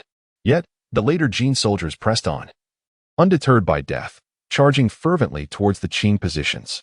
At the trench, the bodies of the fallen piled high, but the reinforcements continued to surge forth, attempting to fill the gap. Within the Qing ranks, Jia Xie called out, "Archers, prepare. Fire." Instantly, a rain of arrows descended upon the later Jin army. Many soldiers fell to the ground, struck by arrows, yet they remained undaunted, continuing their advance. The two armies were now a mere 100 meters apart. In the Qing formation, Jia Xie's expression turned grave as he shouted, "Musketeers, prepare." At his command, rows of musketeers aimed at the approaching later Jin soldiers. Fire. The sound of gunfire erupted in a continuous barrage. In that fleeting moment, cannonballs, arrows, and bullets rained down in unison. Under the relentless onslaught of this triad of firepower, the later Jin soldiers fell in waves, the frontline combatants resolved faltering as they either halted or collapsed to the ground. Damn it, that Jia Xie. Nurhaci could no longer remain seated upon witnessing this. What a disgrace. 9,000 men could barely hold against the onslaught of tens of thousands. Swiftly, he ordered for Wu Zhen to lead the cavalry into battle. At this moment, he truly felt a sense of urgency. If the Qing forces continued to fight this way, with ample ammunition at their disposal, the messenger at Nurhaci's side swiftly relayed the command, and upon receiving it, Wu Zhen led 5,000 elite cavalrymen, charging towards the Qing formation like a whirlwind. Ahead, the later Jin soldiers, under their commander's guidance, parted to create a path. On the Qing side, Jia Xie, with a stern demeanor, commanded, "Artillery, target the cavalry. Prepare the tiger crouch cannons." As the words fell, the artillery on the war chariots roared in unison. At a distance of 300 meters, shells screeched towards the advancing cavalry of the later Jin. In an instant, the cavalry was thrown into chaos, horses and riders tumbling in disarray. However, the elite 8 Banners cavalry, led by Wu Zhen, proved their mettle. Despite enduring fierce bombardment, they quickly regrouped, braving the cannon fire to continue their charge towards the Qing army's encampment. As they closed to 200 meters, a rain of arrows descended upon them, claiming many lives among the 2,000 armored elite of the Eight Banners. At 100 meters, the well-prepared musketeers stood poised, and in an instant, a cacophony of gunfire erupted, sending even the heavily armored riders crashing to the ground under the sheer force of the bullets. Yet, dozens of short but stout cannons, positioned before the war chariots, unleashed their devastating might. The thunderous roar of the artillery was chilling. Countless small projectiles spewed forth, indiscriminately reaping the lives of all within 100 meters ahead. The cries of battle horses mingled with the anguished screams of soldiers, enveloping the entire battlefield. A fortunate few cavalrymen managed to surge forward, regrouping just 50 meters from the front vehicles to launch another assault on the Qing formation. Thunderclap ready. The harsh command shattered the remaining illusions of the later Jin cavalry. A dozen or so Qing soldiers stepped forward, igniting the fuses of the thunderclap bombs, which were hurled 30 meters away by skilled throwers. Just as the thunderclaps landed, the later Jin cavalry charged forward, only to find the deadly fuses burning down. Boom! A tremendous explosion erupted, sending earth flying and smoke billowing. The later Jin horses were torn apart, limbs and flesh scattering in all directions. The surrounding steeds, startled, bolted wildly, tossing many riders to the ground. This round of explosions shattered the charging momentum of the later Jin cavalry. They gazed in terror at the scene before them, no longer daring to advance recklessly. Amidst the Qing ranks, Jia Dai seized the moment to shout kill. The morale of the Qing soldiers surged, and the muskets and cannons once again rained death upon the later Jin cavalry, unleashing a bloody massacre. Upon the high platform of the later Jin standard, Nurhaci and his companions were nearly numb. The 5,000 elite Eight Banners had been decimated without even wavering the Qing formation, unable to breach the first line of defense. When did my Eight Banners brethren become so feeble? Father, it may be wise to retreat for now, suggested Hong Taiji, his face heavy with concern. This was their own kin, absurdly annihilated in battle. Such a loss was unbearable. Nurhaci trembled slightly, turning to a commander behind him, he stammered. Send for the Sorin troops. The commander, receiving the order, rushed away. With this utterance, those present began to realize that Nurhaci was determined to tear open a breach in the Qing ranks at any cost. However, the recent battle had already made it clear that even cavalry would find it challenging to breach the Qing defenses. Even if they succeeded, it would come at a tremendous cost. The Sorin troops were different. They were the trump card of the later Jin, known for their motto that no decisive battle could occur without their presence. The stakes were simply too high. Even the words of Emperor Hong Taiji could not dissuade Nurhaci, and both Deus Han and Mangertai stepped forward to counsel him. Father, this is unwise. Despite their pleas, Nurhaci, with his eyes wide with fury, bellowed, silence. If we do not vanquish the enemy today, what honor will remain for the later Jin? Mangertai hurriedly interjected. Father, I comprehend your eagerness for victory, yet a hasty assault, even with the Sorin troops, may not guarantee triumph. Our forces have already suffered significant losses. Should we further deplete the elite Sorin soldiers, our morale may be irreparably damaged. It would be wiser to temporarily withdraw, regroup, and devise a strategy. Deus Han promptly supported this, stating, Father, the Qing army's defenses are formidable, and their morale is high. A reckless deployment of the Sorin troops may not yield the desired outcome. It would be prudent to retreat for now and deliberate further. Emperor Hong Taiji concurred, saying, Father, if we preserve our strength, we need not fear future challenges. We must not let a moment of impulse plunge the later Jin into a more precarious situation, especially considering the valor of the Sorin troops. If we achieve victory, there are still more fortified cities like Guangning and Mingyuan ahead. Nurhaci's expression darkened as he remained silent for a moment, ultimately exhaling a deep sigh and declaring, Very well, we shall first retreat and regroup. Chapter 46. Stalemate. After Nurhaci commanded the retreat, the forces of the later Jin withdrew like a receding tide, leaving behind a battlefield strewn with devastation and countless corpses. In the camp of the Qing army, soldiers erupted into jubilant cheers at their victory. A resounding triumph. Jia Jia's taut nerves finally began to ease, and he promptly ordered, dispatch soldiers to clear the battlefield, recover the arrows, and bring all horses back to the fortress. Tonight, we feast on meat. Another wave of cheers erupted as the soldiers gradually returned to the city. Under the arrangement of the Qianhu, the group set about cleaning the battleground, executing the remaining wounded soldiers, and dragging the injured horses back to the city. As for the remaining corpses, the later Jin would send someone to collect them. After all, the dead were all soldiers of the later Jin, should they remain uncollected. It would severely dampen morale when the enemy soldiers next advanced over the bodies of their own fallen. Upon returning to the garrison, Jia Jie immediately summoned Wang Ming for a discussion. Before long, Wang Ming hurried in, saluting and greeting, "General, your humble servant pays his respects." Wang Ming's face was alight with joy as he continued, "Your command of the troops is like that of a divine strategist.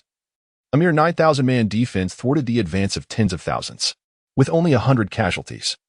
You have slain over 10,000 of the enemy soldiers. This is indeed a grand victory."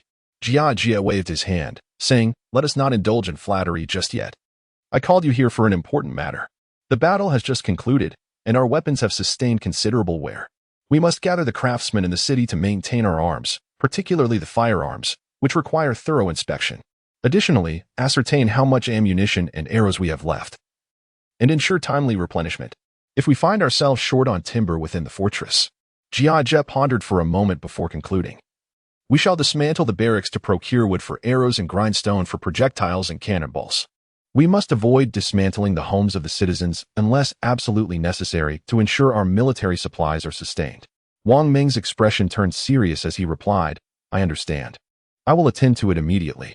Meanwhile, Nurhasai was seething in his tent. "That Jia Jie," he bellowed, slamming his hand on the table.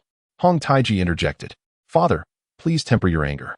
This defeat has illuminated the strength of the Qing army and allowed us to discern Jia Jie's battle formations. We shall undoubtedly find a method to breach his defenses." Gradually, Nurhasai calmed down and began to contemplate the subsequent battle strategies. "Do you have any brilliant strategies to counter Jia Jie's formation?" "Humph. To this day, we remain uncertain of the nature of his formation. Not only do our cavalry struggle against it, but even our infantry is hindered from approaching." Daishan stepped forward, saying, "Father, in my humble opinion, Jia Jie's formation relies on the coordinated use of firearms and chariots, creating a formidable defense. The most crucial aspect is that while it appears Jia Jie is leading his troops out of the fortress to engage us, it is more accurate to say that he remains securely ensconced within the fortress." Nurhasai pondered Daishan's words, his eyes growing increasingly bright. A restless night had dulled his senses, slowing the mind of the 60-year-old man. By interlocking the chariots, they form a wall, using this defense to thwart our army's advance. Coupled with the excellent firing speed and range of the twin-barrel cannons he has crafted, each shot could claim several lives. Though seemingly distant, he remains firmly entrenched in the city. Alas! Nurhasai gazed upon the princes at his feet and, with a reluctant tone, inquired, "Is there any means left to persuade this Jia Jie to surrender?" The princes exchanged glances, responding, "You, father, were the one who sought his demise. Yet you also wish for his capitulation. You have changed." At this moment, Hong Taiji rose and remarked, "Father, it is likely that this Jia Jie will prove difficult to subdue. He is a valiant warrior and a loyal descendant of the Duke of Ningguo. And today's battle has shown that we are still no match for him. The prospect of persuading him to surrender seems exceedingly bleak." Nurhasai furrowed his brow and sighed. "Very well, let us ponder how to breach their defenses instead." Daishan stepped forward and proposed, "Father, why not feign a retreat to lure Jia Jie out of the city in pursuit, then lay an ambush along the way?" Nurhasai shook his head. "This plan is too perilous. In recent encounters, Jia Jie has been exceedingly cautious and may not fall for such a ruse." Hong Taiji added, "Father, since you assert that Jia Jie's formation resembles the city walls, let us respond with a siege strategy. We can use siege weapons like the car cover as shields, advance our infantry to bow range, and engage them with crossbows and artillery. We shall shatter their war chariots, and when our infantry draws near, we can deploy grappling hooks to topple their chariots, thus dismantling their illusory defensive line. The car cover is a simple yet effective siege defense apparatus, equipped with a large wooden board to shield against arrows and other long-range attacks." Nurhasai contemplated this for a moment, his brow knitted in concern, and stated, "While this plan has merit, Jia Jie's mother and child cannon possesses tremendous power. We must reinforce our car covers for adequate defense. Smaller caliber cannons may not pose a problem at long range, but larger caliber ones." Daishan continued, "Father, could we not send a small contingent to feign an assault, testing their firepower before making a decisive move?" Hong Taiji shook his head, his expression grave, and dismissed the idea. "No, a small force is likely to be annihilated, only bolstering their morale." Daishan clenched his teeth, his eyes wide with urgency, and exclaimed, "Father, if all else fails, let us concentrate our forces for a desperate charge." This, too, was not entirely a dreadful strategy. One must consider that drawing a bow repeatedly can lead to exhaustion, and prolonged firing of guns and cannons may cause them to overheat. If they cannot cool swiftly, they become unusable. Nurhaci tapped the table a few times and ultimately declared, "We shall craft siege weapons anew today, and regardless of the outcome, we will launch a full assault tomorrow. The car covers will be reinforced. And if we still cannot capture it, we shall leave 20,000, no, 30,000 troops to besiege Sheeping Fort, to perish before achieving victory." In that moment, Nurhaci truly harbored such thoughts. He had considered the possibility of setbacks while besieging Guangning City, but never anticipated that this humble Sheeping Fort would delay his forces of 160,000 for so long. The Marquis of Baling, Shernai, was no ordinary adversary. With his 100,000 troops firmly entrenched, even the fiercest of the later Jin soldiers would find it futile. In the present day, the ambush forces within Guangning City have long been positioned. Even if an army of tens of thousands were to besiege it, the combination of internal and external cooperation would render the conquest of Guangning City inevitable. Not even the strongest walls could prevent the internal collapse and disintegration. The princes disowned that Nurhaci had his own intentions and dared not speak further, promptly taking their leave. Nurhaci gazed skyward as he stepped out of the tent, murmuring to himself, "If the heavenly gods could bestow upon me." Chapter 47. The heavens are unfavorable at dawn. Nurhaci rose first, hastily completing his morning ablutions before eagerly striding into the tent. His hurried footsteps seemed to echo his inner urgency. Upon his entrance, the princes within the tent knelt in unison to pay their respects, their bowed heads revealing their reverence for Nurhaci. "Rise," Nurhaci commanded, his aged voice imbued with an undeniable authority. He took his seat at the head of the table, his piercing gaze sweeping over the assembly. "Father, in today's battle, we shall fight with utmost dedication." Daisen spoke first, his tone resolute. Nurhaci nodded slightly, though his eyes betrayed a lingering anxiety. In this siege, success is the only option. Failure is not permitted. Everyone, muster all your spirit. In unison, the assembly responded, "Yes, father." He then called upon his subordinate commanders, his voice hoarse yet commanding. "You will take 500 soldiers to provoke that brat Jia Jie into battle. Whatever it takes, lure him out of the city." The commander knelt to accept the order before rising to depart. The rest of the assembly prepared their men, vowing to exert every effort. If they could not capture Sheeping Fortress today, they would leave 30,000 to besiege it while the others advanced toward Guangning. The astute Hong Taiji understood that Nurhaci was impatient, unwilling to squander time on Sheeping Fortress and instead daringly aimed to seize Guangning. Mangertai harbored some doubts about the reckless advance into enemy territory, fearing encirclement. He glanced at Hong Taiji, who showed no inclination to intervene, prompting Mangertai to remain silent yet vigilant. After a while, the 500 soldiers, under their commander's leadership, reached the walls of Sheeping Fortress. The commander bellowed, "Jia Jie, do you have the courage to emerge and face our army? Do not cower like a turtle within your walls as you did yesterday." The soldiers echoed, "Cowardly as a mouse, afraid to fight." On the battlements, Jia Jie found the taunts amusing. Did the later Jin truly believe yesterday's battle was exhilarating? With a cold laugh, he retorted, "Humph, mere trifles. Do they think such provocations will draw me out? Having tasted victory multiple times." Jia Jie's commanders had long since cast aside their fears of the later Jin. They were filled with righteous indignation, each eager to take up arms. "General, allow me to lead a contingent to ensure not a single enemy escapes," one commander exclaimed, eyes wide and grip tightening on his spear. "General, I too wish to join the fray. We shall ensure these later Jin scoundrels return empty-handed." Another commander pleaded, his face aflame with anger. Jia Jie waved his hand. "Do not be impulsive. This is an enemy's ruse. Today we shall steadfastly defend the fortress." Seeing the silence from above, the later Jin commander grew increasingly abusive. "Jia Jie, you turtle, yesterday you merely relied on your formation to gain advantage. If you dare lead your troops out today, I will ensure you never return." Jia Jie responded with a cold smile and instructed, "Go, assemble 100 soldiers to shout down to the enemy." Before long, 100 soldiers shouted in unison towards the city below. "Our general demands to know who you are, what your identity and status may be, that you dare to bark like a dog.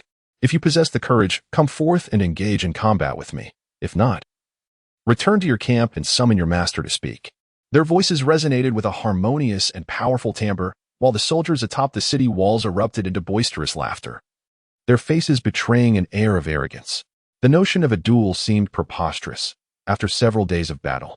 Both sides were well aware that the so-called Batulu of the later Jin had all perished at the hands of Jia Yan. The expression on the face of the later Jin commander shifted from green to pale, seething with rage, yet feeling utterly helpless. The thought of accepting the challenge was absurd. Why would he summon Nurasai to confront them personally? That would surely cost him more than just his head. Thus, he could only continue to hurl insults. Though his earlier bravado now appeared noticeably diminished, in this siege, all siege equipment had been reinforced and thickened. Although this made them bulkier, they would undoubtedly withstand the relentless cannon fire. Even if the movements became sluggish, they would ensure the safety of our soldiers. Nurasai raised his arms with a commanding presence, his voice resonating with authority. The commanders replied in unison, "Yes, Great Khan. We shall exert ourselves to the utmost." Their voices conveyed determination. Yet a flicker of anxiety regarding the unknown lingered in their eyes. Soon, realizing that the enemy was reluctant to emerge and engage in battle, they resolved to launch a direct assault. The later Jin army gathered in the open space outside their encampment, clad in heavy armor and wielding weapons. Each soldier bore a serious expression. The sounds of war drums and horns erupted, the deep and resonant drumbeats mingling with the haunting notes of the horns, echoing across the battlefield. Though the reinforced siege towers appeared more cumbersome, they steadily advanced under the vigorous efforts of the soldiers. Nurasai, perched upon his majestic steed, fixed his gaze intently upon the western Ping fortress, pondering, "This time, Jia Yan, let us see how you will withstand my mighty forces." His grip on the reins tightened unconsciously, his knuckles turning white from the strain. "Soldiers, prepare to face the enemy. Let the later Jin know that the western Ping fortress is not a prize they can easily claim." Jia Yan bellowed, his voice reverberating against the city walls. The soldiers at his side responded in unison, "Yes, General." They gripped their weapons firmly, their eyes locked on the approaching enemy forces. As the later Jin siege equipment drew near, the Qing army's cannons opened fire. Boom, boom, boom. The cannon fire resounded. Yet it was evident that this time the destructive force had diminished. The archers took refuge behind the siege equipment, exerting every effort to remain concealed, lest they fall victim to the cannonballs. The later Jin army managed to advance steadily. Jia Yan furrowed his brow, muttering to himself, "Nurasai has indeed grown cunning." Having thought to reinforce various siege apparatus to withstand cannon fire, his hand rested on the sword at his waist as he contemplated his countermeasures. He issued orders for the artillery to fire in a cross pattern, targeting the weaker sections of their equipment. The messenger, upon receiving the command, dashed away like an arrow loosed from a bow, shouting the orders as he ran. Before long, the cannons of the Qing army roared in unison, and projectiles whistled forth. In an instant, the forefront of the later Jin was engulfed in splintering wood, and the cries of wounded soldiers echoed throughout the battlefield. Jiaju gazed intently at the impact points of the cannonballs. Some shells detonated against the reinforced tarpaulins, yielding little effect, causing his brow to furrow in concern. Yet, a number of projectiles struck precisely at the vulnerable spots of the siege machinery, resulting in damage to the Manchu siege equipment and exposing the archers hidden behind, who fell victim to the cannon fire. The distance was too great, and the small-caliber weapons lacked sufficient lethality. At that moment, a roar erupted from the ranks of the Manchu troops, and there appeared Nurasai himself, riding forth to oversee the battle. "Charge! Those who retreat shall perish. Those who ascend the walls shall be handsomely rewarded. 100 taels of gold, and promotion by 3 ranks." Nurasai brandished his long knife, his eyes filled with ferocity. Encouraged by his presence, the Manchu soldiers launched another assault, braving the cannon fire as they advanced with their siege machinery. The archers on the walls drew their bows, unleashing a rain of arrows. Many Manchu soldiers fell to the ground, pierced, yet their comrades continued to surge forward undeterred. Suddenly, a volley of arrows shot up from below, and the soldiers in the chariot camp collapsed en masse. Something was amiss. Jiaju moved closer to observe the origin of the arrows. They were launched from at least 100 paces away, not from a throw. It required a powerful bow to achieve such distance, and those skilled archers, Sulai soldiers. Nurasai had mandated that all Sulai soldiers be equipped with strong bows, and indeed, their archery was formidable, earning them the esteemed title of the last glory of the cold weapon era. Advance the shields, and eliminate the enemy behind the tarpaulin. The Manchu soldiers shouted their battle cries as they pushed the siege ladders and other equipment forward. The ladders rose high, seemingly aimed at piercing the heavens. and soldiers began to erect long ladders beside them. The clash of battle erupted instantaneously, the cacophony of war deafening. Kill! The Manchu soldiers surged like a tidal wave up the walls. Thunder! At Jiaju's command, the Qing soldiers ignited the thunderous explosives and hurled them with all their might. Boom! The thunderous charges exploded amidst the enemy ranks, enveloping the area in smoke and flames. Many Manchu soldiers shrieked as they fell. Yet those behind remained undaunted in their advance. Firearms erupted with a series of bangs, unleashing deadly projectiles, while arrows whizzed through the air, pouring down like a torrential rain. Boulders and heavy beams rolled from the walls, striking the Manchu soldiers with tremendous force, leaving them bloodied and battered. Scalding molten metal cascaded down the walls, burning the Manchu soldiers and eliciting anguished cries that echoed through the chaos. Nevertheless, the Manchu army surged forth like a relentless tide, wave after wave, their offensive showing no signs of abating. Amidst the fierce combat, a sudden wind arose, howling through the air and causing the battle flags to snap violently. Jiaju's heart tightened as he looked to the sky. A droplet of water fell upon his face, the icy touch sending shivers down his spine. This is bad. Rain is coming. Quickly, prepare the raincoats and oilcloth. Jiaju shouted anxiously, veins bulging on his forehead. The soldiers hastily began to mobilize, yet amidst the tumult of battle, their preparations appeared rushed and chaotic. At that moment, the rain began to fall gently, gradually intensifying. The soldiers of the later Jin appeared to be invigorated by the impending rain, their charge growing ever more fervent. Nurasai laughed heartily, exclaiming, "Heaven aids me." His laughter echoed wildly in the wind. Suddenly, the rain fell in torrents, with large droplets crashing to the ground, creating splashes that drenched much of the gunpowder, significantly diminishing the firepower of the Qing army. Jia Ye's face darkened, his teeth clenched in anger as he shouted, "Soldiers, do not panic. Secure your raincoats, safeguard the gunpowder, and continue to resist." Meanwhile, Nurhasai was exuberant, brandishing his long sword and commanding, "Charge." The ladders had already been placed against the city walls, and with the Qing gunpowder rendered useless by the rain, the opportunity to breach the city was at hand. Upon the walls, the Qing soldiers fought valiantly, engaging in a desperate struggle against the later Jin troops. Blood mingled with rainwater, staining the earth beneath their feet. The rain posed a limitation for both sides. The Qing army, hindered by dampened gunpowder and inoperable matchlocks, faced great difficulties in their defense.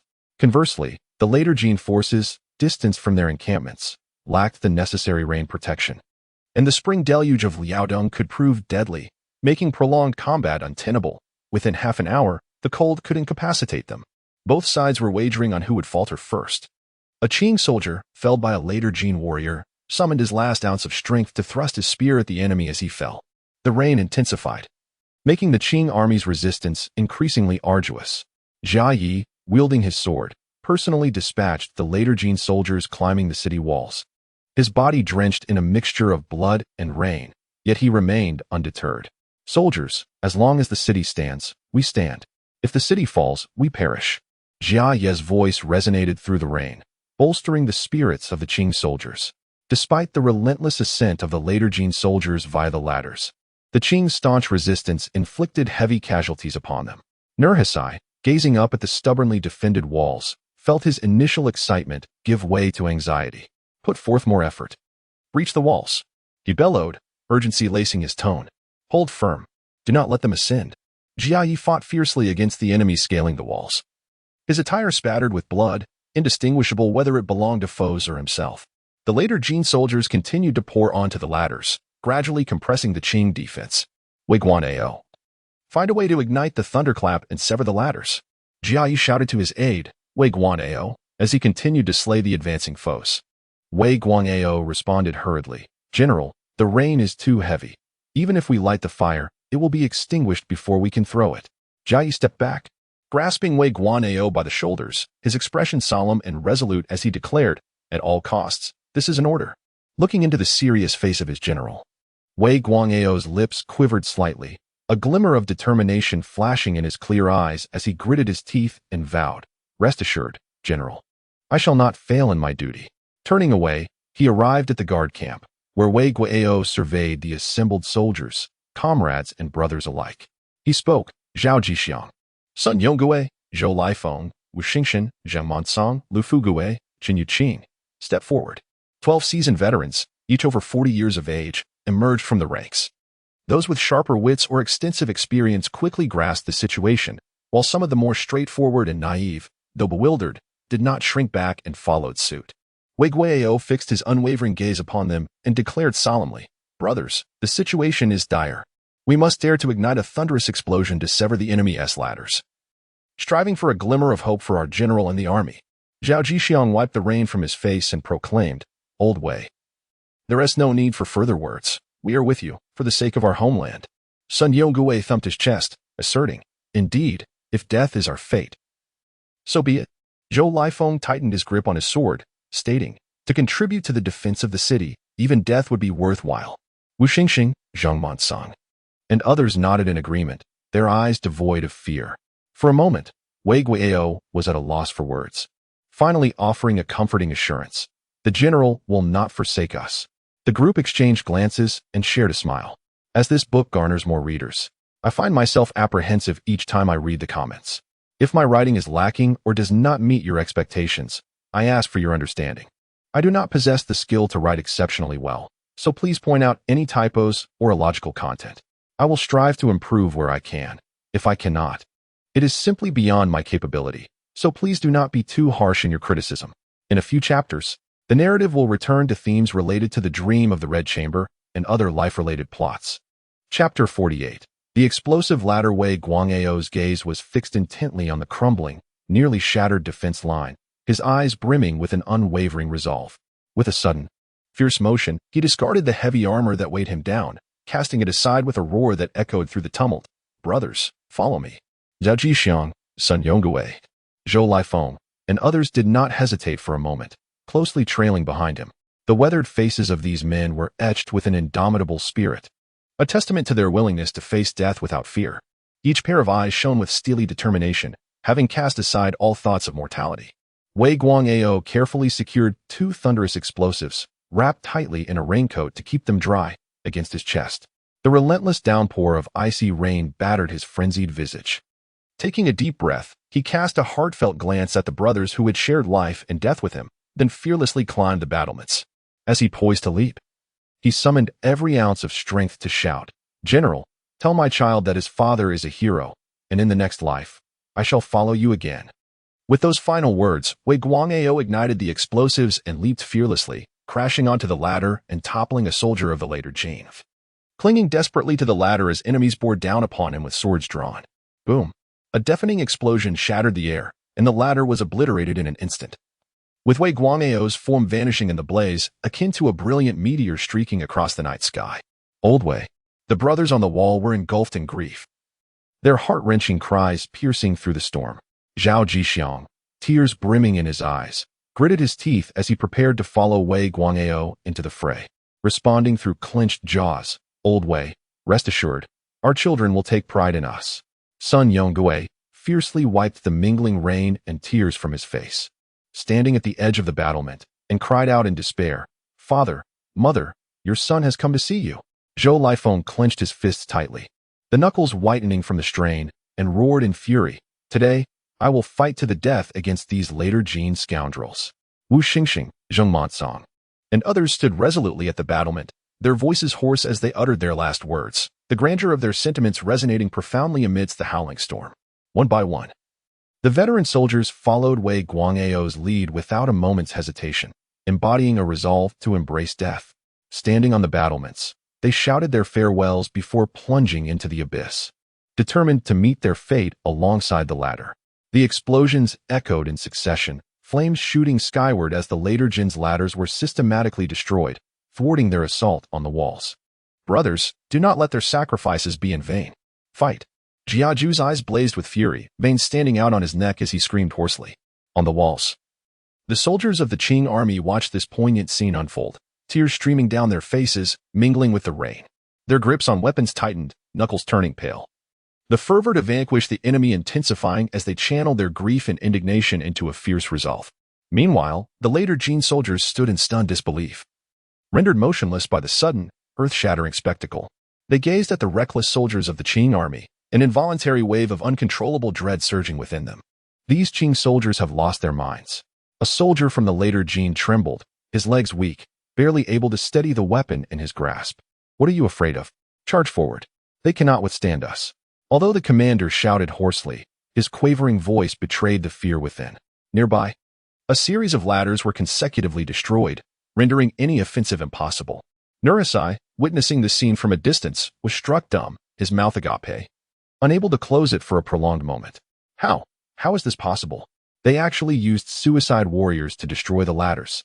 The torrential rain turned the ground to mud. If all the ladders were destroyed, subsequent siege ladders could not even reach the city walls. The Lugong vehicle, less than 30 meters from the city wall, was trapped in the mire, unable to move. His soldiers began to panic and retreat, their bodies trembling from prolonged exposure to rain and battle, their strength waning, and now, intimidated by the Qing army's suicidal counterattack. Fear spread through their hearts like a plague under this double blow. Do not retreat. Charge forward.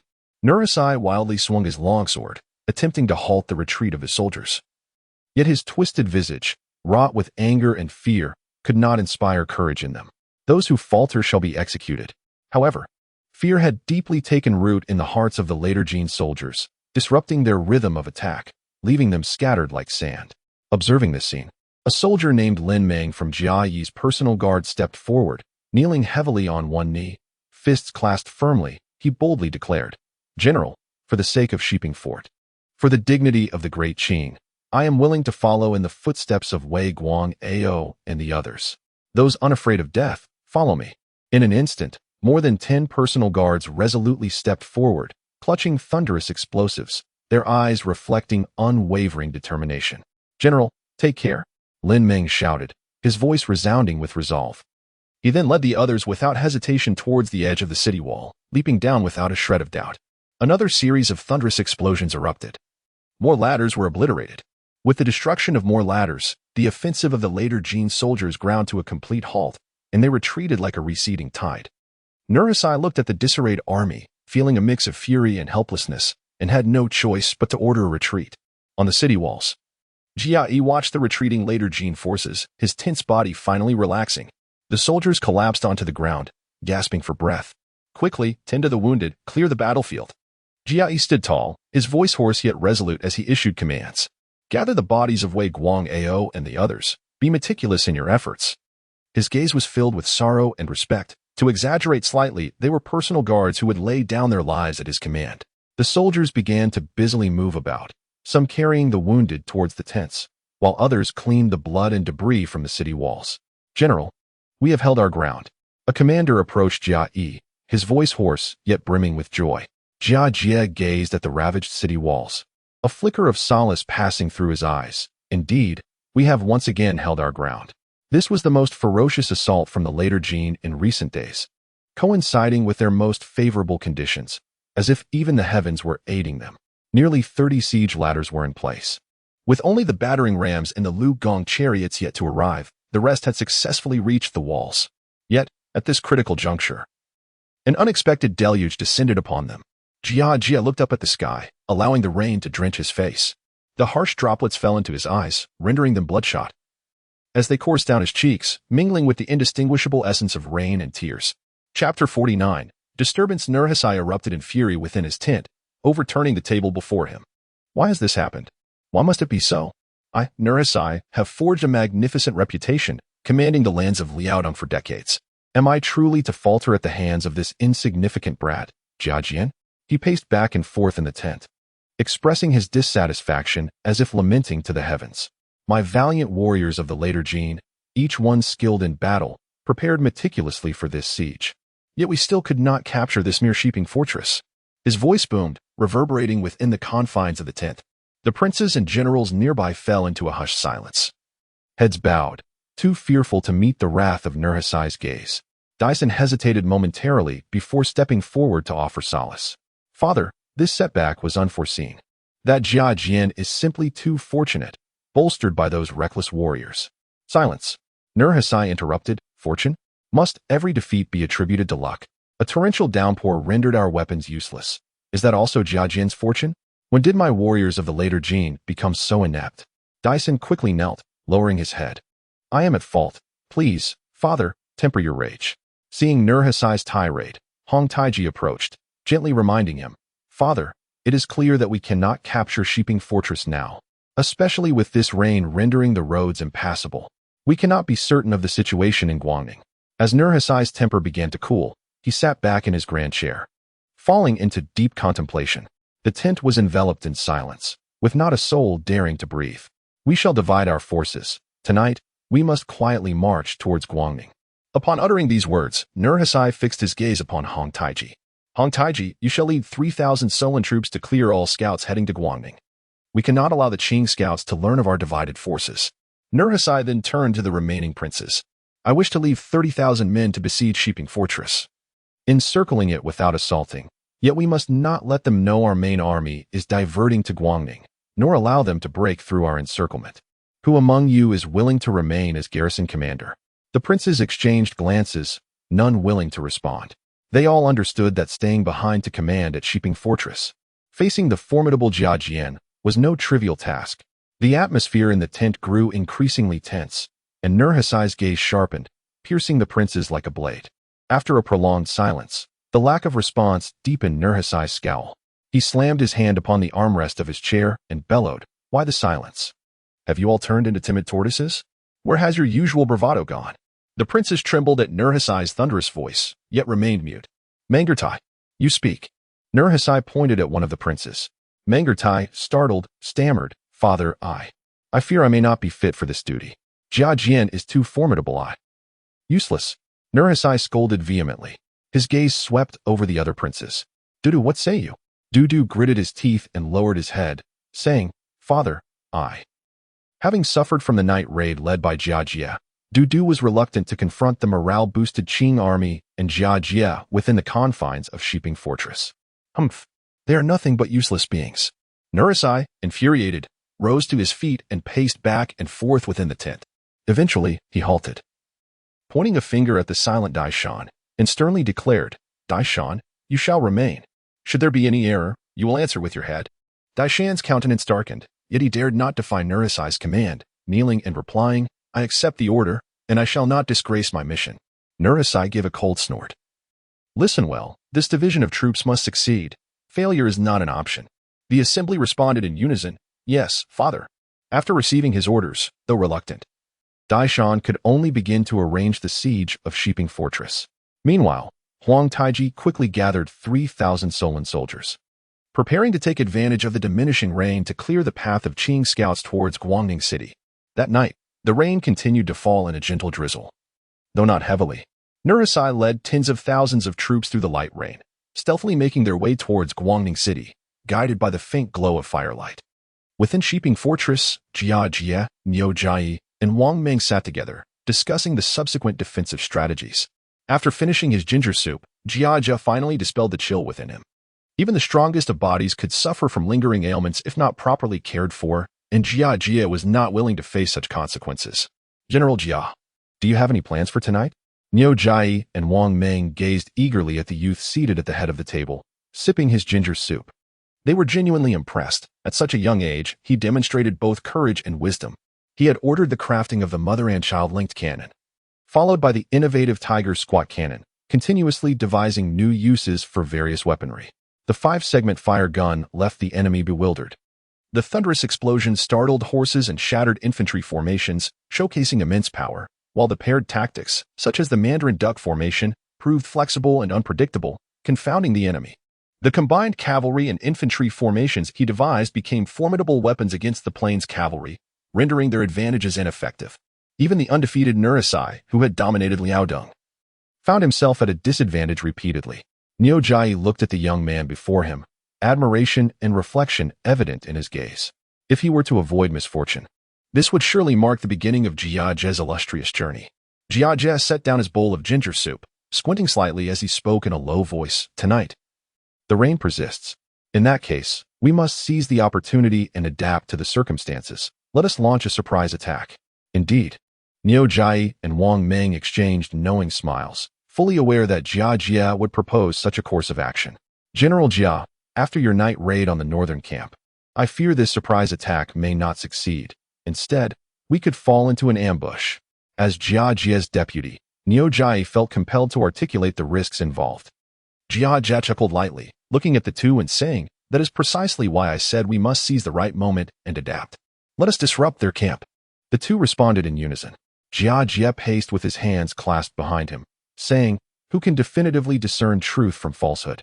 Haha, if we succeed, it will undoubtedly be a significant achievement, granting us more time. Even if it does not succeed, it will ensure that they cannot enjoy a peaceful night's rest." Niojia, with resolute eyes and arms crossed, declared firmly, "Since the general has made up his mind, I am willing to brave fire and water for you." Undeterred even by mountains of blades and seas of flames, Wang Ming, standing tall with clenched fists and slightly raised chin, resolutely affirmed, "I too am ready to follow the general's orders, and I shall not disgrace my mission." Jia Qian nodded, laughing heartily as he said, "Gentlemen, there is no need for such fervor. Let us first arrange for a few hundred men, led by either a Qianhu or Baihu, to conduct multiple disturbances every half an hour. In truth, I do not hold high hopes for a successful raid tonight. However, it is essential to create an impression, for the later Jin will undoubtedly be prepared regardless." Wang Ming then added, "In this way, the later Jin will be exhausted from their attempts to respond, and our forces will gain the upper hand in tomorrow's battle." Jia Qian smiled and replied, "Precisely the intent. Hurry and make the arrangements. And remember to create considerable commotion at intervals, ensuring that our artillery is ready to fire a few rounds." The two departed to fulfill their orders, and soon the sounds of gathering soldiers echoed through Shiping Fort. Chapter 50. The Anomaly of the Later Jin at the Southern Gate of Shiping Fort. Zhao Fang's expression was stern, his long knife firmly grasped. "Brothers, let the Later Jin scoundrels taste our might. Onward!"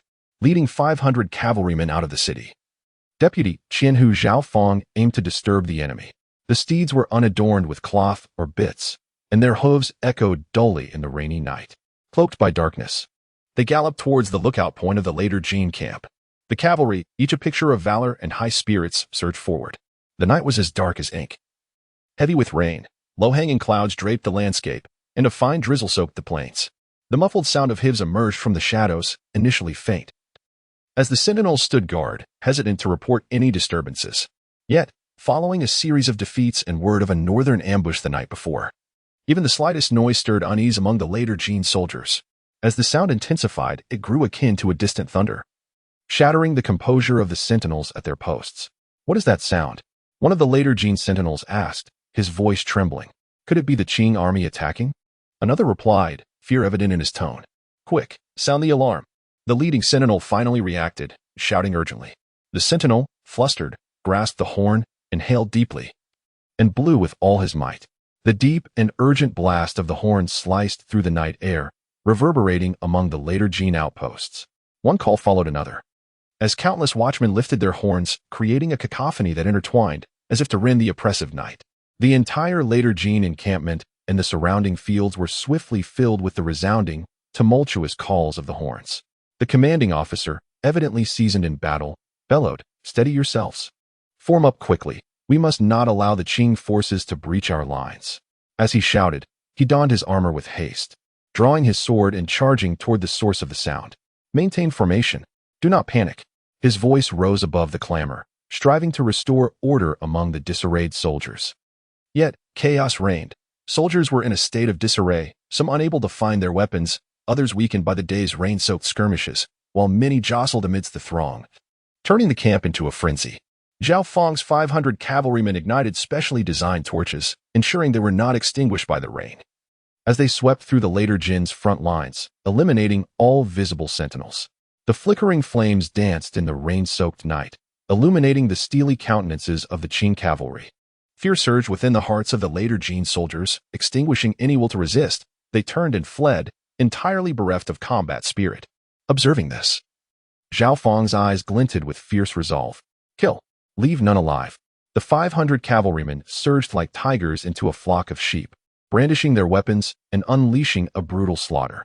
The gleam of blades flashed, blood sprayed, and the anguished cries of the Later Jin soldiers echoed through the night. Those who attempted to escape were ruthlessly pursued and slain by the cavalry. Meanwhile, the Later Jin main camp was ablaze with lights and tumult. Daishan, alerted by the alarm, hastily mounted his steed, his expression dark as water. The detestable Jia Dian, so audacious as to attempt a raid. Daishan, consumed by fury, brandished his whip, eager to lead his forces in pursuit. Upon completing their mission, Zhao Fong and his compatriots showed no inclination to linger on the battlefield, swiftly retreating towards the direction of Sheeping Fort. "My lord, shall we pursue or not?" inquired a commander by his side.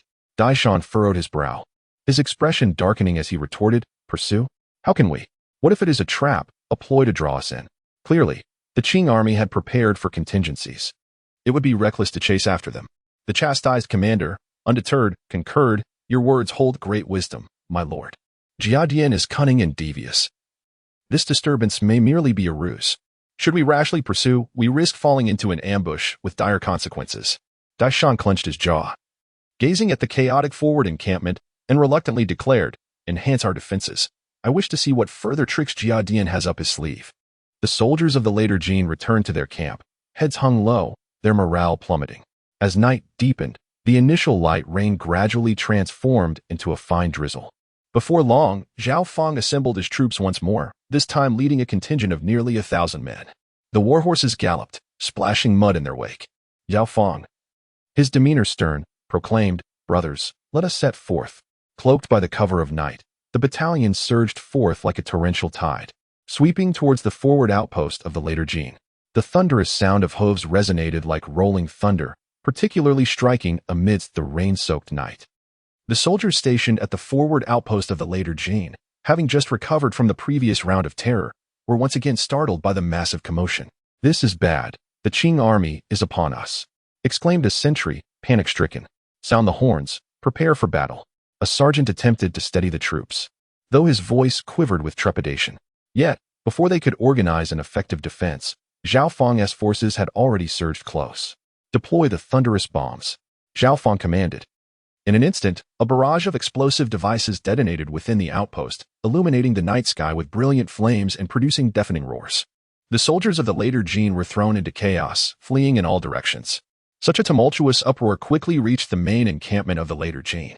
Hearing the commotion, Daishan's face darkened in fury as he bellowed, "These Qing soldiers have gone too far." He mounted his steed, brandishing his long blade, eager to rally his troops in support of the outpost. However, by the time Daishan arrived, Zhao Fong had achieved his objective and, with a cold laugh, commanded, "Withdraw." The Qing forces swiftly turned, retreating from the battlefield in an orderly manner. Daishan watched the retreating figures of the Qing army, shaking with rage. Through these successive raids, he had come to understand Jia Dian's intent, to ensure that the later Jin would find no peace. After a moment of contemplation, he seethed, "That accursed Jia Dian. Relay my orders to assemble 3,000 elite cavalry here at the ready. Should the Qing dare to encroach again, we shall ensure they do not return." An hour passed, and the night grew even denser, resembling a heavy shroud that enveloped the earth. This time, Zhao Fong led 300 cavalrymen, lightly equipped with hoof wraps and wearing bitless bridles. Before nearing the encampment of the later Jin, he astutely sensed an anomaly. Suddenly, the main camp erupted in flames, tearing a gaping hole through the darkness. The tumultuous clamor rose abruptly. Initially, it was but a faint din, soon escalating like a boulder cascading down a mountainside, growing ever louder and swiftly spreading. The cries, shouts of slaughter, and chaotic noises intertwined, saturating the night sky and causing one's eardrums to thrum. Zhao Fong was taken aback, his brows furrowing deeply. He immediately raised his right hand and commanded in a booming voice, "Halt! What is this commotion? Let us observe first. Do not act rashly, for there may be treachery afoot." Perplexed, he thought to himself, "Before I even arrive, your camp is already engulfed in cries of murder." The soldiers behind him tightened their reins, their steeds whinnying to a halt. With a stern countenance, Zhao Fong decisively commanded, "Sound the rockets." A soldier, upon receiving the order, swiftly ignited the rocket, which soared into the sky with a whoosh, bursting into a fleeting yet feeble light that illuminated the surroundings. In that brief illumination, keen-eyed soldiers discerned the lurking shadows of 3,000 cavalry from the later Jin, their ominous forms flickering in and out of view, instilling dread. However, what intrigued Zhao Fong even more was the inexplicable unrest within the later Jin camp. "General, there may be a ruse at play. We should return swiftly to report." A soldier whispered beside Zhao Fong, his voice laced with tension and unease. Zhao Fong pressed his lips tightly together, his gaze fixed intently upon the agitated later Jin camp. A sense of foreboding gnawing at him. He was acutely aware of the complexity of the situation. A moment's carelessness could plunge them into peril. Let us leave behind a few thunderous explosives to create a commotion and sound the horns to incite chaos. The rest shall retreat. Back to Sheeping Fort, Zhao Feng declared decisively, his voice ringing out. The 300 cavalry swiftly turned their mounts, their movements synchronized. The mud kicked up by their galloping hooves splattered onto the ground as they raced towards Sheeping Fort. Chapter 51. Making a decision in the concealed depths of the frontier outpost of the later Jin, 3,000 cavalrymen lay in wait, their demeanor calm yet alert.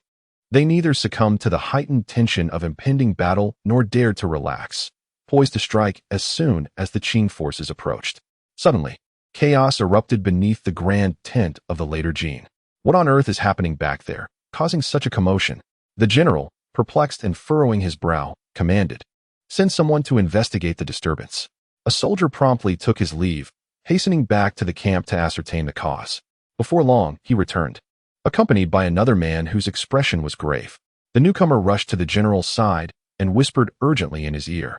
Upon hearing the news, the general gasped in shock. What? As he contemplated the implications, a series of rockets soared through the sky, illuminating the entire outpost and revealing their positions completely. The general cursed inwardly. Should the Qing forces discover this situation, the casualties would be catastrophic. Before he could formulate a response, a series of deafening explosions erupted from the front, followed by the blaring of horns, plunging the entire later Jin camp into disarray. The general's complexion turned pale as he stammered, "This is dire. We must drive the Qing forces back and prevent them from approaching the tents." Within another tent of the later Jin, a chorus of snores filled the air, punctuated by a singular voice, hurried and labored, occasionally interrupted by coughs and pained groans, revealing the dryness of the speaker's throat. A nearby soldier, noticing his distress, rose and whispered anxiously, "Brother, how are you? Have you caught a chill?"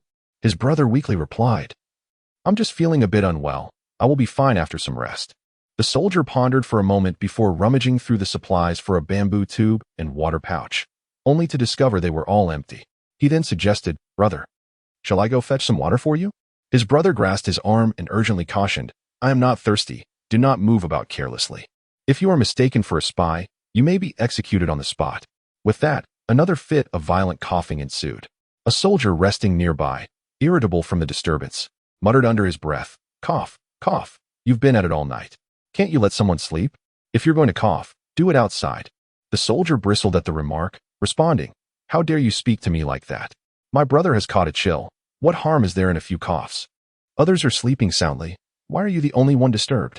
Perhaps you should reflect on yourself instead of blaming others." The aggrieved soldier, incensed, sat up and retorted, "You little brat, what did you just say?" Although the soldier being chastised was also suffering from a chill, his symptoms were less severe, yet he felt dizzy and fatigued. Surrounded by persistent coughs, his irritation grew, especially when lectured by a younger boy. The younger brother, full of youthful bravado, boldly replied, "Do you think I fear you?" The agitated soldier immediately drew his nearby longsword, demanding, "Dare to repeat that, and I shall slay you." Gradually, the clamor escalated. The crowd, in a state of bewilderment, was repeatedly roused from their slumber. Coupled with the chilling wind and relentless rain, many suffered from ailments acquired in battle, their bodies unwell. And even those with a semblance of awareness were disinclined to move or utter a word. The younger brother and the enraged soldier began to shove each other, whispering in a contest of strength. The soldier, weakened by the cold, was easily pushed onto the bed, whereupon he erupted in fury, "You dare push me? Do you truly believe I want to strike you down?" In a fit of rage, he swung his sword, and the elder brother, witnessing the scene, was taken aback and hurriedly braced himself to intervene. The blade pierced, and hot blood splattered across the younger brother's face. In the dim light outside the tent, he looked at his brother with a bewildered expression. In an instant, both were jolted to clarity. The younger brother shouted, "Brother," and leaped to embrace him. The soldier, realizing his grave mistake, was instantly filled with panic. Suddenly, the younger brother seized the long sword, declaring, "I will kill you." The terrified soldier cried out, "Help! Murder! Someone has been killed!" Instantly, chaos erupted within the tent. "Murder? What? Where is the enemy? Has the Qing army arrived?" Various shouts echoed from the tent, one after another. Soldiers grabbed their weapons and stood, only to find one man hacking at another, shouting, "I will kill you." The atmosphere within the tent turned to one of sheer horror. The Qing army is here. Slay him. Another voice cried out. Where? Where is the Qing army? Those who were once drowsy were suddenly alert. Soldiers drew their weapons. But in the cramped quarters, one inadvertently wounded a fellow soldier. The injured man screamed in pain. I've been struck. He is of the Qing army. Kill him. Where? Where? Witnessing this, the mistakenly wounded man shouted, It's not me. I didn't do it. However, explanations were futile. 3 swords were thrust toward him, igniting fear and causing his heart to race. Summoning all his strength, he hastily drew his sword to defend himself, but in a swift motion, he struck down another soldier. Quickly, unite to slay him. At this sight, chaos ensued among the onlookers. With the feeble light, they could scarcely discern friend from foe. In an instant, the turmoil spread to the surrounding tents, and soon, the somber sound of a horn resonated throughout the camp. Enemy attack. Jia Ju furrowed his brow, his gaze deepening as he intently surveyed the ongoing turmoil within the Manchu camp, rapidly contemplating various possibilities. After a brief moment, Jia Ju resolutely proclaimed, Such a splendid opportunity cannot be squandered. I shall lead 2,000 cavalry to strike the enemy camp. Niu Jia hastily interjected, General, this course of action is perilously reckless. Allow me to lead the 2,000 cavalry instead. If indeed any calamity were to transpire, you could still dispatch 3,000 cavalry to aid me, thereby averting total annihilation and preserving a glimmer of hope. Without a general, Shiping Fortress would undoubtedly falter. It is not a venture to be taken lightly. Presently, the very backbone of Shiping Fortress rests solely upon Jia Jian. Should anything befall him, the morale of the troops could crumble. Jia Jian resolutely declined, stating, No further words are necessary. With my prowess, no one in the Jin camp can detain me. Moreover, if the Jin truly are in disarray, my presence there would wield even greater significance. As long as I am present, I shall serve as a formidable deterrent. Niu Jia sought to persuade him further. But Zhao Feng interjected, General Niu, the general has always exhibited unparalleled courage and strategy. Perhaps his mission will indeed culminate in triumph. Niu Jia let out a resigned sigh. General, you must exercise utmost caution. Jia Jian waved his hand with conviction, prepared to depart. He mounted his steed and, brimming with enthusiasm, addressed Niu Jia, General Niu. If this is not a trap, I shall fire 3 rockets. If it is indeed an ambush set by the Jin, I will fire a single rocket. At which point you may act accordingly. And do not forget to beat the drums in my honor. Niu Jia, with a serious demeanor, solemnly clasped his hands in salute. Rest assured, General, I shall certainly drum to bolster your spirits. Jia Jian laughed heartily, raising his voice, Brave soldiers, follow me. With that, he spurred his horse forward, racing towards the Jin camp, while behind him, 2,000 cavalry echoed his call, their hooves thundering through the air, an imposing force. Chapter 52. The struggle between life and death within the grand encampment of the later Jin. Dai Shan maintained an expressionless demeanor as he inquired of the generals at his feet. How has the camp's tumult been suppressed? Yet, the shadowy visage he bore betrayed the depths of his simmering fury. The spirit of a general is the courage of his soldiers, and the valor of his troops is the essence of their commander. When courage falters or fear prevails, the spirit disintegrates. The camp's uproar was undoubtedly a profound humiliation for Dai Shan, tarnishing his reputation and esteem within the later Jin military. One of the generals hesitantly responded, Your Highness, this tumult involves considerable complexities. The Han soldiers among our ranks harbor deep-seated grievances against us, and they have seized this opportunity to incite chaos. We have yet to fully quell the unrest. The later Jin's Manchu population was scant, and their method of military expansion involved conscripting Han civilians from the subjugated regions of Liaodong. These common folk, whose lands were seized and homes ravaged, were now compelled to wage war against their own kin. When an opportunity for expression arose, they would undoubtedly seize it.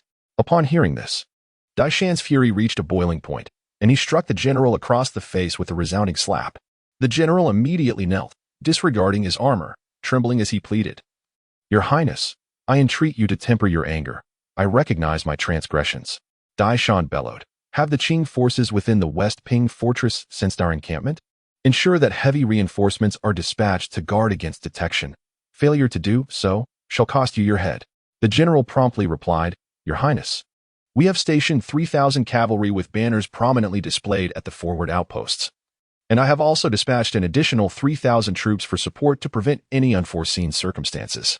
It is precisely because these 3,000 men were reassigned that we could not effectively suppress this tumult. Dai Shan understood that he was grasping at excuses. Yet he was too weary to engage in further dispute, his heart laden with exhaustion and his future shrouded in darkness. Soon thereafter, a resounding beat of drums echoed through the air. The sudden commotion startled all present, and Daishan quickly inquired, "What is happening? Who is beating the drums?" A soldier rushed in to report, "In the West Ping Fortress, the Qing forces have emerged, and they are advancing while beating the drums." Shortly after, another soldier entered with alarming news. "It is dire, Your Highness. Jia Jin has led cavalry charging into the encampment from the flank." These words struck Daishan like a bolt from the blue, causing him to sway and nearly collapse. The surrounding generals hastened to support him, observing his flushed countenance, which clearly indicated his struggle to catch his breath. After a flurry of supportive gestures, he managed to utter a command. "Quickly, halt their advance. Gather our forces and block Jiajian." The generals obeyed, swiftly rallying their soldiers to prepare for the impending confrontation. "Ah, no. They are coming. Hurry, flee. Do not impede me. Step aside." The 2,000 cavalry surged forth, unstoppable, as the later Jin failed to establish an effective defensive formation. Jia Jin brandished his spear, ruthlessly clearing any who dared to obstruct his path. "Kill! Jia Jin is here. Do not delay in surrendering," he roared. And the cavalry behind him, emboldened, echoed in unison, "Surrender, and you shall not be slain." Upon hearing the fervent cries of Jia Xie, the soldiers of the later Jin turned to behold the imposing figure atop a majestic steed, brandishing a long spear with 5 banners billowing behind him. In that moment, their fighting spirit evaporated, replaced by sheer terror. Exhausted from a series of relentless upheavals, they now faced the formidable Jia Xie and utterly lost the will to resist. "I surrender. I too am Han. I am being coerced." It was uncertain who shouted first, but soon the later Jin soldiers were casting down their weapons and kneeling in capitulation. No surrender. Some commanders of the later Jin attempted to halt the soldiers' submission, but their efforts proved futile. Witnessing this, Jia Xie immediately commanded, "Quick, launch 3 fire arrows." The 3 arrows, trailing fiery tails, soared into the heavens, carving bright arcs across the night sky before erupting in a resounding explosion. "Splendid! All gather to assist General Jia." Upon seeing the 3 luminous streaks ascend, Niu Ji mounted his horse, his expression ablaze with excitement. Suddenly, as if struck by a moment of profound realization, he turned to Zhao Fang, who was also mounted and prepared to ride alongside him, and exclaimed, "Zhao Fang, with General Jia leading the charge ahead, we are soon to join the fray. Thus, the West Ping fort shall be left unguarded. You must take 100 men and return swiftly to the fort, ensuring that Wang Ming, the commander, is alerted to remain vigilant of any disturbances within. The current strength of the later Jin forces is unknown, and their intentions remain a mystery. Therefore, he must exercise utmost caution. Any negligence could spell disaster." Zhao Fang solemnly accepted the command, declaring, "Rest assured, General Niu, I shall not fail in my duty." With that, he decisively gestured, leading his contingent back towards the West Ping fort, their horses kicking up clouds of dust as they galloped away, quickly vanishing from sight. Niu Ji watched them depart, then turned his gaze back to his soldiers. Drawing his saber with a swift motion, he raised it high and shouted, "Brothers, let us charge towards the later Jin camp and assist General Jia." The response was a chorus of fervent cheers, each soldier's blood surging with fervor and battle intent. Niu Ji led the charge, his forces surging like a tidal wave towards the later Jin encampment. The thunderous sound of hooves echoed like rolling thunder, as thousands of war horses galloped, shaking the very earth beneath them. Daishan surveyed the chaotic scene before him and shouted anxiously, "Quick, intercept them. Do not allow them to breach our lines." Suddenly, a flash of inspiration struck him. He turned and issued a new command, "Hurry. Summon the 6,000 troops from the forward camp to support us and encircle Jia Xie. This is our sole chance for victory. With these 6,000 reinforcements, we must act swiftly. A pincer attack will surely annihilate them, and Jia Xie shall fall here. Once he is slain, the tide shall turn." A commander, taking heed of the order, spurred his horse and raced towards the front lines with urgency. Upon reaching the front lines, the general gasped for breath and exclaimed, "General Akage, our camp is currently being ravaged by General Jia Jie and his 2,000 cavalry. Prince Daishan has ordered us to quickly provide support, encircle Jia Jie, and eliminate him in one fell swoop to mitigate tonight's losses." Akage's eyes widened in disbelief as he responded, "Isn't the rear suppressing the camp's howls? When did the Qing army breach our defenses? The situation has changed so rapidly. Since the prince has issued a command, we must not delay. Let us return at once." The general urged. Time is of the essence. Akij waved his hand decisively. All soldiers, heed my command and follow me back to the camp. The 6,000 troops swiftly formed ranks and charged towards the camp. Brave warriors, let us assault the standard. Jia Jie fought valiantly in the camp, as if in a world devoid of adversaries.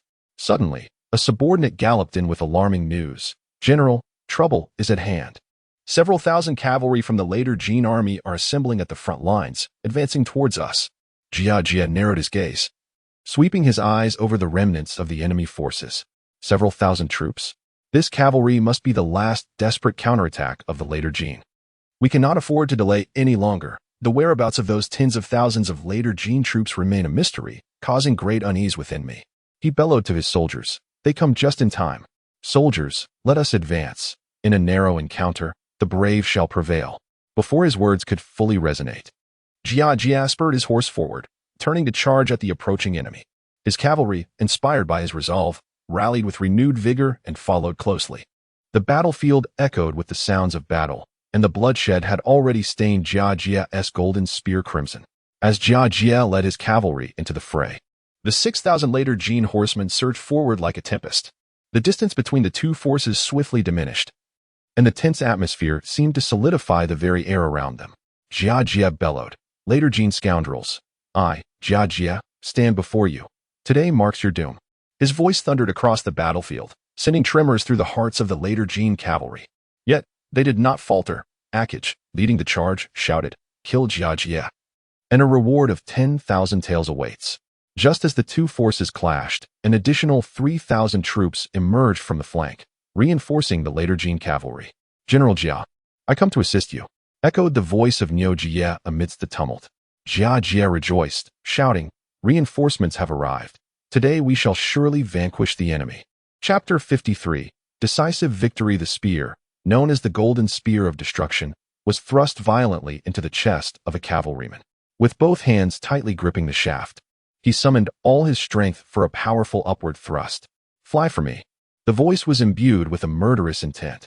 In an instant, the enemy cavalryman spat forth blood, his body involuntarily soaring into the air, reaching a height of 10 meters before plummeting down like a severed kite, crashing onto another cavalryman below.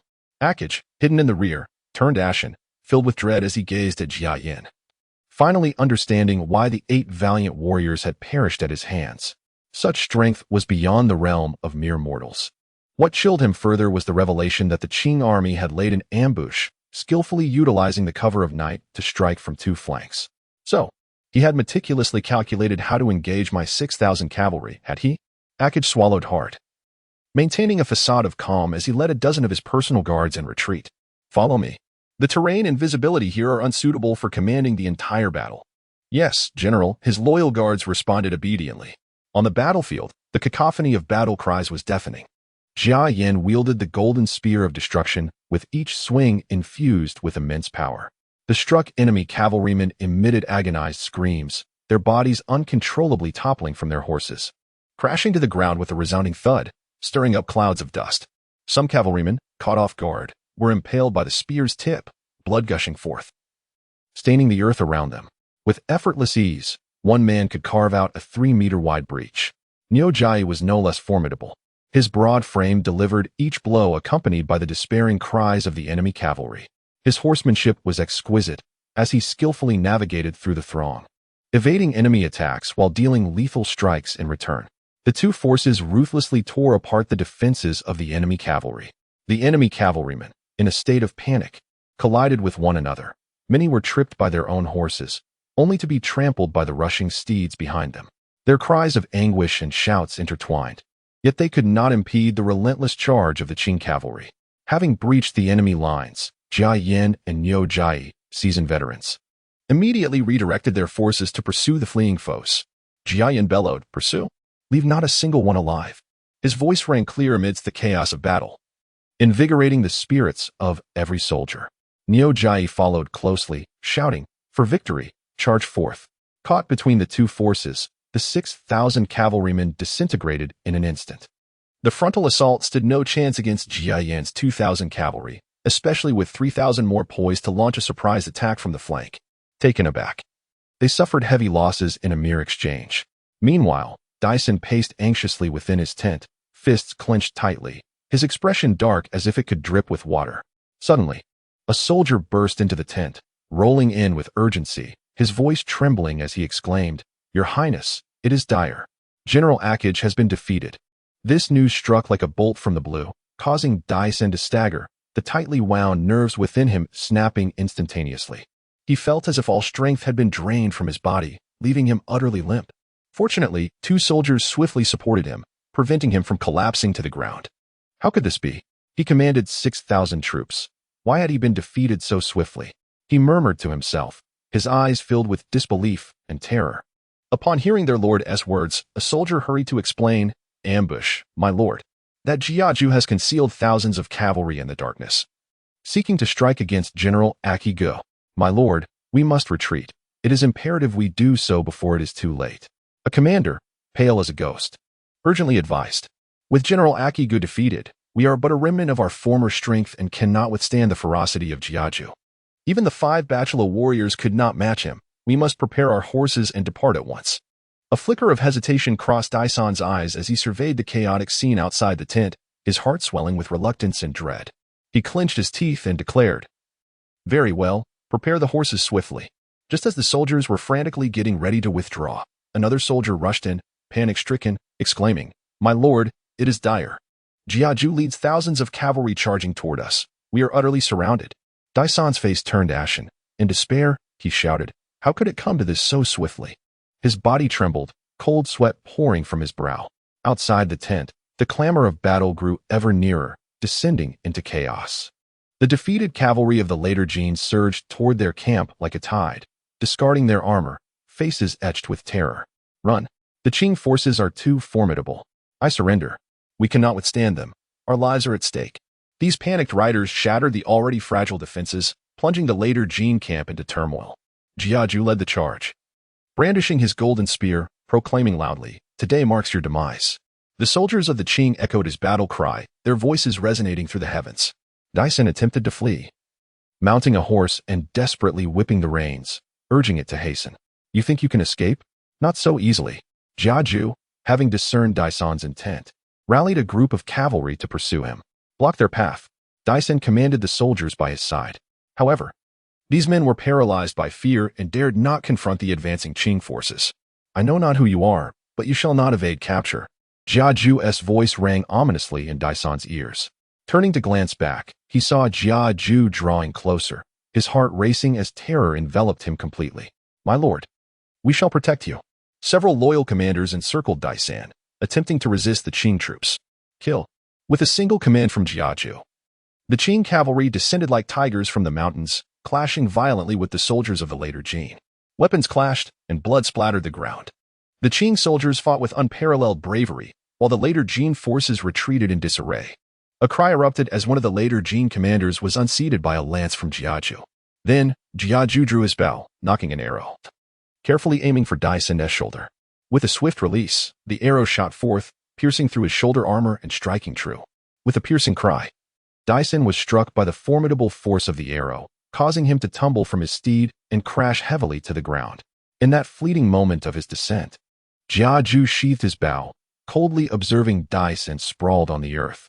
The rain-soaked soil had softened, mitigating the severity of his fall. However, Dyson clutched his wounded shoulder. Still impaled by the arrow, his visage contorted in agony and terror as he struggled to rise and flee. "Your Highness!" The soldiers gasped in alarm.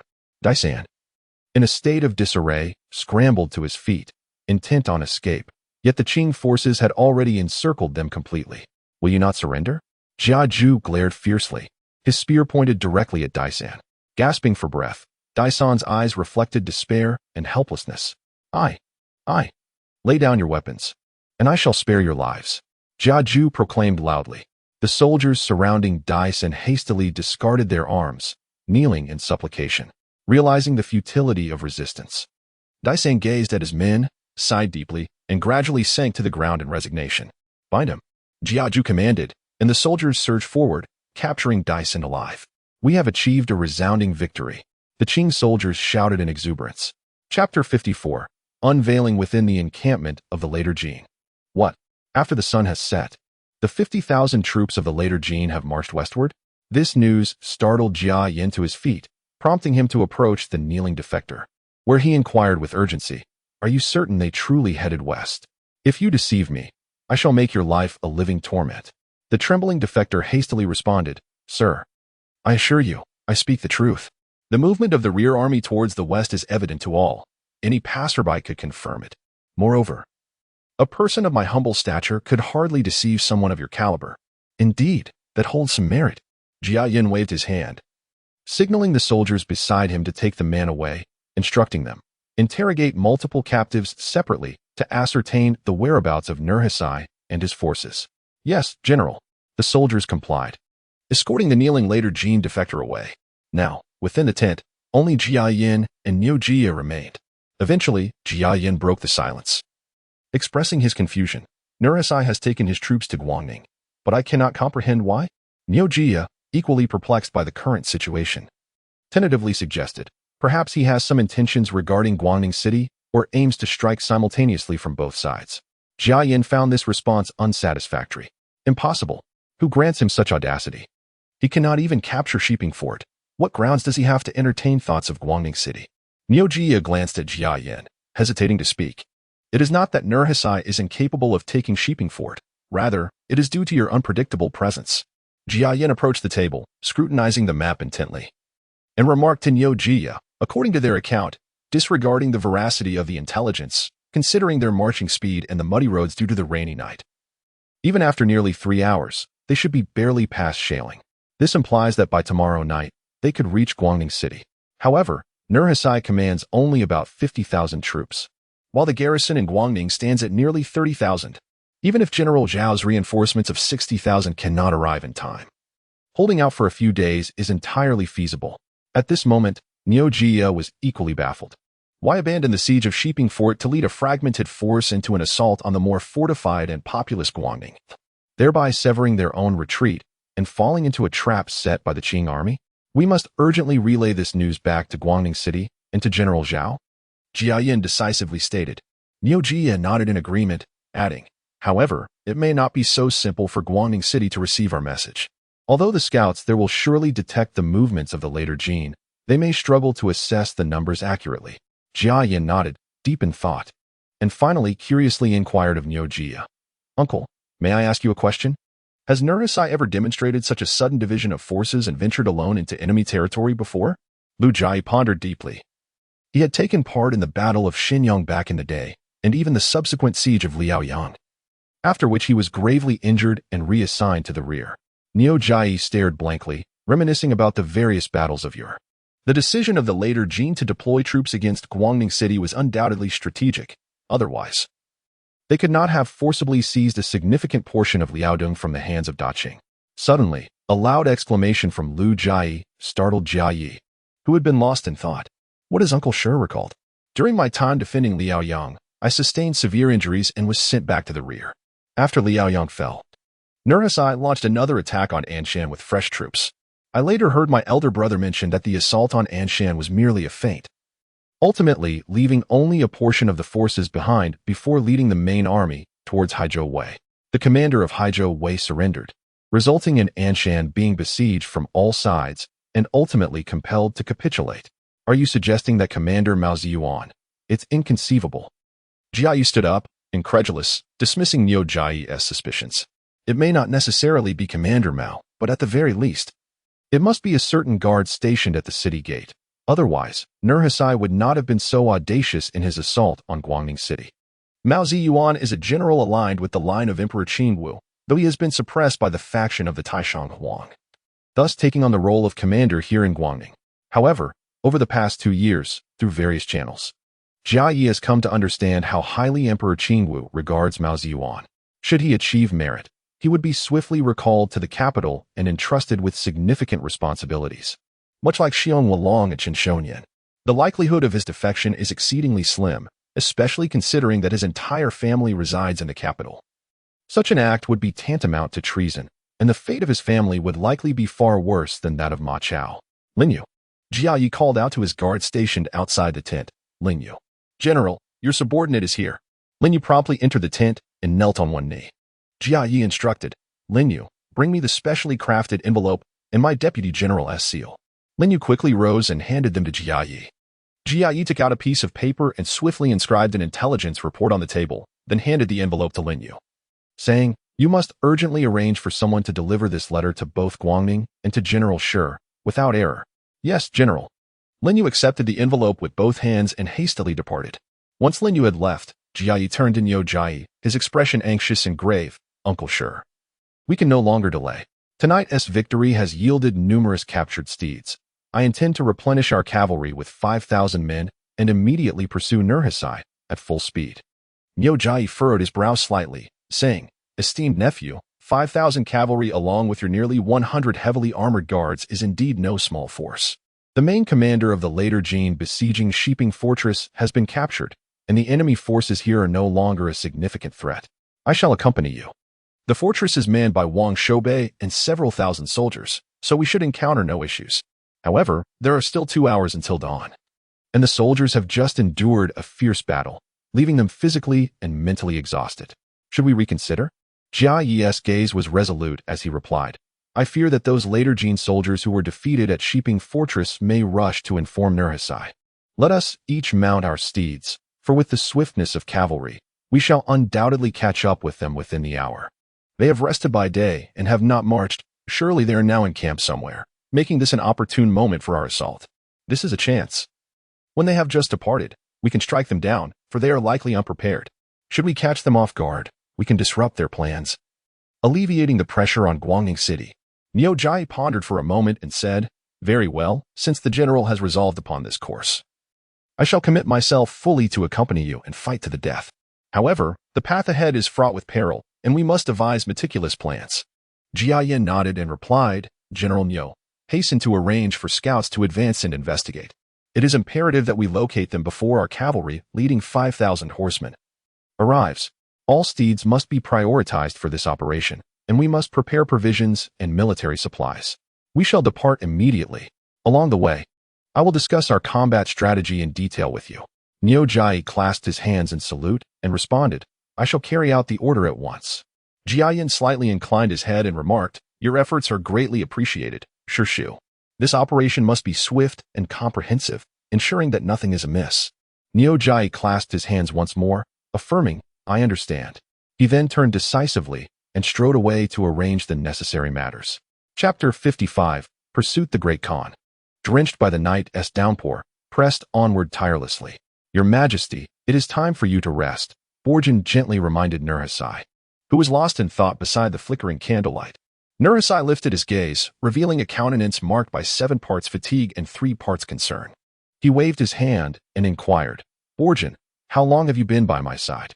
Borjin slightly bowed, responding with utmost respect, "Your Majesty, I have followed you since the inception of your campaign, and it has now been over 30 years. Indeed, over 30 years, how swiftly time has passed."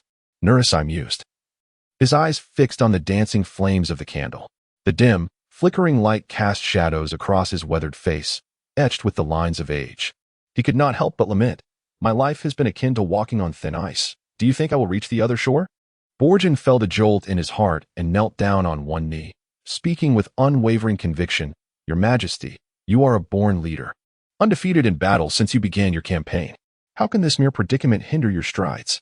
The glory of the later Jin will undoubtedly be realized under your guidance." Nurhasai sighed deeply, his gaze growing more profound. "While your words are comforting, who truly comprehends the hardships endured along this journey? This assault on Guangning, should it fail? I am already 65 years old." Borjin rose and approached Nurhasai, offering solace, "Your Majesty must not dwell in despair. The soldiers are all willing to brave fire and water for you. As long as we unite our efforts, Guangning will surely fall into our hands. Furthermore, the princes are all valiant and astute. With them by our side, how can we fear the failure of our grand enterprise?" Nurhasai nodded slightly, redirecting his attention to the flickering candle. A figure clad in armor, wielding a long spear and mounted on a gallant steed, flashed through his mind. He pressed his lips together, feeling an unsettling restlessness, murmuring to himself, "Let us hope so." Borjin's expression turned grave as he urged once more, "Your Majesty, your well-being is paramount. The soldiers require your vigor to command the battle." Nurhasai slowly rose, his tone leaving no room for dissent. "I understand. You may leave now. I wish to be alone for a while." It is imperative to send more men to patrol. We must not let our guard down. After Borjan bowed and exited the tent, Nurhasai remained alone within, his thoughts still tumultuous. In the distance, far from the encampment of the later Jin army, two scouts clad in leather armor cautiously approached the direction of the camp. These scouts were meticulously selected and trained individuals, possessing extraordinary vision even under the cloak of night. They skillfully evaded both the visible and hidden sentinels of the later Jin, moving silently through the grass, woods, and shadows. Upon reaching a vantage point where the outline of the camp became discernible, one scout whispered, "I will observe from here. Let me see if I can edge closer for further reconnaissance. However, it is perilous. You should return to report this situation to the general." The other replied, "Take care." With that, he quietly turned and retraced his steps. Watching his companion depart, the first scout stealthily inched forward, meticulously scrutinizing the overall layout and scale of the later Jin encampment. Jia Jian, holding a torch, led the march, occasionally glancing back at his soldiers. He turned to Niu Jia beside him and said, "Pay close attention to the soldiers' conditions. We cannot afford any negligence that might diminish our combat effectiveness. It would be a grave loss." Niu Jia nodded solemnly and replied, "Rest assured, General, I will keep a vigilant watch." Jia Jian slightly inclined his head and continued to lead the troop forward, the sound of hooves and soldiers' footsteps resonating clearly in the stillness of the night. After marching for a short while, Jia Jian raised his hand, commanding the entire army to halt, and shouted, "Who goes there?" The soldiers, startled by his words, instinctively grasped their weapons, but before any further action could be taken, a few cries echoed through the air. Upon hearing the familiar cries, Jia Jian's expression softened as he said, "It's our own men." Soon after, a scout dismounted not far from Jia Jian, hastily approaching to salute and report, "General, we have discovered approximately 40,000 troops of the later Jin encamped near Shaoling, roughly 10 miles from our current location." Jia Jian's gaze sharpened as he inquired, "Can you discern their defensive arrangements?" The scout replied, "I dared not approach too closely, but I could ascertain that their tents are widely dispersed and their defenses appear quite formidable. One of my comrades remains closely monitoring the later Jin's movements, and I have come to report this to you." After a brief contemplation, Jia Jian turned to Niu Jia and instructed, "General Niu, the soldiers and steeds have been on the move for quite some time. Even those who ride double or triple mounts are utterly exhausted. Let the cavalry take a brief respite here to recover some strength. I shall scout ahead first and then devise our next course of action." Niu Jia nodded in agreement. "You speak wisely, General. I will make the necessary arrangements." Jia Jian, accompanied by about 20 of his personal guards, stealthily approached the later Jin camp under the guidance of the scout. The scout quickly interjected, "General, he continues to monitor ahead to guard against any unforeseen occurrences." As they drew closer to the later Jin camp, Jia Jian gestured for everyone to stop, carefully observing the situation within the encampment while silently strategizing their attack. After some time, they finally located the scout left in position. Jia Jian quietly asked, "Are there any outsiders within the later Jin camp, or has there been any disturbance?" The scout lowered his voice and replied, "General, there have been no signs of outsiders nor any disturbances for now. However, the patrols of the later Jin seem to have increased in frequency." Jia Jian furrowed his brow, pondering, could the commotion at Shiping Fortress have alerted Nurhasai? The scout replied, "I cannot say for certain, General." Jia Jian contemplated, his mind racing with thoughts of caution. If the stir at Shiping Fortress has indeed drawn Nurhasai's attention, we must proceed with utmost vigilance. After a moment of reflection, Jia Jian instructed, "Lin Yu, take a dozen agile comrades to eliminate the nearby Ming sentries, creating some distance to facilitate our soldiers' advance. But remember, discretion is paramount. Should success elude you, retreat without raising alarm." Lin Yu clasped his fists and assured, "Rest easy, General. I shall not fail in this mission." With that, he and his 10 personal guards silently melded into the shadows. Now let us return. At the very moment when Lin Yu and his companions commenced their actions, Jia Jia returned to the place from whence he came. The soldiers swiftly replenished their water supply and hastily consumed some rations, seizing this precious opportunity to rest. After a brief interlude, as they regained a modicum of strength, Jia Jia resolutely issued the command, "Arm yourselves." The soldiers promptly donned their sturdy armor, while nearly 100 personal guards meticulously adorned the magnificent steeds with their battle gear, wrapping their legs and fitting them with bits. Jia Jia led the group to conceal themselves behind a hillside not far from the encampment of the later Jin, quietly awaiting the opportune moment. At this juncture, the later Jin camp was ablaze with light, and sentinels moved about in vigilant patrol. Chapter 56. The charge this night stretches interminably. Jia Xie fixed his gaze upon the camp of the later Jin, his eyes sharp as a hawk, his hands instinctively tightening around the reins. "General, Lin Yu has returned," murmured Niu Jia at his side. Lin Yu approached stealthily with his personal guards, lowering his voice as he reported, "General, the mission is accomplished, though 2 of our brothers sustained minor injuries." Jia Xie nodded, his expression grave. "Ensure the injured brothers rest well. The later Jin remains unaware, correct?" Lin Yu responded respectfully, "Yes, General. Currently, the later Jin has not detected our presence. The outer sentries, both visible and hidden, have been cleared, and the later Jin has marched through the night without establishing many obstacles. However, the time for the next shift of sentries is approaching. We must act swiftly." Jia Xie narrowed his eyes slightly and spoke in a solemn tone, "General Niu, prepare the men. Dawn is nearly upon us. Relay the orders." Niu Jia clasped his fists in acknowledgement. "Understood. I shall make the arrangements at once." With that, he turned and quickly conveyed the commands. Jia Xie's gaze remained fixed on the later Jin camp, his grip on the reins tightening further. Before long, Niu Jia returned, stating, "General, the men are fully prepared, awaiting your command. Advance." The group silently moved forward, inching closer to the later Jin encampment. Jia Xie took a deep breath and called out, "All soldiers, heed my command. Charge with me." Jia Xie was the first to draw his spear, vaulting onto his steed, and bellowed, "Warriors, charge with me. For victory, kill." In an instant, the battle cries resounded deafeningly, as the cavalry surged forth towards the later Jin camp like arrows loosed from a bow. Jia Xie led the charge, a tempest of warriors racing towards the enemy's stronghold. At the entrance of the later Jin camp, the guards, startled by the sudden cacophony of battle, fell into disarray. "Enemy attack! Enemy attack!" a terrified soldier shouted. The camp commander rushed forth, his countenance shifting dramatically. "Sound the horn. Quickly, bring the obstacles forward to block them." Suddenly, a deep and urgent horn echoed through the night, reverberating in the air like a harbinger of death, instilling a heavy sense of dread. The soldiers scrambled, their movements frantic as they hastily maneuvered the barricades, their cries punctuating the chaos. "Faster! Hurry!" Their eyes were filled with terror, and their actions, fraught with tension, appeared clumsy. Some, overwhelmed by panic, slipped and fell, only to hastily rise and continue their efforts. Within the tents, Nurhasai, having just prepared for sleep, was abruptly roused by the heavy sound of the horn. He sat up abruptly, demanding, "Borjin, what is happening outside?" Borjin rushed into the tent, his expression grave as he replied, "Great Khan, it seems we are under attack by enemy forces." Nurhasai furrowed his brow in concern. "From whence do these enemies come?" Borjin hesitated briefly. "It is still unclear, but judging by the commotion, their intentions are malevolent. The sound seems to originate from the east." A jolt of alarm coursed through Nurhasai. "The east? Could it be the Qing troops from Shiping Fort?"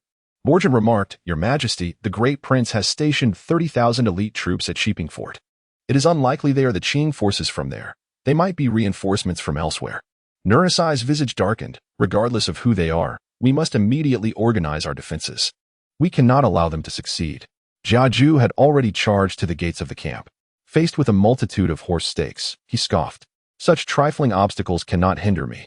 With that, he brandished his golden spear, the breaking army lance, and with a vigorous sweep, shattered the stakes before him, sending them flying one by one. The cavalry behind him, witnessing this display of valor, felt their spirits soar as they followed Jiaju in breaching this first line of defense. "Charge!"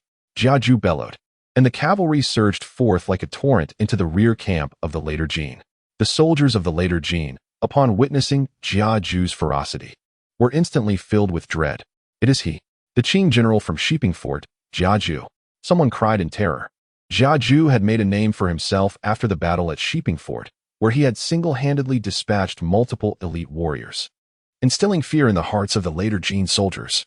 Now, having pursued them only a day later, his presence sent shivers down their spines. Jiaju wielded his 4-meter-long lance with deadly precision, cleaving through foes, causing the later Jin soldiers to fall one after another. Nearly 100 of his personal guards, clad in armor, fought valiantly, resembling tigers among sheep. A later Jin officer attempted to rally his troops, shouting, "Form ranks. Stay organized. Do you dare resist?" Jiaju roared in fury, charging towards the officer. In an instant, they clashed, The officer, stricken with terror and unmounted, had no chance to escape. Raising his weapon in a desperate attempt to defend himself, the golden spear swung forth, its power akin to speed, crashing down upon the officer's weapon with a resounding clang. In an instant, the officer's hands were shattered. Before he could utter a cry of anguish, Jia Ju's spear continued its relentless assault, striking him squarely in the chest. With a sickening crack, the officer's chest caved in, sending him soaring through the air like a kite severed from its strings, taking 2 others with him as they were swept away several meters. The surrounding soldiers of the later Jin were paralyzed with fear, their limbs turning to jelly. In their eyes, Jia Ju appeared as a divine demon, unstoppable. Consumed by rage, Jia Ju continued to wreak havoc among the throng, wielding his lance with abandon. He required no elaborate techniques. With his immense strength, astonishing speed, and the 4-meter-long spear, he was invincible wherever he went. Each swing of his lance summoned a rain of blood and carnage, causing the later Jin soldiers to flee in terror. Those who stand in my way shall perish. Jia Ju roared, as if traversing a realm devoid of opposition. His silhouette, illuminated by the flames, appeared exceptionally formidable, instilling dread in the hearts of the later Jin soldiers. With their leader incapacitated, the ranks of the later Jin fell into disarray, and Jia Ju seized the opportunity to lead his men in a reckless charge through the camp, as if it were unguarded territory. However, the later Jin, despite being outmatched, soon rallied under a new leader who volunteered to establish a fresh line of defense. Loose arrows. The soldiers of the later Jin drew their bows and released a flurry of arrows, transforming the battlefield into a veritable rain of projectiles. Among them, those with exceptional archery skills aimed their shots at the vulnerable eyes of the 100 personal guards. Casualties began to mount among Jia Yan's retinue, yet they remained undaunted, pressing forward with unwavering courage. "General, we are here," shouted Niuji. In that moment, Niuji led the reinforcements into the fray like a surging tide, instantly invigorating the Qing army with an unstoppable momentum. Chapter 57. The Breakthrough. Jia Xie bellowed, "Follow me and slay." In an instant, the tide of battle turned, and the soldiers of the later Jin began to retreat in disarray. Jia Xie rallied his troops, urging, "Men, let us strike with one fervent push, kill." The cavalry led by Niuji added oil and torches, tossing them into the tents or scattering them among the densely packed crowd. In a moment, flames soared towards the heavens, plunging the later Jin camp into chaos. Jia Xie, at the helm of his cavalry, charged onto the main road, his gaze fixed intently on the prominent banner 100 meters away. Beneath that grand banner stood a magnificent, glaring yellow tent, evidently the commander's quarters. "Charge! Directly for the commander's tent!" Jia Xie roared, spurring his horse with fervor. The steed whinnied as it galloped forward. The cavalry behind him followed closely, the thunder of hooves reverberating like thunder, causing the earth to tremble. The flames ignited by the Qing soldiers illuminated the encompassing darkness. Nurhaci, surrounded by his guards, gazed at the approaching figure amidst the flames, instantly filled with dread. At that moment, this 60-year-old man trembled uncontrollably, raising his trembling right hand to point at Jia Xie, exclaiming, "It is he! Jia Xie! Why is he here? Should he not be at Sheeping Fort? Where is Daisan? What is he doing? How could he allow him to emerge? 30,000 men, and yet they let him encircle a mere Sheeping Fort and even let him escape. Why was there no report?" His guards, stricken with terror, shouted, "Great Khan, retreat swiftly." Yet Nurhaci defiantly roared, "No, I wish to see just how formidable he truly is." However, as Jia Xie drew nearer, the palpable aura of death extinguished the last vestiges of Nurhaci's defiance. "Protect the Great Khan, retreat," Borjigin shouted, forcibly pulling Nurhaci back with his guards. "Protect the Great Khan." The soldiers of the later Jin's right yellow banner and the yellow banner cried out hoarsely, but their resistance seemed futile against the overwhelming onslaught. At that moment, Nurhaci's sons, including Huang Taiji and Dalgan, hurriedly arrived. Huang Taiji anxiously urged, "Father, this place is perilous. Retreat is paramount." Dalgan echoed, "Father, as long as the Green Mountains remain, we need not fear the lack of firewood." Seeing the anxious faces of his sons, Nurhaci finally relented and began to withdraw amidst the throng. Great Khan? Lin Yu, proficient in Manchu, followed the sound and saw numerous armored commanders escorting an elderly man clad in resplendent yellow armor. Lin Yu was instantly struck with astonishment and then elation. Hastily calling out to Jia Xie, "General, that is Nurhaci. Nurhaci is there. They are attempting to flee." Jia Xie turned to behold the resplendent figure surrounded by many, preparing to escape, and was filled with joy. He immediately commanded, "All troops, follow me. Capture the king and grant titles. Capture the emperor and bestow nobility." Titles and honors await us at this moment. As he witnessed Nurhasai's imminent escape, Jia roared with fury, "Nurhasai, you shall not evade your fate today." Jiaju wielded his long spear, effortlessly unseating the soldiers of the later Jin who attempted to obstruct him. At this moment, the later Jin troops were in utter disarray, wholly incapable of halting Jiaju's charge. Like a war deity, he broke through their ranks, relentlessly pursuing the fleeing Nurhasai and his retinue of princes. "Protect the Khan," cried one of the soldiers. Among the 8 banners, particularly within the ranks of the plain yellow and bordered yellow banners, Nurhasai held immense prestige. Seeing their leader in peril, the soldiers fought valiantly, risking their lives to secure an escape for him. The generals, driven by desperation, surged towards Jiaju, attempting to strike him down, thereby creating a formidable obstacle for him. Jiaju, his face etched with urgency, swung his spear with a ferocity that felled the approaching commanders. Yet, the ranks of later Jin soldiers surged forth like an unending tide. "General, this cannot continue," shouted Nyoji from the sidelines. Gritting his teeth, Jiaju declared, "If I am to die this day, I shall nonetheless take Nurhasai with me." With that, he fiercely urged his steed forward once more towards Nurhasai. Just then, a hidden arrow was loosed. Jiaju narrowly evaded it, only to be ambushed by a later Jin commander who managed to graze his vulnerable arm. "General," Lin Yu exclaimed in alarm, "it is of no consequence." Jiaju bellowed in response, delivering a sweeping blow with his spear that sent the assailant hurtling through the air, crashing heavily to the ground, lifeless or unconscious.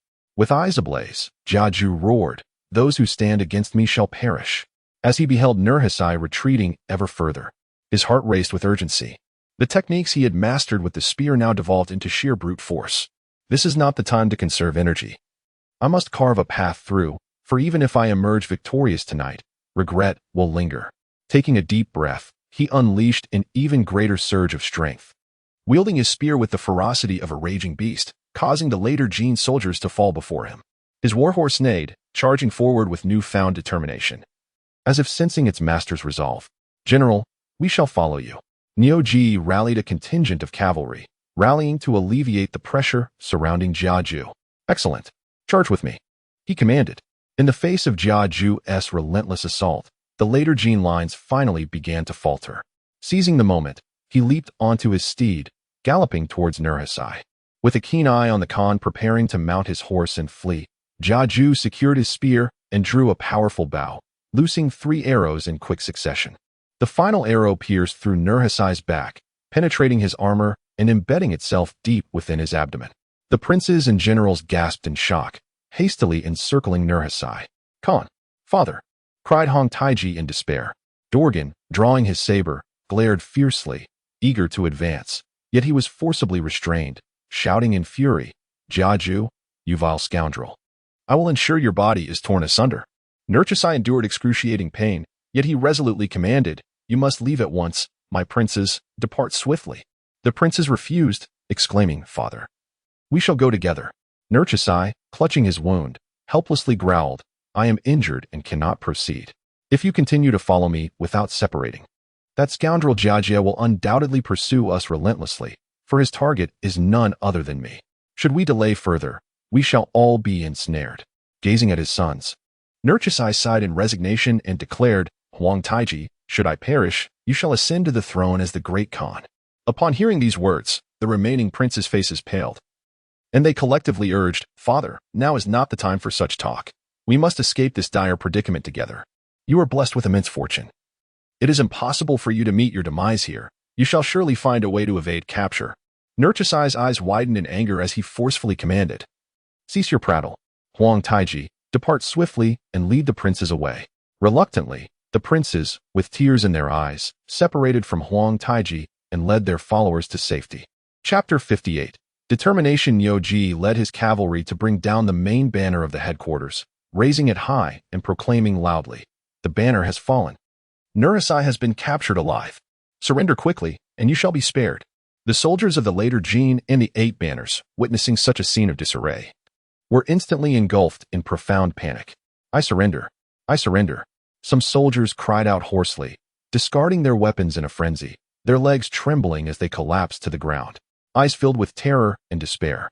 "Run for your lives," shouted others, their faces etched with fear as they recklessly turned to flee, calling out as if such actions could avert the impending doom. Yet, some soldiers, unwilling to yield, their eyes blazing with fury, charged towards the Qing army, attempting a final struggle, ready to fight to the end. However, the Qing troops, well-trained and quick to react, swiftly cut down these defiant soldiers. Many more were lost in confusion, some standing frozen as if they had become soulless puppets, their gazes vacant. Others blindly followed the crowd in their flight, flailing about like headless flies. In a moment, the battlefield was a cacophony of cries, pleas for mercy, and curses, all intertwining in a chaotic symphony. Gazing upon the mere 10 elite soldiers guarding the beleaguered Nurhaci as he struggled to escape, the cavalry led by Jia Jin swiftly closed in to encircle him. "Do not run. In such a disheveled state, you dare to claim dominion? Accept your defeat." Jia Jin's indifferent voice drifted over with the breeze. Hearing this mocking taunt, Nurhaci gestured to stop Borjin, who was still intent on fleeing, and commanded them to halt. He then turned, clutching his arrow-wounded belly, to face the approaching Jia Jin. Nurhaci's face was pale, yet he stood tall with Borjin's support, coldly huffing. "Humph. Today's defeat is merely a result of my misfortune. Do not revel too soon." Jia Jin paid no heed to Nurhaci's words, instead smiling as he replied, "Nurhaci, I have finally seen your true self." Nurhaci glared fiercely, retorting, "Jia Jin, do not be arrogant. I, Nurhaci, have traversed these lands for years. How could I fear a mere child like you?" Jia Jin laughed heartily, a glimmer of disdain in his eyes as he responded, "In such dire straits, you still cling to bravado. Your defeat is sealed. Why maintain the facade?" Perhaps due to the agitation affecting his wound, Nurhaci gritted his teeth, gasping for breath. "I must concede, you young man. I, Nurhaci, have fought countless battles, and to ultimately fall to your hand is truly the will of fate." In a surprising turn, Nurhaci pressed his hand against the arrow lodged in his abdomen and violently manipulated it, exacerbating the wound. His face contorted in agony, teeth clenched, eyes wide, with blood seeping from the corners. His loyal guards were alarmed, and Borjin turned pale, mouth agape, urgently calling out in Manchu, "Great Khan, you must not." Jia Ju raised an eyebrow slightly, a flicker of surprise coursing through his eyes, fully aware of what Nurhaci intended to do. The battlefield fell into a brief silence, with only the sound of the wind howling. Ultimately, Nurhaci gritted his teeth and abruptly yanked out the arrow, blood gushing forth and instantly staining his magnificent, vibrant yellow attire. Borjin hurried to support him, his voice trembling, "Great Khan." Nurhaci glanced at Borjin, then fell silent, discarding the extracted arrow beneath Jia Ju's horse, enduring excruciating pain to refrain from crying out in this grim scene. He finally gasped, "Heaven is unjust. The Han people have held the Central Plains for thousands of years, producing countless talents. Consider the Song dynasty with Yufei fiercely resisting the Jurchens, prolonging the life of great Song. And now, in this Qing dynasty, we have you, Jia Ju, to alter the course of fate. Were it not for you, this expedition would have seen the entirety of Liaodong in my grasp. Yet the divine favors the Han. As one hero falls, another inevitably rises. We are left to languish in this barren land, starving and cold. Such injustice is profoundly tragic." Nurhaci sighed towards the heavens. "O divine beings, today I offer my life, that you may witness the hardships we endure. I beseech you to show my kin a modicum of compassion." Having uttered these words, he succumbed to the loss of blood and fell silent. Borjin, witnessing this heartbreaking scene, wept uncontrollably, tears cascading down like a flood. Trembling hands gently wiped the dirt from Nurhaci's face, each movement tender, as if fearing to disturb the departed Great Khan, before slowly laying him on the ground.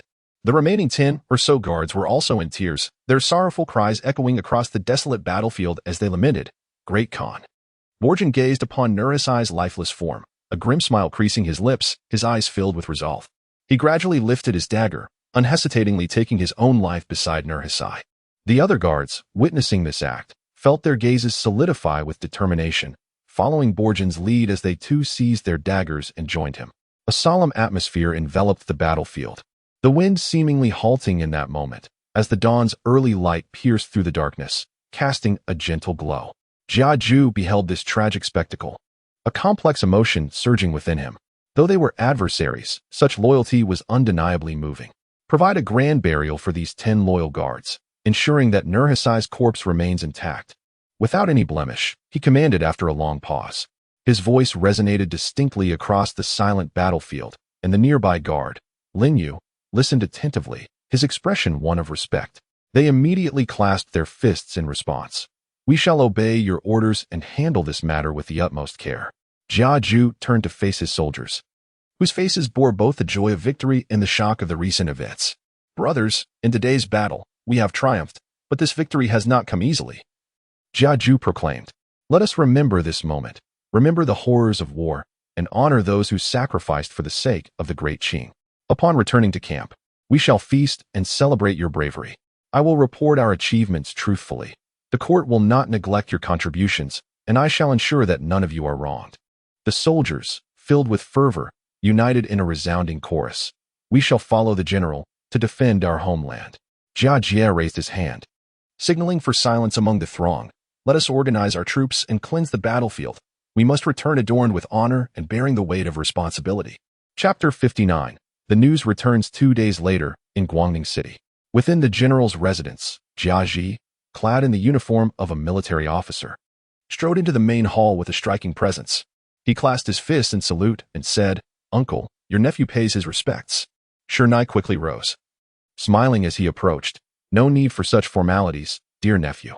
Please, take a seat." Following his uncle's invitation, Jiaji seated himself, while Shernai scrutinized him with admiration, exclaiming, "Indeed, dear nephew, it has been 3 days since we last met, and I must say, you are worthy of renewed appreciation.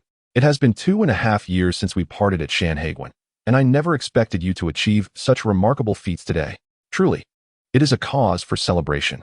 Jiaji humbly replied, "Uncle, you flatter me. I have merely fulfilled my duty as a soldier." Shernai laughed heartily.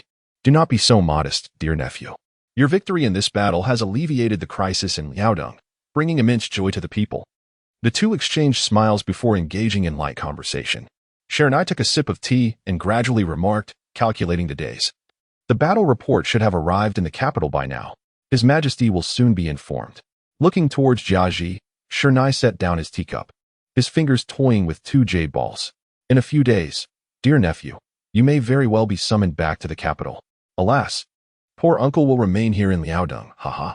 Jiaji quickly interjected, "Uncle, your defense of Liaodong is invaluable. My achievements today are largely due to your guidance." Noticing Jiaji's reluctance to continue on that topic, Shernai directly commanded his personal guards, "You all step outside and stand guard at the door. No one is to approach without my orders." The guards responded in unison, "Understood," and filed out. The hall was left with only Shernai and Jiaji, the atmosphere growing somewhat tense. Shernai picked up his teacup again, taking a slow sip before stating, "Dear nephew, you are too humble. However, since we are alone now, I must advise you to exercise caution upon your return to the capital. The capital is not like Liaodong, distanced from the court, where matters are straightforward. Within the capital, relationships are intricate and convoluted. As you re-enter this environment, you may find it quite disconcerting." Shernai held a fondness for Jiaji, appreciating his humility and lack of arrogance despite his accomplishments. Moreover, both belonged to prominent families, making their connection somewhat familial, sharing in each other's fortunes. As for shared misfortunes? Apologies, but one cannot observe the Wang family treating Jiaji so harshly, nor the Shui family being so ruthless. Jiaji's expression turned serious. He understood that Shernai's request for a private audience was not merely a formality. It was likely intended to offer him guidance or perhaps a stern reminder of his identity and the influential figures behind him. It was undeniable that Jiaji's swift promotion to vice general had been facilitated by the emperor's support. As for whether there was any involvement from the Jia family, that remained uncertain. No, it should be said that the Ningguo and Ronghua houses were involved, with Jiamu's favoritism towards Jiabayu. It was questionable whether she would be eager to assist. Internally, Jiaji acknowledged that Jiamu was indeed capable of such machinations. One might call her foolish. Yet she had made various preparations in advance. Conversely, one might deem her astute, nurturing Jiabayu, for jade must be polished to become exquisite. In a moment of confusion, Jia Yao clasped his hands and humbly inquired, "Dear uncle, I am indeed troubled by this matter. Thus, I have come at your invitation, hoping to seize this opportunity to seek your counsel on what I should be mindful of upon my return to the capital and how I ought to conduct myself. Since you suggest we speak candidly, I shall not hold back. If I err, let it be attributed to my youthful ignorance." Shernai lightly stroked his beard. then modestly replied, "I am unworthy of such praise. My esteemed nephew, endowed with both wisdom and courage, will undoubtedly navigate these challenges with ease." Moreover, he paused momentarily, maintaining a composed demeanor, before continuing, "Indeed, a tiger begets no dog." He reminisced about the past, recalling how Brother Jing held considerable esteem during his time in court. "I owe much to Brother Jing's guidance, yet it is lamentable that he has forsaken his political ambitions, retreating to the temple for a life of solitude." These words filled Shernai with a sense of regret. Jia Yao felt a tremor within, and after a moment of contemplation, he responded, "Thank you for your reminder, dear uncle, I understand." Was this truly Shernai's solitary sentiment, or was there a greater implication? He clearly wished for me to consult Jia Jing, signifying an expectation for me to act on behalf of the Ningguo house, or even the Jia family. Could I be so certain that Jia Jing would support my allegiance to His Majesty? The influence wielded by Jia Jing should not be underestimated. Even though Jia Jing currently heads the Ningguo house, there are still those who may not recognize his authority. At this juncture, Shernai, leaning slightly forward in his chair, continued, "In the capital, various factions intertwine intricately.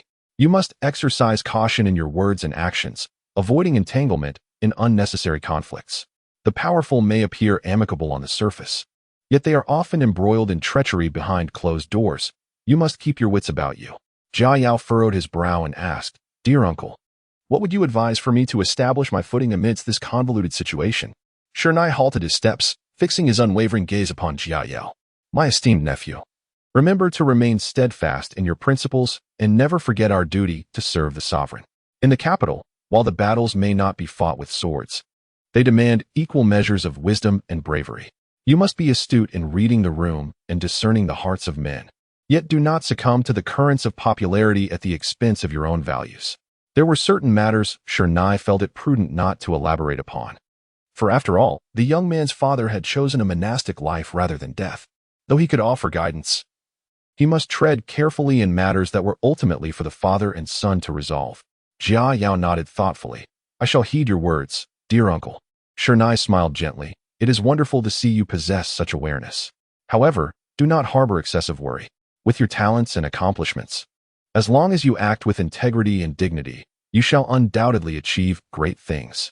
A flicker of determination ignited in Jia Yao's eyes. "I understand, and I shall proceed with caution."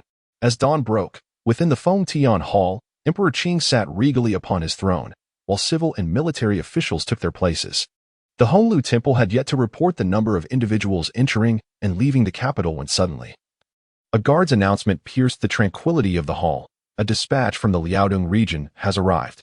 This proclamation instantly shattered the serenity within the chamber, causing the emperor's previously stern demeanor to soften, his eyes sparkling with surprise and his heart stirred profoundly. The officials exchanged glances, their expressions revealing varying shades of joy, admiration, and contemplation, as a murmur of low discussions began to rise within the hall. Before the morning court proceedings could be completed, Emperor Qing hastily summoned his aide, Xia Shouzhong, saying, "Quickly, bring forth the victory report." These past days, the emperor had been troubled by the empty state treasury and the ongoing war in Liaodong.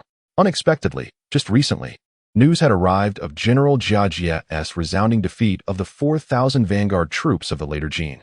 And now yet another report of a great victory had come, akin to a much-needed rain after a prolonged drought. Xia Shouzhong hurried down the steps and took the victory report from the messenger. The emperor, unable to contain his excitement, urged Xia Shouzhong, "Read this report aloud for me and all the esteemed ministers to hear." Xia Shouzhong promptly replied, "As you command." He then took the report from the messenger, cleared his throat, and proclaimed loudly, "For today, this will suffice. There are no drafts available. Tomorrow, if time permits, expect a substantial update over the weekend." Chapter 60, Discussion on Titles and Honors. The Minister of Military Affairs, Zhang Yu, respectfully presents a report concerning the events at the border. On the 20th day of the 5th month in the 12th year of the Ji governance, the Jin dynasty's Nurhaci personally led an army of 120,000 to besiege Shiping Fortress. General Jia Yin commanded over 13,000 troops to steadfastly defend the fortifications. As the enemy encircled the city, 7 valiant warriors from the 8 banners stepped forth to challenge, and the valiant Jia Yin bravely confronted them, ultimately vanquishing each one, thus uplifting the morale of his troops. Within the fortress, General Jia Yin meticulously orchestrated several night raids against the besieging forces. After multiple assaults, the enemy suffered grave losses and began to show signs of fatigue and disarray. On the 27th of May, witnessing the futility of a direct assault, Nur Hassai divided his forces, dispatching 50,000 to attack Guangning with ulterior motives. However, General Jia Yin discerned his stratagem and personally led a counterattack.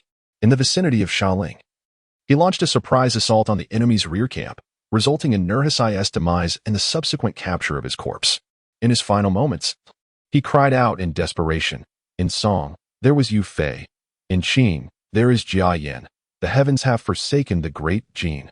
Following this battle, the Jin army was utterly routed, with the remnants retreating across the Liao River, thus alleviating the threat to Guangning.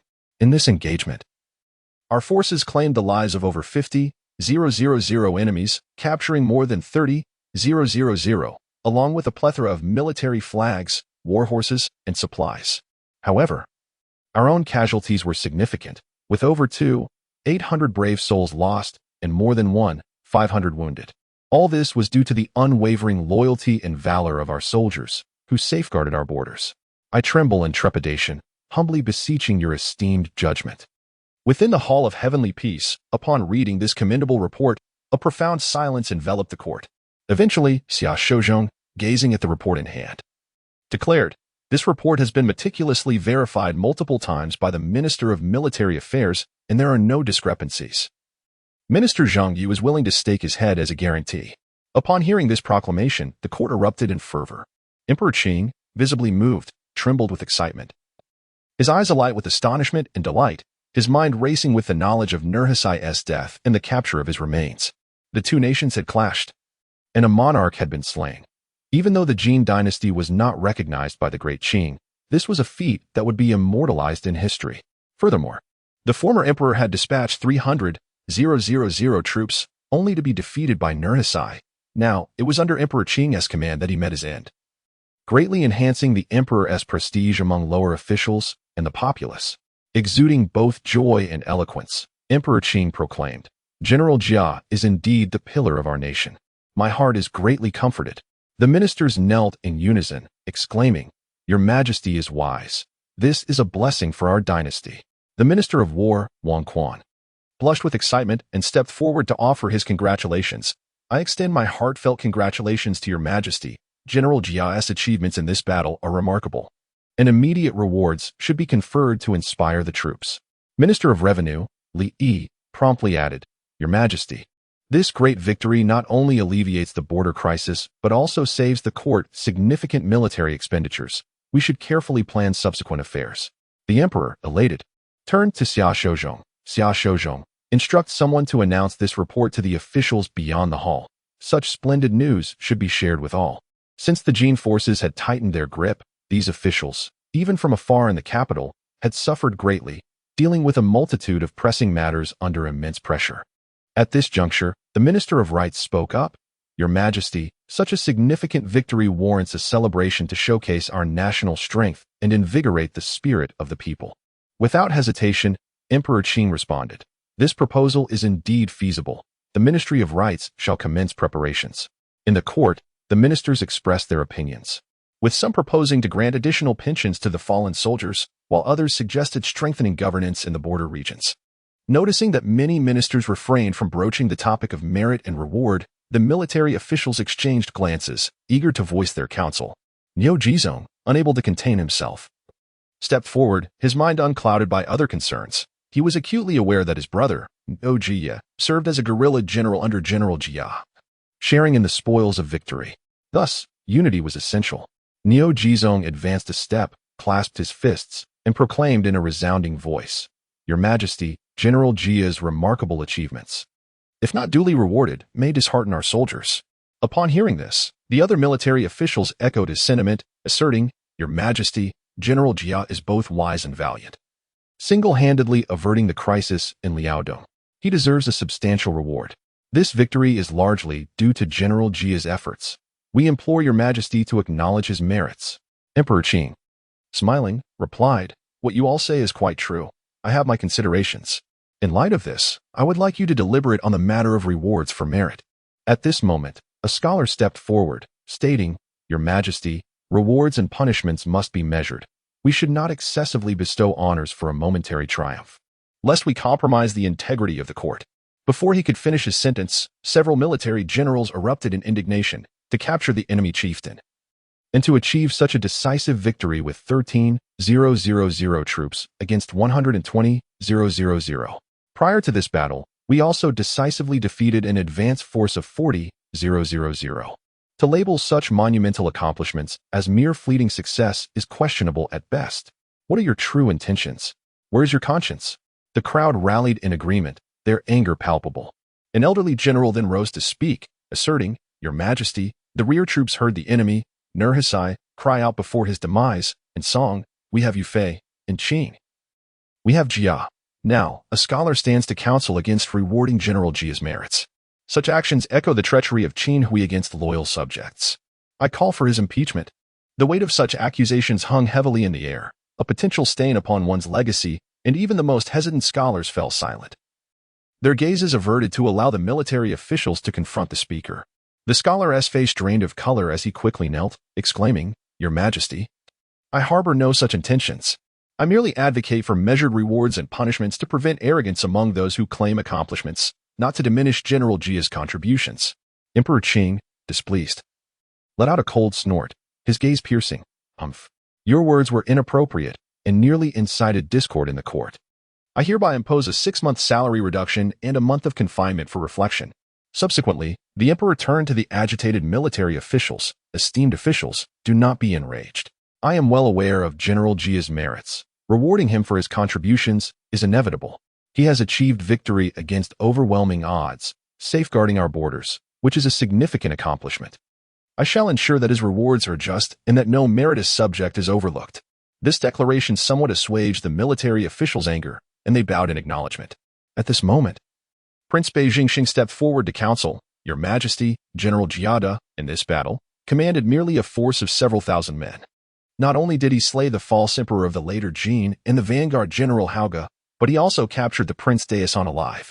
In total, this engagement resulted in the death of over 60,000 soldiers from the later Jin and the capture of more than 40,000. This victory is sufficient to ensure the stability of Liaodong for a decade, rendering any southern expeditions unlikely for the next 10 years. The civil and military officials all nodded in agreement, for those present possessed their own insights and wisdom. However, certain actions must still be taken, and some truths remain unsaid, understood only in silence. Although Prince Beijingsheng held no military command, his noble status commanded respect, and none dared interrupt his counsel. Such remarkable achievements in battle would undoubtedly be recorded among the annals of history, according to the principles upheld throughout the ages and our great Qing's national policy. Capturing a king merits the title of earl, capturing an emperor merits the title of marquis, and the destruction of a nation merits high honors. General Jiada's accomplishments in this battle are more than sufficient to warrant the title of a first-class marquis. Chapter 61. The second title awaited. As the words of Prince Beijingsheng Shui Rong resonated, a wave of commotion swept through the court. A military general vociferously echoed, "What the prince states is entirely true. General Jia's martial accomplishments merit the title of a first-rank marquis without question." However, some civil officials appeared troubled, stepping forth to articulate their concerns. "Your Majesty, the matter of conferring titles is of great significance and requires careful deliberation. Although General Jia has achieved remarkable feats, he is still relatively inexperienced and youthful. To bestow a marquisate upon him abruptly may not garner the support of the populace." Prince Shui Rong cast a disdainful glance at the civil official and retorted coldly, "Inexperience? Is it not the merits of one's achievements that should suffice? If we speak of experience, when shall we allow truly capable individuals to receive their rightful accolades? You may possess experience, but do you dare to petition His Majesty for a title?" The military officials once again voiced their agreement, leading to a stalemate with the civil officials. Emperor Qing pondered for a moment before arriving at a decision, declaring, "I have made up my mind. I hereby appoint General Jia as a first-rank valiant marquis." Before he could complete his statement, a loud proclamation interrupted, "The decree of the Grand Emperor has arrived." Everyone was taken aback and hastily knelt to receive the edict. Emperor Qing furrowed his brow, feeling a surge of emotion. It had been many years since his father had intervened so brazenly in court matters before the public eye. The chief eunuch Feng Bao, holding the Grand Emperor's decree, Read aloud. Today, I have learned of a great victory by the border general, which brings me great comfort. In consideration of the state of Deqing, I wish to alleviate my son's burdens. Therefore, I decree that Jia be conferred the title of a second-rank divine martial marquis.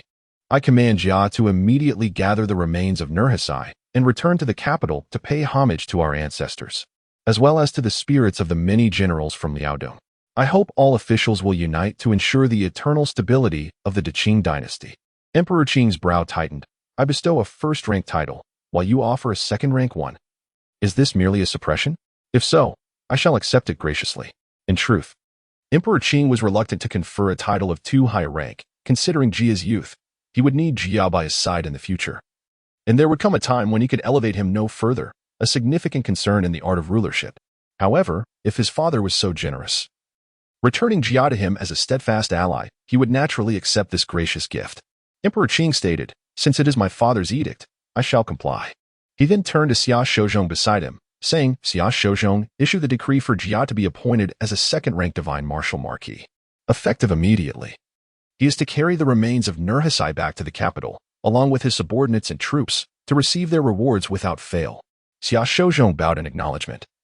As commanded, within the palace, the officials of both civil and military ranks harbored diverse thoughts.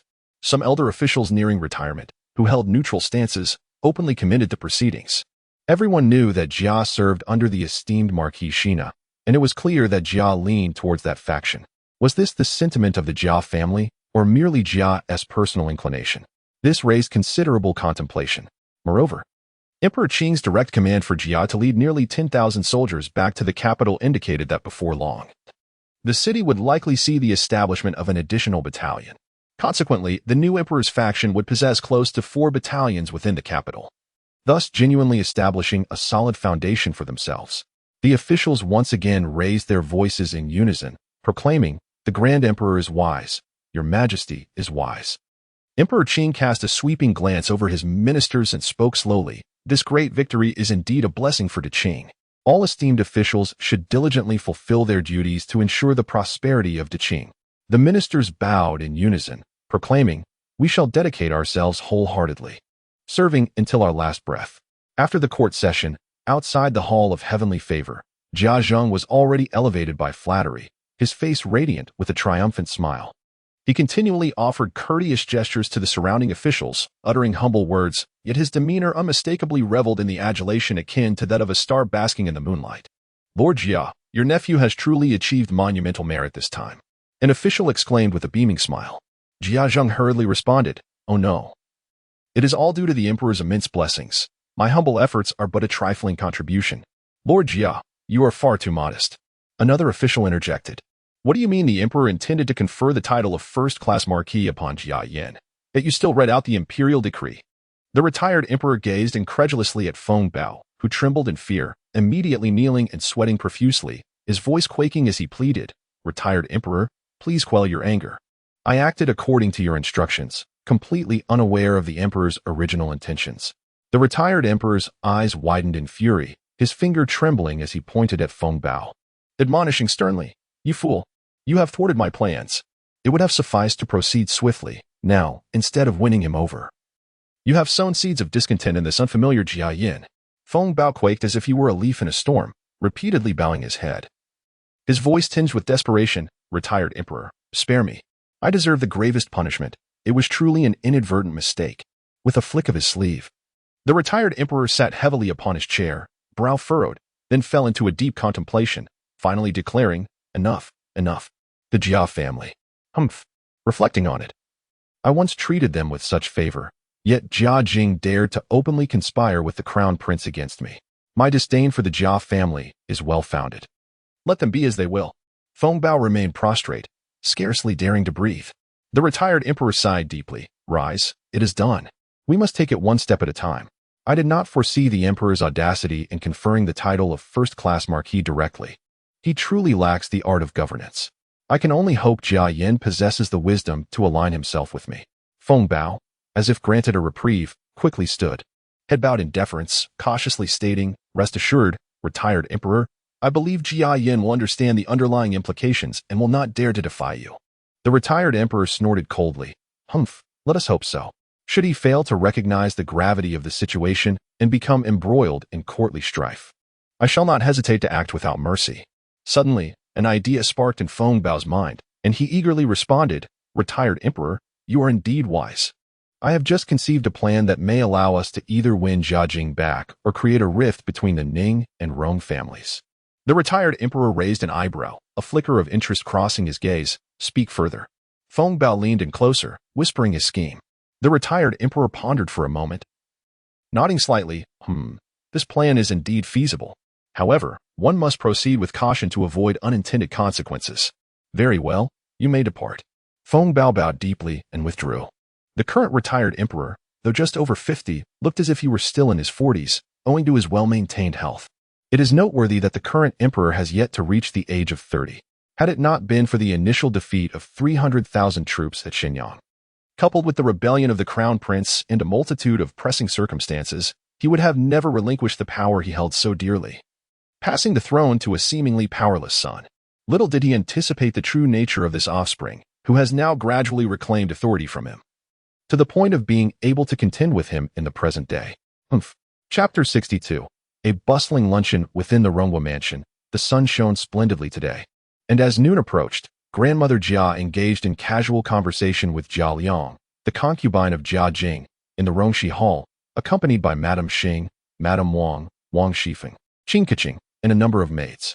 In the Ningguo mansion, the stewardess Qin Keqing observed that Jia Liang had been quite melancholic lately, neglecting her meals and tea. Therefore, she thought to invite her to the Ronghua mansion for some merriment to uplift her spirits, for the atmosphere there was far more vibrant than in Ningguo mansion, where conversations could alleviate boredom. With a benevolent smile gracing her face, Grandmother Jia gently patted Jia Liang's hand and inquired with genuine concern, "Aunt Liang, how have you been of late?" Jia Liang slightly bowed, responding in a soft and gentle manner, "Thank you for your concern, dear matriarch. I am quite well." Madame Xing promptly chimed in, her face adorned with an ingratiating smile. "It is all thanks to the matriarch's blessings that our household remains in good spirits." Meanwhile, Madame Wang sat quietly to the side, delicately fingering her prayer beads, appearing absent-minded, yet secretly deep in thought. Qin Keqing smiled gracefully, her gaze warm as she observed everyone, her demeanor poised and elegant. Wang Shifeng interjected playfully, "Matriarch, look at you. Aunt Liang has come to visit today, and you seem more spirited than usual. If others were to discover this, they would surely have much to say about me, the steward's daughter-in-law." With her bright, almond-shaped eyes sparkling with intelligence, she added a touch of wit to the gathering. This remark instantly amused Grandmother Jia, who burst into hearty laughter, pointing at Wang Shifeng and exclaiming, "Oh, you clever child. You always know how to say something amusing to lift my spirits." Wang Shifeng feigned indignation, saying, "Grandmother, I speak only the truth. If you doubt me, I would be most wronged." This elicited laughter from everyone present. Grandmother Jia playfully scolded, "You little rascal, I believe you. But watch your tongue, or you may find yourself in trouble." Wang Shifeng quickly replied with a smile, "I wouldn't dare, Grandmother. You cherish me too much to even lift a finger against me." The hall was soon filled with joyous laughter. Just then, a maid rushed in, bowing and announcing, "Matriarch, the second master has returned and seeks an audience." Grandmother Jia was momentarily taken aback, saying, "Didn't he just returned from a break a few days ago? Why is he back at this hour?" Jiaxi entered the Rongxi Hall, his face brimming with barely contained excitement, eagerly proclaiming, "Mother, I have learned news regarding De Guer from the court. There are joyful tidings from Liao Dong as well. What a great honor, Mother." Jia Zheng's rapid-fire words captured the attention of everyone present, especially Jia Liang, who, upon hearing news of her son, stood up trembling and asked, "Second master, is it true? What has become of De Guer?" Jia Zheng replied, "Aunt Liang, since you are here, I shall share this news with everyone. De Guer has achieved great merit in Liaodong, and the emperor has bestowed upon him the title of second-class divine martial duke." Upon hearing this, everyone was taken aback, the atmosphere turning hushed as they absorbed the momentous news delivered by Jia Zheng. "Oh dear, oh dear." Regaining her composure, Grandmother Jia repeatedly exclaimed, standing up to grasp Jia Zheng's hand, "Zhenger, is it truly so? Has Guer achieved such remarkable success and been conferred the title of Marquis?" Jia Zheng quickly nodded, affirming, "Mother, it is indeed the absolute truth. This is an extraordinary occasion. Early this morning, news arrived from Liaodong that Guer, leading over 13,000 troops. Not only delivered a crushing defeat to the 12,000 of the later Jin, but also succeeded in slaying the false Emperor Nurhasai. His Majesty has already decreed that Gur is to return to the capital immediately with his soldiers to receive his accolades. Grandmother Jia, trembling with excitement, declared, "Excellent. Excellent. This child has truly brought honor to our Jia family." At this moment, Jia Liang was overwhelmed with joy, tears streaming down her face as she murmured, "My son, you have finally achieved greatness." Having regained her senses, Wang Shifeng stepped forward to support Grandmother Jia. Feeling a wave of emotion as she compared Jia Lian's status and silently lamented when her own husband might ascend to such a rank. Her gaze involuntarily drifted towards Madame Wang. Collecting her thoughts, Wang Shifeng smiled and said, "Grandmother, this is indeed a splendid occasion. Let us summon our siblings within the household to celebrate together." Grandmother Jia nodded repeatedly, responding, "You are right, Feng girl. Please instruct them to come for a meal at noon today." At this moment, Jia Liang, aware of her child's news, set aside her worries. Quietly observing Grandmother Jia as she made arrangements, eagerly anticipating Jia Ji's swift return to the capital. Meanwhile, the maidservants Rui Xue and Baiji made every effort to maintain their expressions. Yet whenever they exchanged glances, their lips could not help but curve upward. By midday, the Rongguo mansion was bustling with excitement. Lin Daiyu gracefully stepped forward, accompanied by her sisters Yingchun, Zhenchuan, and Shichuan, as Jia Bayu, adorned in vibrant colors, bounded along behind them, muttering something under his breath. When Yuanyang cheerfully approached to summon them, she playfully posed a riddle. "Today, our venerable matriarch has a monumental piece of news to share with you all. Can you guess what it is?" This piqued Jia Baoyu's curiosity, prompting him to chase after Yuanyang, eagerly asking, "Dear sister, please do not keep me in suspense. Tell me at once." Before long, everyone had gathered. Jia Zhen and Jia Rong hurried to pay their respects to Grandmother Jia, with Jia Zhen wearing a broad smile as he remarked, "Esteemed ancestor, I hope you are well. We have heard that you have significant news to convey, and thus we hurried here." Jia Baoyu, unable to contain his impatience, dashed to Grandmother Jia's side, playfully shaking her hand while anxiously inquiring, "Ancestor, what is it?" "I just asked Yuanyang, but she refused to tell me, insisting I come to you. Please, do share." His eyes sparkled with eagerness and curiosity. Grandmother Jia, beaming as she surveyed the assembled company, waited until everyone was present before slowly beginning. "Children, our family has received a momentous piece of news. Jiagu has achieved great merit in Liaodong, not only vanquishing the enemy forces but also slaying their leader. He has now been elevated to the rank of second-class Divine Marshal Marquis and will soon return to the capital." As her words fell, Jia Zheng, Wang Shifeng, and others, already aware of the news, maintained a calm demeanor, stepping forward to offer their congratulations. Yingchun remained her usual gentle self, a faint smile gracing her lips. Tanchuan's face radiated with excitement as she exclaimed, "Oh, what a tremendous honor. Our family has produced such an extraordinary individual. Surely, our future will be filled with glory." Shichuan stared wide-eyed, her youthful gaze reflecting a blend of astonishment and disbelief. After a moment of stunned silence, she murmured, "Could it be true that Brother Jia possesses such remarkable abilities?" Lin Daiyu furrowed her brows slightly, her expression one of surprise as she delicately covered her lips and whispered, "I have heard many tales of this Brother Jia, whom I have never met, possessing various talents. Now, witnessing him achieve such an astonishing feat is indeed not unexpected." Jia Baoyu, who was still clinging to Grandmother Jia's arm, momentarily froze, then pouted in displeasure, muttering softly, "With this news, Grandmother, you summoned me and my sisters, interrupting our joy."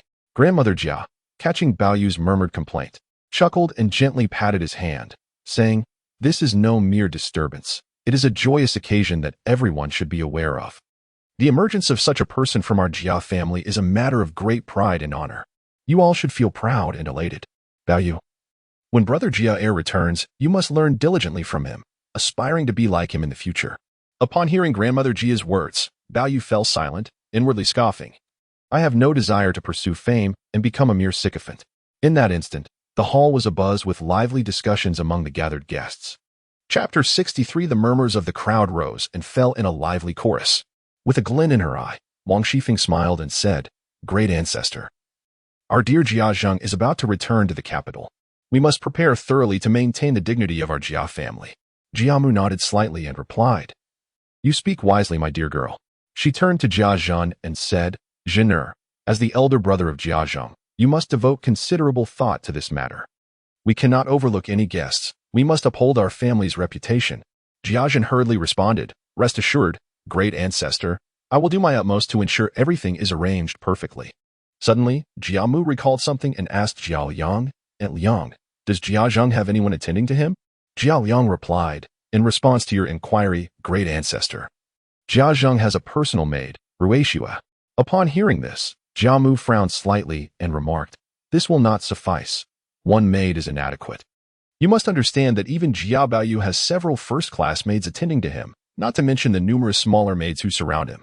She then called over Qingwen and instructed, From today onward, you shall attend to Jia Zhang. Before his return to the capital, accompany Aunt Liang back to Ningwu House.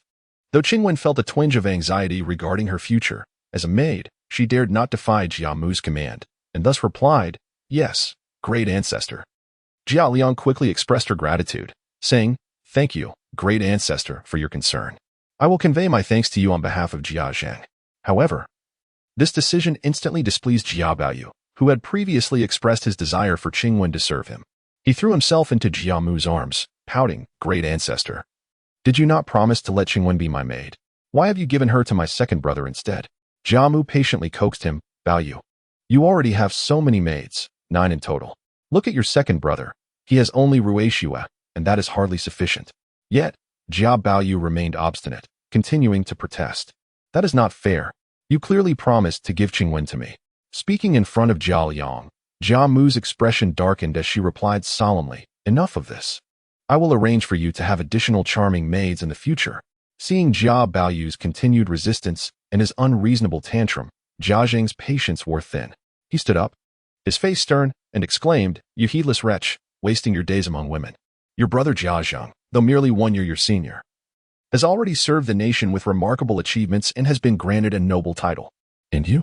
You barely manage to attend school regularly. Tell me, which of the 4 books and 5 classics can you recite proficiently? To neglect your studies and to squabble over a maid with your own brother is utterly disgraceful. Bring me a stick. Today I shall discipline you so that you understand the weight of propriety, honor, and the importance of personal growth. The scene erupted into chaos, leaving Jia Liang and the 2 little maids bewildered, having never witnessed such turmoil. Jia Liang was at a loss for whether to intervene, fearful of speaking out of turn. It seems that Lin Daiyu is witnessing this scene for the first time, holding onto her handkerchief, pursing her lips as she observes the expressions of those around her. Mrs. Xing and Aunt Zhao are unable to conceal their excitement, their eyes filled with anticipation as they gaze at Jia Zhang. The servants below are uncertain whether to heed Jia Zhang's command, standing frozen in place, blankly looking towards grandmother Jia. Jia Baoyu, who has always feared Jia Zhang, is immediately rendered speechless by the latter's furious shout.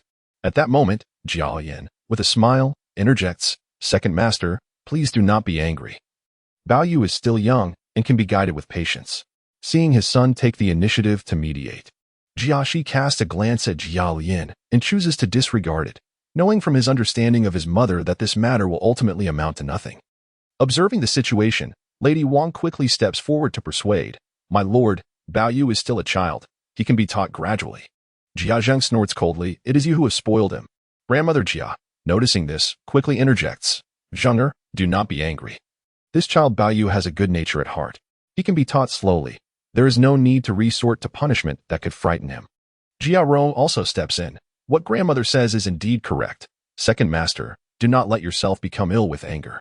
With grandmother Jia's intervention, Jia Zhang refrains from further outbursts, yet he still feels a sense of shame on his face, quarreling over a servant with his own cousin. What a disgrace. This scene reminds him of the flattery he received from numerous officials after the morning court assembly, and his inner fury continues to smolder. He forces a smile as he apologizes to Lady Liang. Aunt Liang, I beg your pardon. This ungrateful child is simply ignorant. Do not take it to heart. Lady Liang promptly bows and replies, Second Master, you exaggerate. Children are bound to be a little unruly. It is not a grave matter. Jia Zhang sighs deeply, lamenting, Our family is unfortunate, producing such unfilial descendants. As their father, I truly feel ashamed before our ancestors. At this moment, Tanchen speaks up, Father, do not speak like this. Baoyu will surely come to understand in due time. The crowd falls silent, and the atmosphere grows tense. Ultimately, It is Wang Shifeng who steps in to ease the tension, smiling as she says, "Second master, do not be upset. It may harm your health. Baoyu is just being mischievous for the moment. When Jiajin returns, let him spend time with Baoyu. As the saying goes, one who is close to vermilion turns red." With Jiajin as a role model, perhaps Baoyu will become more sensible in the future and even achieve academic success to bring glory to the family. Upon hearing this, Grandmother Jia cheerfully responds, "Indeed, what Feng girl says is right. Zheng there is no need to dwell on this issue. Children and grandchildren will find their own fortunes. When Jiazhan returns, we can all share in the joy together. Who knows, Baoyu might even benefit from Jiazhan's good fortune and achieve greatness like him." After hearing this, Jiazheng's expression softens slightly as he helplessly remarks, "Let us hope for that." The crowd finally relaxes a bit as they continue discussing the preparations for welcoming Jiazhen back to the capital. Grandmother Jia shifts the topic, addressing Jiazheng, "Zheng you should pay more attention in the court and inquire when Jiazhen will return to the capital so that we can make arrangements in advance. You, as brothers and uncles, should also keep a keen eye on any news to avoid bringing shame upon ourselves before others." Seated between Lin Daiyu and Qin Keqing, Shichuan murmured softly, "It has been 2.5 years since my second brother, Jiao Yin, embarked on his journey to Liaodong. I wonder what manner of man he will return as." When Jiao Yin brought Jiao Yusher into Ningguo Mansion, Jiajing had returned as well. During this period, Shichuan had spent a few days back in Ningguo Mansion, and in her memories, her second brother had always treated her with great kindness, crafting peculiar little toys for her and regaling her with countless stories. Had it not been for their father, Jiajing, returning to the Daoist temple, followed by Grandmother Jia sending someone to fetch her, Shichuan would have wished to linger longer with her brother. Lin Daiyu, with her lips pressed together, gazed on with curiosity. Since coming to Jiao Mansion, she had heard various opinions proclaiming that Jiao Yin was the most promising of the younger generation. After hearing this repeatedly, she could not help but feel a twinge of obsession, eager to discover the true nature of this extraordinary figure. Alas, she regretted missing the opportunity to cross paths with him during her earlier visit to Rongguo Mansion. Qin Keqing smiled and remarked, "In my view, upon his return, my second uncle shall undoubtedly present himself as a figure of elegance and authority. Having endured the perils of battle in such a treacherous land, he must have faced countless challenges and emerged victorious, thus enhancing his allure. I imagine his stature will be even more upright, his gaze more resolute, and every gesture will exude an extraordinary demeanor." Qin Keqing's words left Shichuan in a daze, nodding in agreement, unable to contain her enthusiasm. Chapter 64. The arrival 1 month later. Within the Fodian Hall, Emperor Qing sat solemnly upon the dragon throne, his expression grave. As ministers below engaged in fervent discussions on various matters, the Minister of Revenue, Wang Quan, appeared distressed as he clasped his hands and spoke, "Your Majesty, the national treasury is depleted and expenditures are immense. The salt tax from the salt merchants of Jiangnan has yet to be collected. What shall we do?" Emperor Qing furrowed his brow, massaging his temples, and replied in a deep voice, "I am already aware of this matter and will instruct the relevant officials to expedite the collection." Observing the situation, the Minister of Rights stepped forward and reported, "Your Majesty, General Jia and his army, along with the remains of Nurhasai, the princes, and other captives, will arrive at the Zhengyang Gate tomorrow at noon. The Ministry of Rights has made all necessary arrangements, and the honor guard is prepared. However, according to our customary practices, Your Majesty should personally greet the victorious troops outside the city, accompanied by esteemed ministers, to demonstrate the grandeur of imperial benevolence, while Your Majesty awaits at the city gate." The Minister of Rights continued, "Tomorrow, we shall proceed to welcome General Jia and the other commanders back to the capital. The ministry has organized a grand display along the route, allowing the populace to line the streets in celebration, showcasing the prosperity of our dynasty." Emperor Qing was instantly filled with joy, exclaiming, "Excellent. Tomorrow, I shall not only await at the city gate, but will also lead the civil and military officials to welcome this triumphant force. This news is indeed a ray of hope. At last, we can expect General Jia's return, which will alleviate the apprehension that has clouded our endeavors. Without an army at my command, sitting atop this highest position, one can only fear that the day will come when I might either fall or be overwhelmed by dread."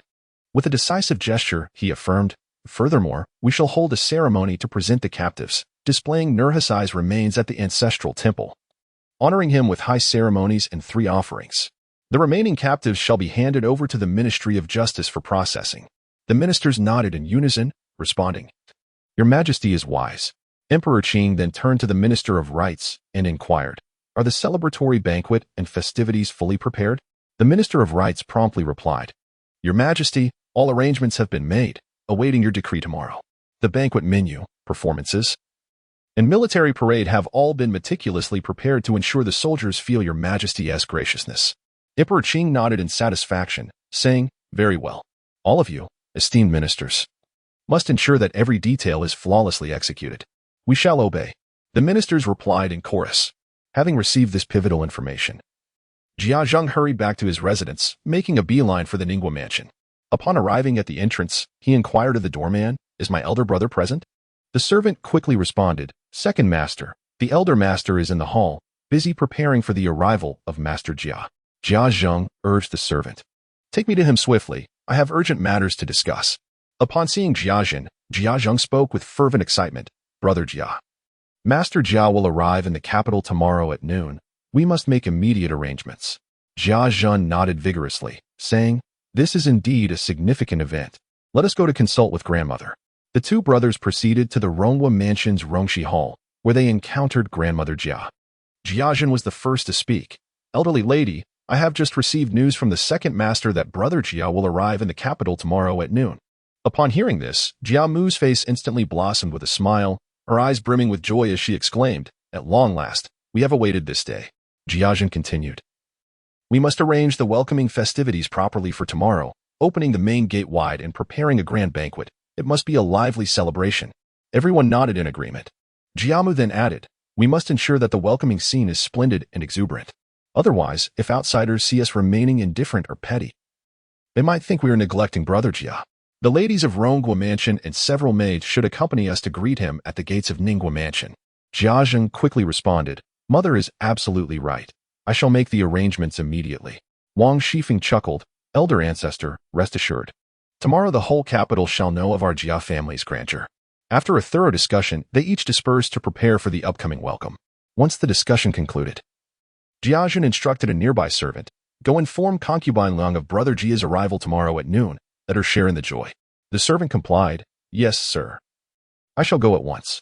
With that, he hurried off. As the servant stepped onto Huifang Garden Road, he happened upon two maids, Rui Xue and Qing Wen, serving concubine Liang. The servant promptly stated, Ladies, the master has instructed me to inform the concubine that second master Jia will be arriving in the capital tomorrow at noon. Rui Xue exclaimed in delight, Really? That is wonderful news. Qing Wen also displayed a joyful expression. Without further ado, they rushed to inform concubine Liang. Inside, concubine Liang was deep in thought when she suddenly heard hurried footsteps. Before she could react, Rui Xue and Qing Wen rushed into the room, breathless. Rui Xue exclaimed, Concubine, joyous tidings. Second Master Jia will arrive in the capital tomorrow at noon. The handkerchief in concubine Liang's grasp slipped to the floor as she anxiously inquired, Is it true? Rui Xue nodded emphatically, Indeed, it is absolutely certain. Master Jin sent someone to convey the news. Concubine Liang's voice trembled as she said, My son is finally coming home. Tears streamed down her face. Qing Wen, standing beside her, remarked, Concubine, this is indeed great news. Yet, her expression also bore traces of both joy and concern.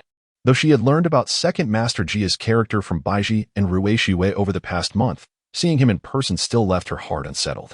With hands clasped in fervent prayer, concubine Liang murmured to herself, I have long awaited this day, and it has finally come.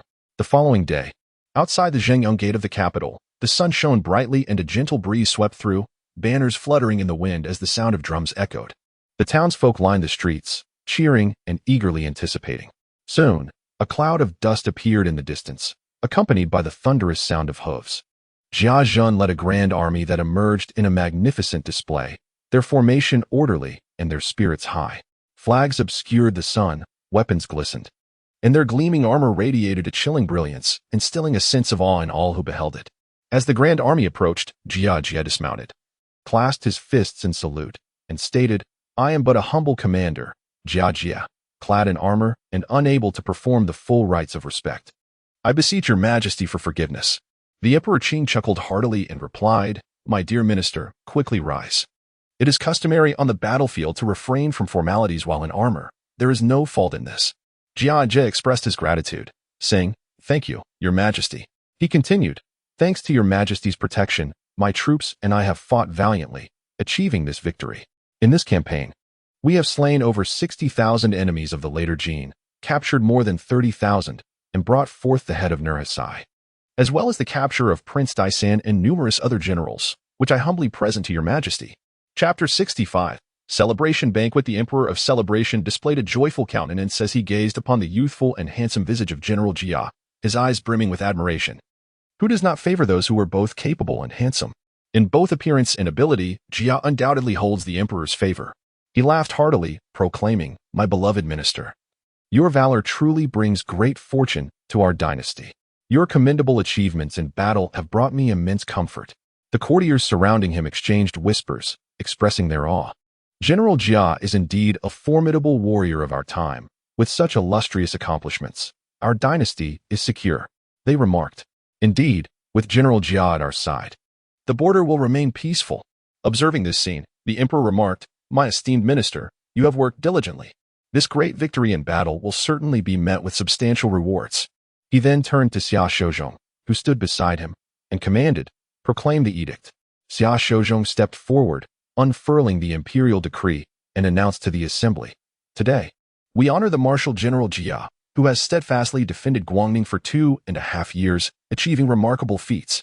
In this recent campaign against the Jin, he has slain over 60,000 enemies, captured more than 30,000, seized countless warhorses and supplies, vanquished Nurhasai, and taken Prince Daisan captive, thereby alleviating the peril in Liaodong and significantly boosting our military prestige. His contributions are indeed monumental.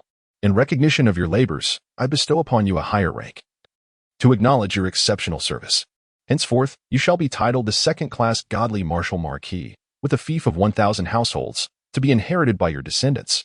Additionally, you shall receive a golden reward of 10,000 taels, 1,000 bolts of silk, a grand crimson python robe, and a jade belt. The previous construction of the Marquis of Valor's residence shall be transformed into the residence of the godly Marshal Marquis. You shall lead over 10,000 soldiers to establish a new camp, named the Divine Strategy Camp, and be promoted to the Grand General of Divine Strategy, serving as the commanding officer of the camp. Thus, the bestowal of titles and rewards emanates from my sincere heart. I hope you will remain steadfast in your loyalty and diligence, forever harboring respect and caution, dedicating your utmost efforts to the nation, and ensuring a lasting legacy. May you never bring shame to my decree. The ministers collectively exclaimed, Your Majesty is wise. General Jia knelt in gratitude, saying, I thank Your Majesty for your profound grace. I shall surely devote my life and soul to repay your kindness. The Emperor of Celebration assisted Jia to his feet, saying, Rise, my minister. Today, accompany me to the ancestral temple to present captives and pay homage to our ancestors. Jia replied respectfully, I shall obey your command. Thus, the procession made its way to the ancestral temple. Along the route, the citizens cheered exuberantly, crowding the streets, eager to catch a glimpse of this heroic general. Upon reaching the temple, a solemn and reverent atmosphere enveloped the gathering. The Grand Emperor himself was present, though he did not actively preside over the sacrificial ceremony. He merely observed from the sidelines. As he gazed upon the corpse of Nurhasai, a fleeting expression of barely perceptible emotion crossed his previously tranquil features, the corners of his mouth quivering as if to convey the tumult within. The Emperor of Celebration personally led the ceremony, with fragrant smoke rising and hymns resounding. An unprecedented grandeur since his ascension. The burdens of the past seemed to dissipate like smoke, leaving him feeling unburdened, particularly upon witnessing the complex gaze of the Grand Emperor, which heightened his emotions to their zenith.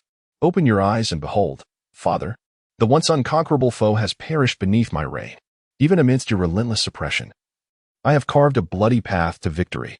One day, I shall prove to you that I am the true sovereign of this realm, and you shall come to regret your actions.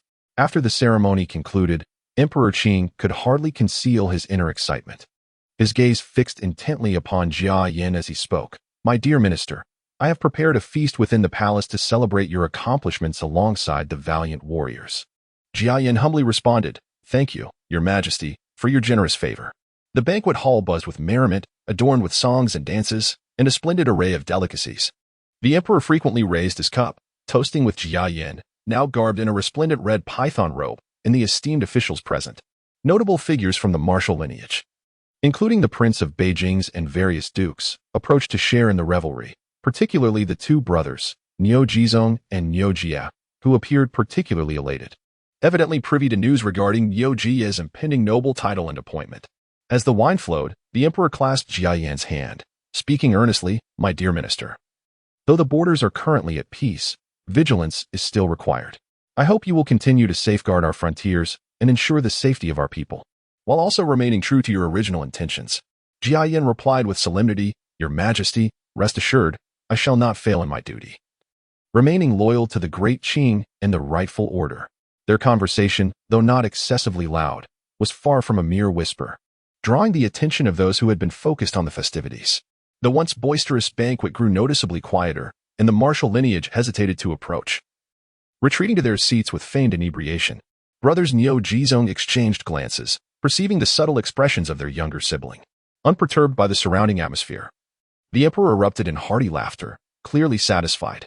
His intention in broaching such a subject was to gauge Jia Yan's attitude and thoughts, and to his surprise, Jia Yan openly declared his loyalty to the rightful order, displaying neither hesitation nor intoxication.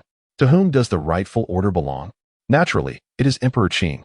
The martial lineage and the assembled officials could only sigh softly, lamenting that Jia Yan had prematurely declared his stance, a sign of youthful impetuosity that left no room for retreat. The banquet continued until the hour of the dog, at which point Jia Yan departed the palace amidst the throng of admirers. Within the main courtyard of Ningwa Mansion, "Master Zhen, why has it gone past the hour of the dog, and yet Brother Yin has not returned? Has something happened?" The anxious voice of Jia Liang echoed among the gathered crowd, who turned their attention toward her. Jia Zhen, somewhat at a loss, stammered vague reassurances. "Perhaps he was delayed by some matter, but I trust it is nothing of great consequence. He will return shortly."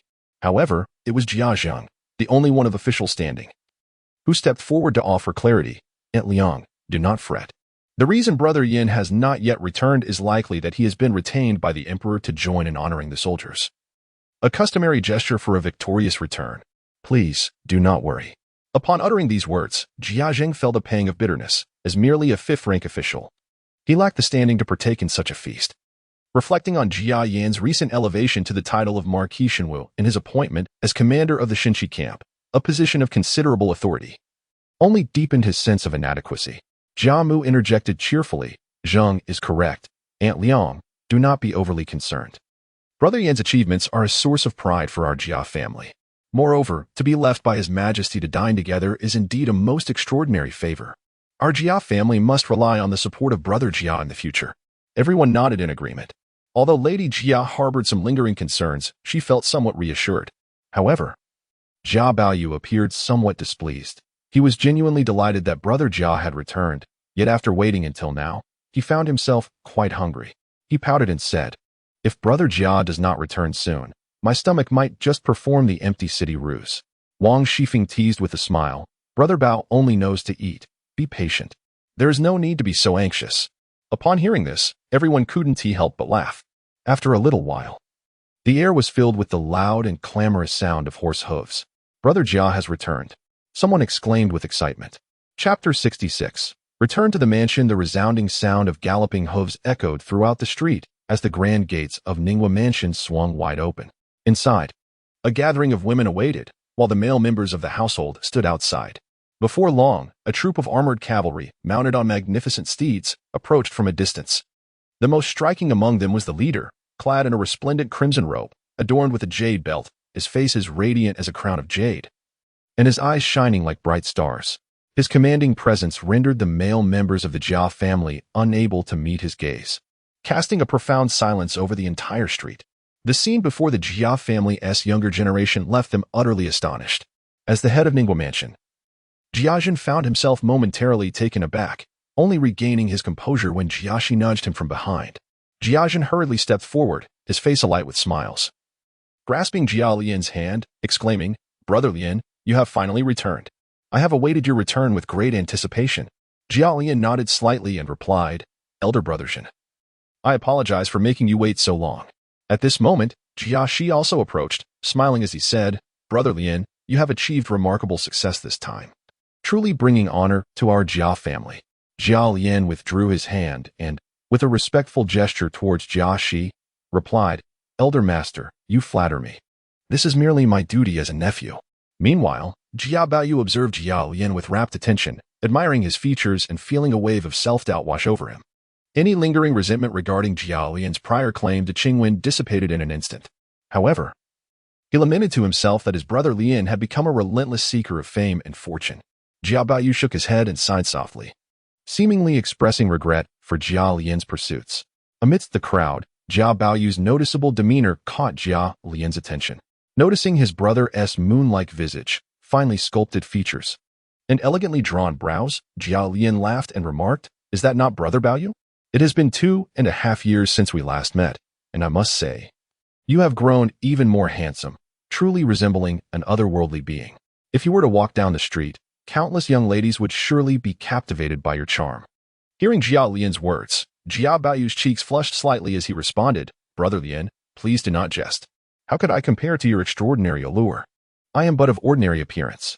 Despite his modest words, Jia Baoyu felt an immense joy within, akin to the sweet taste of honey, as he unconsciously smiled. Jia Lian laughed heartily. "Brother Baoyu, such words are unwarranted. We have not seen each other for a long time, and I speak only the truth." He then turned to Jia Lian and, with a respectful gesture, continued, "Brother Lian, I trust you are well?" Jia Lian beamed and replied, "Brother Lian, your accomplishments bring me great joy." Jia Lian then turned his gaze towards Jia Rong, gently patting his shoulder. "Brother Rong, you seem even more spirited." Jia Rong hurriedly nodded. "Uncle Lian, you are most impressive. I admire you greatly." Jia Lian's eyes swept over Jia Tsong, smiling as he queried, "Brother Tsong, how do you fare?" Jia Tsong answered respectfully, "Thank you for your concern, Brother Lian. I am well." Lastly, Jia Lian's gaze settled on Jia Huan, and he warmly remarked, "Brother Huan, you have grown as well." Jia Huan timidly replied, "With the return of second brother Jia, I feel deeply honored." Jia Zheng smiled and urged, "Very well. Since the brothers have met, let us proceed inside to converse." Under the guidance of Jia Zheng, Jia Jiao stepped through the threshold, greeted by a host of Jia family women. Jia Jiao's gaze immediately fixed upon Lady Jia Liang, and he couldn't help but exclaim, "Mother." Tears glistened in Lady Jia Liang's eyes as she nodded in response. Jia Mu, standing nearby, promptly instructed, "Quickly, bring forth the brazier, along with the willow branch and pure water."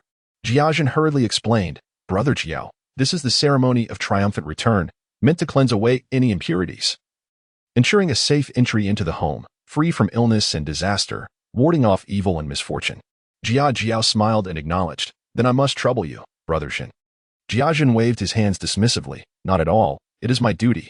With a nod from Lady Jia Liang, Jia Jiao stepped over the brazier and sprinkled himself with the pure water from the willow branch, as directed by the servants. The three Jia sisters, who had not seen Jia Jiao in a long time, remained silent, observing him intently. Particularly, the 9-year-old Shi Chun's eyes shimmered with tears as she gazed at the spirited and extraordinary Jia Jiao, silently thinking, "The sister-in-law did not deceive me. My second brother truly is remarkable." Lin Daiyu, who had only heard of Jia Jiao but never met him, along with Qin Keqing and several unfamiliar maidservants, marveled at his striking beauty and commanding presence. Lin Daiyu gently bit her lip, contemplating, "No wonder they say Jia Jiao is a dragon among men. Seeing him today, his reputation is indeed well-deserved. Not to mention his illustrious military achievements and titles, just his appearance, like a jade crown, exuding an extraordinary demeanor, reveals his exceptional nature."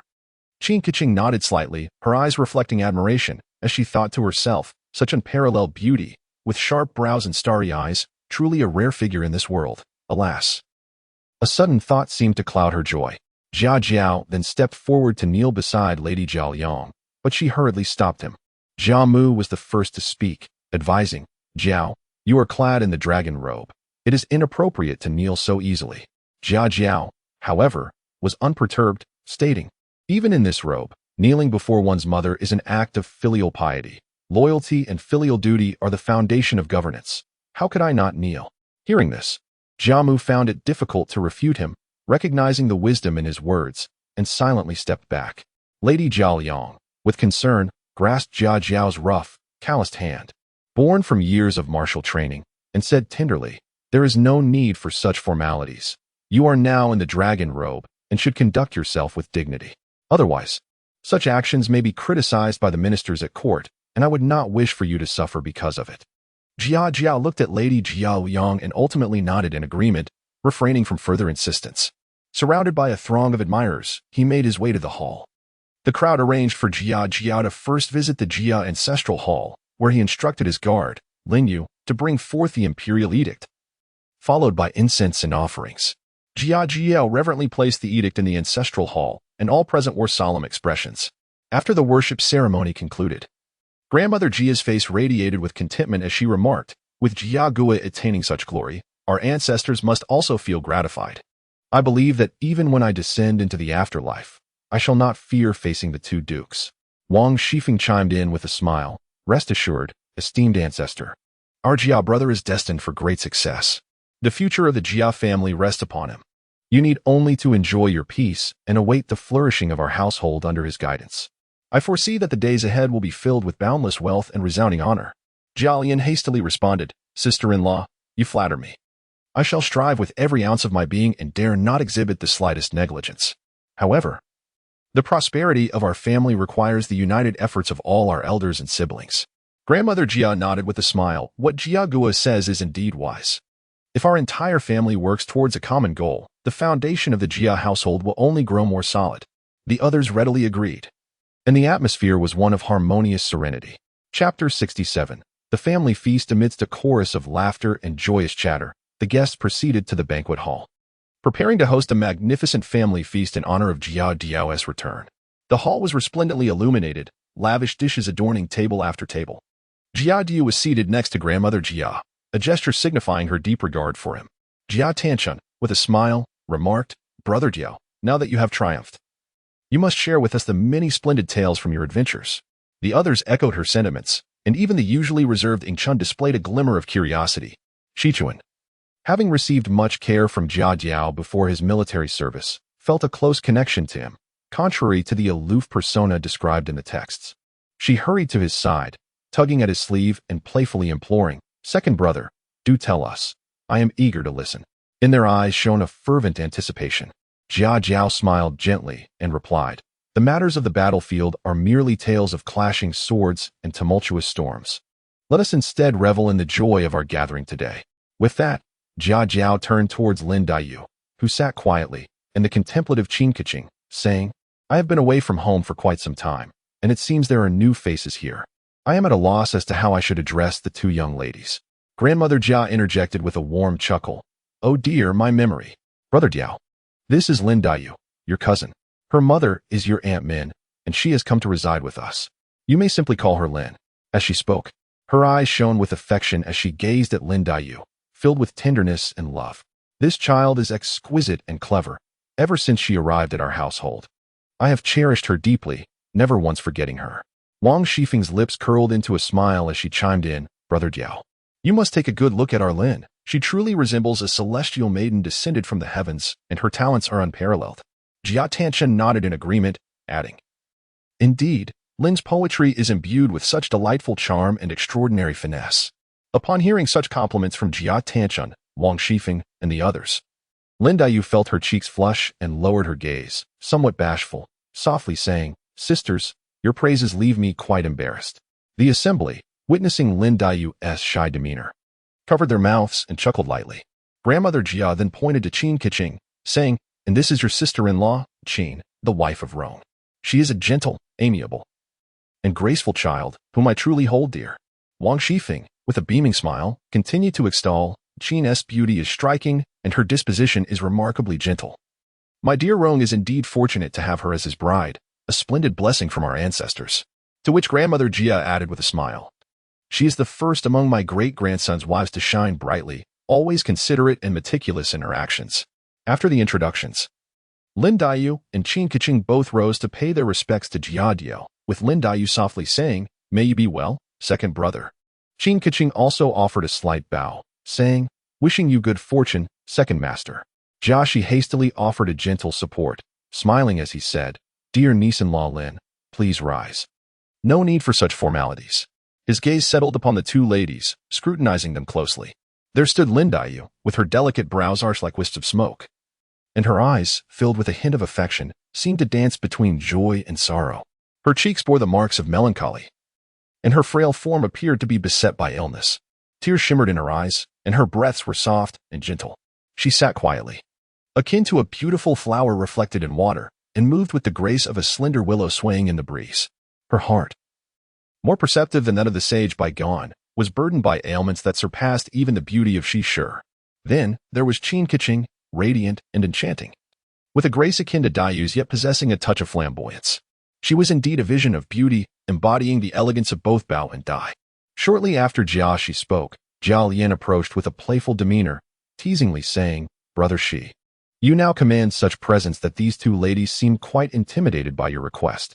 Laughter erupted among the group, and Grandmother Jia playfully chided, "Lian, you little rascal. It is no surprise you and Feng are a pair. You've even adopted her knack for jesting." Upon hearing this, Wang Shifeng stepped forward, laughing charmingly, "Grandmother, you flatter me. Lian is merely joining in the merriment. And as for my words, they are not mere jests, but rather an attempt to bring joy to all." The laughter intensified. Observing the harmonious atmosphere, Grandmother Jia felt a surge of happiness and said, "Let us not linger in idle chatter. Please, let us begin to taste this delectable new cuisine." Everyone responded eagerly, picking up their chopsticks to savor the dishes. Jia Shi, having already dined well at the palace banquet, merely moved his chopsticks in a symbolic gesture. At this moment, Jiajin interjected, "Brother Shi, I have arranged for a courtyard to be prepared for you at the manor. You may reside there for the time being." Jia Shi quickly replied, "Brother Jin, there is no need for such trouble. His Majesty has granted me a marquisate, and I am currently staying with Mother in Huifeng Garden. Once the marquisate is established, I shall move out." Upon hearing this, the others displayed expressions of surprise and envy. Grandmother Jia nodded approvingly, saying, "If that is the case, it is indeed commendable." Zhao Liang, concerned, inquired, "Shi, my child, your journey has been arduous. Now that you have returned, you must take good care of yourself.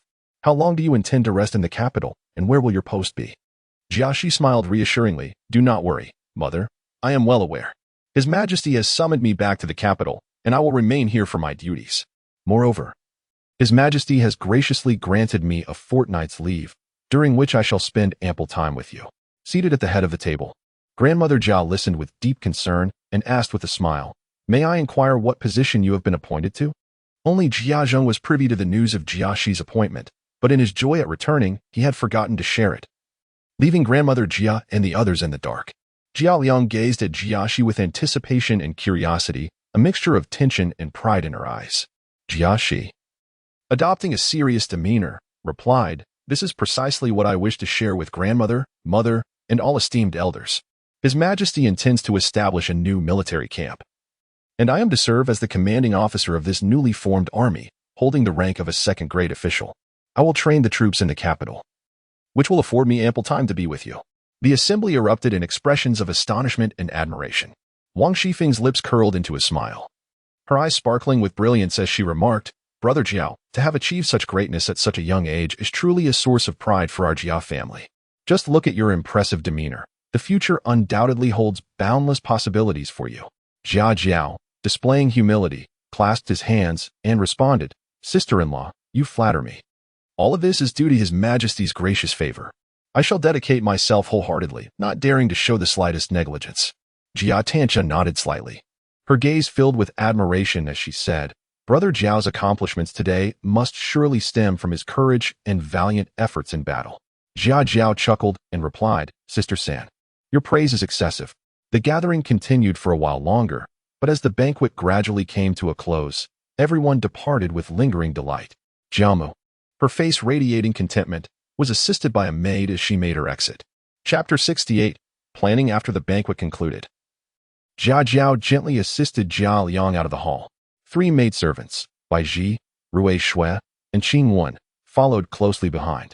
Along the way, Jia Liang spoke, "Jiaoer, upon returning home, you must settle down properly, so that your mother can worry less." Jia Jiao reassured her, "Mother, do not fret. I have a plan in mind. My previous stubbornness in wanting to enlist in the army caused you much distress. How have you been feeling lately?" Years ago, a harsh winter illness had nearly claimed Jia Liang's life. Had it not been for the intervention of the Ning family, who provided renowned physicians and various remedies, she might have succumbed long ago. Even so, it took many years for her to regain her strength. Jia Liang smiled softly and replied, "Do not concern yourself, Jiaoer. I am quite well now, much improved since that bout of illness." There are no significant issues to worry about, so you need not be overly concerned. Jia Jiao sighed in relief and said, "That is wonderful, mother. You and I are all we have in this world. When I am away, you are my greatest concern." Jia Liang patted Jia Jiao's hand and said, "I appreciate your filial piety. In this household, I do not trouble myself with mundane matters. I can simply enjoy my days. Lord Jun is quite attentive in his care for me, so you need not worry." As they conversed, they soon arrived at Huifeng Garden. Bai Ji quietly remarked to Rui Shui, "Madam and young Master Jiao must have had quite a taxing journey." Rui Shui nodded in agreement. Indeed, with young Master Jiao here, there is a sense of stability, and Madam can feel more at ease. Qingwen, however, remained silent, following along with a contemplative air. They continued their conversation until they reached Huifeng Garden. Jia Liang paused and introduced Qingwen to Jia Jiao, saying, "Jiao, this is Qingwen, a girl of remarkable beauty. The matriarch, concerned that you only had one maidservant, has sent her to accompany you." Jia Jiao looked up and beheld Qingwen, whose delicate brows resembled spring hills, and her eyes mirrored autumn waters. She possessed a slender waist and graceful figure, with an air of charm about her. However, at that moment, a hint of apprehension and caution flickered in her gaze, starkly contrasting with her bold character in the original text. Curiosity sparked within Jia Jiao, and he inquired, "Are you afraid of me?" Qingwen lowered her head slightly and replied in a soft voice, "Young master is formidable. I dare not." Jia Jiao chuckled and reassured her, "Fear not. I would not harm you." He understood why, clad in a striking red python robe and carrying the commanding presence cultivated through years of military service. He exuded an air that naturally inspired respect. It was no wonder Qingwen was cautious and hesitant to act with any boldness in his presence. Yet, he mused, if Qingwen were to brazenly confront him, how intriguing it would be to see her reaction. Then, Jia Jiao turned to Rui Shui and commanded, "Rui Shui, please accompany Qingwen to prepare the bathwater. I wish to bathe and change." Rui Shui responded, "Yes, young master, I will attend to it immediately." Jia Jiao then assisted Jia Liang into the room, allowing her to sit and rest. Before long, Rui Shui and Qingwen prepared the bathing water. Under their attentive care, Jia Yao disrobed and entered the tub, closing his eyes to relish the moment of tranquility and comfort. As Rui Shui gently scrubbed his back, her fingers inadvertently brushed against the ugly scars that marred his skin, causing her to shudder and exclaim, "Second master, these scars are truly terrifying."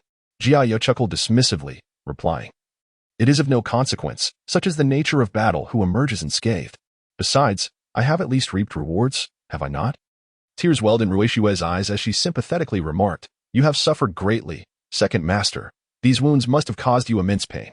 Jia Yao gently shook his head, saying, "Perhaps they did at the time, but that is all in the past now. The honor and peace I have gained are worth the cost." Cautiously, Rui Shui continued to massage his back, adding, "With such bravery, second master, greater fortunes await you in the future."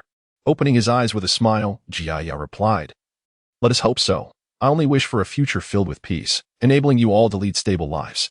Meanwhile, Qingwen, who was adding hot water, thought to herself, "I had believed second master relied solely on his family's prestige, but I see now that he forged his path through genuine valor on the battlefield. Just look at those scars. I can only imagine the perils he has faced." Unable to restrain herself, she spoke up, "Second master, your wounds are truly alarming. You must take care in the future." Jia Yao glanced at Qingwen and said with a smile, "Little girl, fear not. All of that is behind us." The following morning, Jiao Da, in high spirits, hummed a tune while swaying through the estate with a wine gourd in hand. Spotting a few servants tidying the courtyard, he bellowed, "You little monkeys, be thorough in your work." The servants hurriedly responded, "Master Jiao, what brings you such joy today?" Jiao Da took a hearty swig of wine and declared, "Humph, second master has returned in glory, and our household shares in that honor. How could I not be happy?" A voice from behind interrupted, "Drinking early in the morning is not good for your health."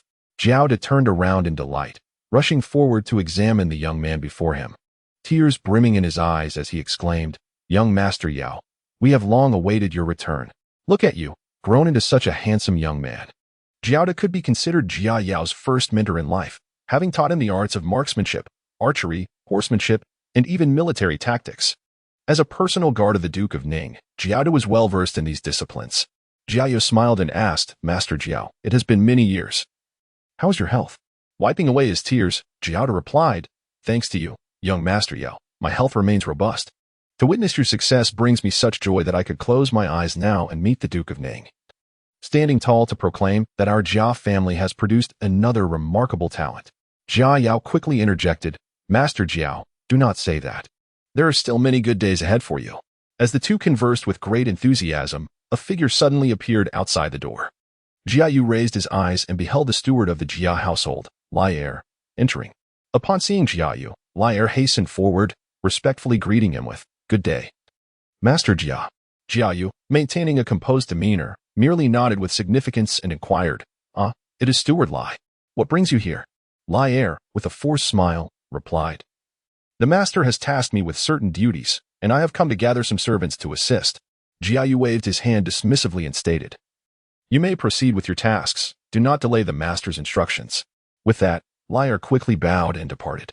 Jia Yu, observing Lai Er's retreating figure, pondered internally. Since the day he acknowledged his ancestral roots, he had become inextricably linked with the Jia family, and now, occupying a position of considerable authority.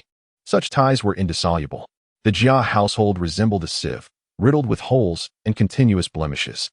If the Ning and Rong estates did not eradicate these malignant influences, they would find themselves in dire straits should they become targets in the future. It appears there are matters to attend to. Chapter 69.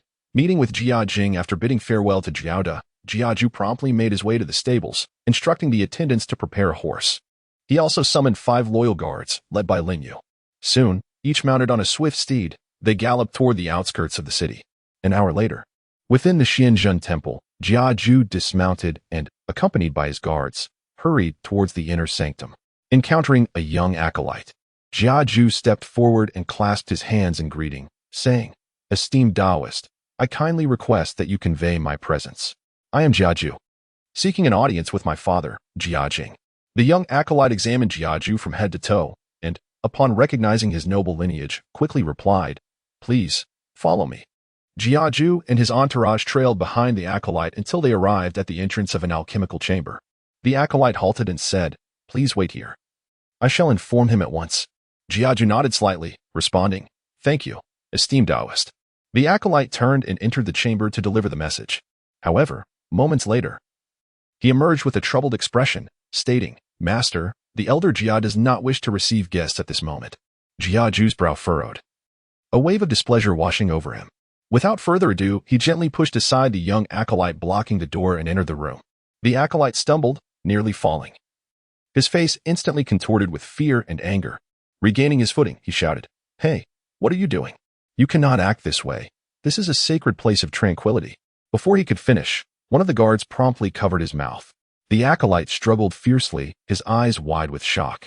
The guard lifted the squirming acolyte and, along with the others, stepped inside the chamber. Inside, a colossal furnace was ablaze, sending forth plumes of smoke. Jia Jing sat quietly in meditation, exuding an air of detachment. Upon hearing the commotion, he opened his eyes and, upon seeing his son rudely intrude, displayed no overt emotion, merely furrowing his brow momentarily before regaining his composure. Jia Ju stood before Jia Jing in silence, his demeanor equally aloof. Jia Jing gazed at his son, whose tall and handsome figure left him momentarily entranced. He realized that no matter how hard he tried to recall, he could not reconcile the young man before him with the little boy who barely reached his waist in his memories. With a slow sigh, Jia Jing said, If that is the case, follow me. He then rose and walked outside, with Jia Ju silently trailing behind. The two traversed a winding corridor until they reached a serene courtyard. Within, ancient trees spread their branches, casting a tranquil shade. Jia Jing paused beneath an old tree, turning to fix his gaze upon Jia Ju once more. In response, Jia Ju instructed Lin Yu and his 4 guards, Surround this area. No one shall approach without my command. Having said that, he swiftly followed Jia Jing. Arriving at a secluded pavilion, Jia Ju approached his father respectfully and bowed, saying, Father. Jia Jing replied, No need for formalities. For a moment, the father and son stood in silence. A gentle breeze rustled the leaves, as if whispering secrets of its own. Dappled light danced upon them, yet it could not dispel the heavy silence that lingered. Jia Jing gazed into the distant sky, his eyes profound, lost in contemplation. After a considerable time, he let out a gentle sigh, breaking the oppressive quietude. He was the first to speak, inquiring, What brings you here to visit me today? Jia Xie slightly raised his head, fixing his gaze upon Jia Jing, and replied in a low voice, "Father, I have come for matters concerning the family." Jia Jing closed his eyes and spoke. "Family matters? I have long ceased to concern myself with worldly affairs. Do not burden me with such talk. The chaos of this world has wearied me. You must handle it yourself." Taking a step forward, Jiaxia asserted, "Father, can you truly bear to witness the decline of our family?" After a moment of silence, Jia Jing slowly opened his eyes and remarked, "Everything is predestined, beyond human control. Besides, did you not already make your decision? Why seek me out again? Had I not made my choice early on, I would not have even had the opportunity to do so." Jia Jing furrowed his brow, a complex emotion flickering in his gaze as he stated, "Yet you are far too rash, particularly in making declarations before the civil and military officials." Observing Jia Jing finally relent, Jiaxia allowed a slight smile to grace his lips. After all, the public declaration before the officials was merely yesterday's affair. Either Jia Jing would continue to withdraw from the court, choosing to observe from the shadows, or was there not someone who visited you for a casual chat last night? Jia Jing's expression grew stern as he retorted, "Do not indulge in wild conjectures." With unwavering resolve, Jiaxia replied, "Father, my choice is correct, just as yours once was. You supported the Crown Prince's rebellion, hoping to exchange risk for the glory of our family, nearly plunging us into irretrievable ruin. Today, I support the reigning emperor, upholding the rightful order, precisely to rectify the chaos and rescue our family from peril. You openly backed the Crown Prince's insurrection to save the realm from danger. Now I stand by the current emperor to preserve legitimacy. In essence, we, father and son, are pursuing the same objective." At this juncture, Jiaxia found a certain humor in the situation. Despite their differing political stances, their political adversaries remained unchanged. Moreover, given the current circumstances, does one not think the retired emperor can still suppress the reigning emperor? Upon hearing this, Jia Jing fell silent, at a loss for words. Indeed, his initial support for the Crown Prince's rebellion stemmed from a belief in the Crown Prince, perceiving the retired emperor as inept and surrounded by sycophants who disrupted the governance. Now, with the current emperor's legitimate ascension, the retired emperor attempted to meddle, disregarding the perils of Liao Dong, disrupting the order, and openly suppressing the reigning emperor. Contemplating these matters, Jia Jing felt an overwhelming sense of impotence. He gradually lowered his head and sighed deeply, saying, "What father would not understand this? Yet, the situation is intricate. A slight misstep could lead our family to irrevocable ruin." Jiaxia replied, "Father, precisely for this reason, we cannot remain idle. It is better to provide timely assistance than to embellish what is already fortunate. The Ning and Rong families are already riddled with wounds. If we do not make a decision promptly, one day we shall be made an example of. If it were merely a monkey, it could be manageable. At worst resulting in some injuries, but alas, it is a chicken." Jia Jing raised his head and gazed at Jia Yan, a flicker of contentment passing through his eyes as he spoke. "I have grown old, unlike your spirited youth. From now on, the affairs of the family will rest upon your shoulders. Yet, I implore you to remember, do not act recklessly." Jia Yan, filled with joy, solemnly nodded. It seemed that Jia Jing acknowledged his actions. "Rest assured, father, I shall proceed with caution, advancing step by step. However, given the current circumstances, we must plan ahead. I wish to hear your insights." Jia Jing pondered for a moment before responding. "The situation in the court is treacherous, with various factions intertwined. Since you have decided to support the current emperor, you must do so wholeheartedly, without any wavering. Yet, remain vigilant against the hidden machinations lurking in the shadows. The family itself requires some rectification. We must not allow anyone to seize upon our weaknesses.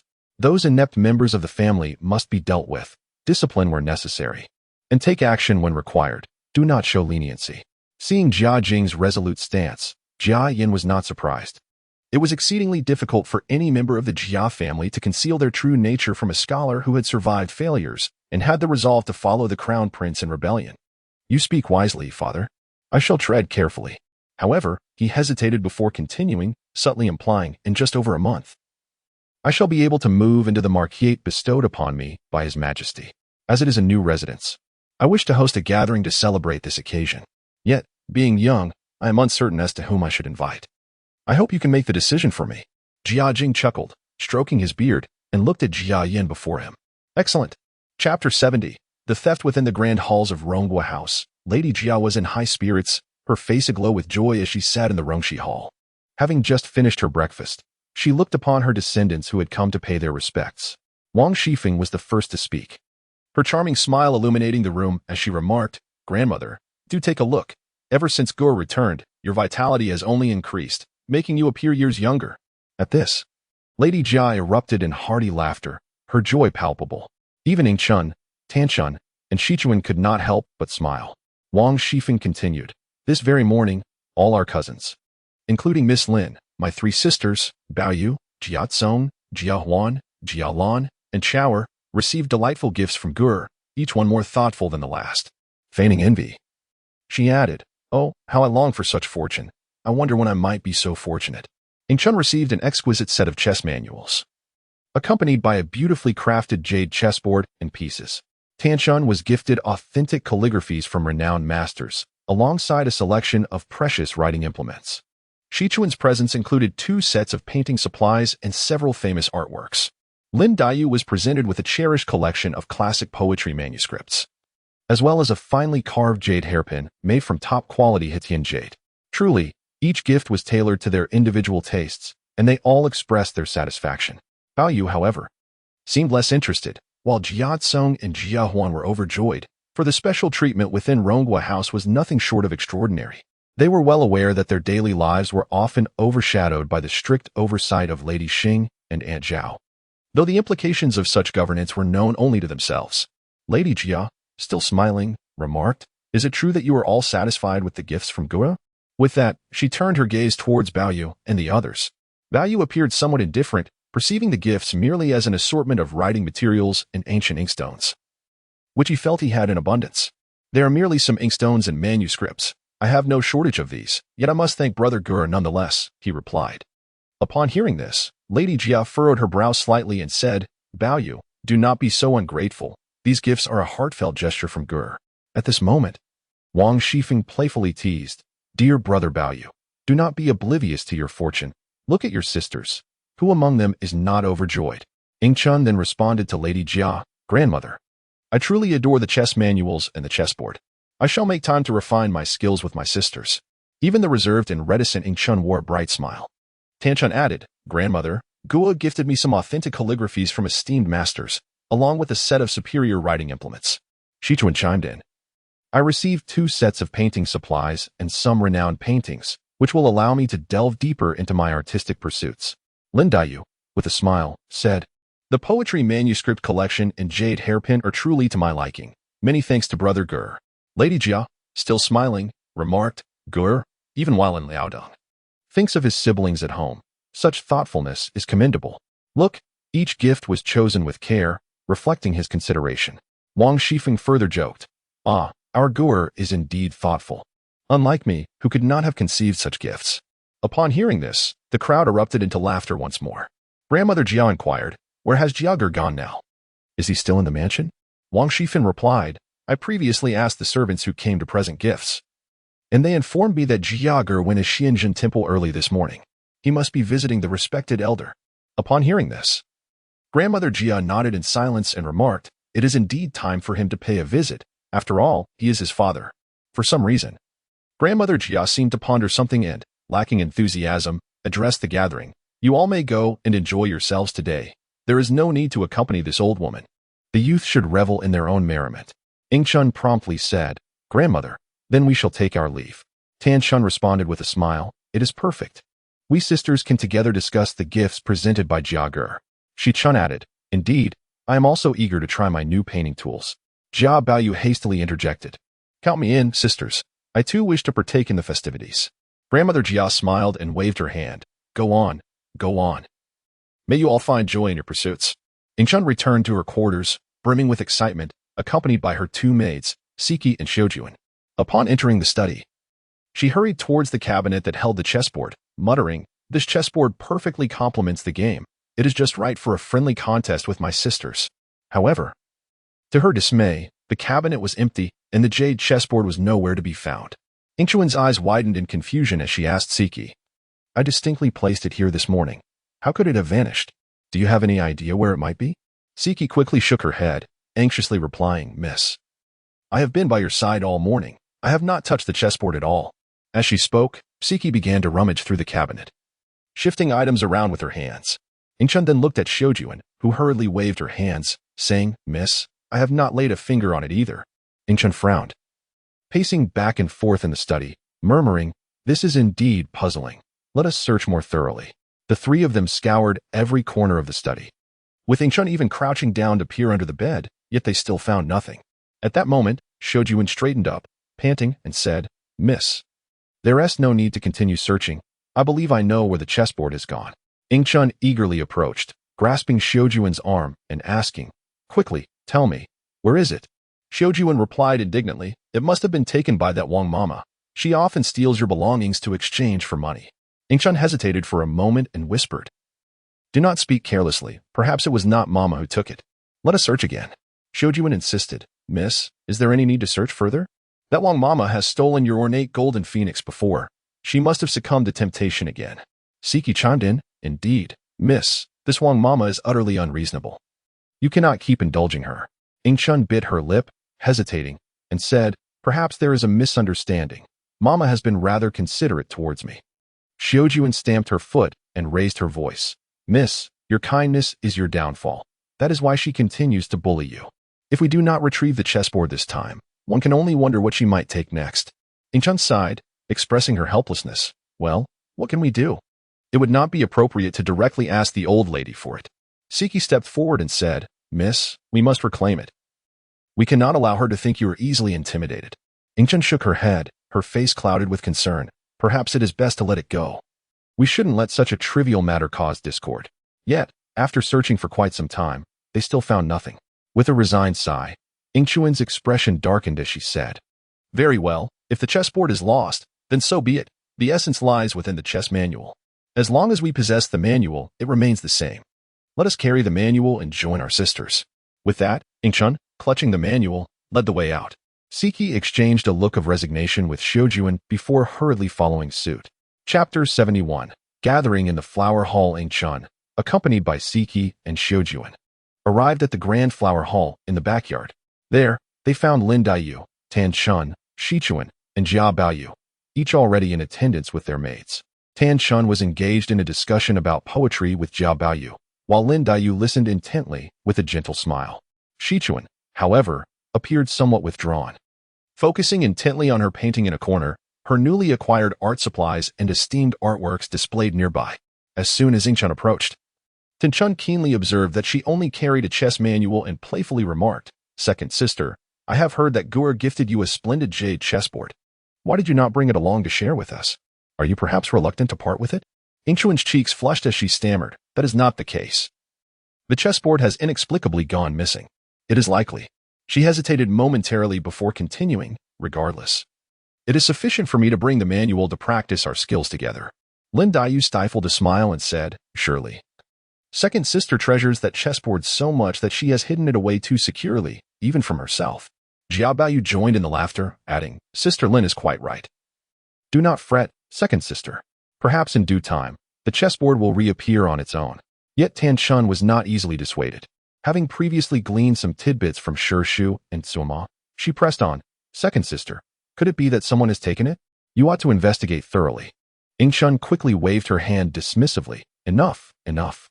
Perhaps I simply mislaid it, just as Brother Bao said. In time, it will reveal itself. There is no need to be troubled over such a trivial matter." Upon hearing this, Tan Chun felt it futile to pursue the topic further and smiled. "Very well then. Let us set aside the matter of the chessboard for now and instead admire the treasures gifted by Gu'er." The group shared laughter and began to explore the gifts from Gu'er. Tan Chun examined the calligraphy masterpieces, occasionally engaging in discussion with Ingchun, while Lin Daiyu diligently perused a collection of poetry, her expression earnest. As midday passed and the afternoon approached, Jia Gu'er returned to the entrance of the Ningrong estate. Noticing that there was still ample time, he waved his hand at Lin Yu, saying, "Lin Yu, you and the others may take your leave and rest. There is no need to accompany me any further." Lin Yu responded with a respectful bow. "Yes, Lord." Subsequently, Jia Gu'er proceeded alone with a measured gait into the Ronghua mansion. Upon entering, he was greeted by Lin Zhixiao, whose face beamed with a smile as he hurried forward. Bowing deeply, "Lord, you have arrived." Jia Gu'er glanced at him, nodding slightly, silently commending Lin Zhixiao for his typically low-key demeanor, steadiness, and reliability as a conscientious steward. In the original text of Dream of the Red Chamber, there seemed to be no mention of any improper conduct on the part of him and his wife. He then stated, "I am here to pay my respects to the matriarch." Lin Jishu promptly straightened up, his smile growing even brighter, and eagerly replied, "Lord, the matriarch is in the Rongshi Hall. Allow me to escort you there at once." With that, he stepped aside to lead the way, his eyes reflecting a hint of eagerness. Jia Guo maintained a composed demeanor as he followed Lin Jishu towards the Rongshi Hall. Jia Jiao followed Lin Jishao to Rongshi Tang, where he found grandmother Jia seated serenely on the couch, her demeanor tranquil. While the maids attended to her with utmost care, Jia Jiao quickened his pace, approached respectfully, and bowed, saying, "Esteemed ancestor, your grandson has come to pay his respects. I visited Xuanzhen Temple today to see my father and attended to some matters, hence my late arrival. I hope you will not be displeased." Grandmother Jia smiled and waved her hand, kindly responding, "Not at all, my dear child. You are thoughtful. Come, sit beside me." Following her invitation, Jia Jiao gently took a seat on the chair next to her, smiling as he inquired, "How have you been lately, esteemed ancestor? I have been quite concerned about your well-being." Grandmother Jia nodded and replied, "I am well, with so many dutiful children around me. How could this old woman be anything but well?" Jia Jiao smiled in response, saying, "Then it is indeed our fortune as grandchildren." They continued to exchange pleasantries, and Jia Jiao resolved to converse with grandmother Jia about matters that would bring her joy, hoping to uplift her spirits further. As he surveyed the surroundings, Jia Jiao curiously asked, "Esteemed ancestor, where are my other sisters and brother Baoyu?" Grandmother Jia chuckled, "I have allowed them to amuse themselves. The young must have their own merriment. Sticking with this old woman would hardly be entertaining." At that moment, the maid Yuanyang chimed in with a smile.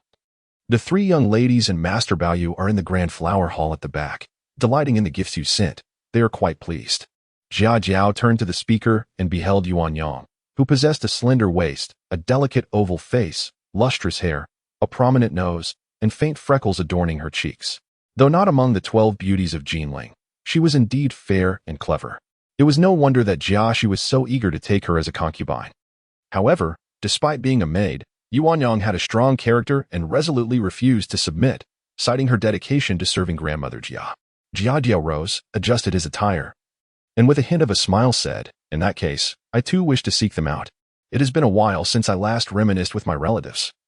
This is a perfect opportunity to gather and prevent any estrangement." Grandmother Jia nodded in approval, clearly pleased, for the times had changed, and she was eager for Jia Jiao to strengthen ties with the Ronghua house. Her eyes gleamed with satisfaction as she urged, "Go on, enjoy yourself with them. You, who have been preoccupied with your mother's health prior to your military service and then traveled to Liaodong, now have the leisure to do so."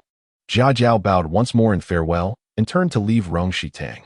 Upon exiting, Jia Jiao made his way directly to the Grand Flower Hall in the back courtyard. The scenery of the estate remained unchanged, yet his heart was imbued with a sense of return, akin to a triumphant homecoming. As he approached the Grand Flower Hall, he could hear the sounds of laughter and merriment from within. Clearing his throat lightly, he stepped inside. The moment the others saw him, they rose in greeting. "Second brother Jiao, you have finally arrived. We were just speaking of you," exclaimed Jia Baoyu with a smile. Jia Jiao laughed heartily and jested, "It seems I have arrived too soon. Otherwise, I could have eavesdropped from behind the door to hear what you were saying, both good and ill. Alas, I have missed that opportunity." Tianchen smiled gently and remarked, "Second brother Jia, you are always one for jest. What else can we possibly speak of you? We merely recount your experiences abroad, praising your remarkable achievements and the delightful treasures you have brought us." Shichuan stepped forward joyfully, taking Jia Jia's hand to guide him to a seat. "Please, second brother, sit down and cease your teasing." Ing Chun, her face aglow with happiness, approached and said, "Brother Jia, you have finally arrived. We have all been eagerly awaiting your return." Lin Daiyu slightly turned, softly expressing, "Thank you, second brother Jia, for the thoughtful gifts. They are greatly cherished, and I appreciate your kindness." After all, Lin Daiyu had only met Jia Jia twice, and they were not particularly familiar. Moreover, unlike with Jia Baoyu, Jia Jia did not remark on having previously encountered this sister. Jia Jia smiled and waved his hand towards Lin Daiyu, saying, "Why should we stand on ceremony when we address each other as siblings?" The gathering resumed with lively conversation, filling the grand hall with a warm and joyful atmosphere. Jia Jia's gaze wandered across the table, landing on the chessboard. He chuckled, "Are you engaged in a game?" It seems my gift of the chessboard and manual to Sister Ingchun has found its rightful owner. But tell me, who holds the advantage in this match? Tanchun covered her mouth with a laugh. This game remains undecided. Your arrival is quite timely. Why not lend us your insights? Jia Jia waved his hand dismissively. My chess skills are rather rudimentary. I would not wish to complicate your game. As the conversation shifted, Jia Jia curiously inquired. Did I not also present a fine chess set along with the board? Why is it not in play? Are you concerned it may be damaged? Do not fret. I shall bring an even finer set for Sister Ingchun next time. At this, Jia Jia turned his attention to Ingchun, who blushed slightly.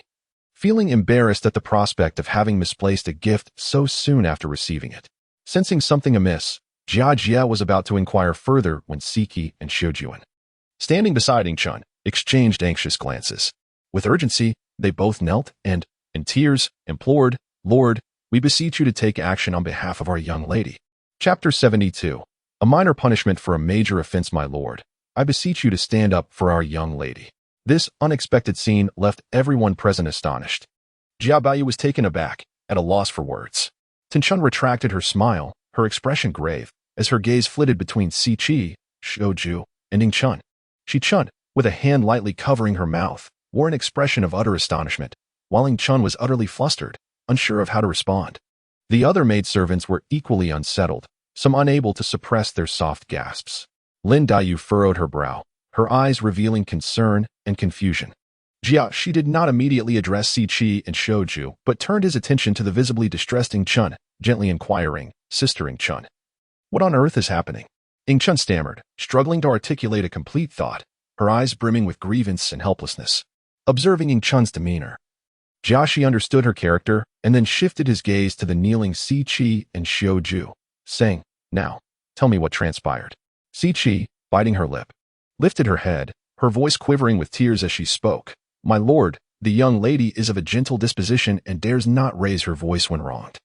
The exquisite chess set you gifted her was in her room this morning, but upon returning from paying respects to the old lady, it has vanished. Earlier, the precious Jin phone was also taken by that Wang Mama. Since then, there has been no peace. We have inquired widely, yet no one admits to having taken it. It is not difficult to surmise who might be responsible. Xiuju echoed her lament.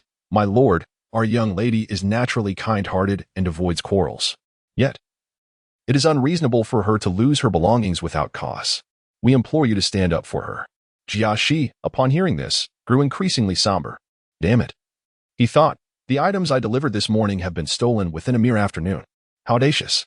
He understood that Wang Mama, taking advantage of her position as Ingchun's wet nurse, and compounded by Ingchun's early loss of her mother and Jiaxi's lack of affection, along with Lady Xing's cold and selfish nature, had resulted in Ingchun's upbringing devoid of love and support. Consequently, she had developed a timid, introverted personality. Often ridiculed as the wooden girl, suppressing his anger, Jiaxi instructed, Si Chi, Xiuju, please rise.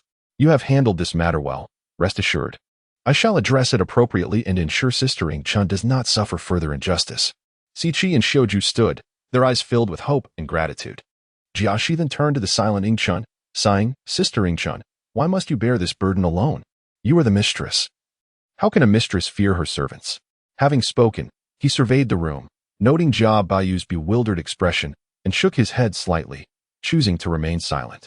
He then directed Si Chi, go summon Lin Zhixiu and that Wang Mama, and inform them that I have matters to discuss with them. Si Chi acknowledged and hurried off. Soon after, she returned with Lin Zhixiu and Wang Mama to the grand hall. Both bowed to Jiaxi, with Lin Zhixiu respectfully inquiring, My lord, you summoned us. What are your commands? Initially, Wang Mama was unaware of the gravity of the situation, her face displaying a hint of indifference. Jiaxian, weary of idle chatter and seeking no evidence, fixed his piercing gaze upon Wang Mama and stated, You are Wang Mama, are you not? Surely, you are aware of your own deeds. A flutter of panic seized Wang Mama's heart, yet she defiantly retorted, My lord. This old servant does not comprehend what you are implying. Jia Xian scoffed coldly. The continuous disappearance of items from Sister Ingchun's chamber. Could it possibly be unrelated to you? Theft cannot remain concealed forever. Do not compel me to investigate personally. Should I uncover the truth, I shall not hesitate to sever the hands and feet of your entire family, forcing them to beg on the streets. Bayu's complexion turned pallid, while Tanchun's expression subtly shifted, Shi Chun cowered in the shadows, and Lin Dayu bit her lip, her eyes filled with trepidation. The other maidservants fell silent as if frozen in fear, their bodies trembling uncontrollably. With a thud, Wang Mama collapsed to the ground, tears streaming down her face as she pleaded for mercy. "My lord, spare me." This old servant recognizes her mistakes and vows never to repeat them. Jia Xian, his demeanor icy, commanded, "If you are aware of your wrongdoings, confess honestly. How many items have you stolen?" Wang Mama dared not question Jia Xian's authority as a servant. Her livelihood depended on her master's favor, and she was indeed guilty of unscrupulous acts, especially in the presence of a powerful lord such as Jia Xian.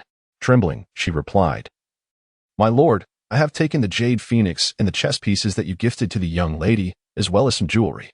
At this juncture, Wang Mama prostrated herself once more, striking her head against the ground in fervent supplication. She turned to Ning Chun and cried out, "Miss, I have watched you grow. It was with my milk that you flourished into the person you are today. Please, intercede on my behalf with the Lord. I shall never dare to transgress again. I bow to you." Ning Chun's face betrayed her inner turmoil. She was at a loss for what to do. Observing this scene, Jia Xian's fury ignited. Wang Mama attempted to leverage her position as a wet nurse to sway Ning Chun into granting her clemency. Incensed, he declared, "Lin Jixiao, remove your outer garment." Without daring to defy, Lin Jixiao promptly stripped off her outer garment and handed it to Jia Xian. He took the garment and wrapped it around Wang Mama's head, instructing, "Tan Chun, Shi Chun, Bai Yu, and Lin Mimi, remain here with Sister Ning Chun. The rest of the maidservants, follow me." The group complied without protest. Upon reaching the courtyard outside the Grand Flower Pavilion, Wang Mama's cries for mercy echoed through the wall. Her pleas grew increasingly desperate. "My lord, I truly recognize my errors. Miss, save me. For the sake of our past kindness, I beseech you to show compassion and spare this old servant." Her voice trembled with profound fear and despair as her body shook, struggling against her restraints. Spare your life." Jia Xian, seeing that all were present, showed no mercy. With a forceful grip, amidst the horrified gazes of the maidservants and Lin Jixiao, he brutally severed Wang Mama's head from her body. The head, still attached to a long spine, caused blood to splatter, staining Lin Jixiao's outer garment. Wang Mama's lifeless form convulsed in pain, unable to support itself any longer. In this scene, the assembled maids are horrified, their screams piercing the air. Some cover their eyes, unable to bear the sight of the ghastly spectacle, while others tremble, their teeth chattering in fear. A few, their legs turning to jelly, collapse to the ground. Lin Jixiao, too, is gripped by terror, his legs quaking, nearly unable to maintain his footing.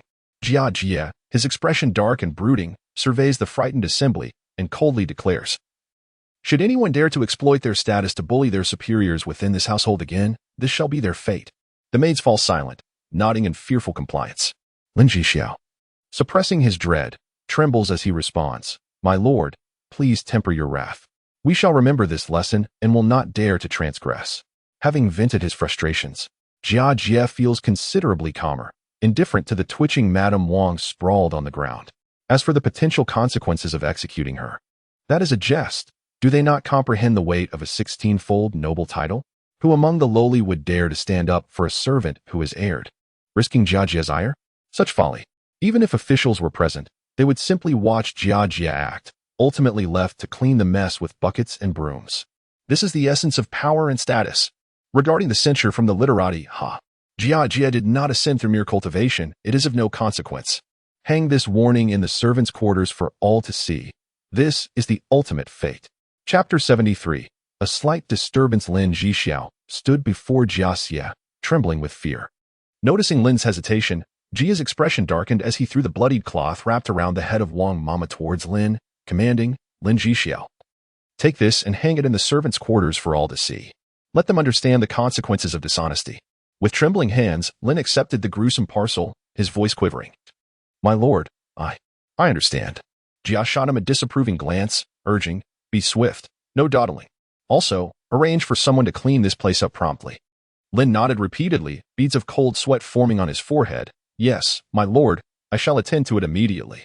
He clutched the parcel tightly, his steps unsteady, as if the burden were of immense weight, each movement a struggle. Turning to the maids frozen in place, Zhao barked, "What are you all standing there for? Return to the main hall and attend to your respective masters."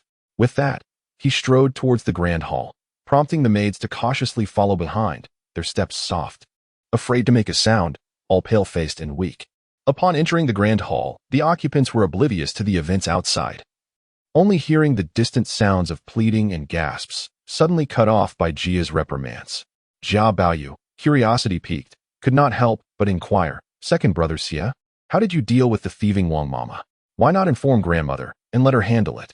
Jia Xie, slightly exasperated, replied, "Such trivial matters need not trouble grandmother. She was merely a wet nurse, a servant. Mistakes must have consequences. I merely intended a minor punishment to instill a lasting lesson." Baoyu listened, perplexed. The maids, recalling the earlier scene, returned to their mistresses with somber expressions, silent and uneasy. If this was merely a minor punishment, what then constituted a true punishment? Jia Xie turned to Yingchun, saying, "Sister Yingchun, there is no need for such fear. I know your gentle nature detests unnecessary conflict. But while I may not be a paragon of strength, I can certainly protect my sisters from indignities. Do not shy away from confrontation in the future. If you ever feel unsupported, seek me out. Remember, I am your brother, and it is my duty." Upon hearing these words, Yingchun felt a surge of emotion, her face crumpling in distress as she buried her face in Tinchun's embrace, weeping softly. Observing this, Jiaxia addressed the others, saying, "Tinchun, Shichun, and even Lin Mimi, should you ever feel wronged and without advocate, come to me. I will seek justice on your behalf. After all, you all call me second brother Xie. As your brother, it is only natural to protect you. I neither seek trouble nor fear it." Tianchen nodded slightly, her eyes brimming with gratitude. "Thank you, second brother." Shichun repeatedly nodded, adding softly, "With your words, we feel much more at ease." Lin Daiyu gently bit her lip and remarked, "Brother Jiajie, you are quite considerate." Jiajie shifted the topic to Yingchun's two maids, Siki and Xiujiao, saying, "You both have performed admirably in this matter. Alas, we did not bring any silver today. I shall send someone tomorrow to reward you each with 10 taels. In the future, should such incidents arise, do not hesitate to inform me. However, you too must remember not to exploit this situation, turning trivial matters into significant issues. If I discover any misconduct, I assure you, I shall not be lenient in my reprimands." Upon hearing of the reward, Siki and Xiujiao's pale faces brightened considerably. Yet the latter part of his words sent chills down their spines, prompting them to bow and express their gratitude. "Thank you, Lord. We shall remember your words." Jiajie nodded slightly, his gaze sweeping over the assembly, just as he was about to speak again when a hurried sound of footsteps came from outside. It was Yuan Yang, her expression complex, arriving with others. Upon seeing the crowd in the hall, she bowed and said, "My lord, ladies, the matriarch requests your presence." The group was taken aback, realizing that the matter had indeed reached grandmother Jia's ears. Jiajie, seemingly unfazed, replied, "Since the matriarch wishes to see us, let us proceed." With hearts laden with trepidation, the group followed Yuan Yang to grandmother Jia's residence. Upon arriving at Rongsitang, where grandmother Jia resided, the atmosphere within was tense. Madame Xing, Madame Wang, Wang Shifeng, and the father-son duo of Jiaxi and Jia Lian were all present. Grandmother Jia sat in her seat, her expression somber. After the group paid their respects, she slammed her armrest, exclaiming, "This household is increasingly lacking in decorum. Jiajie, your actions are rather reckless." Jiajie stepped forward, standing with his hands clasped behind his back, his face impassive, yet his words respectful. "Grandmother, I acted to seek justice for Sister Yingchun. That Wang Mama has been unscrupulous, repeatedly bullying her. I could no longer endure it. What wrong did I commit?" Grandmother Jia's expression shifted as she observed Jiajie's unwavering demeanor and stoic gaze, momentarily at a loss for words. She considered Jiajie's current influence and, noting his stance, realized that her grandson. The atmosphere grew heavy once more. Grandmother Jia's tone softened as she sighed. "Even so, one ought not to be so ruthless. Should this leak, our Jia family's reputation will suffer." Seeing that grandmother Jia had eased her stance, a smile gradually returned to Jiajie's face, restoring the respectful demeanor he once held. Indeed, Jiajie was not one to rely on grandmother Jia for sustenance. If she sought to impose her absurd rules upon him, it would only lead her to a formidable challenge. Yingchun, witnessing Jiajie being admonished by grandmother Jia, felt her own apprehension solidify into resolve. With a defiant expression, she stepped forward and addressed grandmother Jia.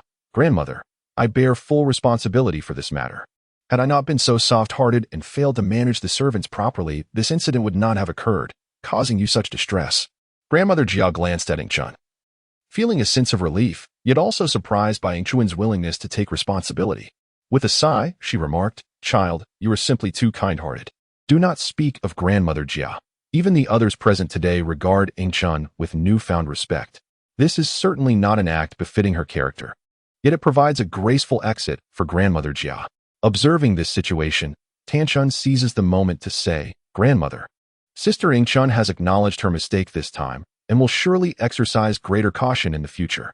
Second brother Jia is also solely concerned for our household, and his intentions are undoubtedly well-meaning." Shichuan quietly concurs, "Indeed, Grandmother, let us overlook this incident." Meanwhile, Jia Baoyu remains silent, his expression betraying a hint of unease. Sensing that something feels amiss, the actions of his second brother Jia are far from the minor reprimand that was previously described. Chapter 74. It is not my intention to assign blame. The actions of brother Jiao, though well-meaning, were rather excessive in their execution, regardless of her status. Granny Wang is indeed Ingchun's wet nurse, and it is ultimately inappropriate for you, brother Jiao, to resort to such cruel measures. Lady Jia expressed her exasperation.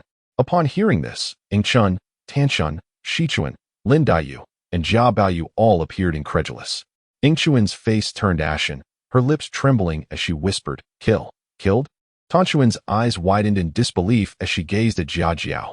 Shichuan gasped, frozen in shock. Lin Daiyu covered her mouth with a handkerchief, her eyes brimming with astonishment. Jia Baoyu, equally taken aback, struggled to articulate his thoughts, suppressing the chill within him as he exclaimed, "Brother Jiao, did you not say that a small punishment would suffice? How could it lead to loss of life?" Seeing Jia Baoyu in such disarray, Jia Jiao felt a mischievous urge and darkly remarked, "Indeed, Brother Bao. Did I not mention that this would serve as a lesson for her next life? I hardly believe I have erred." Jia Baoyu's pallor deepened, stammering, "Brother? This is far too alarming. Human lives are at stake." Witnessing her son so frightened, Lady Wang hastily interjected, "Even so, Brother Jiao should not be so ruthless. Should outsiders learn of this, who knows how they would malign our Jia family?" Lady Xing, observing the situation, refrained from speaking too freely. Jia Jiao, however, remained unperturbed. Addressing Lady Wang, "Second mistress, you worry too much. If anyone dares to malign our Jia family over this matter, let them come and speak to me. I shall reason with them and see if they still dare." The assembly gasped collectively at Jia Jiao's words. Lady Jia furrowed her brows and cautioned, "Brother Jiao, do not be so reckless. We must avoid attracting further trouble." Jia Jiao replied, "Elder Matriarch, do not blame me. I have only just returned from Liaodong, and the anger within me has yet to subside, thus my actions have been somewhat extreme." Lady Jia paused, sighing, "My child, having endured the turmoil of war in Liaodong, you have absorbed this fury. However, our Jia family is not a battlefield. We must exercise greater prudence in our actions." Jia Jiao lowered his head slightly, acknowledging, "Your teachings are wise, Elder Matriarch. I shall heed them henceforth." After a moment of contemplation, Lady Jia finally stated, "Very well, let us not dwell on this matter further. However, in future endeavors, please exercise more thought and refrain from such impulsiveness. It would not hurt to converse with this old woman occasionally."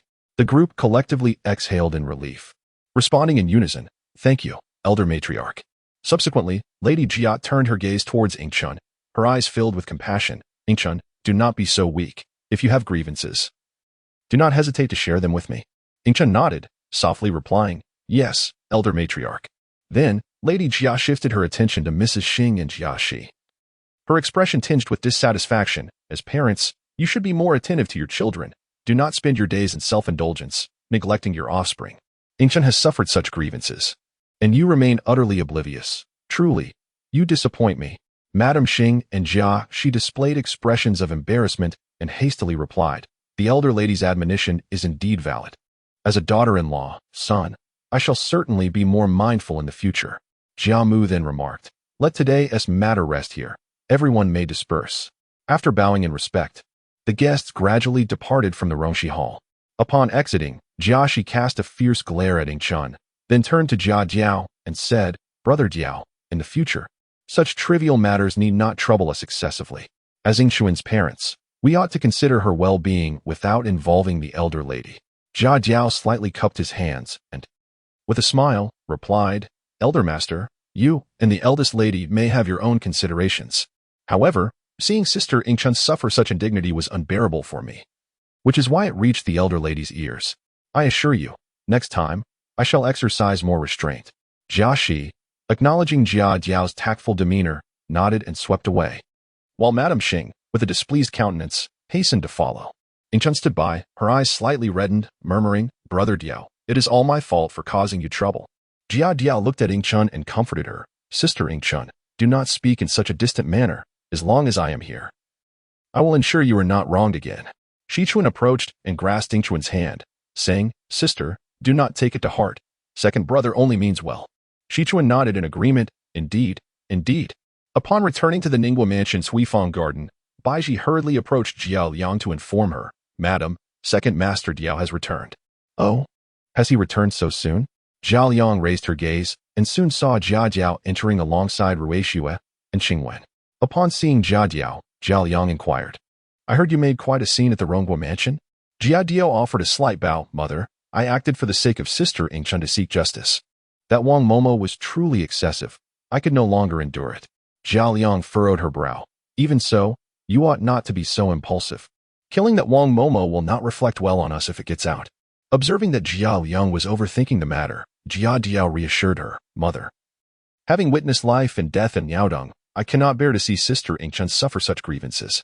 If I do not establish authority, the vile servants in the household may become bolder.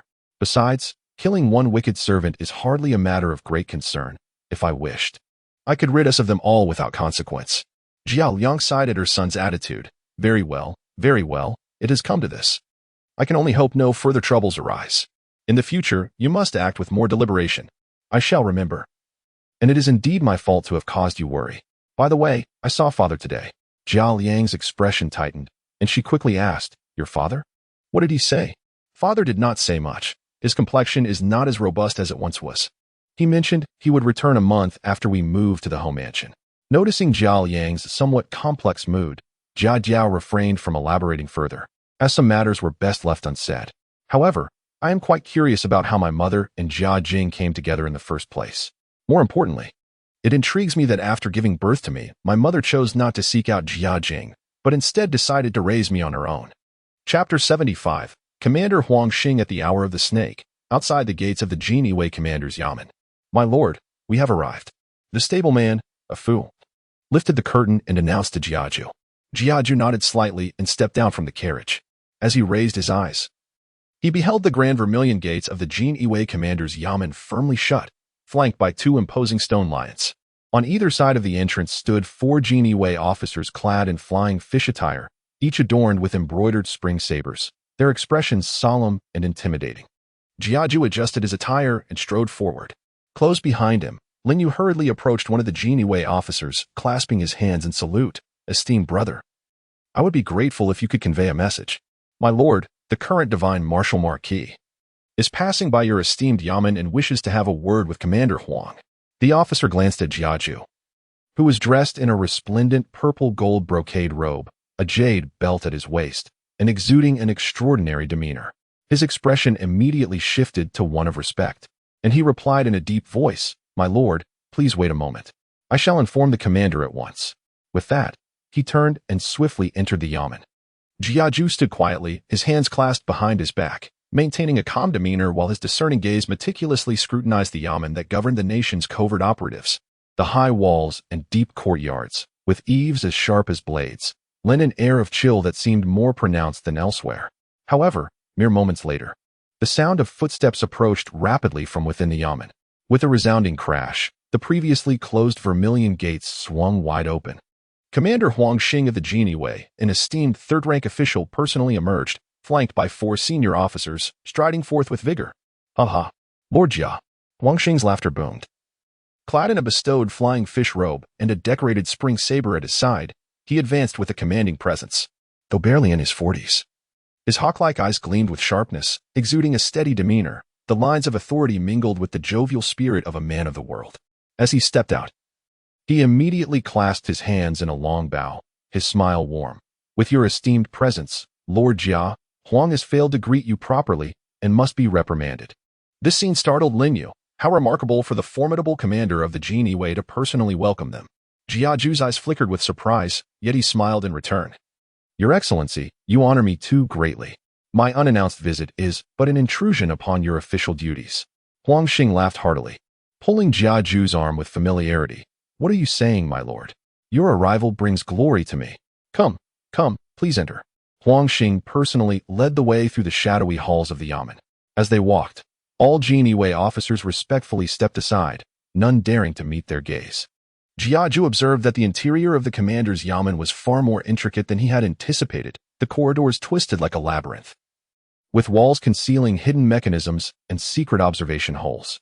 Even the arrangement of the flora and vegetation seemed to embody a strategic design. Should an assassin breach the premises, they would likely perish before even approaching the main entrance. As they walked, Huang Xing spoke jovially. My lord, you may not know, but since that celebratory banquet, I have longed for another opportunity to share a drink with you. Alas, I have been entangled in trivial matters these past few days.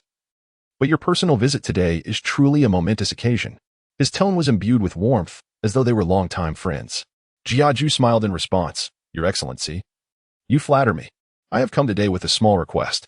In Huang Xing's eyes, a glimmer of brilliance flashed, and his smile deepened. I fear not your lordship's words, but rather the silence that may ensue. As we serve together in the same court, what distinction is there between us? Pray, speak plainly. Once the two settled in the main hall, Huang Xing waved his hand grandly, dismissing those present. The maidservants presented the finest Longjing tea, and amidst the fragrant haze, Jiayu whispered, Esteemed Lord Huang, I must confess, of late, some familial disgrace has surfaced within my residence. His expression grew solemn as he recounted the tale of the vile servants of the Jia family who had dared to defy their masters. His words laced with barely concealed ire. Such lowly slaves, how dare they act with such impudence? I fear that it is not merely my Ningguo residence that suffers, but perhaps the entire Jia household, both inside and out, harbors similar vermin. Huang Xing paused momentarily in his tea drinking. Suddenly, a smile broke upon his face, laden with meaning. My lord, he gently set down his teacup. Are you aware of the towering stacks of documents pertaining to the Ning and Rong residences within the archives of the Jinui? Jiayu raised an eyebrow, feigning surprise. Is that truly the case? Huang Xing leisurely stroked his beard. Rest assured, my lord, by tomorrow at the latest, I shall personally deliver the list of domestic traders to your esteemed residence, ensuring that not a single word is omitted. A flicker of satisfaction crossed Jiayu's eyes. Though he pretended to hesitate, might this cause undue trouble for the authorities? Nonsense. Huang Xing rose and slapped the tabletop, exclaiming with vigor, Your lordship's affairs are my own. You may return home with peace of mind. I shall instruct my men to thoroughly investigate both residences tonight, rooting out the hiding places of those treacherous servants. To handle such matters requires waiting until nightfall. Brother, you do not strike me as a person of integrity. Jiayu mused inwardly, gazing at Huang Xing's beaming countenance. Suppressing his other thoughts, he maintained a courteous smile. I am grateful for your diligence, esteemed Lord Huang. I shall await your good news in my residence. Huang Xing personally escorted him to the entrance of the magistrate's office. Just before their parting, he suddenly lowered his voice, speaking with significance. By the way, my lord, on the 3rd day of next month, the Crown Prince will host a poetry and tea gathering in the Eastern Garden, and has specifically instructed me to extend an invitation to you. Jiayu's pupils contracted slightly, yet he merely smiled. Thank you for the reminder, Lord Huang. The two clasped hands in farewell, their exchanged glances brimming with unspoken understanding. Once the carriage departed from the Jinui, Lin Yu could no longer contain himself, quietly remarking, My lord, that Huang Xing is rather overly enthusiastic. Jiayu lightly tapped the carriage window with his fingers, his gaze deep as an abyss. Overly enthusiastic? He chuckled softly. He seeks to convey to me that there exists not a single secret in the capital that the Jinui does not know. Huang Xing, do you believe that Jiayu has indeed wholeheartedly chosen to support me? Huang Xing replied respectfully, Your Majesty, in my humble opinion, the Duke of Divine Might has indeed rendered significant service to you thus far. However, despite his youth, he is a man of profound thoughts and merits further observation. Indeed, I share that concern. Can we ascertain what transpired during his meeting with Jiajing on that day? Huang Xing bowed slightly, his expression troubled. Your Majesty, I have dispatched men to investigate, but on that day, the Duke of Divine Might acted with great caution, positioning his personal guards outside, and as of yet, we have not uncovered any definitive information. It is known that the father and son initially engaged in a heated dispute, yet ultimately seemed to reach a consensus. However, Your Majesty, rest assured that I shall intensify my investigations and will not fail your expectations. The emperor furrowed his brow, his countenance betraying displeasure as he remarked, I grant you time. It is imperative that you ascertain the truth swiftly. I desire no lingering threats. Huang Xing promptly responded, Yes, Your Majesty, I shall exert every effort. However, Your Majesty, might I inquire whether all the documents required by Duke Xinwu should be submitted in their entirety? The emperor, with an air of indifference, replied, Give them. They are merely trifles of little consequence. Huang Xing acquiesced, As you command, Your Majesty. I shall make the necessary arrangements forthwith.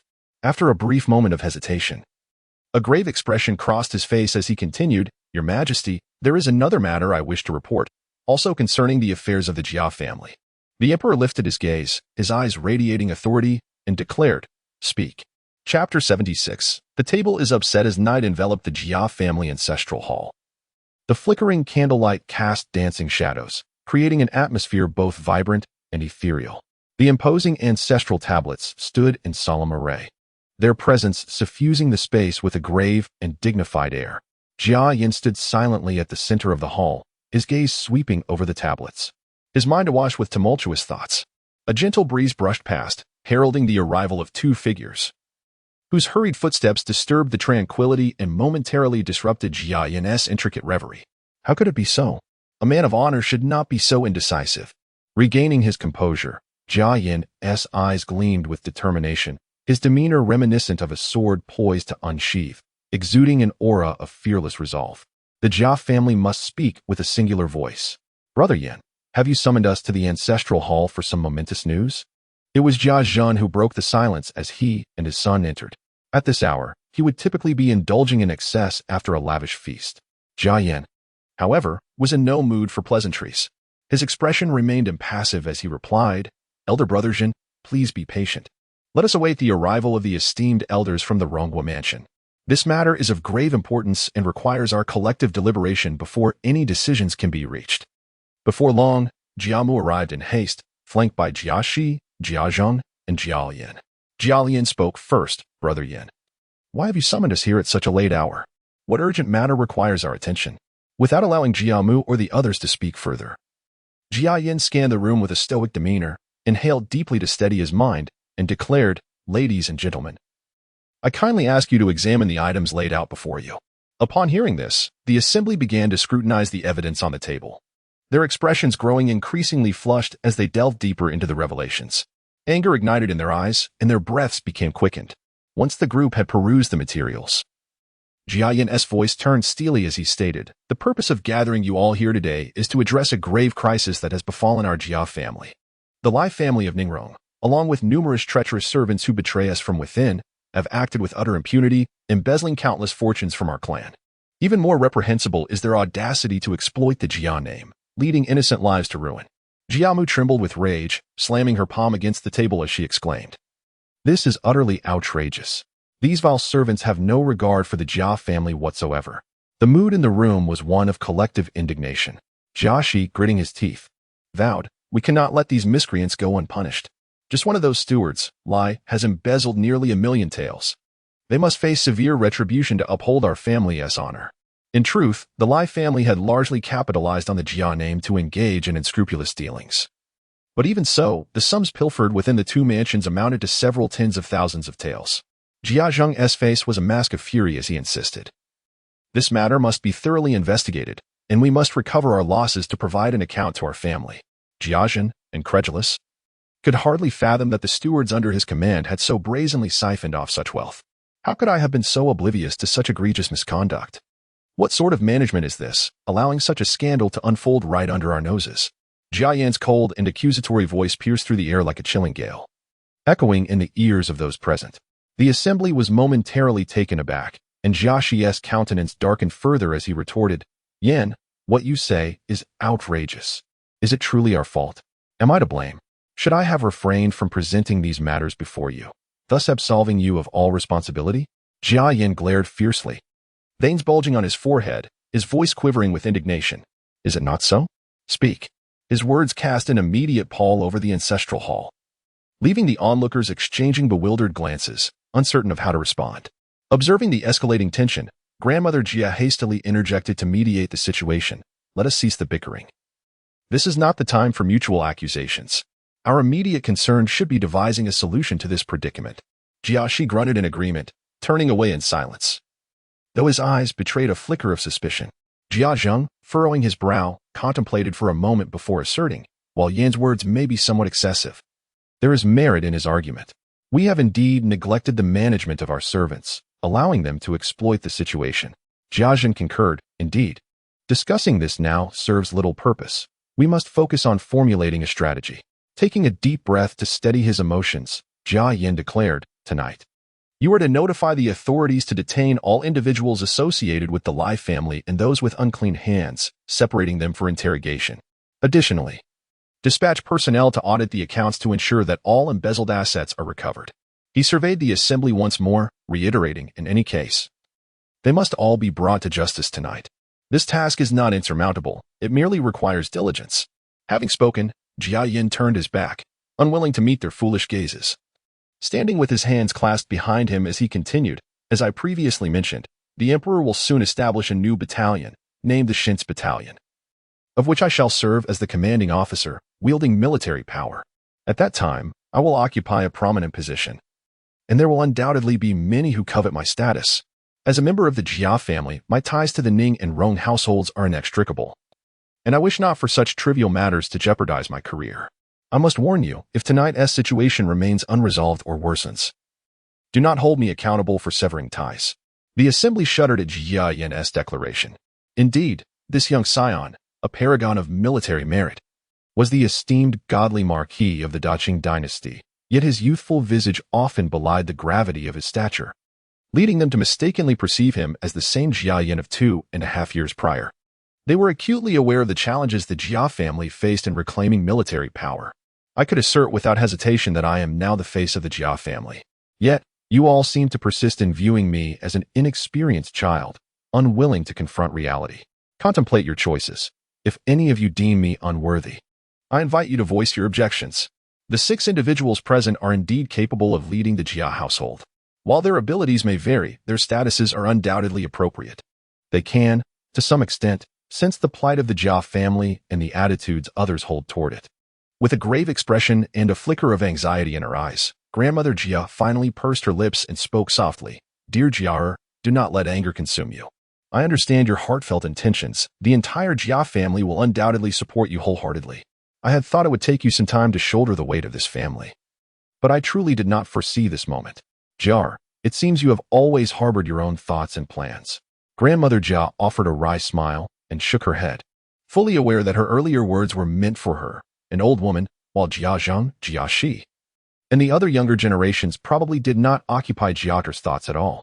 With Grandmother Jia leading the charge, Jiaxi hastily expressed his support. Jia, rest assured, your uncles are fully aware of the gravity of the situation.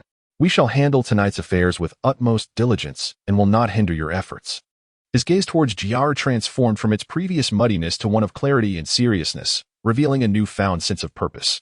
Jia Zheng added, Jia, we understand that this matter pertains to the family's honor and disgrace, and we shall act with caution. Jia Zhen declared, we shall follow your commands, Brother Jia. Jia Lian and Jia Rong stood frozen, their eyes gleaming as they regarded Jia. Their expressions were filled with astonishment, seemingly unable to fathom Jia's determination and decisiveness today. Yet it appeared they were gradually coming to a realization. With a cold snort, Jia cast a piercing glance over the crowd and stated, very well. Let us see your actions. With that, he turned and strode out of the ancestral hall. The onlookers watched his departing figure, their emotions surging as they exchanged glances, realizing that a transformation had indeed begun within the Jia family. Chapter 77, The Seizure of Property as Jia Yanjiao turned and strode away from the ancestral hall. The onlookers within were momentarily taken aback, seemingly still immersed in the tension of the preceding moments. They gazed in silence at the direction in which he had departed, lingering in a state of shock. It was Jia Mu who first shattered the silence, letting out a deep sigh and remarking, this child has never been an ordinary figure. From a young age, he has always possessed his own thoughts and methods. In the future, whenever significant matters arise, we must involve Yanjiao for his insights. We can no longer act recklessly. The others nodded in agreement. Jiaxi hastily responded, what mother says is indeed true. We must heed Yin Jiao's advice more often to avoid falling into such confusion as we have today. Jia Zheng concurred gravely. Had it not been for Yin Jiao's diligent investigation, we might have remained oblivious to this issue for an indeterminate time, leading to even greater losses for our family. Jia Zhen then expressed his sentiments. From now on, we shall rely on brother Yin Jiao. With him, perhaps the Jia family can usher in a new turning point. Jia Mu, appearing somewhat relieved yet still somewhat bewildered, continued, we must certainly support Yin Jiao. You all must proceed with caution in your endeavors, ensuring that you do not burden him. Once again, the others affirmed her words. With a furrowed brow and arms crossed, Jiaxi asserted, in my view, I shall lead a contingent to the military command to request additional personnel for assistance. As he spoke, he emphatically waved his sleeve, his expression one of indignation. Jia Zheng gently stroked his chin, his demeanor serious, and stated, then I shall visit the magistrate's office to communicate regarding this matter. He nodded slightly as he spoke. Jia Lian quickly stepped forward, declaring, I will compile a list of those who have suffered under false pretenses, along with the circumstances of their victimization. Jia Rong, not to be outdone, puffed out his chest and proclaimed loudly, I will first prepare a list of those with unscrupulous hands. Afterward, he patted his chest, exuding determination. Jiamu nodded, saying, excellent, let us all spring into action. We must resolve matters today, dispersing those who should be sent away and delivering others to the authorities. Furthermore, all those who have been wronged must receive appropriate compensation. We cannot tarnish the Jia family's reputation. The following morning, within the Ronghua mansion, Ping'er observed as Wang Shifeng reclined on the couch, her delicate brows furrowed, twisting the handkerchief in her grasp. That heartless wretch, she muttered, did not return home last night. Where could he have been? Ping'er hurried forward, responding softly, Second Madam, I am unaware. The second master indeed did not return overnight. Not only him, but even the eldest master and the second master have also not come back. Wang Shifeng abruptly sat upright, her eyes widening as she raised her voice. What is going on? How could they all vanish for an entire night?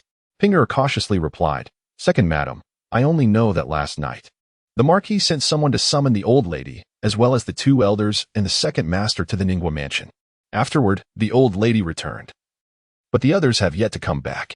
Wang Shifeng bit her lip, her eyes darting with suspicion, and coldly remarked, surely there is some significant matter at hand. Otherwise, how could this happen? Could it be that they have stirred up yet another mess? Ping'er consoled, do not fret, Second Madam. Perhaps there are pressing family matters to attend to. We shall know the truth once second master returns. Wang Shifeng pouted, how can I not be anxious? Without any certainty, my heart remains unsettled.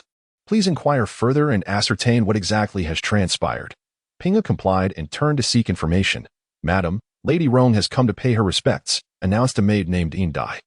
Upon hearing this, Yushur awaited her in the room.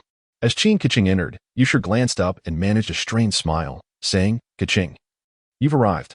Qin Keqing slightly inclined her body in greeting and softly replied, I pay my respects to you, madam. Yushur hurriedly gestured, quickly rise, standing upright. Qin Keqing looked at Yushur and gently inquired, Madam, you appear unwell today. Did you not rest well last night? Yushur sighed lightly. Oh, last night there was quite a commotion in the residence. My heart has been uneasy ever since. Qin Keqing, her brow furrowed with concern, approached Yushur and asked, Madam, what has transpired to cause you such distress? Yushur sighed again, glancing around before responding. Last night, a significant matter arose within the Jia family. The Marquis suddenly summoned everyone to the ancestral hall for a discussion. It seems they intend to address those who have betrayed us, particularly the Lai family, who for years have exploited the Jia family's reputation to amass wealth, lining their own pockets while oppressing the common folk, thus stirring up a great deal of trouble. The Marquis has discovered this and convened everyone to deliberate on how to handle the situation. Astonished, Qin Keqing furrowed her brow and quickly asked, is it truly that serious? No wonder the atmosphere in the residence feels so unusual today. It seems there are far fewer servants around. Yushur frowned. Indeed, it is serious. Currently, Rong'er, second Master Lian, and all the gentlemen are occupied at the Yamen or with the Lai family, investigating how much silver has been embezzled over the years and how much our family has lost. After a moment of contemplation, Qin Keqing remarked, this matter is indeed complex. One cannot predict the extent of our losses that can be recovered. Just then, a maid rushed in, her expression fraught with urgency. Madam, lady, news has just arrived that the gentlemen and the elders have returned. They have brought the confiscated assets of the Lai family to the ancestral hall, and are now gathering everyone to proceed there. Yu Shi and Qin Keqing immediately rose and hurried to the ancestral hall. Upon arrival, they found everyone already present, including Jia Lian. Jia Lian stepped forward and announced, "This thorough investigation of the Lai family and those treacherous servants involves over 100 individuals. The total embezzlement amounts to approximately 1 million. With the Lai family's share nearing several 100,000, everyone gasped in astonishment. Wang Shifeng felt a chill run down her spine, having overseen the Rongguo mansion for years. She knew their available silver barely amounted to 100,000, yet a mere household of servants had accumulated such vast wealth. Jia Rong added, "The Lai family has long engaged in usury, causing countless families to be torn apart. They have shamelessly acted under the Jia family's name, committing egregious offenses, seizing arable land, and forcing the common people into displacement. They have bullied men and women alike, committing every conceivable atrocity." The assembled individuals were secretly taken aback by the unfolding events. Lady Jia, trembling with fury, pointed at the treasures before her and exclaimed, "These vile servants dare to act with such impunity, even under the esteemed name of the Jia family. This is utterly lawless. Reputation is of utmost importance. We must allocate some funds to placate the oppressed citizens victimized by the Lai family, thereby restoring the honor of our Jia household. Furthermore, we must impose severe punishment on those unscrupulous servants as a deterrent to others." Chapter 78. The Imperial Edict. After Jia Mu finished speaking, a profound silence enveloped the room. Each person lost in their thoughts. Observing the gravity of the atmosphere, Wang Shifeng promptly stepped forward, her expression radiating strong agreement as she exclaimed, "The old lady speaks most wisely. Compensation is indeed necessary to preserve the honor of the Jia family. As for the remaining silver, it would be prudent to allocate it entirely to the public treasury. The expenses of this mansion are considerable, and it is wise to plan ahead for future expenditures. Don't you agree, esteemed matriarch?" After enduring years of turmoil, the Rongguo mansion found itself in a state of financial distress. This newfound wealth could not only fill a significant gap, but also alleviate some of the managerial pressures Wang Shifeng faced. It was indeed laughable that such a grand estate required borrowed funds to sustain its expenditures, a reality that allowed Wang Shifeng a moment of relief. Jia Shi furrowed his brow and remarked, "With so many servants dismissed at once, our household is now understaffed and requires replenishment." Jia Lian concurred, stating, "Father speaks the truth. The complexity of household affairs cannot be managed without sufficient personnel." Jia Mu, appearing fatigued, waved her hand dismissively. "The affairs of both mansions are now in the hands of Feng Girl and Keqing. Therefore, I leave this matter to you both. I am old and weary of involvement.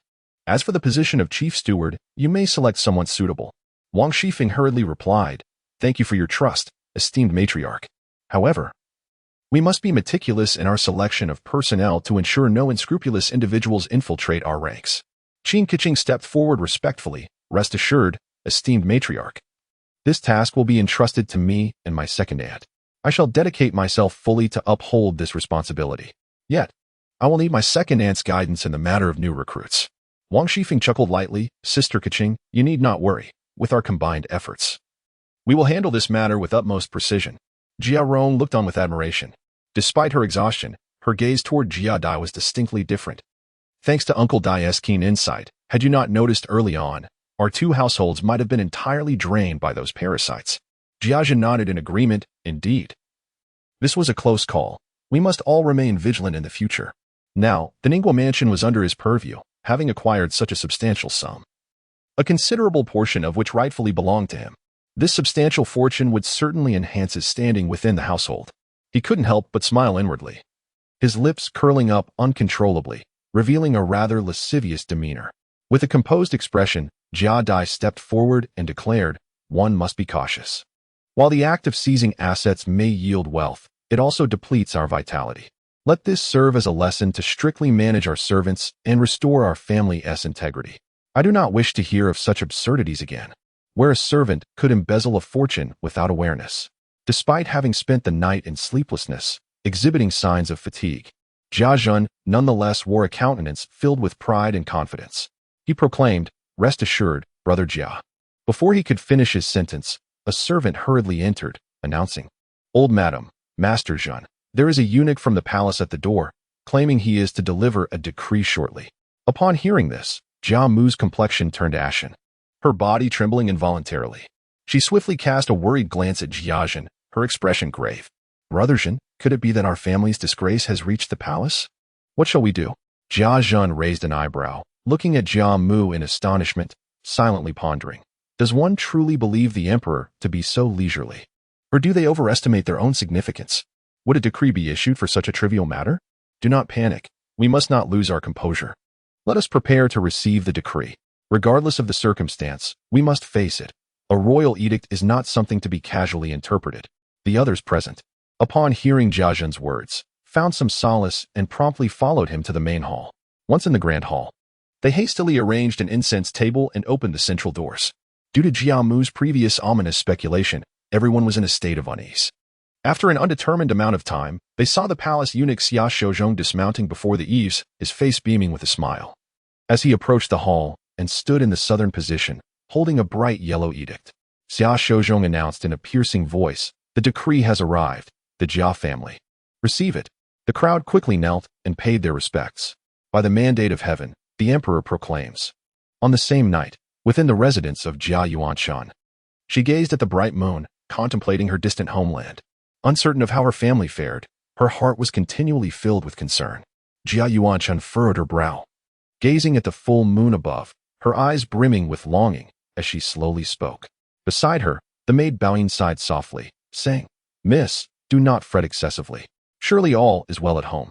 Jia Yuanshan turned to look at Baoyin, noting her oval face, brows like distant mountains, and eyes reflecting autumn waters. Yet, in the depths of the palace, the lively sparkle in her eyes had dimmed considerably, appearing somewhat lackluster. Is it truly worth it to be in the palace? Jia Yuanshan recalled the experiences of these past years.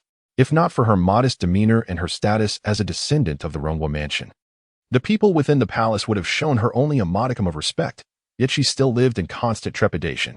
A single misstep could lead to irreversible ruin. This seemingly glamorous court life was, in reality, akin to walking on thin ice. The daily intrigues drained her spirit, despite the luxurious garments and sumptuous feasts. Finding genuine smiles was a rarity. Trapped within this deep palace, she felt like a caged bird, stripped of freedom and joy, uncertain of when this existence might end, and whether her sacrifices could truly bring glory and peace to her family. Jia Yuanshan couldn't help but let out a long sigh, her heart heavy with sorrow. She pondered whether her sisters had made any progress, hoping fervently for their safety and well-being. As a member of the family, Jia Yuanshan is acutely aware of the destinies of women, and she fervently hopes that they will all find. No, it would be more appropriate to say that she wishes for her household to procure suitable husbands for them, ensuring blissful marriages unlike her own. Bao Qin, with a light-hearted demeanor, reassures her, saying, "Do not worry. Mississippi previously, the correspondence from home mentioned that Miss Ingchun has grown increasingly gentle and poised, while Miss Tanchuan's talents are truly remarkable, and Miss Shichuan's artistic skills in painting have become increasingly exquisite." Bao Qin continues, and Master Baoyu remains as innocent and carefree as ever, much adored by all. A smile graces Jia Yuanshan's lips as she reminisces about her childhood moments spent caring for Baoyu, her spirits lifting considerably. That child, Baoyu, is inherently lively. I just fear that his mischievous nature may lead to some trouble. Bao Qin chuckles softly, covering her mouth. You are overthinking Mississippi. With the matriarch and the elder ladies watching over him, there will be no cause for concern. Just then, a sudden commotion arises from outside. The decree of the Emperor Emeritus has arrived. Chapter 79, the contest of the two emperors for a maiden. Jia Yuanshan trembled, her expression instantly tense. Regaining her composure, she hurriedly adjusted her attire and appearance, inquiring, what could the edict from the Emperor Emeritus entail? To be delivered here at the residence of the female scholars? Bao Qin, equally perplexed, replied, Miss, do not fret. Let us join the other scholars to receive the decree and discern its contents. Taking a deep breath to steady her nerves, Jia Yuanshan hastily exited with Bao Qin to receive the edict. Once gathered with the other scholars, Feng Bao unfurled the Emperor Emeritus's decree and began to read aloud. By the grace of heaven, the Emperor Emeritus decrees, though I have relinquished my throne, my heart remains devoted to the realm. Today, I bestow upon Jia Yuanshan, a daughter of the Jia family, known for her grace and virtue, the title of Defei, to reside in the inner palace and accompany me at my side. I hope. His Majesty has arrived. The resounding and sharp exclamation startled everyone present, abruptly halting Feng Bao's reading. The current emperor Emperor Qing, strode in with a regal demeanor, his expression inscrutable. The atmosphere shifted to one of tension and unease as the Emperor Emeritus's edict was interrupted. Jia Yuanshan, already kneeling to receive the decree, quickly turned to pay her respects, her heart racing with trepidation. Those within the palace were not devoid of intellect. They understood the discord between the current emperor and the Emperor Emeritus. Jia Yuanshan was particularly alarmed, for the edict had explicitly mentioned her, designating her as de fait to accompany the Emperor Emeritus. Now, however, she realized she may have unwittingly been drawn into the tumultuous power struggle between the two sovereigns. Beads of sweat dotted her forehead, her complexion pale, her heart pounding as if to burst, rendering her nearly breathless. Yet, she endeavored to maintain an exterior calm, concealing her inner dread. Long live His Majesty, our Emperor. The Emperor cast a cold glance at the decree in Feng Bao's hands, and then surveyed the kneeling assembly. Under the subtle indication from Xia Shouzhong, his gaze fell upon Jia Yuanshan, deep and inscrutable, yet he did not grant permission for the others to rise. Feng Bao, caught in a state of indecision, neither kneeling nor standing, was ultimately compelled by the overwhelming presence of Emperor Qing to prostrate himself. I, Feng Bao, pay my respects to your Majesty. Long live His Majesty. Emperor Qing remained silent, the air thick with tension as the assembly knelt, holding their breath. After a lengthy pause, Emperor Qing finally turned to Xia Shouzhong and commanded, "Proclaim the decree." Xia Shouzhong promptly replied, "Yes, your Majesty. By the grace of heaven, the Emperor commands. I decree that the universe is in its rightful order, harmonizing the principles of yin and yang. Within and without, there are regulations, and governance flourishes in the family and state." To Jia Yuanshan of the Jia clan, a scion of a prestigious lineage, endowed with intelligence and virtue, and long esteemed within the palace, since entering, you have diligently fulfilled your duties, serving me with utmost care and contributing significantly to the inner court. Your merits bring me great comfort. Henceforth, I elevate you to the position of Minister of Fengzhou Palace and bestow upon you the title of Xianfei, granting you residence in Fengzhou Palace to highlight your exceptional abilities and to signify my profound favor. Wang Heir, upholding humility, must strive with greater diligence, assisting the Empress, rectifying the inner palace, fostering harmony among the concubines, and serving as a paragon for the 6 palaces. Do not betray my expectations. Thus decreed. Upon the issuance of this edict, all present were left in utter astonishment.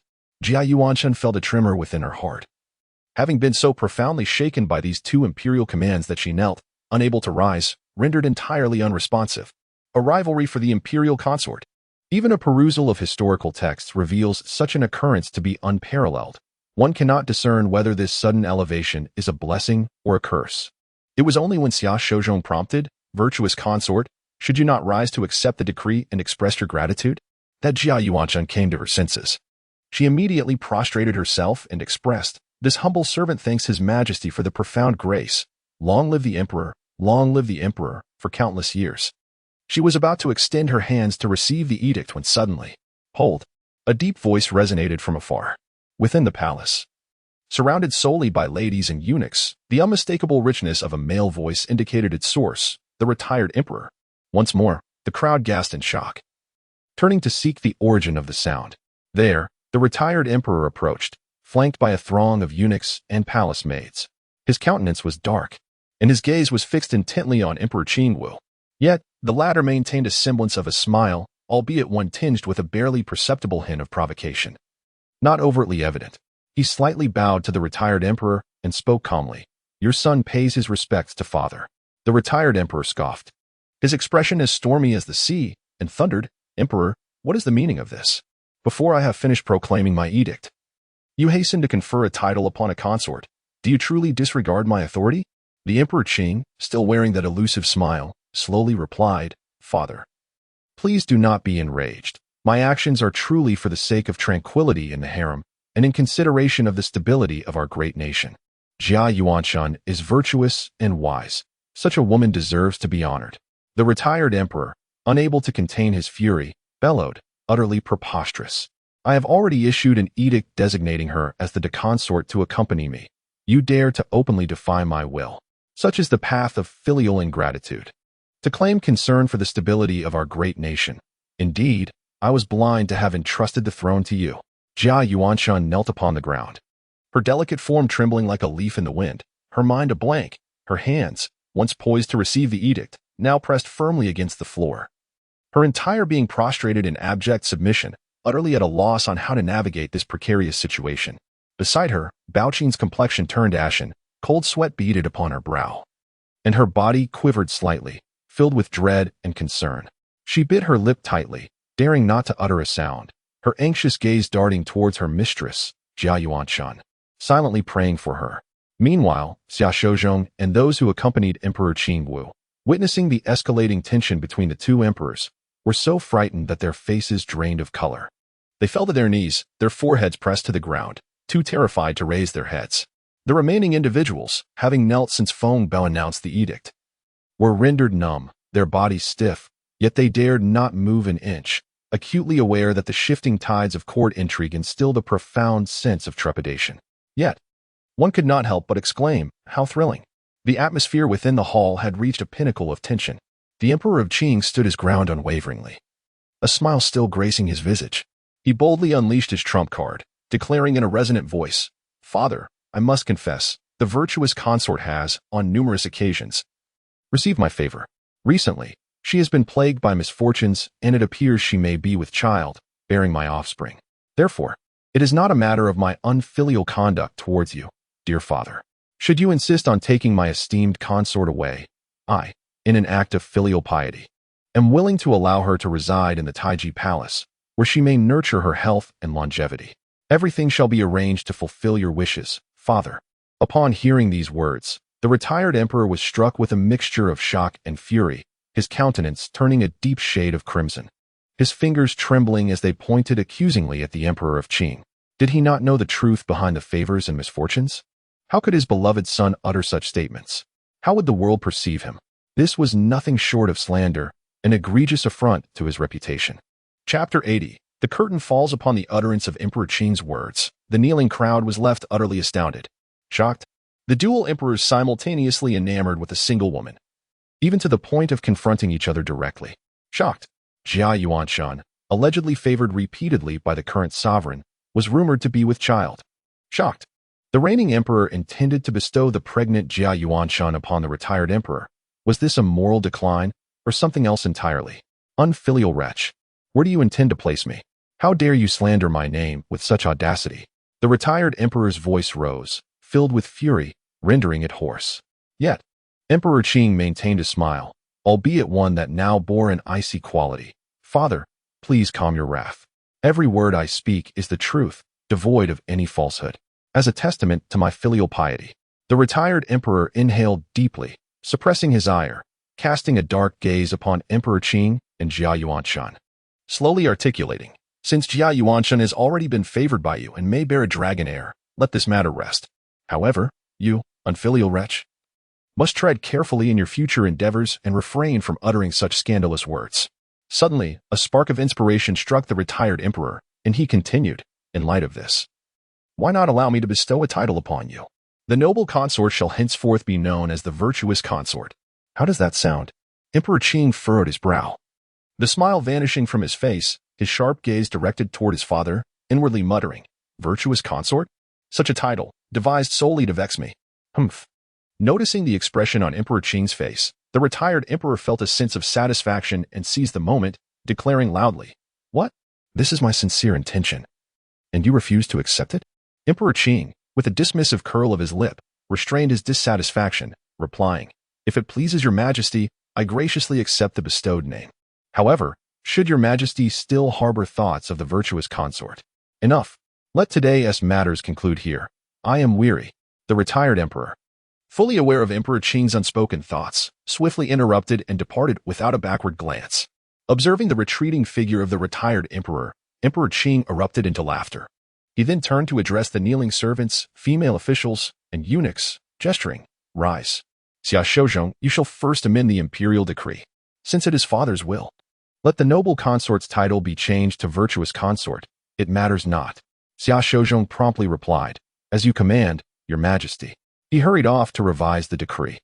Emperor Qing added, "The rest of you may withdraw. Let the virtuous consort remain." The crowd dispersed, leaving only Emperor Qing and Jia Yuanshan in the vast palace. Approaching Jia Yuanshan, Emperor Qing softly said, "My beloved consort, lift your head so that I may behold your countenance. Jia Yuanchen slowly raised her head. Her face pale from the tumultuous events, with tears glistening in her eyes, her delicate and frail appearance evoking deep sympathy. At a mere glance, Emperor Qing's heart was stirred, prompting him to approach and scrutinize closely. Her lips, naturally red without the touch of paint, and her brows, gracefully arched without the aid of ink, despite her pale and haggard complexion, could not conceal her innate beauty, which only enhanced her aura of tenderness.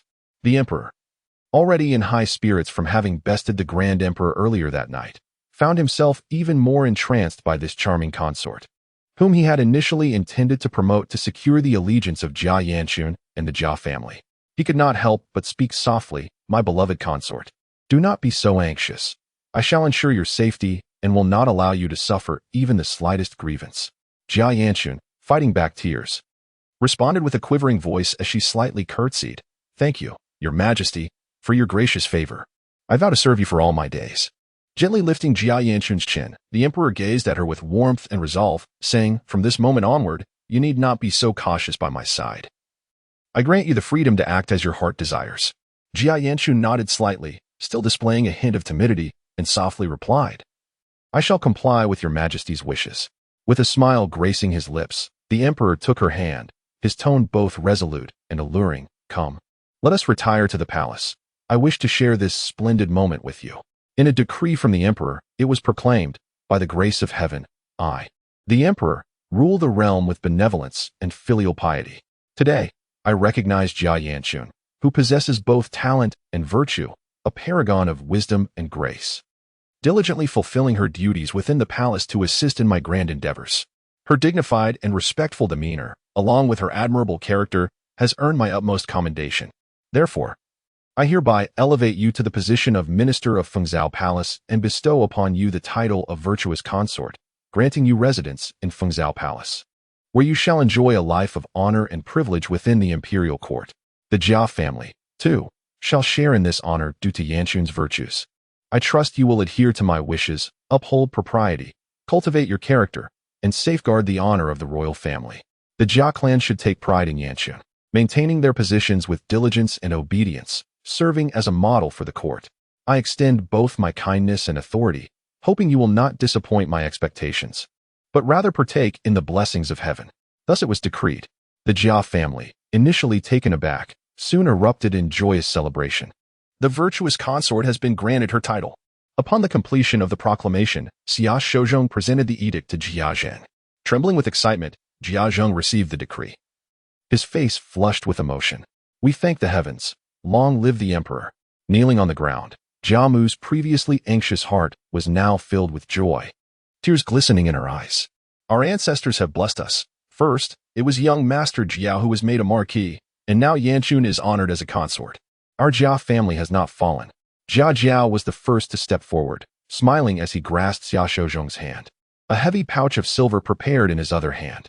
"It must be exhausting for you to come from the palace to announce the decree. Please accept this small token of appreciation." Feeling the firm grip of Jia Jiao, Xia Shouzhong discreetly tucked the silver pouch into his sleeve and weighed it with satisfaction, replying with a smile, "My lord, you are too kind.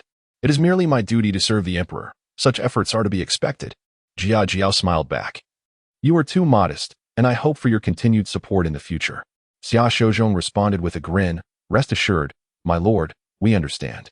As Jia Jia observed Xia Shouzhong once more, he noticed the latter gazing at the Jia family members with an expression that seemed to convey profound meaning and contemplative thought. Regaining his composure, Jia Jia withdrew a jade pendant from his waist and, grasping Xia Shouzhong's hand once more, said, "Esteemed official, this is a jade pendant I fortuitously acquired, and it appears to be remarkably fated to be with you. I humbly request that you accept it. Should there come a time when you require my assistance, please do not hesitate to ask." A flicker of surprise crossed Xia Shouzhong's eyes, and he quickly replied, "Oh dear. How could I possibly accept such generous affection from the noble lord? I shall certainly cherish it in my heart." Chapter 81. Virtue. As Jia Huan observed Xia Shouzhong accepting the jade pendant, a sense of relief washed over him, yet he soon revealed a look of distress, letting out a deep sigh. Noticing Jia Huan's demeanor, Xia Shouzhong immediately understood his intentions. However, given the debt of gratitude he owed, he spoke up, "My lord, In this moment of great joy, why do you appear so melancholic? Is there a source of confusion troubling you? Upon hearing Xia Shouzhong's inquiry, Jia Huan seized his hand fervently, stating, Your Excellency, to speak candidly, I have yet to come of age and my education has been rather limited. I recognize each character in the imperial decree, yet when they are woven together, their meanings elude me. I find myself perplexed and humbly seek your guidance. Xia Shouzhong, upon hearing this, glanced at the jubilant Jia family members before turning his gaze back to the young Marquis, feeling a wave of emotion. While others may fail to discern the nuances, the Marquis could perceive the underlying truths. No wonder His Majesty often extols the Marquis's exceptional wisdom and valor. Fear not. My lord, he reassured. What you face is but a trifling challenge. It requires no undue concern. Simply demonstrate your loyalty to His Majesty with sincerity. Jia Huan nodded thoughtfully in response, expressing gratitude. Thank you for your guidance, Your Excellency. I shall remember your words. Xia Shouzhong replied, You are too courteous, my lord. In 3 days, the Ministry of Rites will arrange for you all to enter the palace to express your gratitude and receive rewards. Since there are no further matters at hand, I shall return to the palace now. Jia Huan clasped his hands in respect, saying, I appreciate your efforts, Your Excellency. Please take care. The family bid farewell to Xia Shouzhong, watching him depart. Once he was gone, the joy among the Jia family members became palpable. Jia Mu beamed with delight, her eyes filled with pride and contentment. Our Jia family is truly basking in glory. Huan has been granted a marquisate, and Yuan Chun has been elevated to a consort. This is the blessing of our ancestors. Jia Zheng nodded in agreement, declaring, Mother speaks wisely. This is indeed a momentous occasion, and we must celebrate it properly. Madame Wang grasped Wang Shifeng's hand, saying, Feng, you must take charge of the arrangements.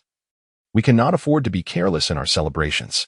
Wang Shifeng replied cheerfully, Rest assured, second madam, I will ensure everything is meticulously organized to everyone's satisfaction.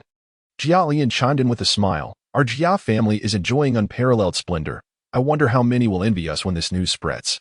Even Jia Liang and Lin Daiyu, who had never met Jia Yuan Chun, were touched by the celebratory atmosphere, their faces reflecting joy, as the family engaged in animated conversation. Enveloped in their immense happiness, an abrupt and chilling remark pierced through the atmosphere, shattering their elation. Are you truly so happy? The cold words echoed in their ears, eliciting startled reactions. They turned to see Jia Huan's countenance, stern and devoid of joy. Jia Mu's smile froze instantly, confusion etched across her face as she inquired, Huan, what do you mean by that? Jia Liang, taken aback by the situation, attempted to mediate. Huan, why do you speak in such a manner? Your cousin has just been honored as a consort. Should we not celebrate this moment? Your words are truly out of place. Upon witnessing his mother step forward to speak, Jia Rui felt it inappropriate to say more and instead took her hand, saying, Let us proceed to the ancestral hall together. Since none of you seem to comprehend, I will elucidate everything there. With that, he gently guided Jia Liang to lead the way. As Jia Rui departed, the gathered crowd turned their gazes towards their guiding figure. Jia Mu. She remained silent, her expression contemplative, revealing no signs of displeasure. Wang Shifeng then interjected, Old ancestor, I believe that this Rui boy may have become overly exuberant today, momentarily losing his composure and uttering such nonsense. Before she could finish, Jia Mu interrupted. Do not speak further, my dear Feng. Rui's actions are justified in their own right. Let us follow him, for he will undoubtedly provide us with a satisfactory explanation. He would not act thus without reason. I have faith in him. Upon arriving at the ancestral hall, Jia Rui instructed his mother to take a seat while he stood before the assembly, his demeanor grave. All maidservants, please withdraw, he commanded. As his words echoed, Qingwen, Rui Xue, and Baizhi promptly complied, while the remaining maidservants looked to their respective mistresses or to Jia Mu for guidance. Jia Mu's countenance grew heavy, reminiscent of a similar scene that had unfolded the previous night, now repeating itself. Faced with the collective gaze of the assembly, she reluctantly spoke. Why do you all stare at me? From now on, the words of the Lord are my words. All maidservants, leave us. The maidservants, perplexed, complied with her command. One by one, they exited, leaving only the Jia family and Lin Daiyu present. Wang Shifeng and Qin Keqing, however, took note of Jia Mu's words, exchanging glances that conveyed a shared understanding, sensing that something significant had transpired in the Ningrong residence the previous night, unbeknownst to them. The atmosphere of this scene swiftly dissipated the earlier joy among those present, instilling a sense of impending gravity. Jia Shi, Jia Zhen, and the others, already weary from a night spent managing the affairs of the Lai family and their servants, found their focus sharpened by the tension in the air. Have you all understood the contents of the imperial decree? Jia Rui inquired, as the attention of the assembly shifted to him. Jia Zheng was the first to rise. Having pondered the matter during their journey to the ancestral hall, expressing his confusion, Rui, did the decree not clarify? It appointed Yuan Chun as consort. What is amiss? Jia Rui turned to Jia Zheng and continued, since you, second master, have stated that Yuan Chun is to be made consort.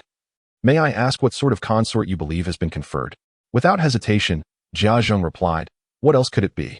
The decree clearly states it is the Xian de consort. Is there something wrong with that? At this, the others in attendance nodded in agreement, failing to perceive any discrepancy. Observing this response, Jia Rui felt a sense of weariness wash over him and proceeded to question each individual. He turned to Jia Huan, who was scratching his head in confusion, and asked, Brother Huan, what do you believe is amiss in this matter? As Jia Huan noticed the collective gaze of the assembly fixed upon him, he sheepishly scratched his head and remarked, Second brother Jia, I do not perceive anything amiss. Jia Jiao then turned his attention to Jia Rong, who was half hidden behind Jia Zhen, and inquired, Rong Gur, what is your perspective? Jia Rong, appearing perplexed, replied, Second Uncle Jiao, I too fail to discern anything. Jia Jiao subsequently posed the question to Jia Baoyu. Baoyu, what of you? Jia Baoyu, blinking his clear, innocent eyes, responded with simplicity, Second brother Jiao, I do not understand either.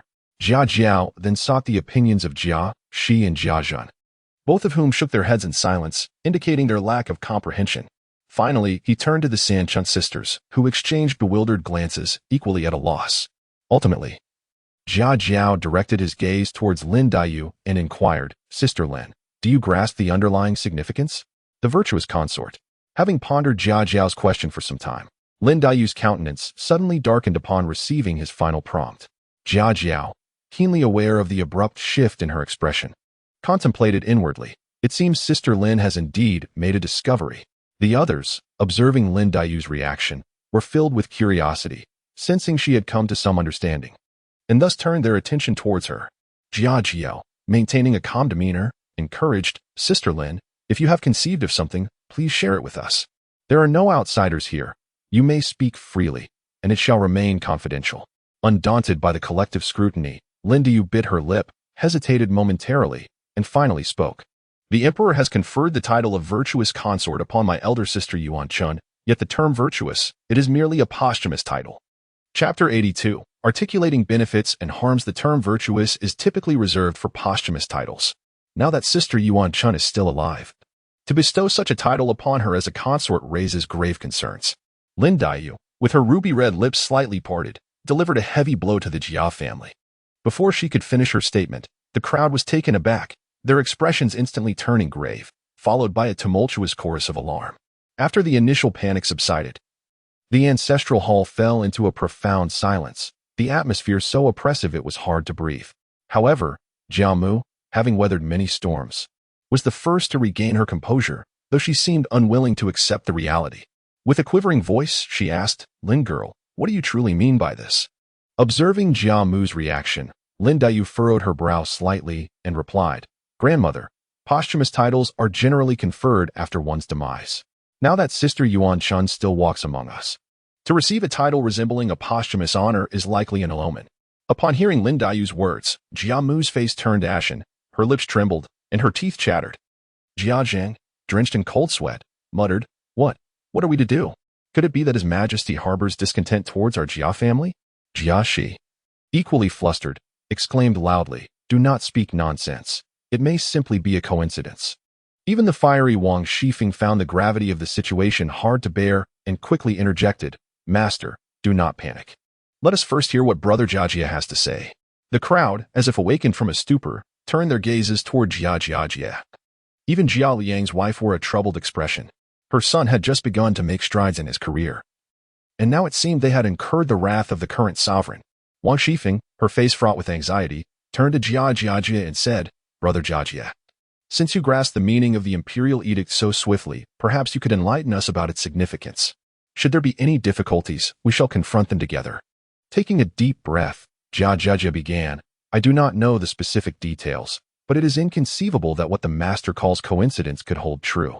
The issuance of such an edict could not possibly contain such errors. It has undergone multiple validations and has even been scrutinized by the Ministry of Rights.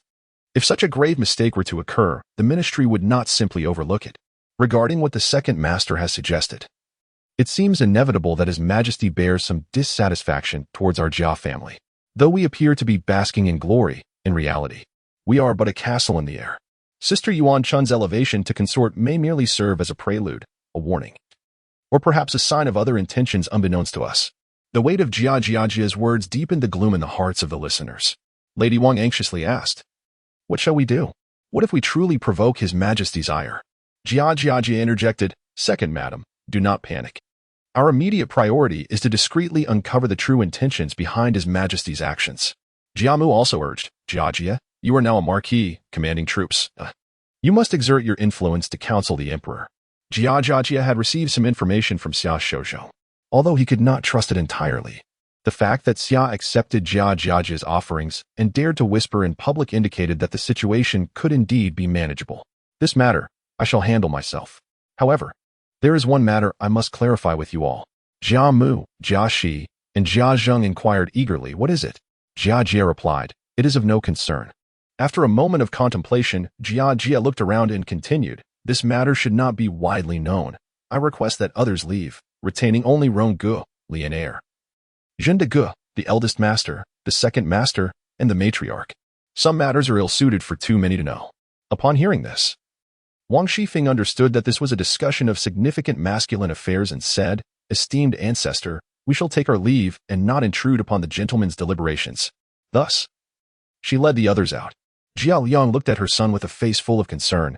Her lips parted as if to speak, but ultimately she held her tongue. Yingchun and Tanchen hurried to support Jia Liang, whispering, "Aunt Liang, let us step outside. We must not cause our brother any distress." Jia Liang nodded helplessly, and with their assistance she exited.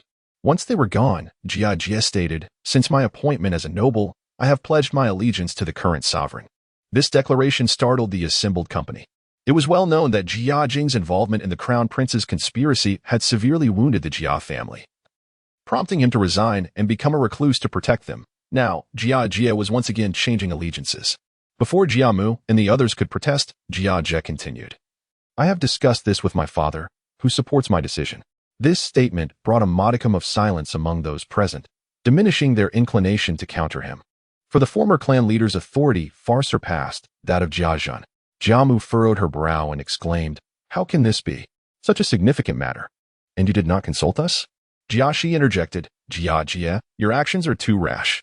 Jia Zheng, with a furrowed brow, added, "Jia Jia, this is no trivial matter. Has Brother Jing considered this thoroughly?" Jia Jia, his expression solemn, replied, "Esteemed ones, the situation is as it is, and my intentions are for the long-term benefit of the Jia family. The current sovereign is a man of remarkable talent. If we express our loyalty and fully support him now, our family is sure to prosper in the future." Jia Lian echoed, "I believe Brother Jia speaks wisely. The recent title bestowed upon Sister Yuan Chun may indeed present an opportunity." Jia Shi shot Jia Lian a disparaging glance, silently urging him to remain silent. Since Jia Jia had previously conferred with Jia Jing, Jia Zhen nodded in agreement. "Indeed, we cannot remain passive." Jia Mu sighed deeply, saying, "Very well, very well. It has come to this, and we can do naught but proceed. However, Jia Jia, you must exercise utmost caution. Do not lead the Jia family into irretrievable ruin. We cannot withstand further turmoil." Upon hearing this, Jia Jia understood that while Jia Mu's words carried reproach, they were more imbued with concern for the family's future. He bowed and assured, "Rest easy, matriarch. Your grandson shall spare no effort in securing a path for the Jia family. With that, I have made my intentions clear to you all. In the future, we must conduct ourselves with utmost prudence, a sentiment that requires no further elaboration from me. At this moment, as we enter the palace to express our gratitude, I am acutely aware that we must navigate the scrutiny of the retired emperor. When you all come to the palace to convey your thanks, there is no need for excessive words. Simply adhere to the established protocols and perform your duties with the utmost respect. I shall take care of the rest and will ensure everything is resolved. However, it is imperative to remember that we must acknowledge each of them, the retired emperor, the empress dowager, and the current sovereign, without exception." Everyone responded in unison. Chapter 83. Shi Shangyun's sunlight filtered through the sparse clouds, casting a warm glow upon the weathered vermilion gate of the Zhongjing Marquis residence. Shi Ding, the second Marquis of the Shi family, sat pensively in his study, tightly gripping a note that had been secretly delivered from the palace. The note was succinct yet potent, instantly illuminating the events that had transpired within the royal court the previous night. A complex expression flickered across Shi Ding's face, both surprise and contemplation intertwined. He murmured to himself, "No wonder my elder brother holds Jiazhen in such high esteem. It is no small feat to lead an army of countless men to defeat tens of thousands of the later Qi. The Jia family has indeed produced a remarkable talent, one who captures the attention of both the current emperor and the retired emperor, compelling them to act against convention and draw him closer. Such a figure is far from ordinary." At that moment, the door to the study creaked open gently, and the family's venerable steward, Shi Zhong, stepped in, bearing a steaming cup of tea. He spoke softly, "My lord, are you troubled by matters concerning the Jia family once again?" Shi Ding lifted his gaze to meet Shi Zhong's eyes, shaking his head slightly as he handed over the note. "Take a look at this. Have you heard about the upheaval in the palace last night?" Shi Zhong accepted the note, scrutinizing it intently, and astonishment quickly spread across his features. After setting the note down, he pondered for a moment before replying, "My lord, Jiazhen is indeed an extraordinary individual, yet while the Jia family appears prosperous, there are undercurrents at play. Should we, the Shi family, consider?" Shi Ding interrupted him with a smile. "Ah, Uncle Zhong, you worry too much. My brother and I have our own discretion. Since Jiazhen has garnered the emperor's favor, his exceptional qualities have already come to light. As long as he remains steadfast, why should we not seize this opportunity to lend him our support, thereby forging a benevolent bond?" Upon hearing this, a flicker of doubt crossed Shi Zhong's eyes. But he quickly nodded in agreement. "You speak wisely, my lord, but how shall we extend our assistance?" Shi Ding rose from his seat and approached the window, gazing out at the tranquil courtyard. He spoke slowly, "Prepare a generous gift and discreetly convey this news to Marquis Shenwu. This man has maintained a close relationship with my brother since his time in Liaodong, and now he wields considerable influence in the court. Given that we in the Jia family are among the 4 great clans, should we choose to assist, perhaps with his current capabilities, we can turn the Jia family's predicament into a safe passage." Understanding dawned in Shi Zhong's eyes as he nodded. "Your foresight is remarkable, my lord. I shall attend to it at once. And there is one more matter," Shi Ding continued. "The girl, Shangyun, has been restless of late. Let her visit the Jia family and keep company with the old matriarch. Allow her to leave the residence." "Understood, my lord," Shi Zhong replied. "I shall make the necessary arrangements." With that, Shi Zhong turned and exited the study, leaving Shi Ding standing alone by the window, lost in contemplative thought. Just as he descended into his musings, the sound of light footsteps approached, and a young lady dressed in an elegant gown entered, the Shi family's young miss, Shi Shangyun. With a graceful figure and a lively demeanor, her bright, expressive eyes sparkled with vivacity. As she smiled, dimples danced upon her cheeks, rendering her irresistibly charming. Her hair was simply styled into a bun, adorned with a delicate floral hairpin, further accentuating her playful spirit. Though her attire was simple and unadorned, it could hardly conceal the innate charm that radiated from her. With an air of curiosity and vivacity, Shi Shangyun approached Shi Ding and cheerfully inquired, "Uncle, I heard from Grandfather Zhong that you intend to send me to the Jia family. Is that true?" Shi Ding turned to face his niece, gazing at her expectant countenance, and a warm feeling surged within him.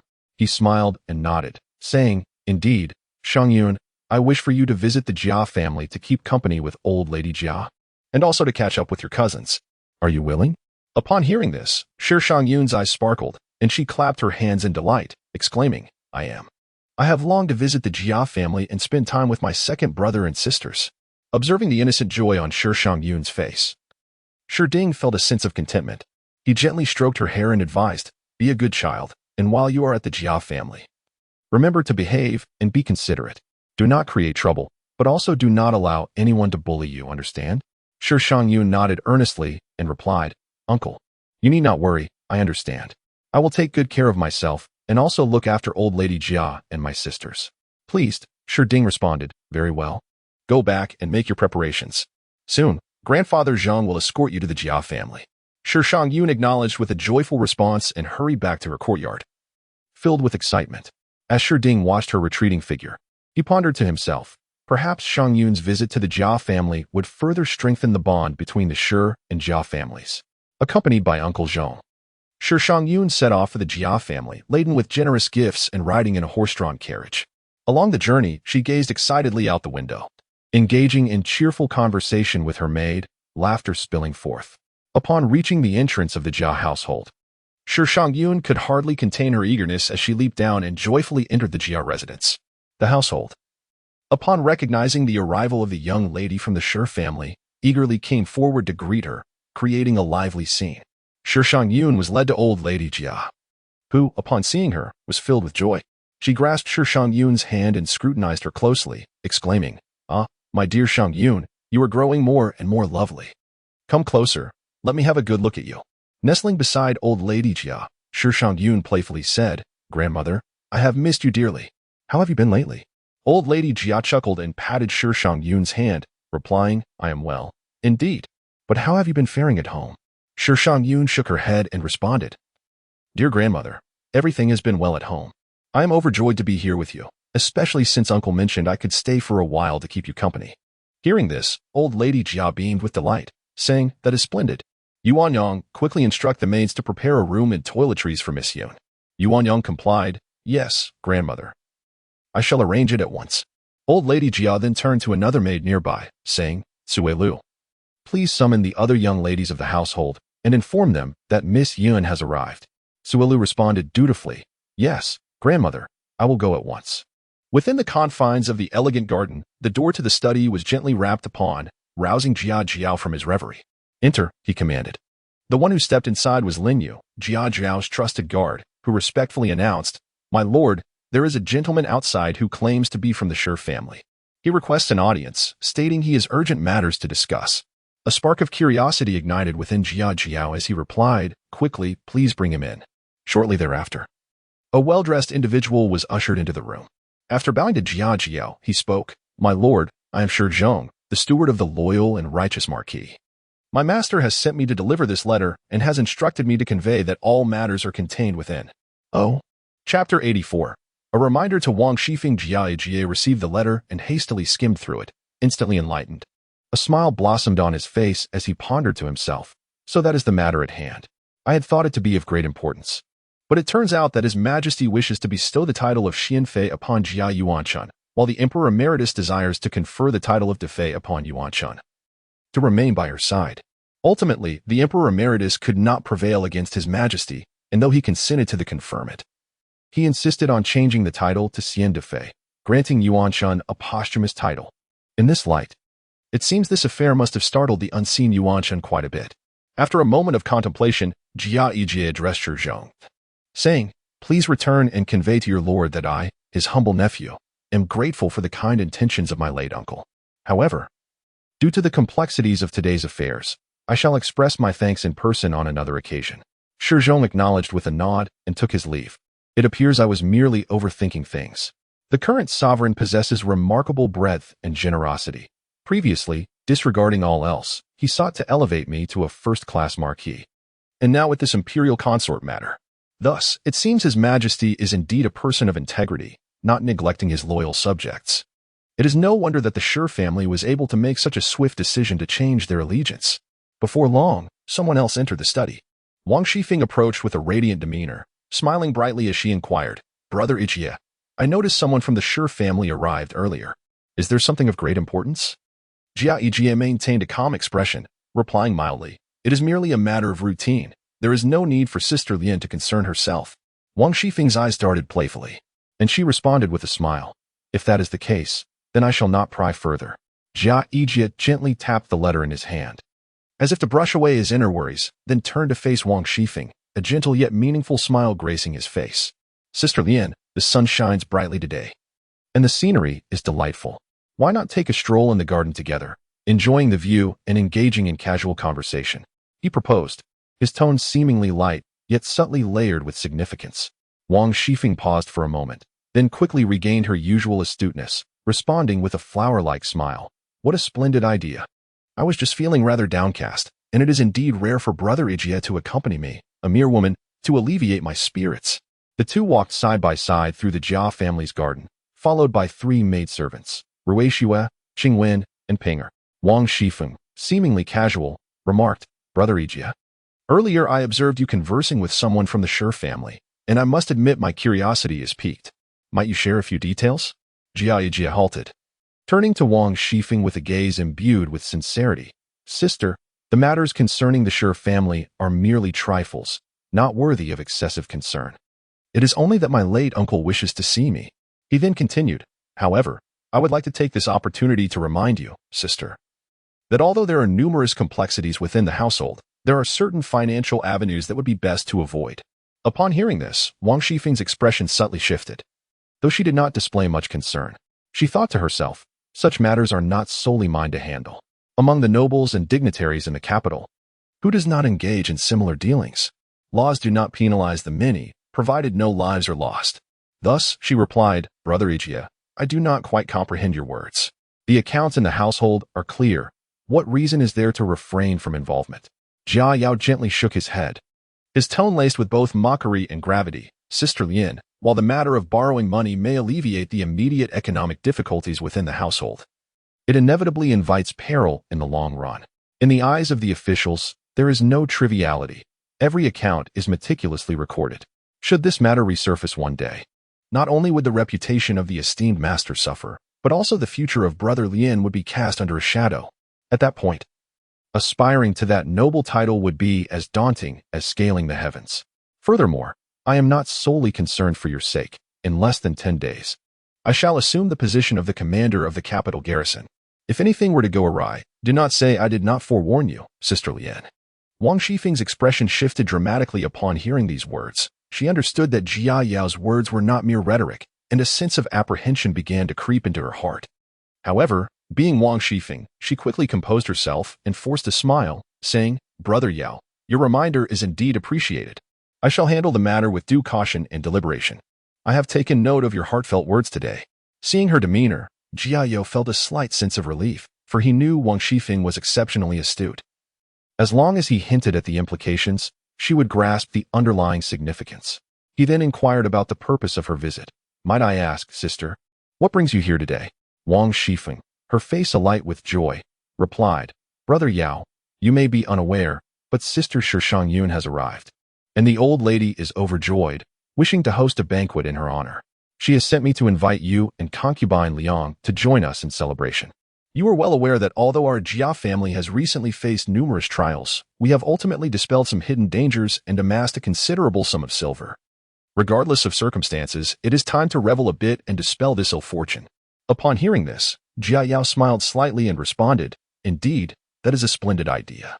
After enduring the recent tempests at home, we certainly need some joyous events to dissipate the gloom and infuse a bit of cheer.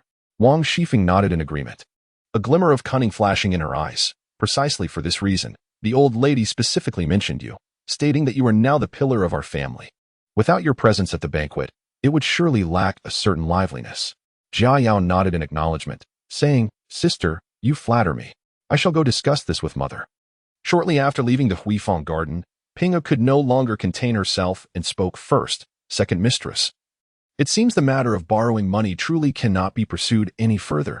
Otherwise, should it impact Second Master, the consequences would be dire, and the cost would be too great. Wang Shifeng shot Pingo a glance, slightly furrowing her brow, and replied, You need not fret, my dear girl. I have my own judgment in this matter. Previously, the household's expenditures were immense, and losing this income was a necessary decision. Now that we have silver in the household, there is no need to engage in such base dealings. Once we return today, we shall reclaim the dispersed capital and subsequently find others to take the blame.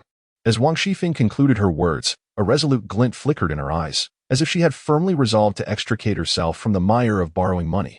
After all, if this issue were to jeopardize Jia Lian's future succession to his title, it would indeed be a case of losing much for the sake of a trifling gain.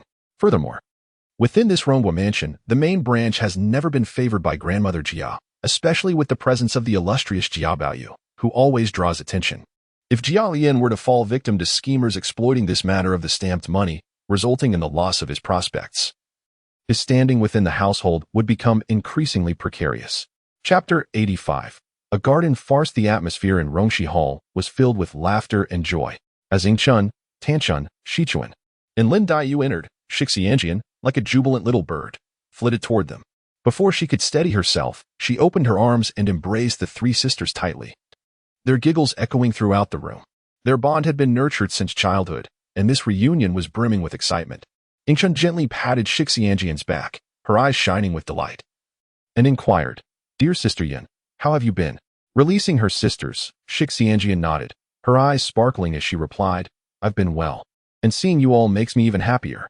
Tanshun took Shixianjian's hand, scrutinizing her from head to toe with a smile, remarking, "Look at our Sister Yun. She has grown taller and more radiant." Shixianjian playfully twirled around to showcase her attire and asked, "Third sister, do you think my new outfit is beautiful?" Shichuan, stifling a giggle, interjected, "Indeed, Sister Yun is like a blossoming flower." Approaching Shichuan, Shixianjian playfully pinched her cheek, laughing, "You always know how to flatter me, fourth sister." Meanwhile, Lin Daiyu stood quietly nearby, holding a delicate embroidered handkerchief, a gentle smile gracing her lips as she observed them with warmth and affection. When Shixianjian glanced in her direction, Lin Daiyu nodded slightly and softly said, "Sister Yun, I trust you are well." Standing to the side, Jia Baoyu's eyes sparkled with joy and fondness as he eagerly stepped forward, seizing Shixianjian's hand and exclaiming, "Sister Yun, it has been far too long. I have missed you terribly." Shixianjian flashed a playful smile at Jia Baoyu and teased, "Second brother, you are all sweet talk. I suspect you are trying to charm me again." Jia Baoyu laughed, "With you here, our garden is all the livelier." Shixianjian playfully patted his shoulder and boldly declared, "Of course, I have a treasure trove of amusing stories to share with you all." Lin Daiyu chuckled softly, teasingly adding, "Sister Yun, do save some of those tales for us. We wish to savor them slowly." Shixianjian nodded with a smile, assuring her, "Do not worry, dear sister. I could speak for 3 days and nights without running out of stories." The laughter that followed filled the hall, enhancing the joyful and harmonious atmosphere. Grandmother Jia sat at the head of the room, her face beaming with affection and satisfaction as she gazed upon the youthful assembly. She waved her hand with a smile, saying, "You lively young ones must have much to discuss. I, an old woman, would only hinder your merriment. Go and enjoy yourselves without restraint." Upon hearing Grandmother Jia's words, everyone rose to take their leave, eagerly making their way deeper into the garden. The maids brought forth tea and snacks. Shixianjian picked up a pastry, taking a bite and puffing her cheeks as she mumbled, "I have been so bored at home. It is far more delightful to be here with my sisters." Yingchun responded with a gentle smile, "What have you been doing at home, Sister Yin?" Shixianjian swallowed her bite and pouted, saying, "Oh, just learning needlework from my sisters-in-law. It is dreadfully dull compared to the freedom I have with you all." Tan Chun jestingly remarked, "Oh, it seems that Sister Yun's needlework has greatly improved. Might she surpass us?" Shixiang Yin shot a glance at Tan Chun,